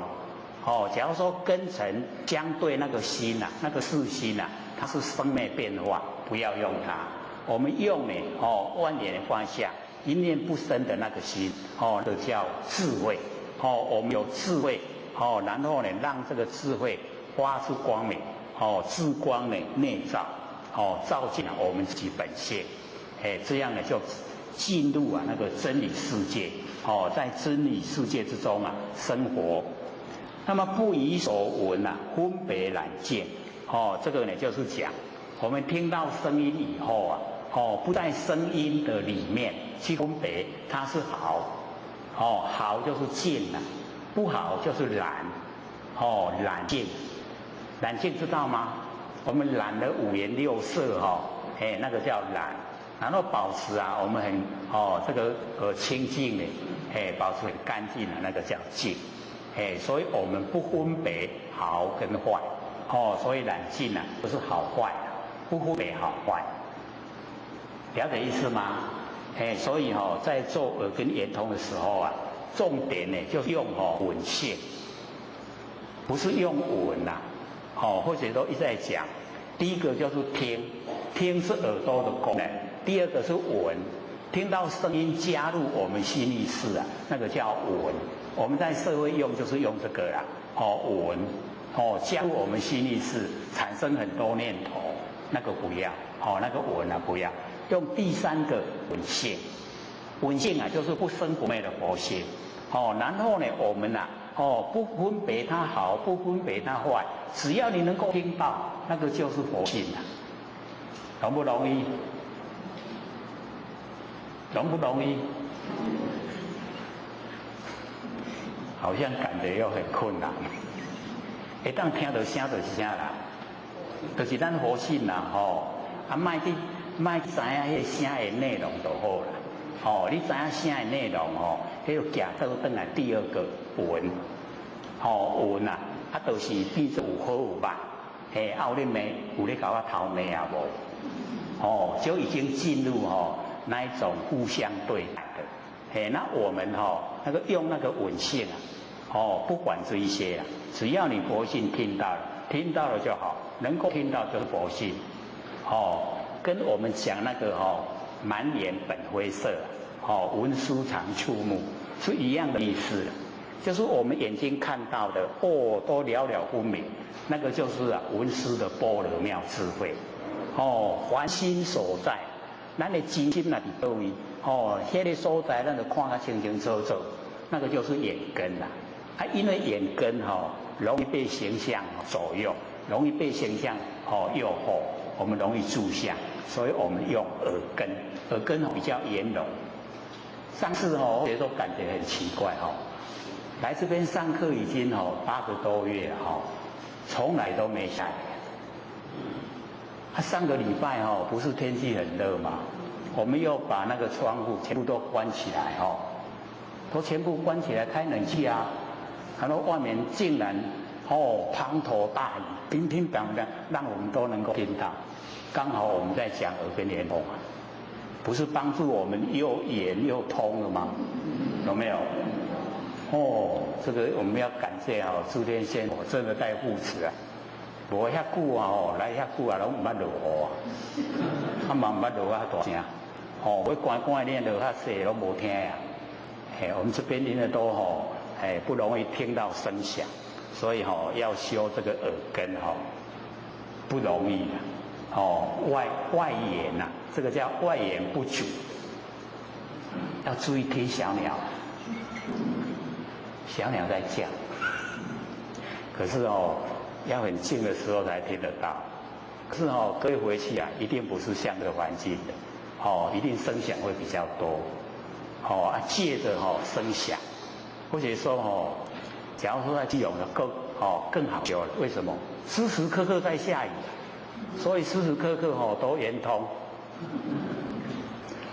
我们这边可以利用那个邻居有装那个冷气他开冷气，我们这边晚上睡觉有没有开冷气机有，开电风扇也可以啦，一样有声音你就听那个电风扇的声音、冷气的声音，只要有声响，你都可以用，就可以用跟连通，把那个活性引到外面来，等到它熟悉了以后，让它更宽广，它更宽广以后整个这个虚空都叫真空了，真空妙有，都是活性的，不是玩空的。那我们一般众生没有启发，这整个空间都是玩空，空中什么都没有。那我们修了以后空中是什么都有，有活性在，有水有风土在。这个空中有水有风土的，各位有看到没有？有没有？真的那么厉害可以看到空中有水有风土我们用冷气机或是除湿机，可以把那个空中的水集中，我们就可以看到了，对不对？那火就是热，热的那个就是火。然后呢，风很简单，我们只要一手不动，一手动就有了。那个土要等到那个太阳从那边照进来，我们可以看到阳光之中有灰尘，灰尘就是土散开了。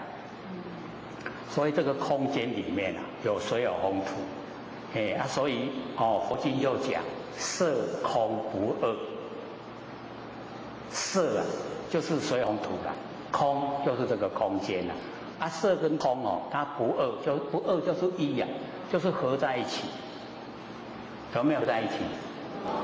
所以色空不二合在一起，我们要了解这个真理。我们身体也是天地的物质，水有风土，众缘际会，借我们用的。那外面的所有形象一样也是水有风土啦。所以六祖被那个智彻不是砍3次脖子他没有死掉，那个就是在修我这个水有风土跟外面的水有风土是一样的，所以物不会妨碍。好像我们水要把它倒进去水里面，变成什么？还是水合在一起，它飘得出来嘛？火已经在焚烧的时候，我们又把火一投进去变成什么？又是火。火投进火还是火。所以六祖就是在念水有风土，身体的水有风土，外面的水有风土，它是一体的，你的就不会有妨碍。所以站过去没登去所以六祖也不会标榜说他有神通，不会的因为在真理世界里面这个神通是佛性的功能作用。只要我们都修觉性为海，就是我们的觉性好像海一样那么宽广以觉海周遍法界恒无边涯，事无底蕴就是那个觉，我们那个觉非常的宽广，周遍整个法界恒无边涯，事无底蕴管东西南北上下全部呢都是觉都是我们觉海灰漏水不像我们的水海上有边上有底咱世间的海拢有边拢有迄个陆地嘛有底，虽然讲有的真深有的海我讲安尼3000公尺，佮落去嘛是有底那觉海没有它没有底那么这个性即指那个体大，成缘成指相大，所以有体有相有用圆妙圆明为用大体相用那个文殊菩萨呢都把它呢这个解说出来。那么成缘为呢觉海成暂不动严寒万有。我们那个成员呐，就是觉海，觉性好像海那么宽广，它呢诚湛然都不动，然后呢严寒万有，就是所有的不管山河大地，不管所有的凡尘的景象，生花的所有景象，都在我们觉海之中，都圆满的包含在我们性分之中。那么不变之体呀，那个呢，严寒万有这一个他讲不变之体，以及呢，我们如来常性，那个如来常，所以我们那个如来常非常宽广。然后我们现在用呢，大部分都把它用在含藏善恶种子啦，那个就比较狭隘的意思。它含严寒万有就很宽广的意思。它所有山河大地都从我们那个性海之中呢呈现的。所以我们要看这个真理才会了解整个真理它那个所在。它的奥妙，它的那个深的那个程度是到哪个地方？他们即本有的真心，离有为无为，离开有为无为，能给有为无为作依，有为无为都要依赖，依赖呢，我们那个觉海，即是呢，不变呢常随也，我们不变之体可以随缘之用，常常呢就可以随缘，不变之体常随缘。所谓即而造，即呢就是不变之体，造呢就是随缘之用。即而常造，造而常即那个呢即造同时，就是本来面目。各位有没有听那个如是我闻还是呢张轴悟道记有没有讲到这样？可能又是有听没有懂，有听是有了还没有懂。那个好就是有书面资料可以听还可以看有书面资料，所以那个即而造，造而即我们就是要了解讲即就是佛性本体不变之体，讲造就是随缘之用造就光明然后成言跟言成又呢不同意思为呢这个觉海虽严寒万有究竟呢诚湛不动它呢如如不动，即是呢随缘常不变。它虽然随着缘，可是体一样不变我们就差别在随缘以后就不回归到本体所以那个随缘常不变就没有做到造而即这个造就是随缘之用，即就是不变之体。然后言妙就是本来之妙，不由呢造作没有造作的。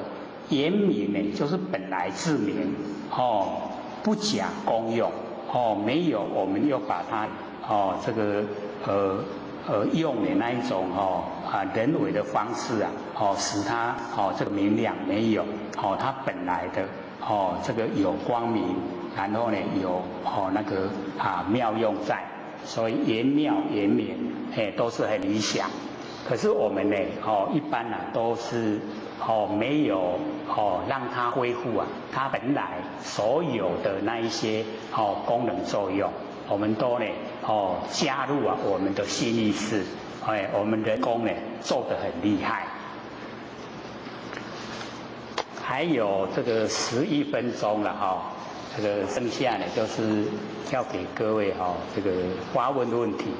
那在呢这个发问问题之前因为或学到的时候这个有千贤这个千叮咛万交代，跟或学说一定要跟大家讲，说我们这个修道，就是要很专一不要这个一回到家以后就坐着看电视就上网，然后呢去网路那或许呢这个之前呢时常都会这个讲说我们在没有启发我们的佛性来当家的时候还没有启发，不知道自己呀不生不灭的佛性本体。这个时候啊，我们尽量拼除外缘，外面的因缘啊，我们尽量把它拼除。不要跟人聊天，不要看报纸，不要看杂志，不要看电视，不要上网，什么都不要，专注的把佛性本体启发认识。等到你已经可以佛性当家了，这个时候不管你要做什么，你要看电视，你要上网，你要看新闻，你要看杂志都没有关系，因为你有主宰了。你佛性可以主宰了，那一些事啊，你就会处理得很好。那假如说我们都还没有到达佛性主宰的时候，我们就稍微节制一下，先呢一段时间，让它呢空下来，不要感染成事啊，完成的事都把它撇开。那假如说我们工作的时候啊，压力很大，对呢主管啊很不满。那或许导师有一个那个日本人的方法，他跑到那个没有人的地方啊，去大骂他最讨厌的那个人，大骂了以后情绪一发泄回去就好睡了，问题就解决了。各位可以我们乡下不是很宽广嘛你到那一个没有人的地方。尽情的去把你的不满全部都发挥，你全部都吐出怨气了，就解决了，没问题了。那个是日本人在用的或者看到报道，我们也可以用疏解压力的方法。不过各位就是要了解，压力还是来自于自己的内心我们自己的内心产生的。那我们去分析怎么来，一定自己有所求，然后达不到，那个压力才会产生。那我们假如说进入到无所求的时候那个压力它就会消失了。然后我们对凡尘不管是合理不合理，只要是我遭遇到，我都欢喜心甘愿受。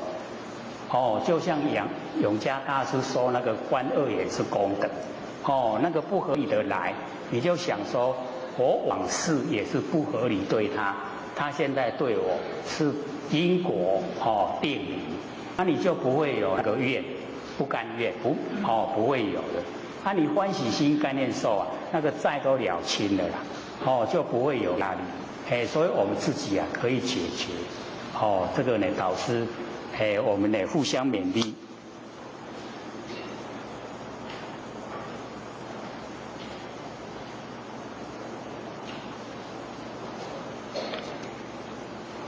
这个要请负责讲师念，因为我知道他写下来是什么意思。第一个问题是，耳根意识听到声音与感觉具足，要如何分辨是好与坏？是修持法门之一，或不管它。各位呢，刚才我们有一再的说，我们这个用第三个稳性，它是独一无二，没有对待，所以没有好与坏你已经落入好与坏，落入喜欢与不喜欢，那个都已经是第二个稳。我们不用稳。做那个耳根圆通是要能够听到声音的是谁是这样就可以，很简单的。会当听到声是啥袂使不可以进入声音的内容。你进入声音的内容那个心已经杂后电很乱了，它不能进入的现象因为你进入声音的内容，你就有情绪了。你有情绪那个修不成道修道不可以有情绪的。第三个问题，有问题问自己，因为佛性具足，我也是否亲近时，为何嘴巴可以自己告诉自己对自己讲话，为什么会这样？是佛性本体作用吗？这个凡尘哦，法无定法。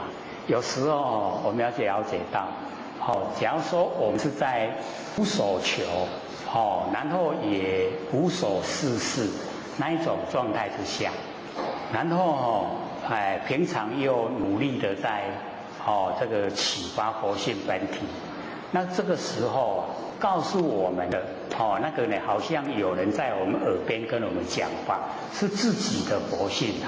自己的佛性在告诉我们。那假如说我们的那个生活是蛮宽广，然后接触面很多，然后呢思想也是很就是活跃，那这个就不一定是了这个是我们所这个在凡尘这个运用到的聪明。那运用到的聪明呢，有时候我们也是可以自己分辨的，对我们是好呢还是坏？好的话就做，不好的话我们就撇除掉。所以要了解到，那个在时时刻不清净的那个状态之下，我们的佛性会告诉我们告诉我们很多事情。比如说我们在走路的时候，我们来想说要右转，可是佛性会跟你讲说不要左转。那个时候可能要听话，为什么？因为你右转会有事情发生。你听佛性的话，左转就没事了。那假如说或许也曾经遇到过了，要出门出大太阳，不可能带伞嘛，对不对？可是佛性告诉我带伞，我说带伞吹毛秋戏，这么好的天气还带伞，真的不听佛性的话，出去就淋雨了。为什么？下雨下大雨。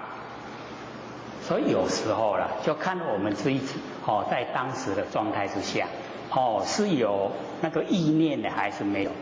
有意念产生的时候那不一定是佛性告诉你。那你都没有很清净的状态之下呈现的，那可能就是佛性在告诉你事情。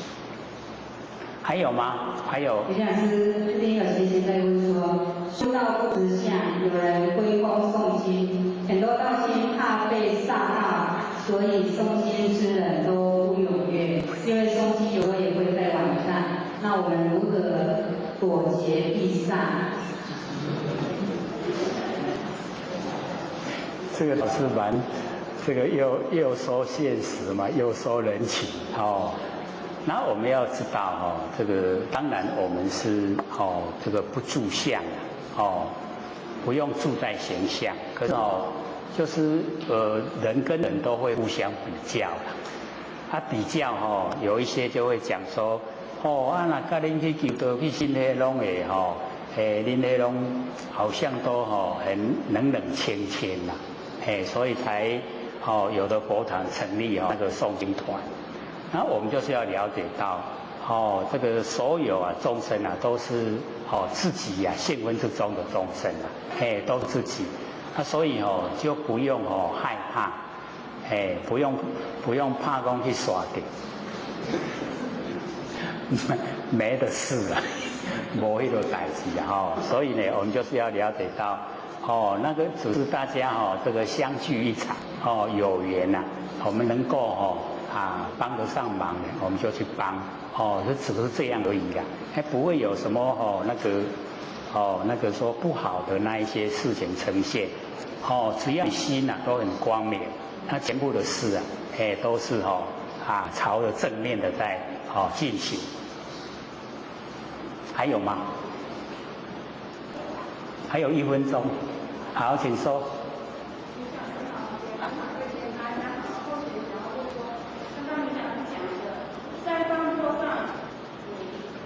一念无生生担心，那请问下一句，刚刚李老师有讲下一句是什么？一念无比生担心。还有下一句。下一句叫做境界为眼长六出。境界为眼长六出。境环境的境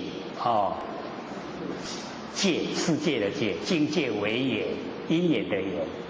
长出6个出，那个三系就是业相、转相跟现象，这个时候都还没有，因为我们产生一念，才有三而大地，有三而大地才有众生啊。众生以后叫做境界为眼，长六出，六出六个名目啦，一个就是智相，智慧的相。可是那个智相是互咱看啥知影啥智相。第二个呢叫做相续相，就是一直相延续下来。第三个叫做直取相，直轴跟直取相。第四个叫做记名字相。这个是什么名字？那个是什么名？第五个就是取业相，我们已经起业造业。然后呢，第六个就是业系，被业绑着，业系苦相。有听过吗？有没有？没有听过。那没关系让他又熟悉呀。智相、相续相、直取相、记名字相、取业相、业系苦相、境界为眼，长六出。一念无明生三系。下课。各位点来师、各位讲师、各位坛子、各位先贤，大家好。不学到天师德，老天天大德，以及感谢各位先贤给佛学机会学讲。我们要讲这个耳根圆通，各位有没有听得比较懂的？不像第一次这个有听没有懂。我们有没有把那个第一次的那个复习，就是上个礼拜，各位有没有拿CD回去听？有，那个要这个熟悉才会做的呢才正确，正确呢就有的功效这个出来。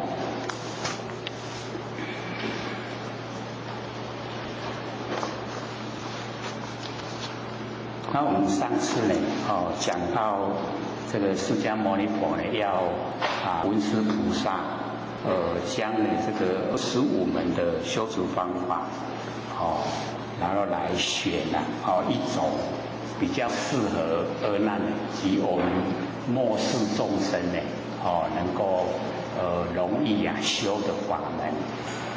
那底下呢这一段就是文殊菩萨呢所讲那个成缘，各位找到了没有？觉海呢现成缘，缘成觉圆妙。那个第一句那个觉海就是我们那个不生不灭的佛性本体它是觉。觉它非常宽广就好像海一样那个觉海现成缘觉海现成缘，这完全呢都是一个原始状态。那么第二个呢，圆成觉圆妙，这个圆成它就是我们佛性的功能作用。第一个呢，觉海讲不变之体。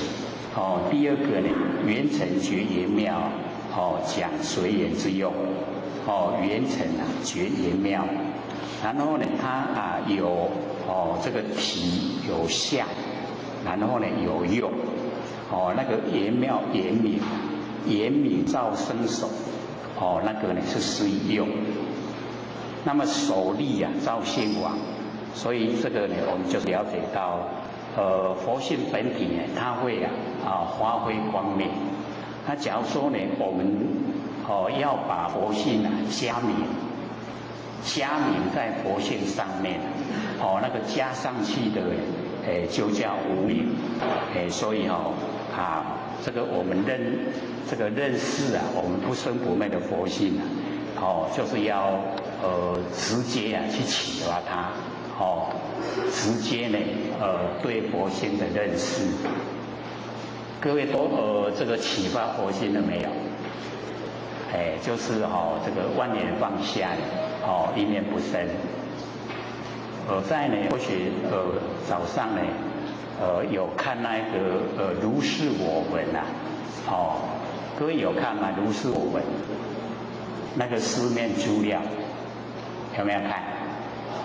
或许看那个后面哦，那个问答，就是有道亲问哦，那个问答，各位有看那一段吗？没有啊。那个因为在 CD 里面哦 ，CD 的容量哦，大概是80分钟啊，哦，70分到80分，那可能没有把那一段问答哦这个录下来。那在书面资料里面有哦，就是台北的一些哦，他问问题啊，他问得很努力。那假如说各位有拿到那个 MP3 的话，他就会全部有啦。哦，从头到尾啊，会全部都有，那个问答很多。那印的资料哈，只有印一段，就是在讲课之中呢，休息之前的一段哦，他有把它抄录下来。那后面的哦，因为太多了，就没有再写了。那我们大概呢，从那一段哦，也可以了解。或许早上有看一下呢。也都是在讲万年放下，一念不生的。哦，那个时候是在96年，3年前的时候呢，哦，在那个台北的佛堂讲的。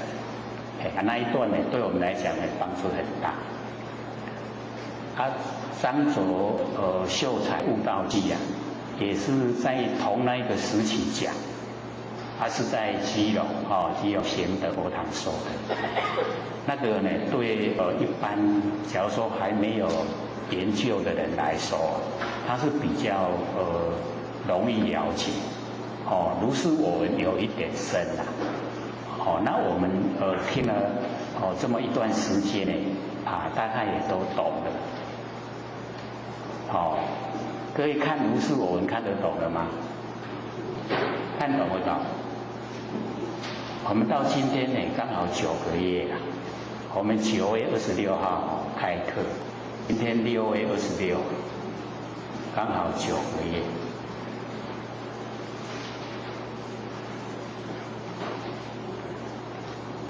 看如是我闻那个书面资料，或是听 CD 呢，能不能够了解里面的意思？可不可以了解？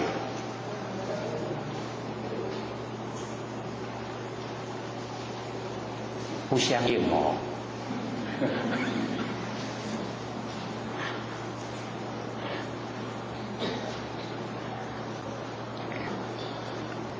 因为我们都是没有离开那个心理心法，就是一路走来呢，都是要明心见性的。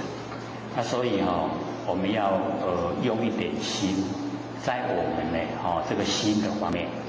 因为跟尘相对啊产生的那个世心我们就是不要有要认识。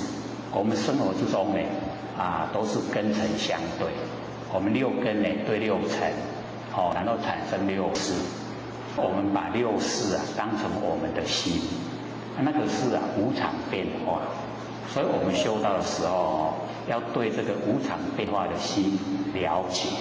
然后呢，我们不要用它来修道，因为它一直在变化。那我们要用不生不灭的真心来修不生不灭的道，这样呢才会成就了。各位有没有听进去呀？有相应的。所以我们呢讲这一段呢，这个文殊菩萨呢所讲那个觉海。就是我们的佛性本体很宽广，不像呢我们凡尘的海还有边还有底呀。那我们的佛性呢，它没有边也没有底，非常宽广，所以呢，我们要解说这个性呢就是指那个体呀，我们那个佛性本体体很大。那么成缘成呢，就是在讲相形象，形象呢也很大。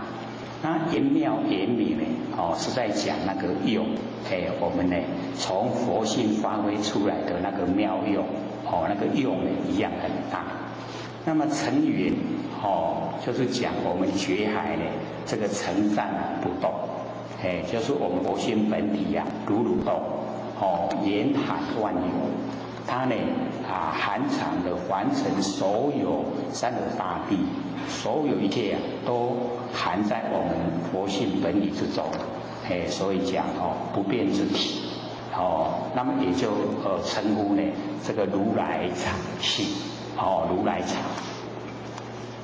那么即是呢我们本来就有的真心，离开呢这个有为，也离开无为，那么能给这个有为无为依赖，所以我们了解我们那个佛性本体非常宽广。那因为我们呢很少研究，很少接近所以对它呢都比较生疏。那你这个本体它是不变，它不变我们了解科学市场呢，就是用我们那个照相机的原理来说呢，我们有玩过照相的人都了解说个按快门的那个一刹那不能镜头摇动，不能晃，一晃动洗出来的相片模糊不清。就可见我们那个佛性它一样也是如如不动。假如说是我们佛性是局限在仙观，那我们整个头时常在动，那我们看到的景象一定都是模糊不清的。可是不管我们头动得怎么快，我们看到的景象都很清晰。这个呢就是跟我们讲我们那个佛性本体如如不动。因为它如如不动，又没有形象，所以不容易体会，不容易体会，我们都忽略，以为它没有，就是不存在。那我们要了解到，我们这个佛性本体虽然说没有形象，可是我们可以用领悟的，用体会的，知道它存在，而很切实，切实存在。它的那个奥妙程度就是要深入，我们要深入的去研究探讨。那我们只要能够深入研究探讨，它整个就会呈现那个整个佛性的那个整个轮廓，我们都会把它描绘出来。知道了以后，我们知道我们佛性了以后，我们可以用心的深入，深入我们佛性。深入佛性了以后，我们就可以走入佛性本体。既然能够走入佛性本体，这个是我们在凡尘遇到的是最真、最实在、最美、最好的。我们这个追求不会后悔的，这个追求的这个方向，所以这个很有价值。凡尘只要是落入现象，它都有生命。所以我们在讲这个太阳它是燃烧之体，它既然会燃烧，它会慢慢会烧的就后来就会烧完了，没有了。可是我们的不生不灭佛性本体它不会没有，它不生不灭，超出所有的因缘自然。永远都存在，所以我们就是要用心来追求。那我们越追求呢，我们就会自己就会越笃定。那笃定了以后对凡尘的所有现象，我们就会看得比较淡，不会那么在意。那只要我们对形象了解，我们的烦恼就会减轻，就会消失。因为呢烦恼都是从我们住相来。住相才会烦恼，那形象都是变化无常，所以就不用住。那不住相的话，烦恼就没有。没有烦恼，我们的心性，它就会走入清净的境地。只要它清净，就容易回到我们佛性本体回来。所以我们了解说，我们被凡尘的造化引诱我们精神外放。那精神我们外放了以后，我们就是了解说，已经呢这个自己愿意当众生，只要我们把精神都收回来，回光返照，照见我们的佛性，这样的话呢，我们就可以跟天地是同寿，比天地还长寿。所以我们要了解说，要自己追求，不要投入凡尘。凡尘这个是从文字就让我们知道就是会污染我们佛性本体。那我们佛性的本体非常清净，那我们在日常生活之中都没有让我们那个佛性有一刻的清净，所以就纷纷扰扰就尘劳一生就这样过了。那在日常生活之中我们又造很多业，那个业我们既然有造，就有果报。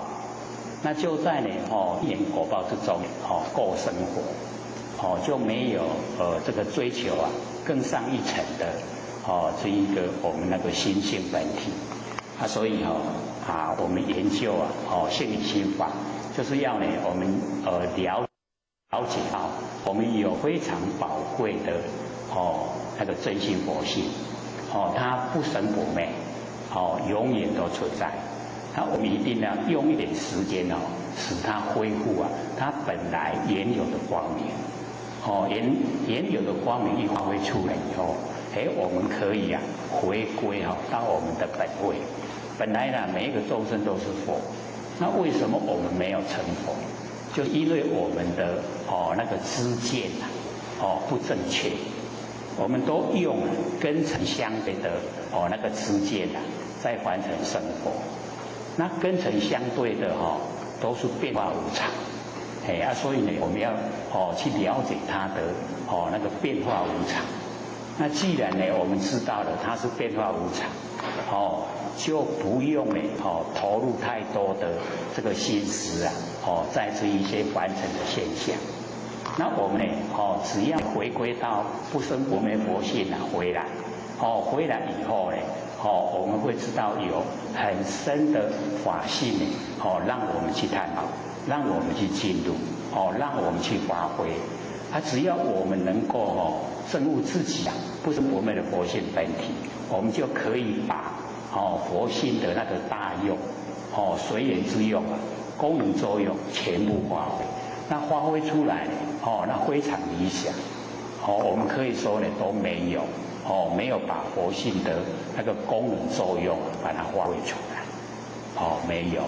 那假如说我们肯用心在明心见性方面，只要我们心明了，心透彻了解了，什么是私心，什么是真心，透彻了解，我们呢就会弃假然后归真，把那个假的变化我们都去掉了。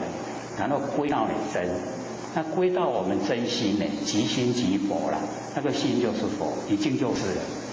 所以我们呢，这个在凡尘用都是妄心，我们把妄心都当成真心，所以这样就修了很久都没有功效。那我们一了解了以后，抓到那个根源，抓到我们不生不灭的真心的根源，这样来修呢，就会修得很快乐，时时刻刻呢，生活都在天堂一样。那我们凡人可以说呢，都呢追求那个形象物质。那形象物质我们要了解到那个都是不实在的。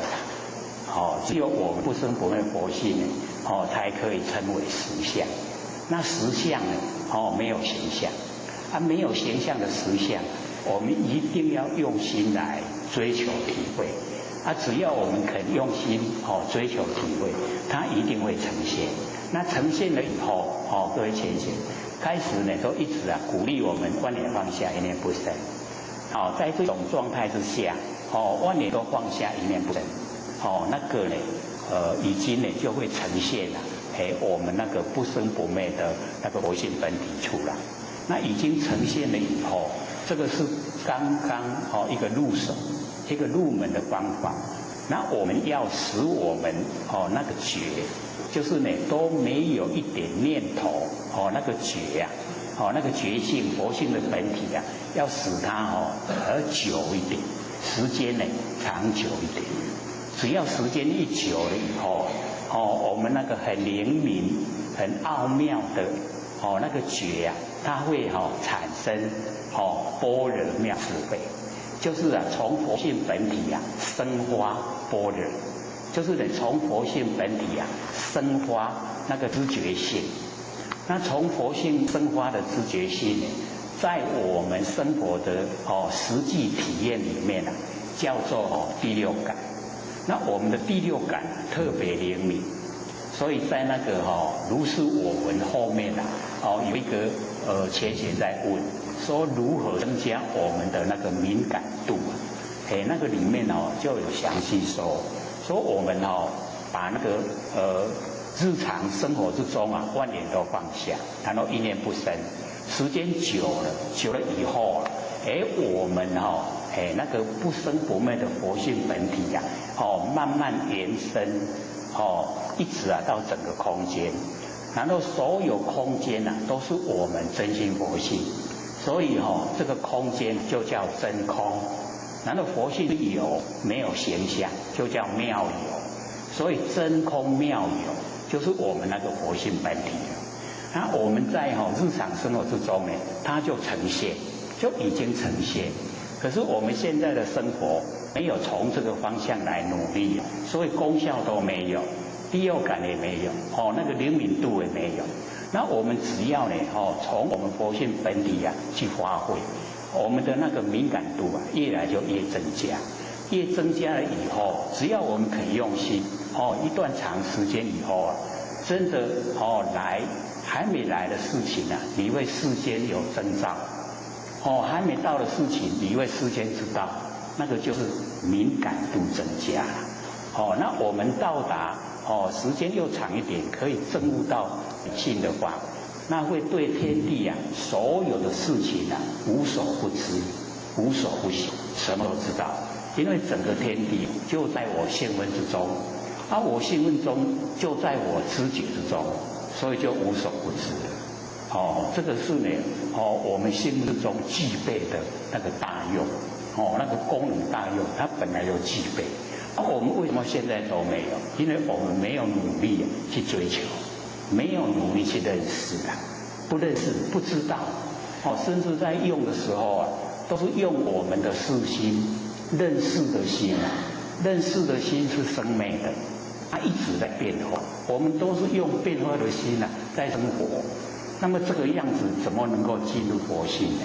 就进不去了。心不明然后心不知。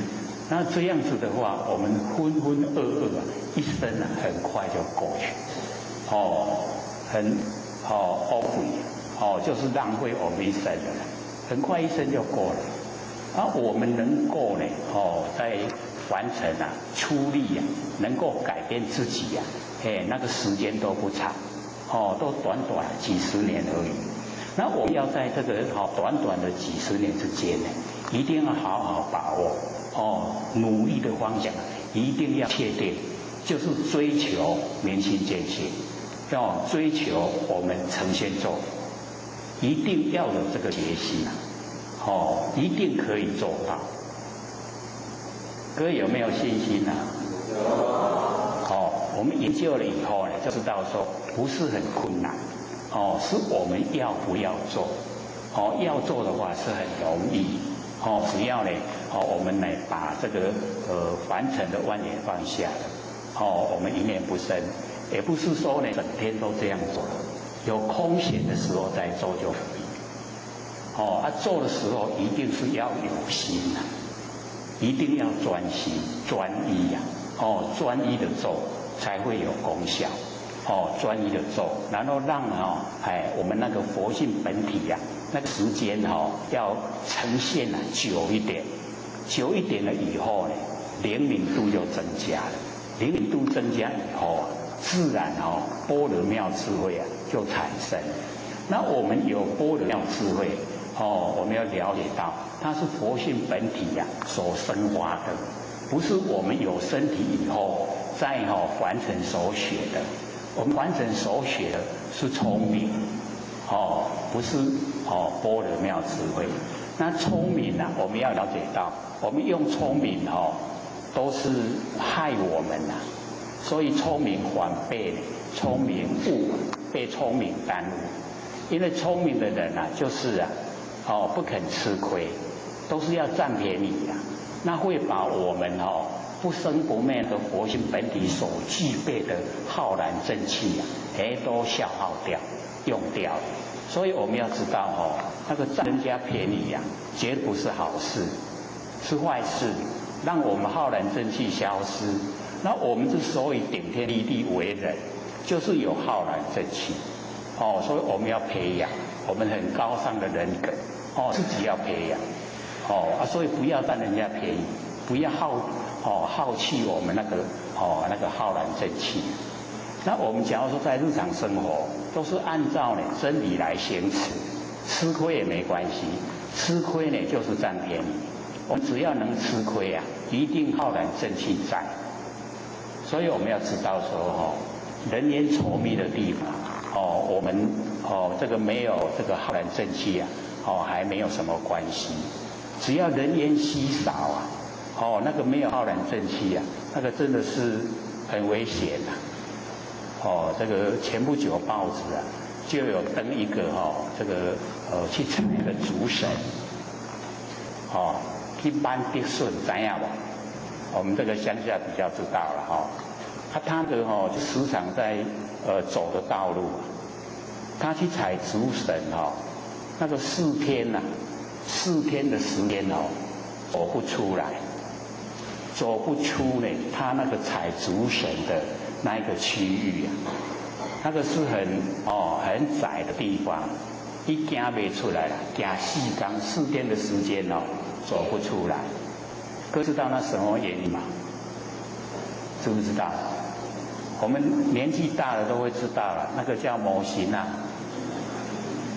魔猴啊，魔形啊，魔猴啊，有没有听过？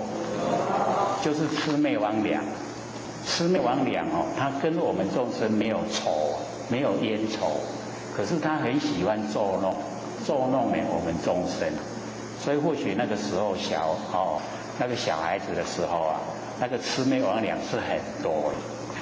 现在因为人很多了，人口很多了所以魑魅魍魉就变得很少。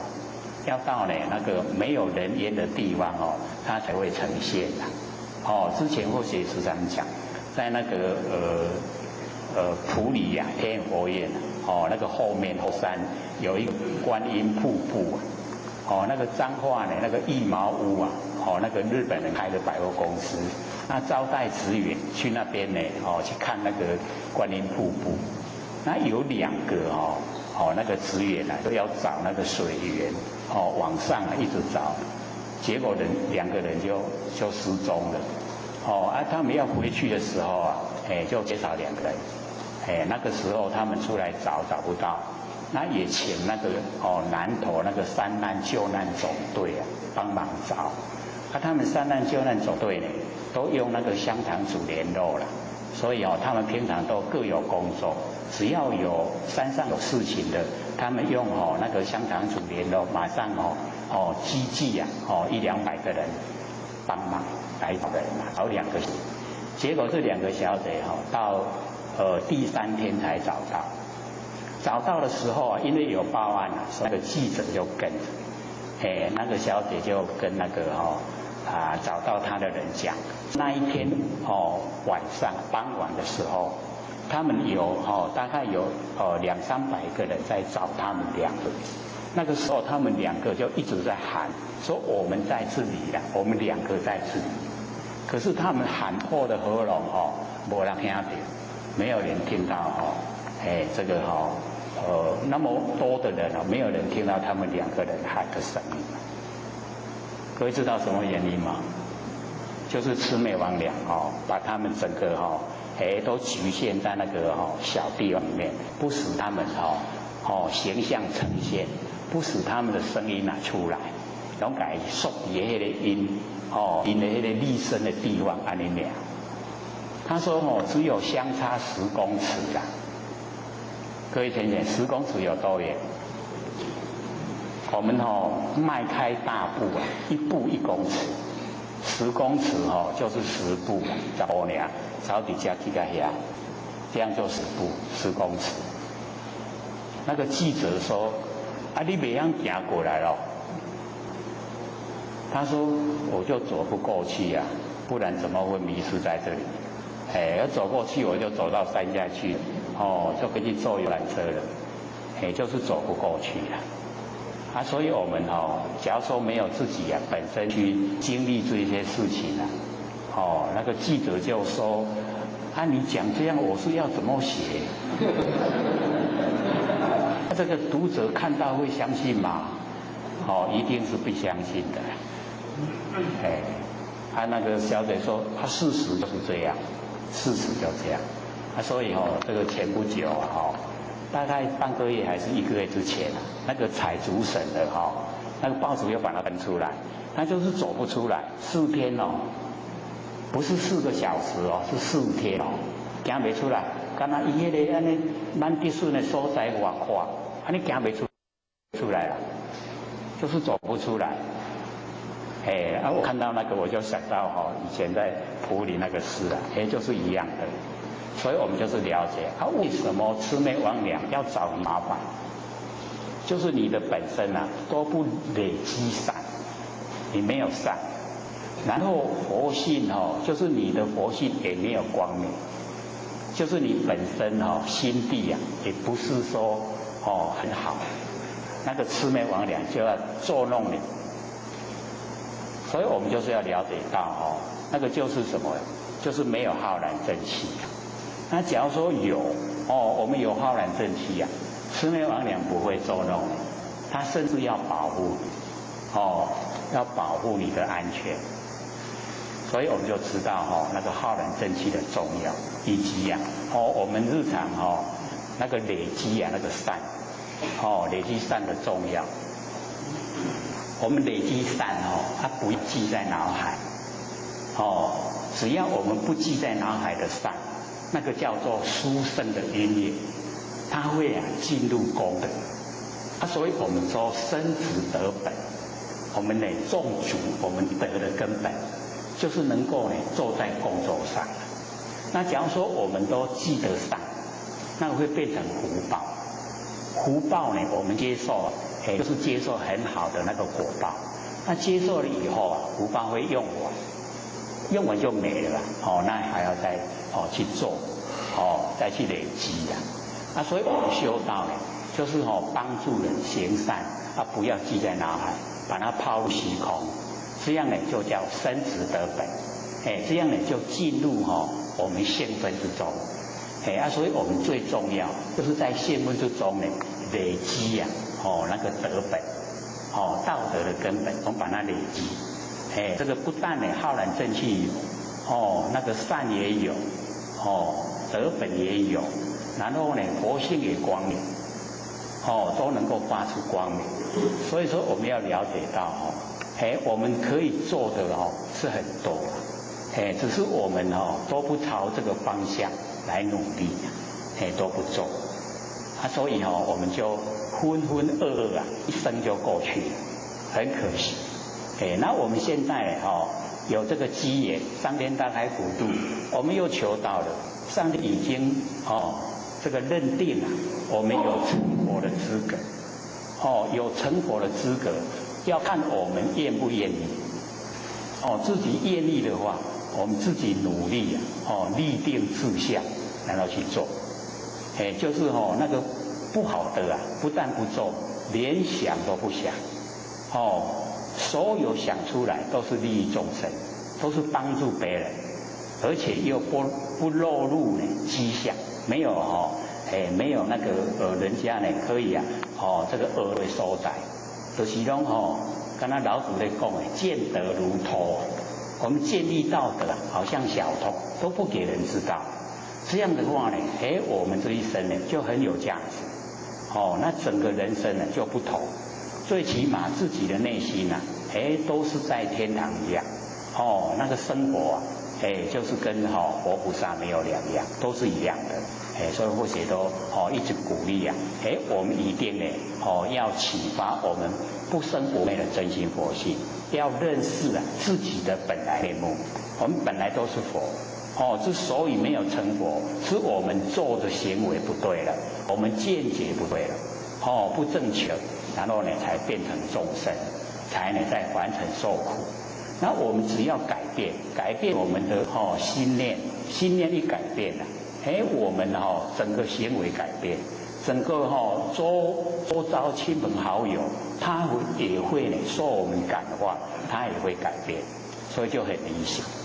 这整个呢，就呈现了在凡尘，不是呢这个空话的，而是实际啊可以做的，可以到达的，不是很困难，看我们有没有心去做，有心做都很容易啊，只怕我们无心，那无心呢就没有办法成就，所以有一些说修道很困难的，有时候修道很容易的。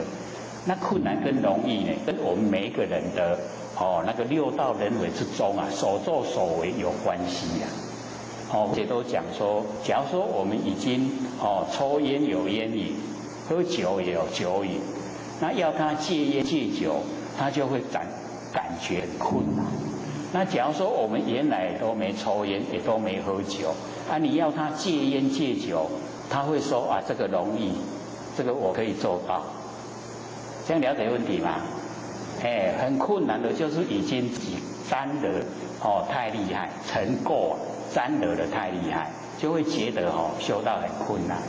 那假如说我们沾得凡尘都不深，对凡尘事都不投入，那我们来修性理心法就会很容易，然后一下子全部都进入，这样懂意思吗？那我们不管是这个来源啊，是三得道也好，是呢这个已经修正的这个浅显来也好，都没关系呀。只要在这一生之中呢，我们努力一世修呢，就可以一世成，绝对可以成啊！只要看我们有没有信心，对自己有信心的，相信自己不生不灭佛性我们就一定可以成就，绝对可以的。没有做不到的事就怕我们不想做那就没办法，所以先了解真理，真理透彻了解了，知道我们佛性状态了，知道怎么做怎么修了，那我们就按照那个正确的方向去做，努力的做，不管他修的成不成，都不要去在意，幸福之中一定会有，绝对呢修了以后就在我们佛性之中，所以这一段这个文殊菩萨讲的我们老师要用一点心，所以这个我们已经讲2个礼拜的耳根圆通，然后呢那个CD都有送到这边来，1个礼拜有2篇2个礼拜4篇，一定呢要你拿回去一直听，反复的熟悉的听，那个稳心稳修。我们一直在闻，在闻的时候就已经在修了。在闻在了解真理我们就已经在恢复我们那个不生不灭的佛性本体。这样呢，只要我们一直进入，自然呢，我们呢佛性那个佛因就已经重了。那佛因既重，佛的果报一定会呈现。所以一定要自种佛因佛因都不种的话我们当然的果位那个果报就不会呈现。所以要自己努力的这个都是要自己努力的。讲呢只是给我们帮助一个参考所以做才是这样了解真理才去做。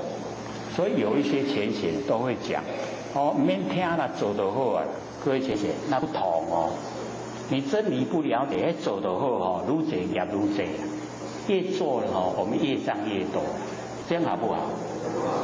就不好了所以我们要了解说，要做都要符合真理，做出来拢跟真理相应都符合，这样做呢才真正的这个功不唐捐啊，不会做了都没用，所以我们呢就是了解啊，我们那个佛性本体啊，它是不变，不变之体，它不会变化，可是呢，它可以随缘之用，可以随缘，就是有功能作用啊，功能作用我们凡尘最喜欢的就是神通啊，那神通就是佛性的功能作用。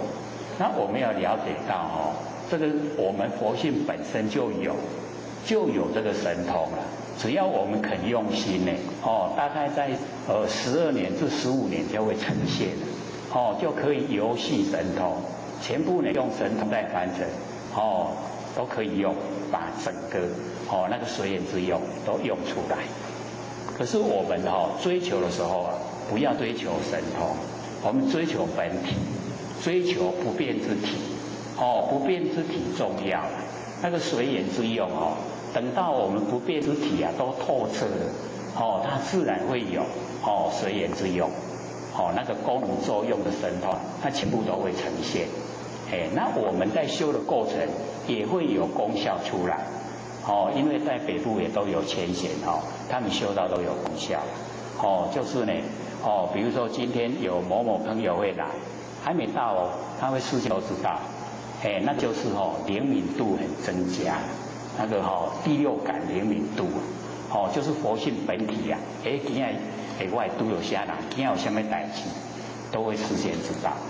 可是或许不推广这个，推广都是我们按照真理。那真理呢，它是非常的平凡、平淡、平实、平常，都是。一般我们看到的最简单的事情啊，就有最高的佛理。那我们说奇奇怪怪好像穿那个奇装异服啊，那个都不是的，那个都是暂时显现的东西啊，那个不会长久。那我们这个是常住真心，它是永远在的。那我们追求就是要追求这个，它永远在，不会变化的。这个呢才是我们要追求。所以呢，佛性啊，它是不变之体，它可以随缘之用。我们呢先把不变之体修正了以后随缘之用就会呈现。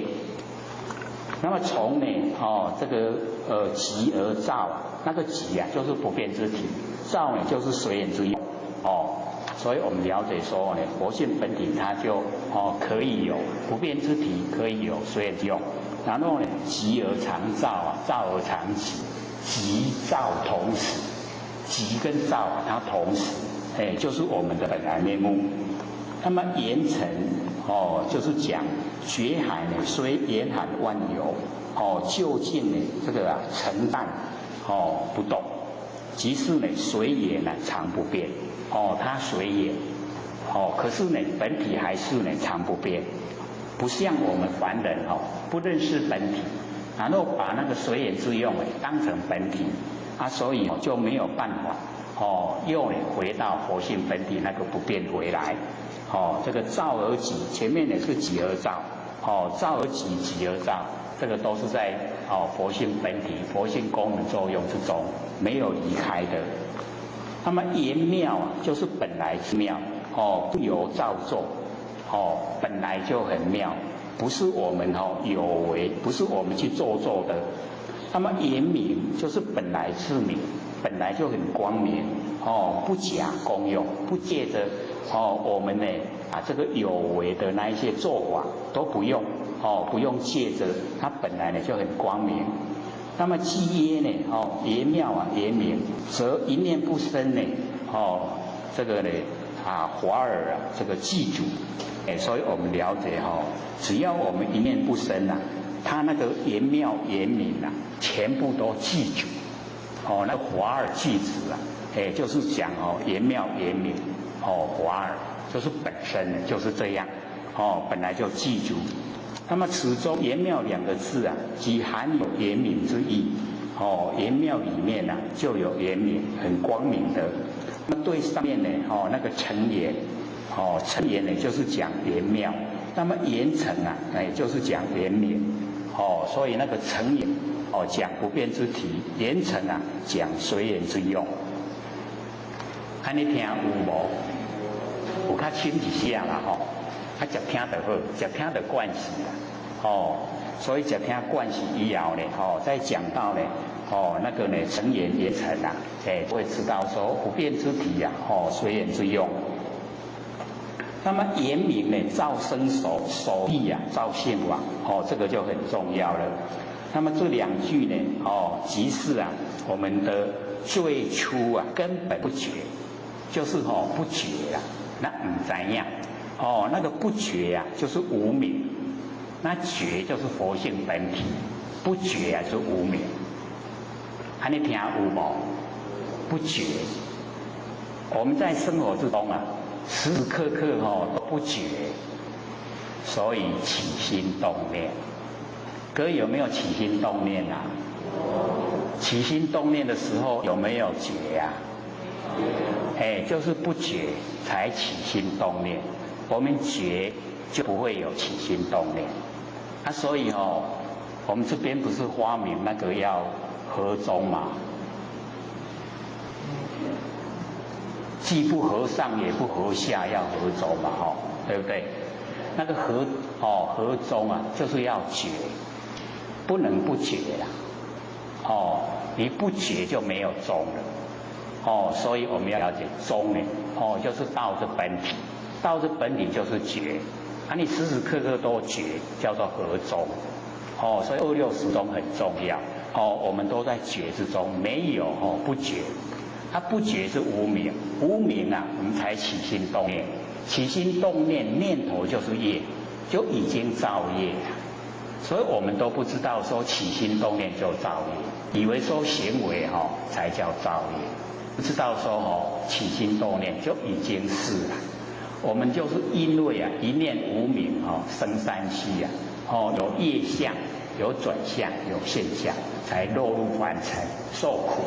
本来是只有一点点不觉啦，可是我们进入凡尘以后啊，那个觉越来就越少，不觉就越来越多了，所以整天之中呢，大概只有剩下24秒觉，整天不是24个小时吗？我们的觉啊，大概剩下24秒，这样多不多？不多我们慢慢把它推广，进入24分觉，然后进入到最后，最少也要4个小时觉，到最后一半，一半半天睡觉不觉，半天不睡觉要觉，这样知道吗？就是不要起心动念，没有念头啊。就在万念放下，一念不生的状态之下，那个叫觉，没有不觉呀。所以这个不是做不到，而是我们不愿意做，我们不愿意去保持那个觉，就是要使它这个头脑都生出来了，爱回用，爱修两套。这个有缺贤这样讲啊，既然有我们有头脑了爱好用，用都爱起心动念，这样好不好？我们造了业自己受苦啊，在受苦的时候啊，谁要来救我们？谁要救我们？我们自己要自己救了，自己怎么救？不要起念头，我们不受苦啊，就不要起念头。不起念头就不受苦了，我们起念头就是要受苦，所以我们了解说根本不觉，就是因为啊言明造生手，言明啊本来呢我们要了解说佛性本来光明，咱起码要把佛性咱要改加明啊，就是讲佛性已经拢无光明啦咱要把迄个光明加进去啊。只有这一个念头就让我们一直六道轮回，所以佛性啊加不得东西啊，袂使加物件里。所以我们说我今嘛佛性拢无光，我要给它加回真光，那个一加进去啊，就叫无明。这个观念啊，我们有时候会想不出来。那高功名比今后，会不会这样想？不行哦，为什么？我们一加名进去了，你记得家的时候，它是不是很光明？你若故来疲倦啦吼，袂记你加，伊是不是个黑暗？是不是变得有时候光明，有时候黑暗？本来它是不生不灭的，被我们这一加，它就变成生灭。这样了解意思了吗？所以佛性本体啊，加不得东西啊。只要你认识它就可以，你敢把就好，你把。所以那个染污即不得啊，那个让不是这样说嘛，修正即不无啊，染污即不得。爱了解这个意思因为那个怀让禅师见六祖的时候啊，六祖就用禅机来问他，说什么物啊，怎么来？你的佛性是什么东西呀？你的佛性怎么到这里来？那个是讲禅机啊。然后怀让听到这一句话以后，不是像我们六祖坛经记载他是回去8年的时间把凡尘所有的东西都拿来跟佛性比对说我佛性是这个东西，比对，对，然后不对了再拿别的东西，把凡尘所有东西都拿来比对，经过8年，8年不是8天不是8分钟是8年。8年了以后，已经所有东西都被他比对了，然后才来见六祖。六祖在问他说：“你这个领悟出来了没有？”说已经领悟说是一物即不中。这一句话是经过8年的时间去实际的体悟不像我们看到六祖坛经，那几个都过去那这个典故记载也五灯会，不是或许发明的啦，是五灯会里面有记载，他或许看到，是这样子的原来不是一下子他就能够直接对答，不是然后六祖一听到说是一物即不中，已经把佛性的那个状态、那个轮廓描绘，一共有一点味道了所以他才问第二句嘛，说还可修正佛，讲说是一物即不中这个佛性讲伊修什么都唔对，会使修的，他才讲说修正即不无。为什么要修正？因为我们落入六道轮回太久那个习性都不是佛性本体的，所以那个修正即不无要修正。可是佛性本体染污即不得，你要把佛性本体染污要改一回大善，你染不得为什么？因为它没有形象你要在虚空彩绘你彩绘不来的。为什么？袂调啦，虚空不染颜色，你袂调，所以染污即不得。那六祖一听以后，他说：“即此不染污是知佛之守护念，如亦如是呢，无亦如是。”他就讲说，这一个不染污就是所有的佛他要护持的东西就是这个佛性本体染污不得的这个。你是这样，我也是这样，那个叫认可，就是说你的领悟完全正确，就是那个意思。所以我们就是要了解到那个因缘一照，你都该加入咱的佛性本体可以光明本来伊的本来就它会发挥光明的，因为你这一加生手了，生出有能有手。你能加的时候它光明，能加手加的时候它有不一样。你哪记咧？你哪做到真仙嘞？那它就变生灭了。本来不生不灭已经被你一加入有为就变成生灭。这样你要的意思吗？是很细腻的啦，我们研究呢就是要了解到，这个很微细的地方啊，要全部都了解，了解以后我们做了就正确，然后做法正确，我们就可以回归，真的到自己的本位，每一个众生都是佛，都是佛，因为认知错误了，才没有成佛。所以我们要把不正确的这一些认知去掉，这样了解吗？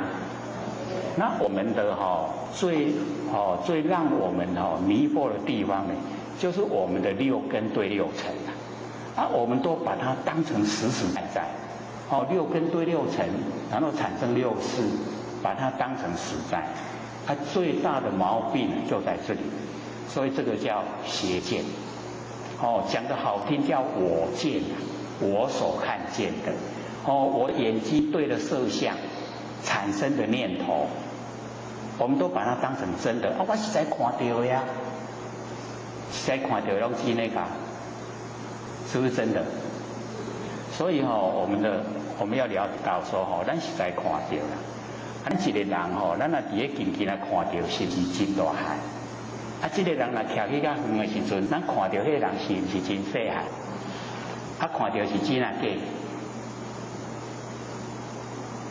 所以我们就是了解它的奥妙，就是这个样子。一样是一个人啊，一样是一个形象啊。为什么在你的眼前形象就很大，在你很远的地方形象就变得很小？为什么？我们会说自然啊，自然就是道。所以我要了解说凡尘啊，有很多我们都没有细心的真心的去探讨去追求，所以真正的答案没有出来，所以这个叫做假象。凡尘只要落入我们看得到的，都叫假象，叫虚象，叫幻象。所以我们追求是实相。实相就是不生不灭佛性本体，这个实相，实相呢，甚深很深，很难进入。可是呢，我们要相信自己不生不灭佛性本体，你就可以进入实相。实相就是不生不灭的佛性本体，所以我们每一个都有实相，可是我们都不认识它，也不追求它。我们都追求幻象，凡尘的假象，我们很努力追求了，很在意，对自己的实相呢都不管它，不追求，所以这个叫颠倒，佛都讲我们众生颠倒，应该追求的都不追求，不要追求的我们都很努力在追求，所以我也都时常讲，尤其有坤道。这个买那个化妆品是很贵的，然后白天就一直擦一直化妆，或者坐车这个可以说一定时常可以看到，那个小镜子一拿出来就在脸上一直化妆，晚上睡觉要不要洗掉？遐钱是不是拢了去买遐贵的物件，买搁甲洗衣裳，那不要洗，明天就不用擦嘛可不可以？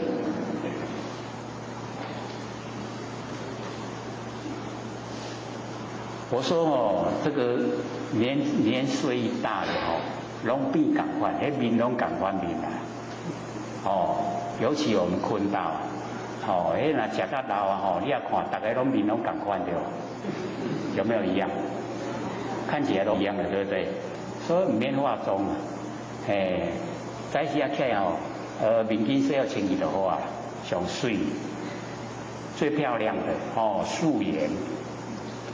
最好看的，以真面目跟人相对，最好的。微真的可是我这个 LKK 啦，看的话都看成那拢一挂妖怪，好好的人都不做做妖怪，像不像山妖水怪？那个睫毛都把它又装得很长，然后那个指甲哦，这个倒叶竹啊，真的 LKK 的，看不习惯，哎，然后现在的那个穿着啊，安尼古拉杂，安尼安尼，咱顶头穿的迄敢若迄个布地喜洋安尼穿的安尼白白啊，然后底下过来佫一领较长的，佫一领佫较长的，佫一领佫较长的安尼，都安尼4、5层安尼落，看一看哦，不知道是好看在哪里，我都看不出来。真的你这个一装的让人看了都舒服，那个不是很贵的衣服啦，就是很让人看得很舒服，穿得很好看，很端庄，这样就好了啊。当人嘛，你为什么要当山妖水怪？当人不是很好吗？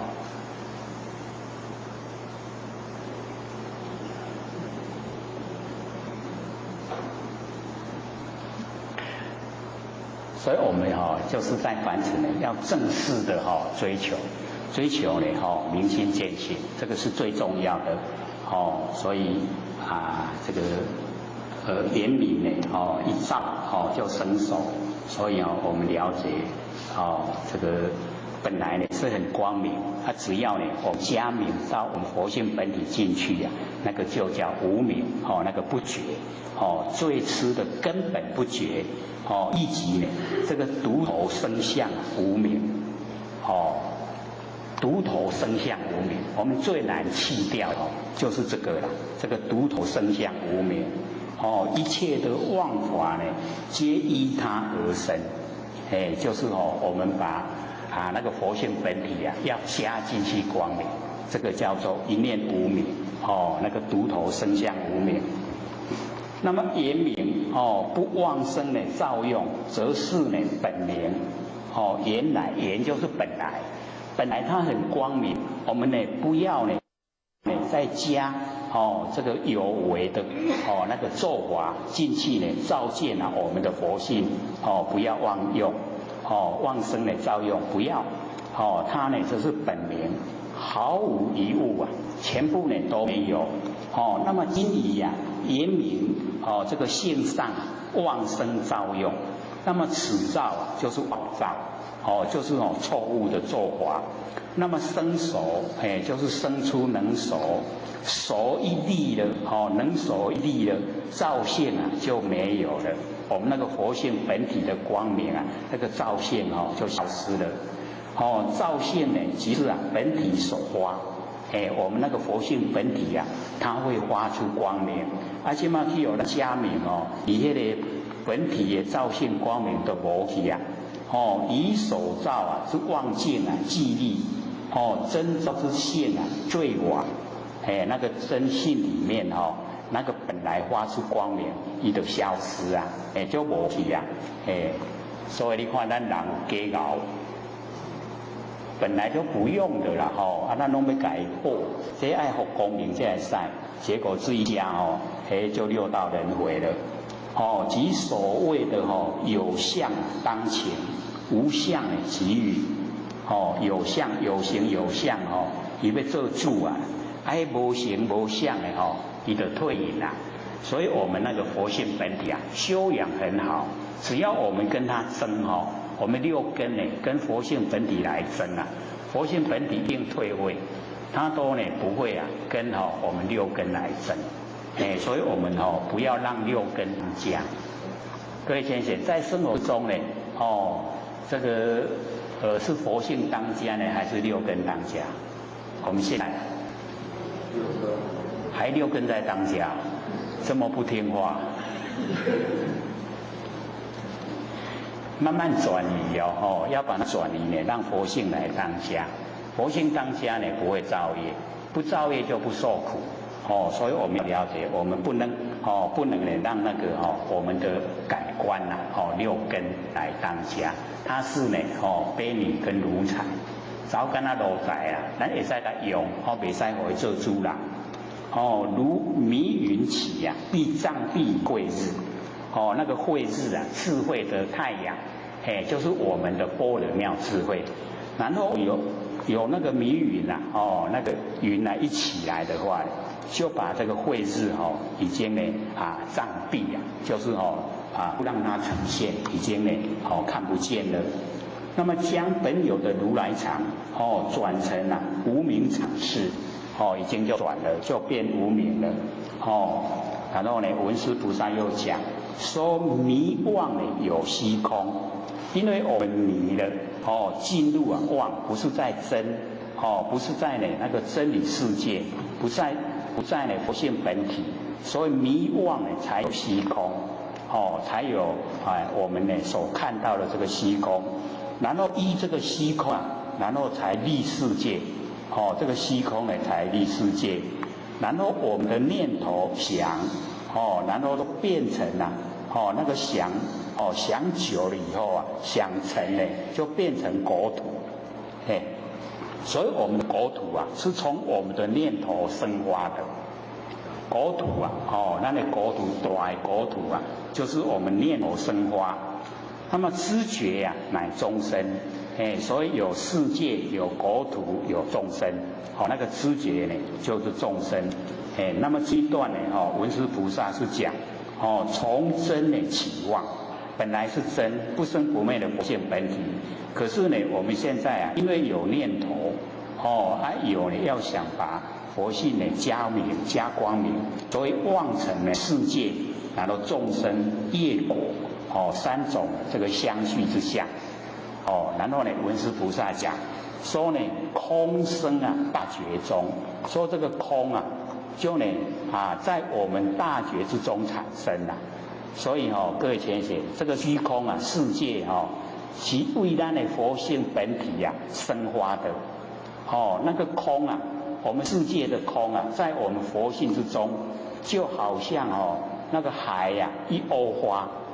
那个欧呢，就是海浪引起来的泡泡，所以一个海浪引起来的泡泡，就是呢这个空，所以空很小，我们看空很大，可是呢在文殊菩萨讲出来呢，我们的大觉我们那个佛性本体才叫大，这个佛性本体可以产生呢这个虚空，从虚空呢产生世界。从世界产生众生，从众生呢产生业果，造了业要受苦业果，所以这个世界是从我们的觉性之中生发出来。那么有漏为成果，就是有漏有烦恼的一个果，就好像一粒为尘，那么皆依空所生。这么多的微尘果，这么多的果一微尘一个国家，都是按照这个空所产生的。那么阿昧空本无，那个海浪引起来的泡泡一消灭了以后这个空本来就无，况复呢知三有，这个一消灭了空都没有。然后呢，我们要了解呢，就是因为有这个空，然后才有三有。三有呢，就是三界啦，欲界色界无色界，就是咱这个世界。咱这个世界是为空来，空是为咱佛性本体来。这样各位了解了吗？我们佛性本体不大，非常大可是我们都没有去研究不知道说佛性本体这么大，这么广泛。连这个欲界、色界、无色界都在佛性之中是很小的一个单位精髓。所以虚空呢生于大觉的心中，仅如海之一欧花现而已。以觉心呢比喻如海，那么虚空呢比喻好像那个窝泡泡，海浪引起来的泡泡。那么阿昧空本无，那个阿昧空就没有。那么虚空呢本无所有，况复呢空中呢知三有世间，这个欲界、色界、无色界叫做三有，这个世过去、现在、未来皆呢东西南北，空间时间。然后呢，文殊菩萨又讲说，归元啊，现无二。我们归到本来啊，那个佛性啊都一样，没有两个。可是呢，方便啊有多门。我们修持的方便，修持的方法有非常多的法门可以修持。圣性啊无不通。一回到呢我们不生不灭佛性啊，不管用什么法来修，都可以通达，可以到达。只是呢时间啊方法不一样所以呢这个文殊菩萨呢就讲说圣逆啊皆方便，不管是圣修还是逆修啊，都是方便法门。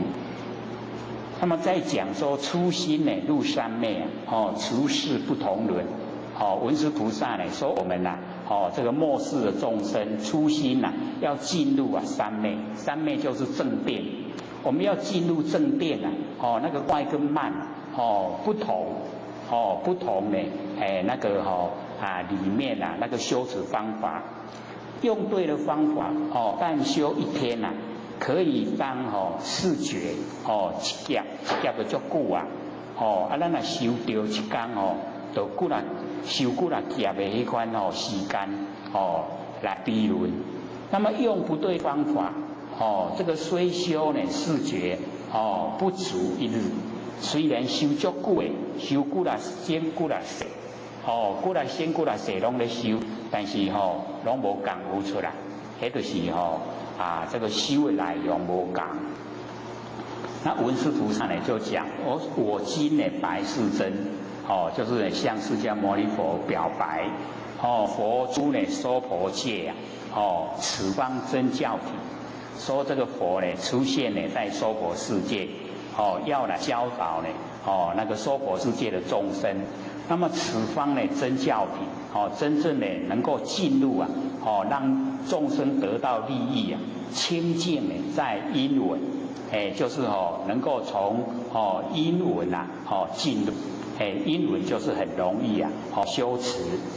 欲取三摩体我们要正殿这个走路正殿，三摩体三摩地就是正殿所以我们看到那个奢摩他、三摩体以及禅那三个都叫正殿，可是三个它的内容都不一样那个奢摩他着重在领悟真理，然后三摩地着重在实际关照，然后呢那个禅那着重在功效，就是已经有功效呈现所以三个翻译成中文都叫正殿可是内容都不一样用三摩体的话呢，就是实际的关照，就实践实际的在做叫做三摩地。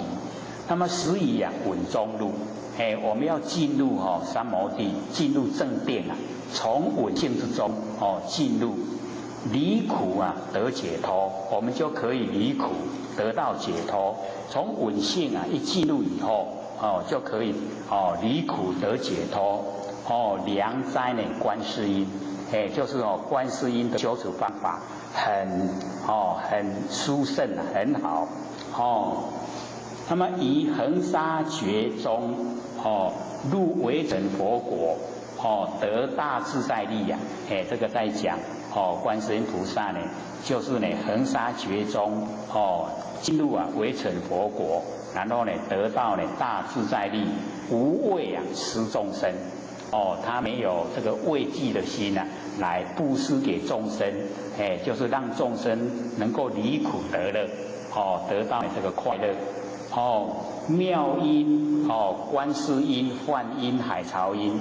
这个妙音呢就是这个说法不滞这个讲出来妙音那个法都不会阻塞。那么观世音呢就是寻声救苦。那么梵音呢就是晕性这个我们了解说它的那个音的线无着，就是不会着影那个音线。那么海潮音就是应不失时，就是刚好我们切水的时候下大雨应呢刚好不失时。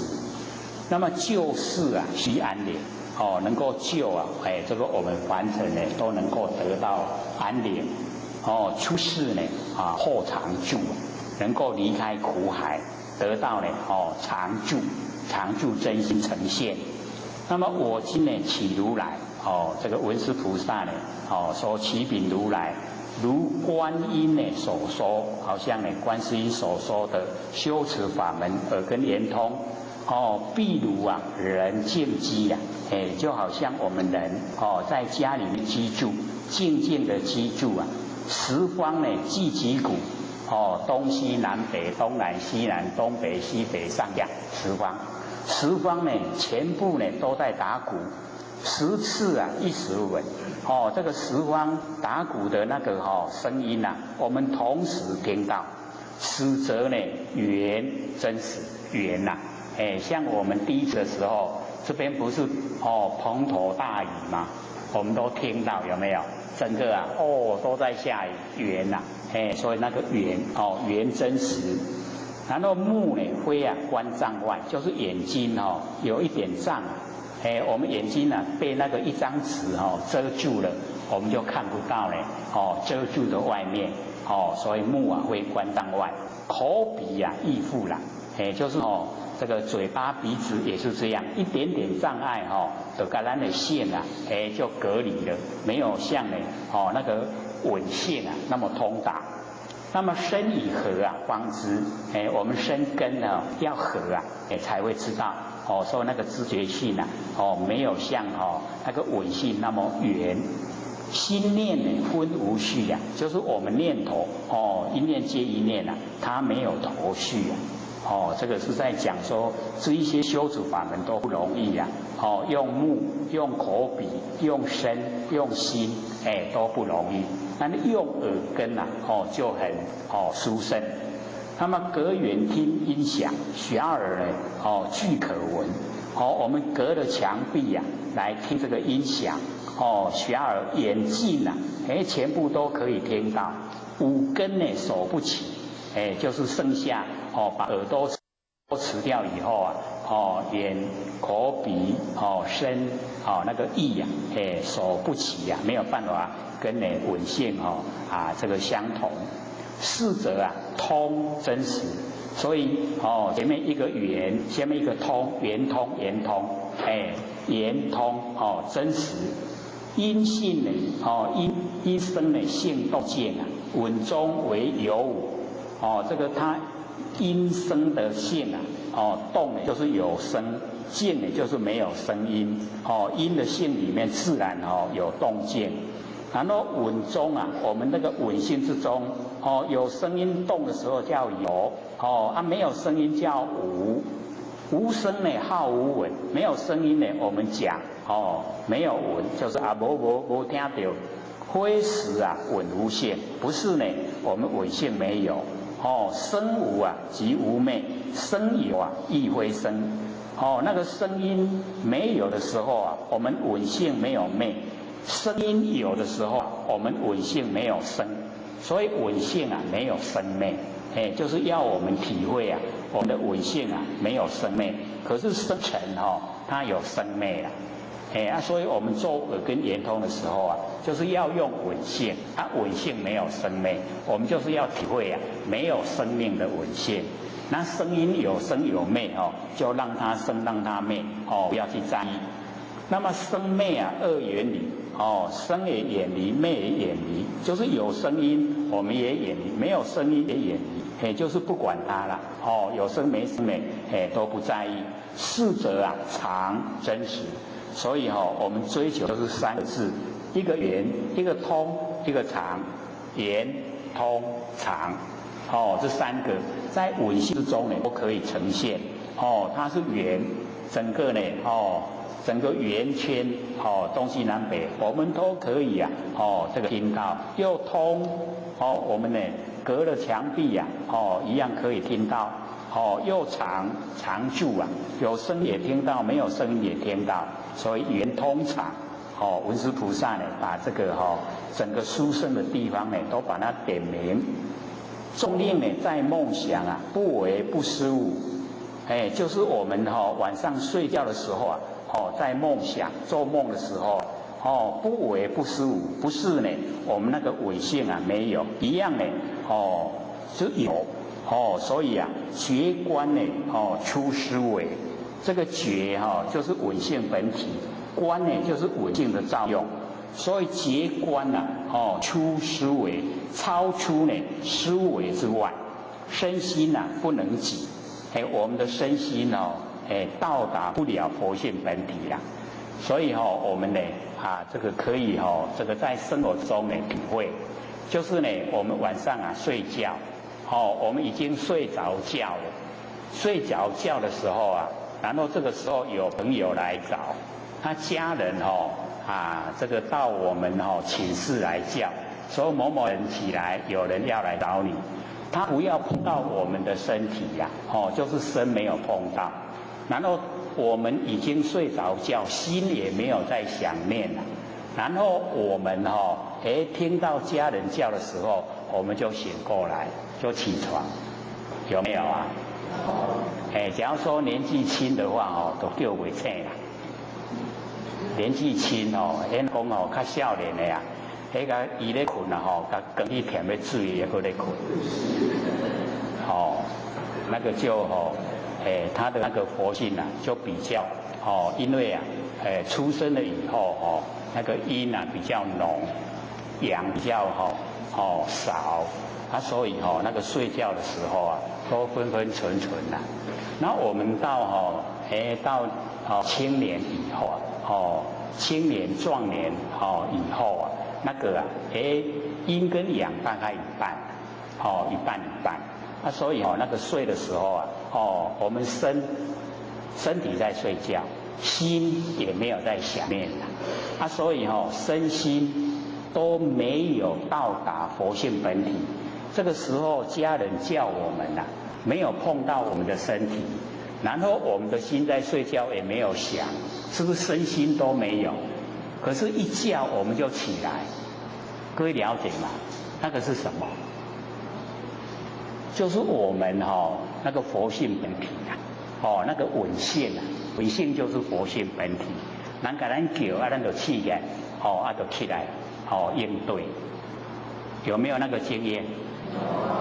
所以我们就可以体会说那个觉观出思维，觉佛性本体，观佛性的作用，就是佛性的功能作用。它的本体、它的功能作用都超出我们的身，超出我们的心。在如是我闻还是那个张轴那个悟道记啊，或许有讲到说那个盲者有见，有没有？那个跟阿难释迦牟尼佛跟阿难讲说，盲者就是眼睛瞎的人他有见阿难说盲者都就那看，然后佛就讲说，那个盲者盲人，他见到的黑暗，跟我们明眼的人处在暗室所见到的黑暗一不一样？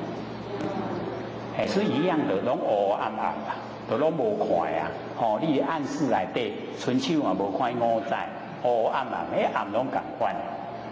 所以盲人有见。跟我们明眼人的见，我们都以为是眼睛看见所以佛就讲说，这个盲人医生给他眼角膜，他可以看见，这个叫眼睛看见。然后那个明眼的人在暗室，然后我们开灯以后他一样看见。佛就讲那个是灯见，因为开灯以后看见，不是眼睛看见，是开灯以后看见，叫做灯见。所以我们一般都不会这样去想。然后佛讲出来说我们要了解到说呢，眼它能够显色，眼睛就显现形象，然后那个灯一样是显现形象。那我们要了解到我们的佛性它是脱根，就是不要有眼睛，你一样有见。脱根脱离我们的六根，然后脱尘。就是你不要看纯净，你一样有见。就是盲人看到的黑暗盲人看到的黑暗，他不用六尘，他一样有见，就是看到黑暗。啊，所以我们要了解说，我们佛性啊，在的时候啊，是我们佛性在看，不是眼睛在看。可是我们都错觉，认为是眼睛在看，没有用佛性。那我们呢，进入那个真理里面，全部啊都是佛性的作用。所以那个阿耨利啊，我们知道吗？天眼第一的那个阿耨利啊。阿耨利就是每一次啊，释迦牟尼佛讲经说法，他就开始度孤了。然后释迦牟尼佛讲完了他就请天了。他每一次都这样，所以佛就骂说你是那个那个蚌壳哈姆类，就是那个海底里面的生物啦，一岁1000年，不闻佛的名字啊。那个阿耨利啊，那伤心要跳昏迷一直哭然后7天不睡觉。我们眼睛以睡为食啦，咱目睭都是咧困的时阵，伊咧食饭。咱若7天都卖困，目睭就青霉啊。眼睛啊，7天你都全部不睡的话，他就瞎了。然后佛就教他说我们看不用眼睛。用佛性，所以他就能够呢看所有完成的景象，就好像看空拿的水果，那个阿耨利啊，他不用眼睛，用佛性看。这个又是超越我们凡尘的认知啦，所以我们又会觉得说又不一样的，所以我们平常呢就是少研究在那个大概是如是我们嘛，就讲说我们是佛性是脱根，它都脱尘，离身难离境，有没有？有看的话就会看到了你没有看的话，唔知你在讲啥我都唔知。所以要有心追求，有心追求呢，很细腻的东西你可以把它延伸，延伸了以后，原来佛性呢，它是脱根，脱离我们6根，然后脱尘，脱离6尘，然后离身，离开身体，又离境，离开凡尘的景象，离开所有的眼，独立，不生不灭佛性本体，这么殊胜的我们都不知道，这么殊胜的要认识要把它启发出来。所以这边文殊菩萨就讲说，觉观呢出殊为，超出我们的思维，身心呢不能及，身心呢都达不到呢那个佛性本体。那么今此娑婆国呢，声论呢得鲜明，就是用声论能够鲜明这个佛法。众生呢迷本本，我们众生迷昧了我们的根本，迷了我们的稳性。我们都把它用错地方了，我们不用稳性了，我们都用稳，或者不是讲第2个嘛，那个稳就是我们听到声音加入我们心意识，就是加入我们自己的情绪了，自己喜欢讨厌都把它全部加入，所以叫迷本稳，众生呢迷本，寻声呢故流转。我们追寻的声音所以才流转6道了，就是追着声音，这个声音呢好，我们就很喜欢，不好我们就很讨厌，喜欢呢就取，讨厌就舍，就取舍就造业，所以呢这个文殊菩萨呢就讲，恶难呢从强记不免漏邪思，恶难的稳性呢，假如他听过一次他就会记得，所以稳性很好，他很那个记性很强，这个十方之佛讲的法他都知道，所以我们看的佛经呢，都是集结的时候阿难讲的，所以我们也是要感谢阿难有那一种功能。那么起飞呢随所轮就是随着我们这个追寻凡尘的生命。然后呢，又落入生灭，又到轮回，旋流呢后无望。假如说我们能够呢旋转，我们不出流去眼尘，而入流照现，我们出流精神放出去了，就跟凡尘攀缘。然后呢，我们呢，这个入流了，把精神回光返照收回来，就照见了自己呀不生不灭的佛性。那么二难呢，汝谛听啊，我成佛威力，就是呢把佛的威力啊，用呢把它发挥。先说呢金刚网，那个金刚网啊，就是我们佛性本体，我们佛性本体呢，就是金刚网啦。我们都有，每一个众生呢都有金刚网，如幻呢不思议啊，它呢如幻，我们要了解说呢，那个佛性本体啊非常奥妙，怎么样去想去讲，都没有办法呢把它呢描绘得出来，如幻呢不可思议。那么佛母啊真三昧，佛的母亲，真正的正定，就是呢，从我们那个稳性啊进入，如稳为成佛，一路呢秘密门，为成佛一力为成一位佛，所有佛成佛的法门啊，一切的秘密门，欲肉呢不先持啊，须闻成钩。假如说我们那个凡尘的这个欲望，那个想要的心呐，那个肉呢就是烦恼。我们呢不把欲肉先除掉的话，须闻啊成钩，就是听得太多，聚得太多了，就会变成呢过错，耽误我们自己。那么将闻呢持佛何不呢自闻闻？这个将闻呢，就是将我们的闻性来受持佛所说的佛法，将闻啊持佛法，就是讲将我们的闻性来受持佛所说的佛法。那何不呢自闻闻？我们为什么不用我们自己的闻性啊来闻自己？就用我们的闻根来闻自己的闻性，自闻闻啊，自己呢还闻自性，闻非呢自然生。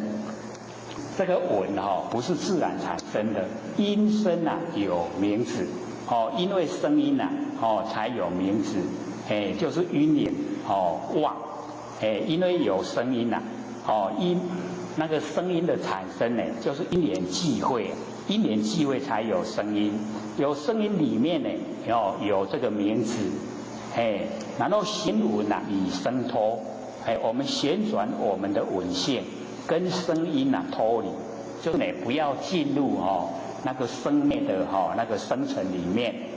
那么水能脱呢亦水明，这个能脱离的那个这个名称啊要怎么样来说，就说不出来了，就是我们修正了真的已经回到了稳性了，就没有名称，无名没有名称。那么一根呢即还原，我们只要耳根呢还原，六根呢成解脱，修一根呢就可以，不用呢六根呢全部啊这个修持。那么见闻啊如幻意啊，三界若空法。我们在凡尘所见到的、所听到的，都好像幻意啊，就是假的幻象，不真。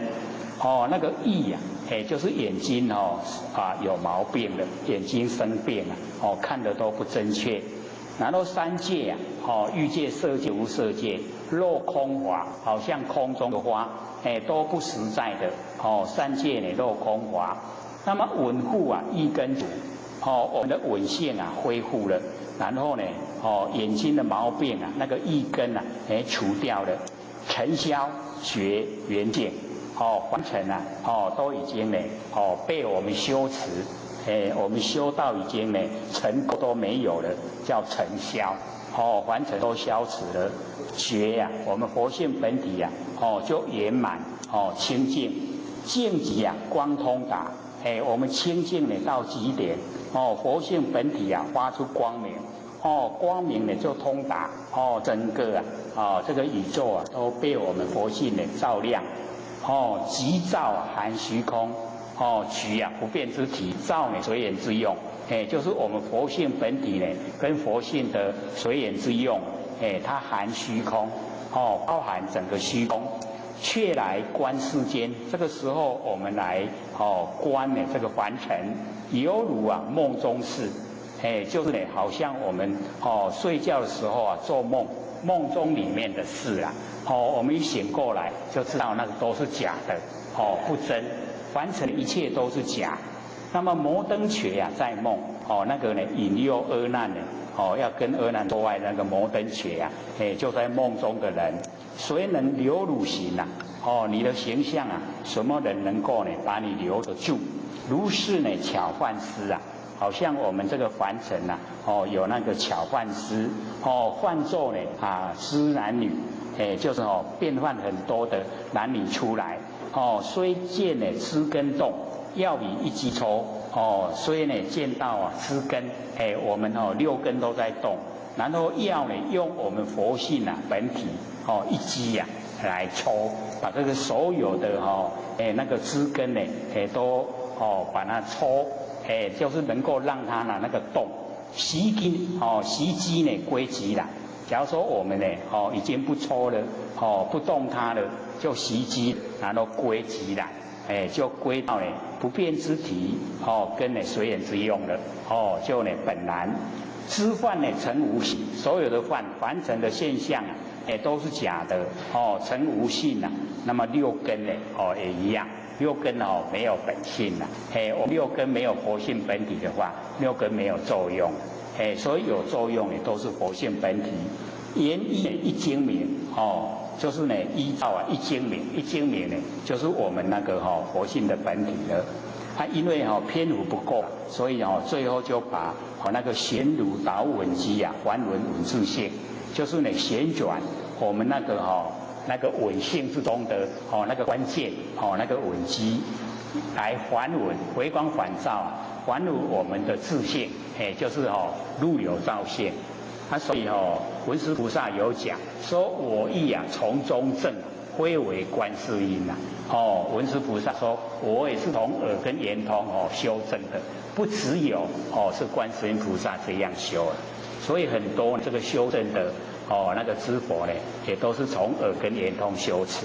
所以呢，我们特地的把那个耳根圆通一再的宣讲。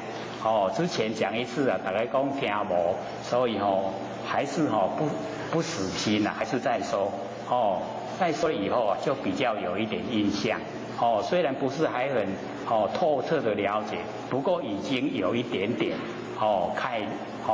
的概念，有没有啊？有没有一点点概念？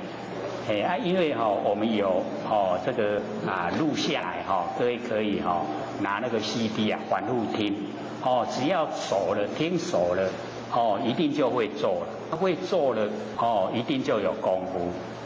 所以最重要啊还是在这个万年放下一念不生，先启发你佛性本体，认识了以后才把我们那个佛性本体啊，让它延伸到整个虚空，整个虚空呢都是佛性本体，所以就不叫顽空，叫真空。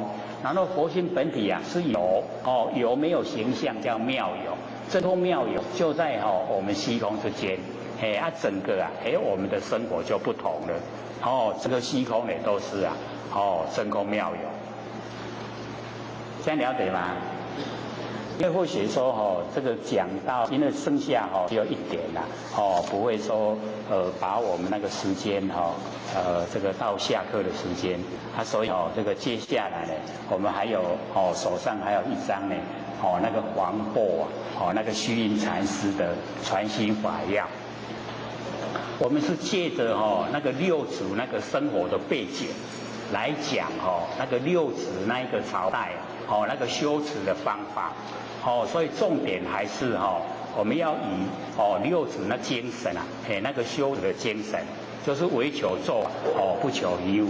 不是说呢，我们说为什么不把这个六祖坛经先讲完了以后再来讲这些？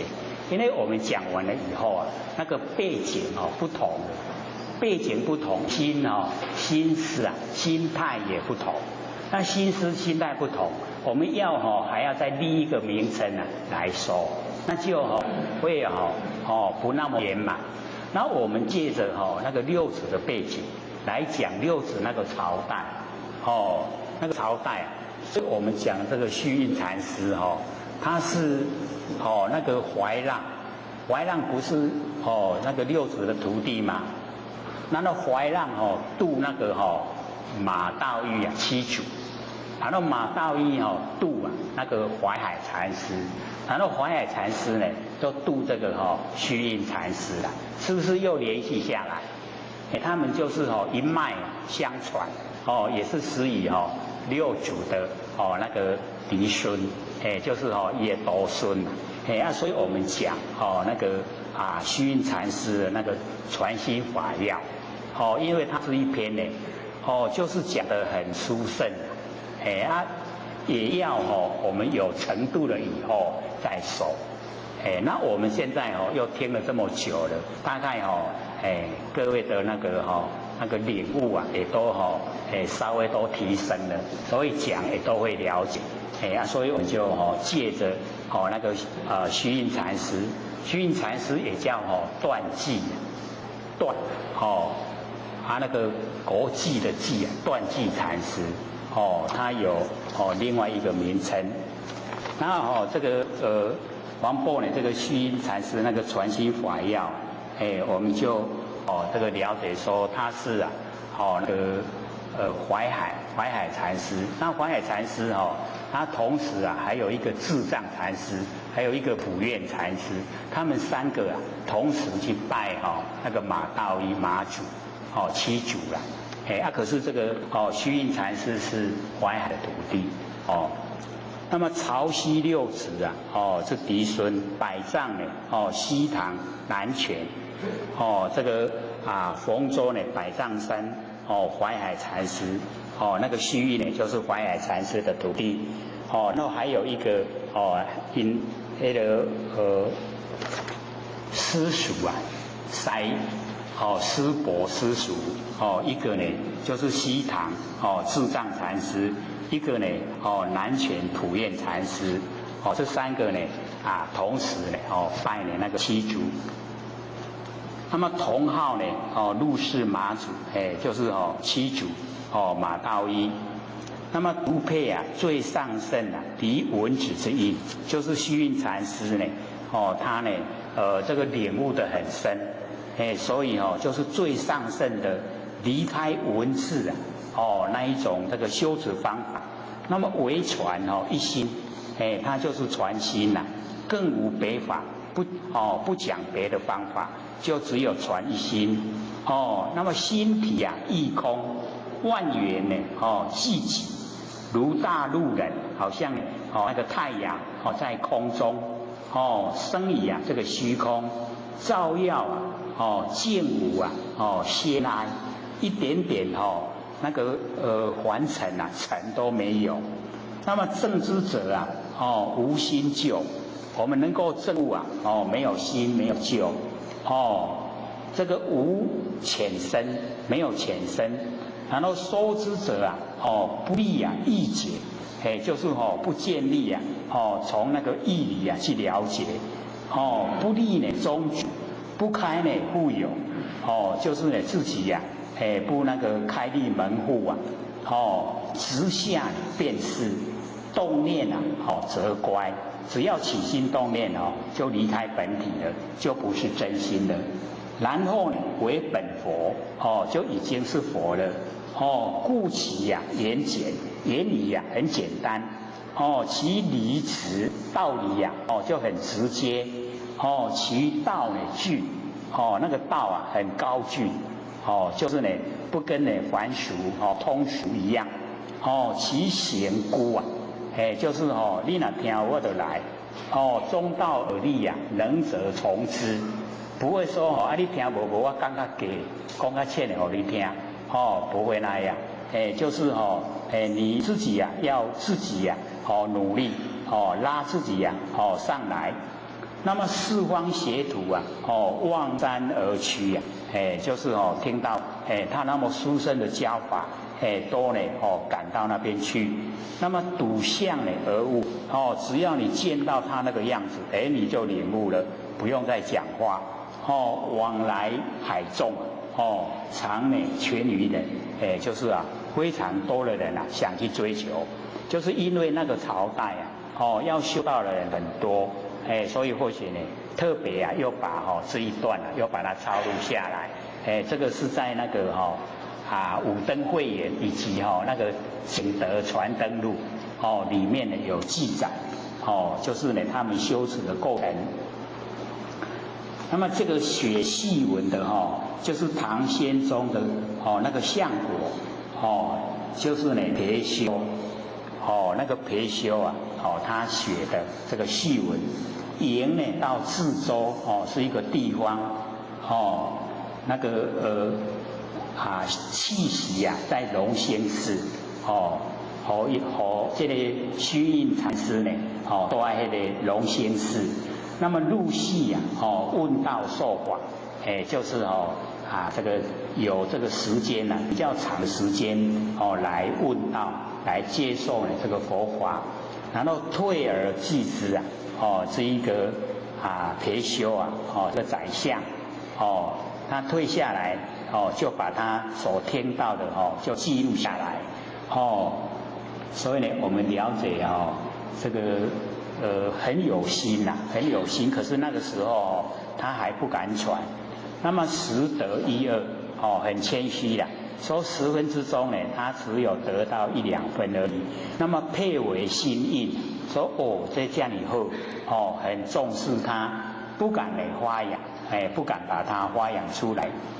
那后来呢，惊恐入神经意不闻一味就是转无去咱中国人拢暗道看到拢无了了，伊惊讲我若拢无甲伊传出来，都转无去遂呢出之，所以才把它传出来请长老法众就是听的人有蛮多的人，请一些长老法众呢问于网路这个长手这个亲闻同意何如？说我写出来，甲咱大家听到的有共无然后呢记述其每段的接法都是一段一段的，那我们把那个比较好的把它记载下来所以有这个签一个圆圈的地方就是一段要签一段。知佛以一切众生呢为是一心，更无别法这个呢就是一段此心呢无始以来不曾生不曾灭不轻不缓，无形无相不实于有也不实于无不计新旧非长非短非大非小，超过一切的限量名言中基对待超过一切的限量，超过一切的名言，超过一切的踪迹，超过一切的对待。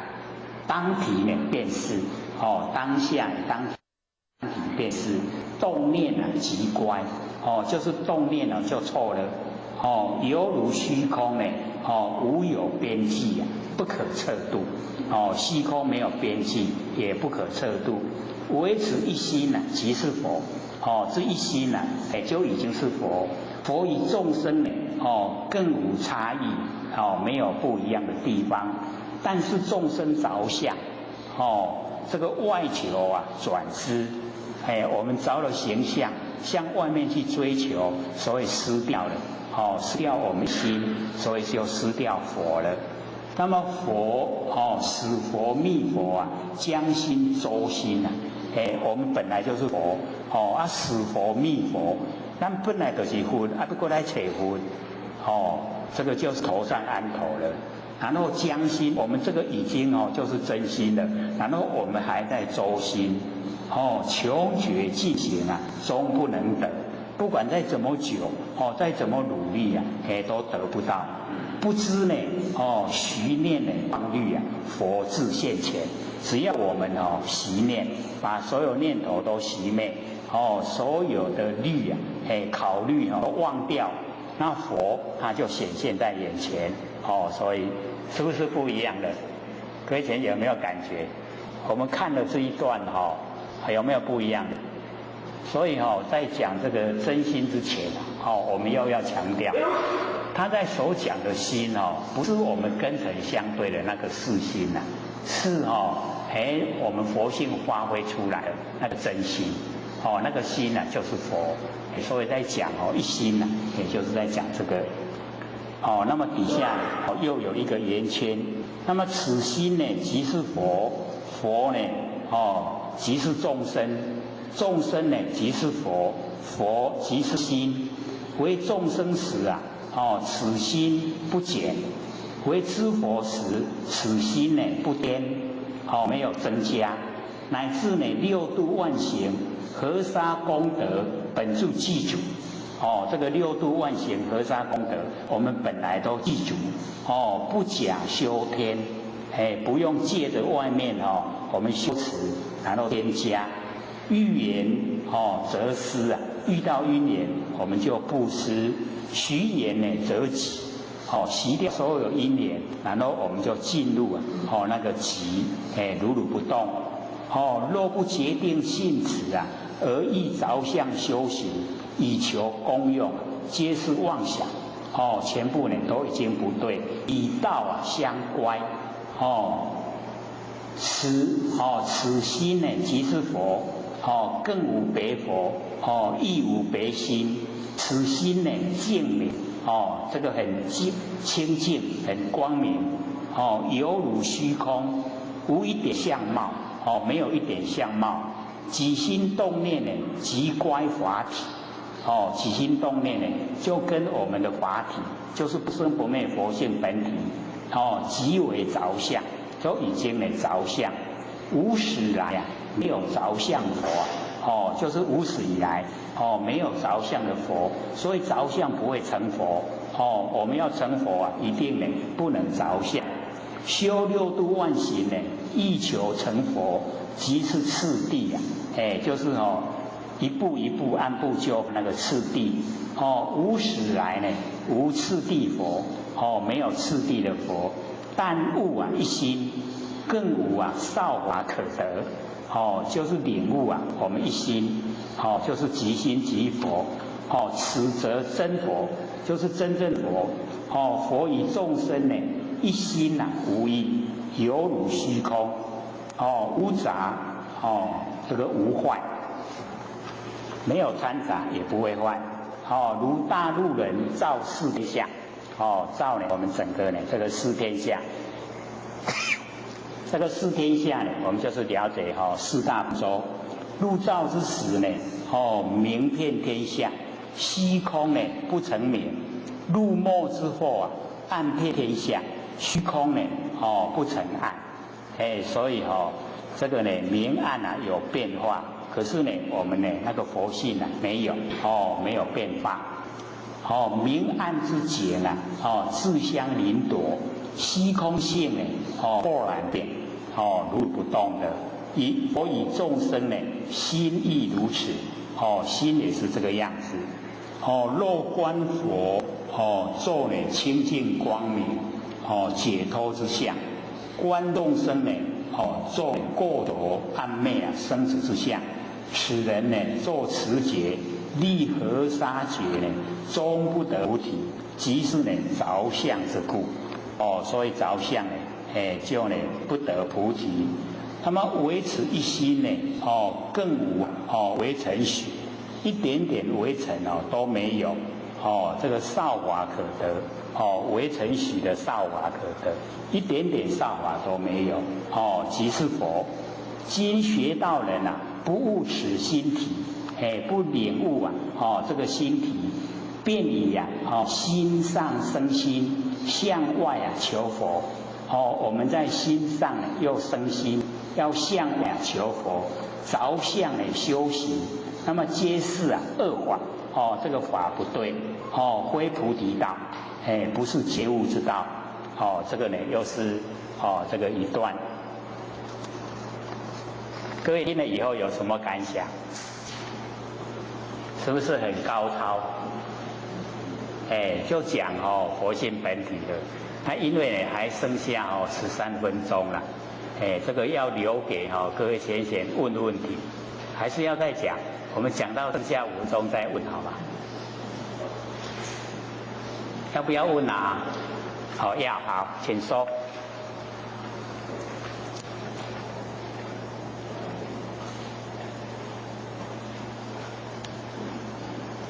好，请说。第一位在外望先生的问题啊，说老师办道时有五通仙人求道，为求漏尽通，求道后为何五通会全部消失？哦，好，请说。好，一个一个来好了。哎，这个过去心不可以哦，而且不是讲过嘛哈、过去心有，未来心有，现在心有，我们被三世摄受，三世摄受，我们要六道轮回。那没有过去心，没有未来心，没有现在心，三心没有，没有四相，三心四相没有呈现的跟佛都一样，没有差别的，全部啊，佛性啊都呈现。所以那个张卓悟道记，这个一念不生啊，全体现，全体的佛性啊都呈现。所以呢，我们了解到这个外道修持啊，它能够修到五通了。第六那个漏尽通那个漏尽通一定呢要了解到真理，就是呢山河大地啊都是我们这个佛性的呈现。那个才能够进入漏尽通所以外道会把我们的这个心啊就在身上，身外呢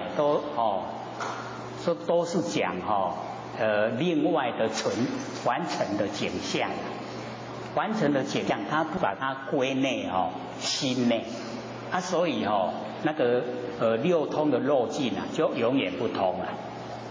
我们要知道说，所有山河大地啊，都是虚幻显现，都是假的，是我们的真心性分里面含藏别如来藏来背，咱的性分来背呈现的所以这个都是心内，不是心外。假如说我们已经领悟啊，所有的万象都是心内，才有办法漏尽通漏尽通才成佛了。所以你要漏尽通就是要从真理入手了解说所有凡尘的万象万事啊，都是我们性分，都是真心佛性所以我们刚才有讲那个文殊菩萨讲说空生大觉中啊，如海一窝花这个空啊，在我们大觉性之中，就好像那个海浪泡泡海浪引起一个泡泡海涡那个海涡啊就很小，我们觉性很大你看从海涡这个依空立世界啊，有这个空的海涡这么小的空，才有世界，有世界才有众生，有众生才有业果所以世界众生业果是全部都是幻假的不真。那我们了解这个都不真都没有，就回到了大觉你回到大觉以后，才有办法漏尽通漏尽通就是成佛了所以我们要了解说老师啊一来点到以后把你所有的那个五通啊全部你都不见了，是好事为什么？因为你着重在这个神通上面，你不着重在本体，你着重在神通呢，不着重本体，你就没有办法进入漏尽通，没有办法成就成佛。那没有办法成佛的时候你想追求的你的理想就达不到所以一定要把你所有的一些全部都去掉，去掉以后，你融入整个佛性本体了，漏尽就可以通了，漏尽通了以后就可以成佛了所以那个是好的，是好事我们不要说有神通就很了不起那个是佛性的功与作用而已。好请再说第二个。第二个问题是，佛菩萨及六祖应世时，既有时展现之神通，那五通仙人求道后，能够万缘放下依其他不生不灭的真心佛性后，五通会再回来。好，请坐。我们要知道说那个整个那个游戏神通不只有五通那我们要知道说那个六通全部具备那个时候已经到达我们佛性的那个大用，那个功能作用啊，发挥到淋漓尽致啊，可以千百发针，可以变化所有一切啊。所以佛学也在那个如是我闻或是那个三走悟道记啊里面也有讲。说我们在一个很炎热的地方走长途的道路，然后看到有一棵很大的树，然后我们可以到树下去乘凉，就是养精蓄锐。那个大树的呈现就是佛菩萨他变化的，他示现他用神通把它呈现出来，甚至说。我们在很炎热的那个天气之中，突然吹来很清凉的微风，那个也是佛菩萨他这个神通示现，让你清凉。可是我们不知道，这个是佛菩萨他这个示现，他呈现的那一些神通不知道。所以我们要知道说，你修正得到那个本体了以后那个发挥出来，不只有我们凡尘认为的那么小小范围是很宽广的那我们在追的时候就不要去追那一些神通，不要着重在神通着重在神通，我们对本体不会注意。你本体不注意那个神通很快会消失。那你本体已经修正了，那个神通你可以永远都用，而且用不完，用之不绝，不会绝迹，不会的。还有吗？这个问题我以前讲说，或许做万年放下时，马上会有呼吸变慢且变长，进一种很静且一切又清清楚楚。好像有一份绵绵密密的力量在身上，且与身体是无关系的感觉，但又表示他在守着看着身体一样。且做完换回放下后，因此感觉很好，不像以前做就睡着，不知这样是不可行。好，请坐。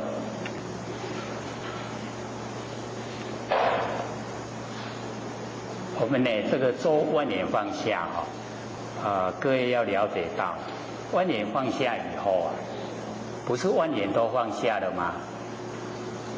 然后我们再去注意说心上产生什么，然后什么念头，什么这个现象，请问这个是不是眼？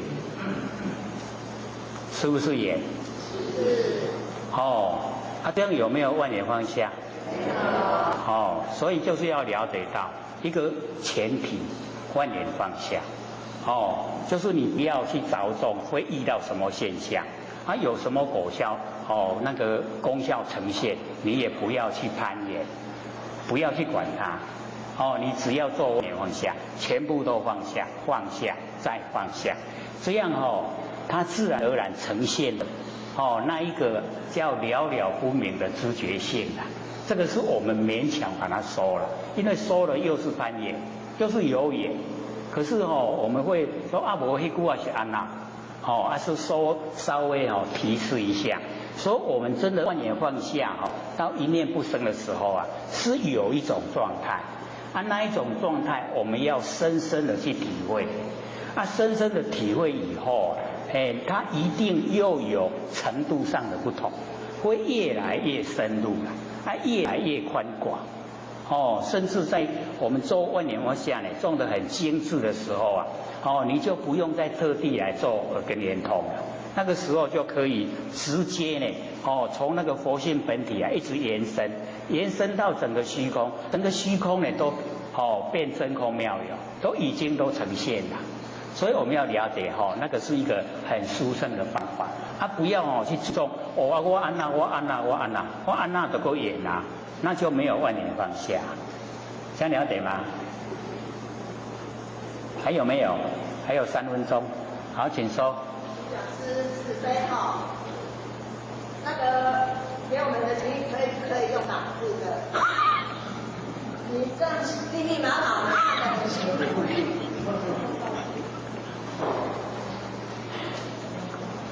这个台北的前贤哦，也曾经哦把那个讲义都用打字的啦。可是我们一看打字的出来以后啊，这个精神都消失，精神啊！各位前贤，或许国民小学没有毕业证书啦，写的这个是不是要用精神去写？现在我们看的是要那个精神啊，你打字的全部都没有了。精神都不见了，不知道它可贵在哪里啊？那你讲是会不会写大字？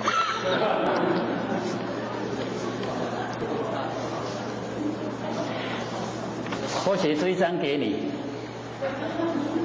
有没有大的？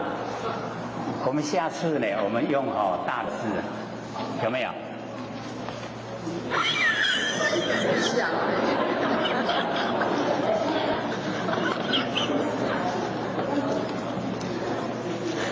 头脚波，小姐已经67岁了，老花眼了，她想戴眼镜起来不好看，所以用那个放大的来看。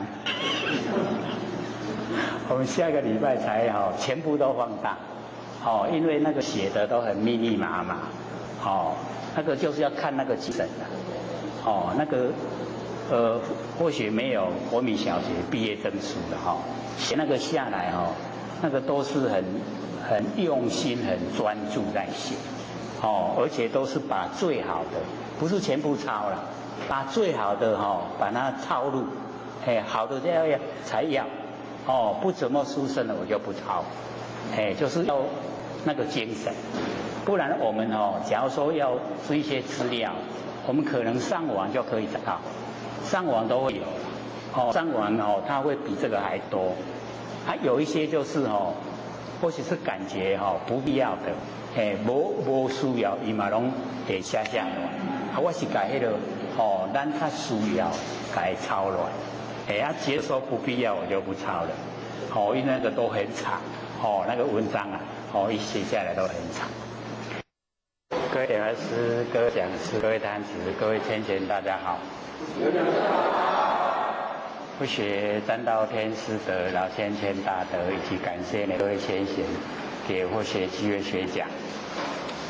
我们呢就接着讲传心法要。各位手上这个传心法要的字有没有大一点的？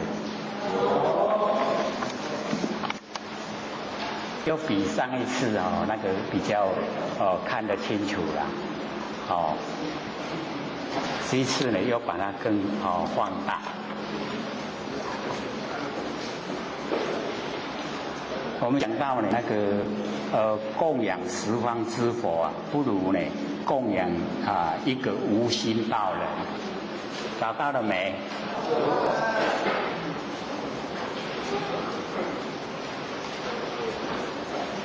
？2、4、6、8、10、12、14，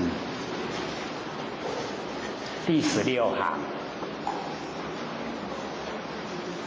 有冇睇到啊？有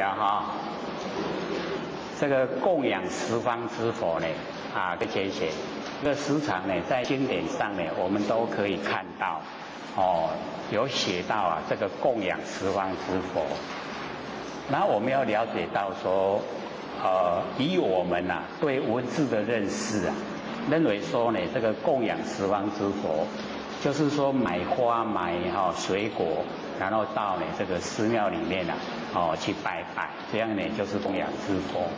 可是呢，它实际上我们要了解那个供养十方之佛，已经呢无量无边的十方之佛我们都需要供养。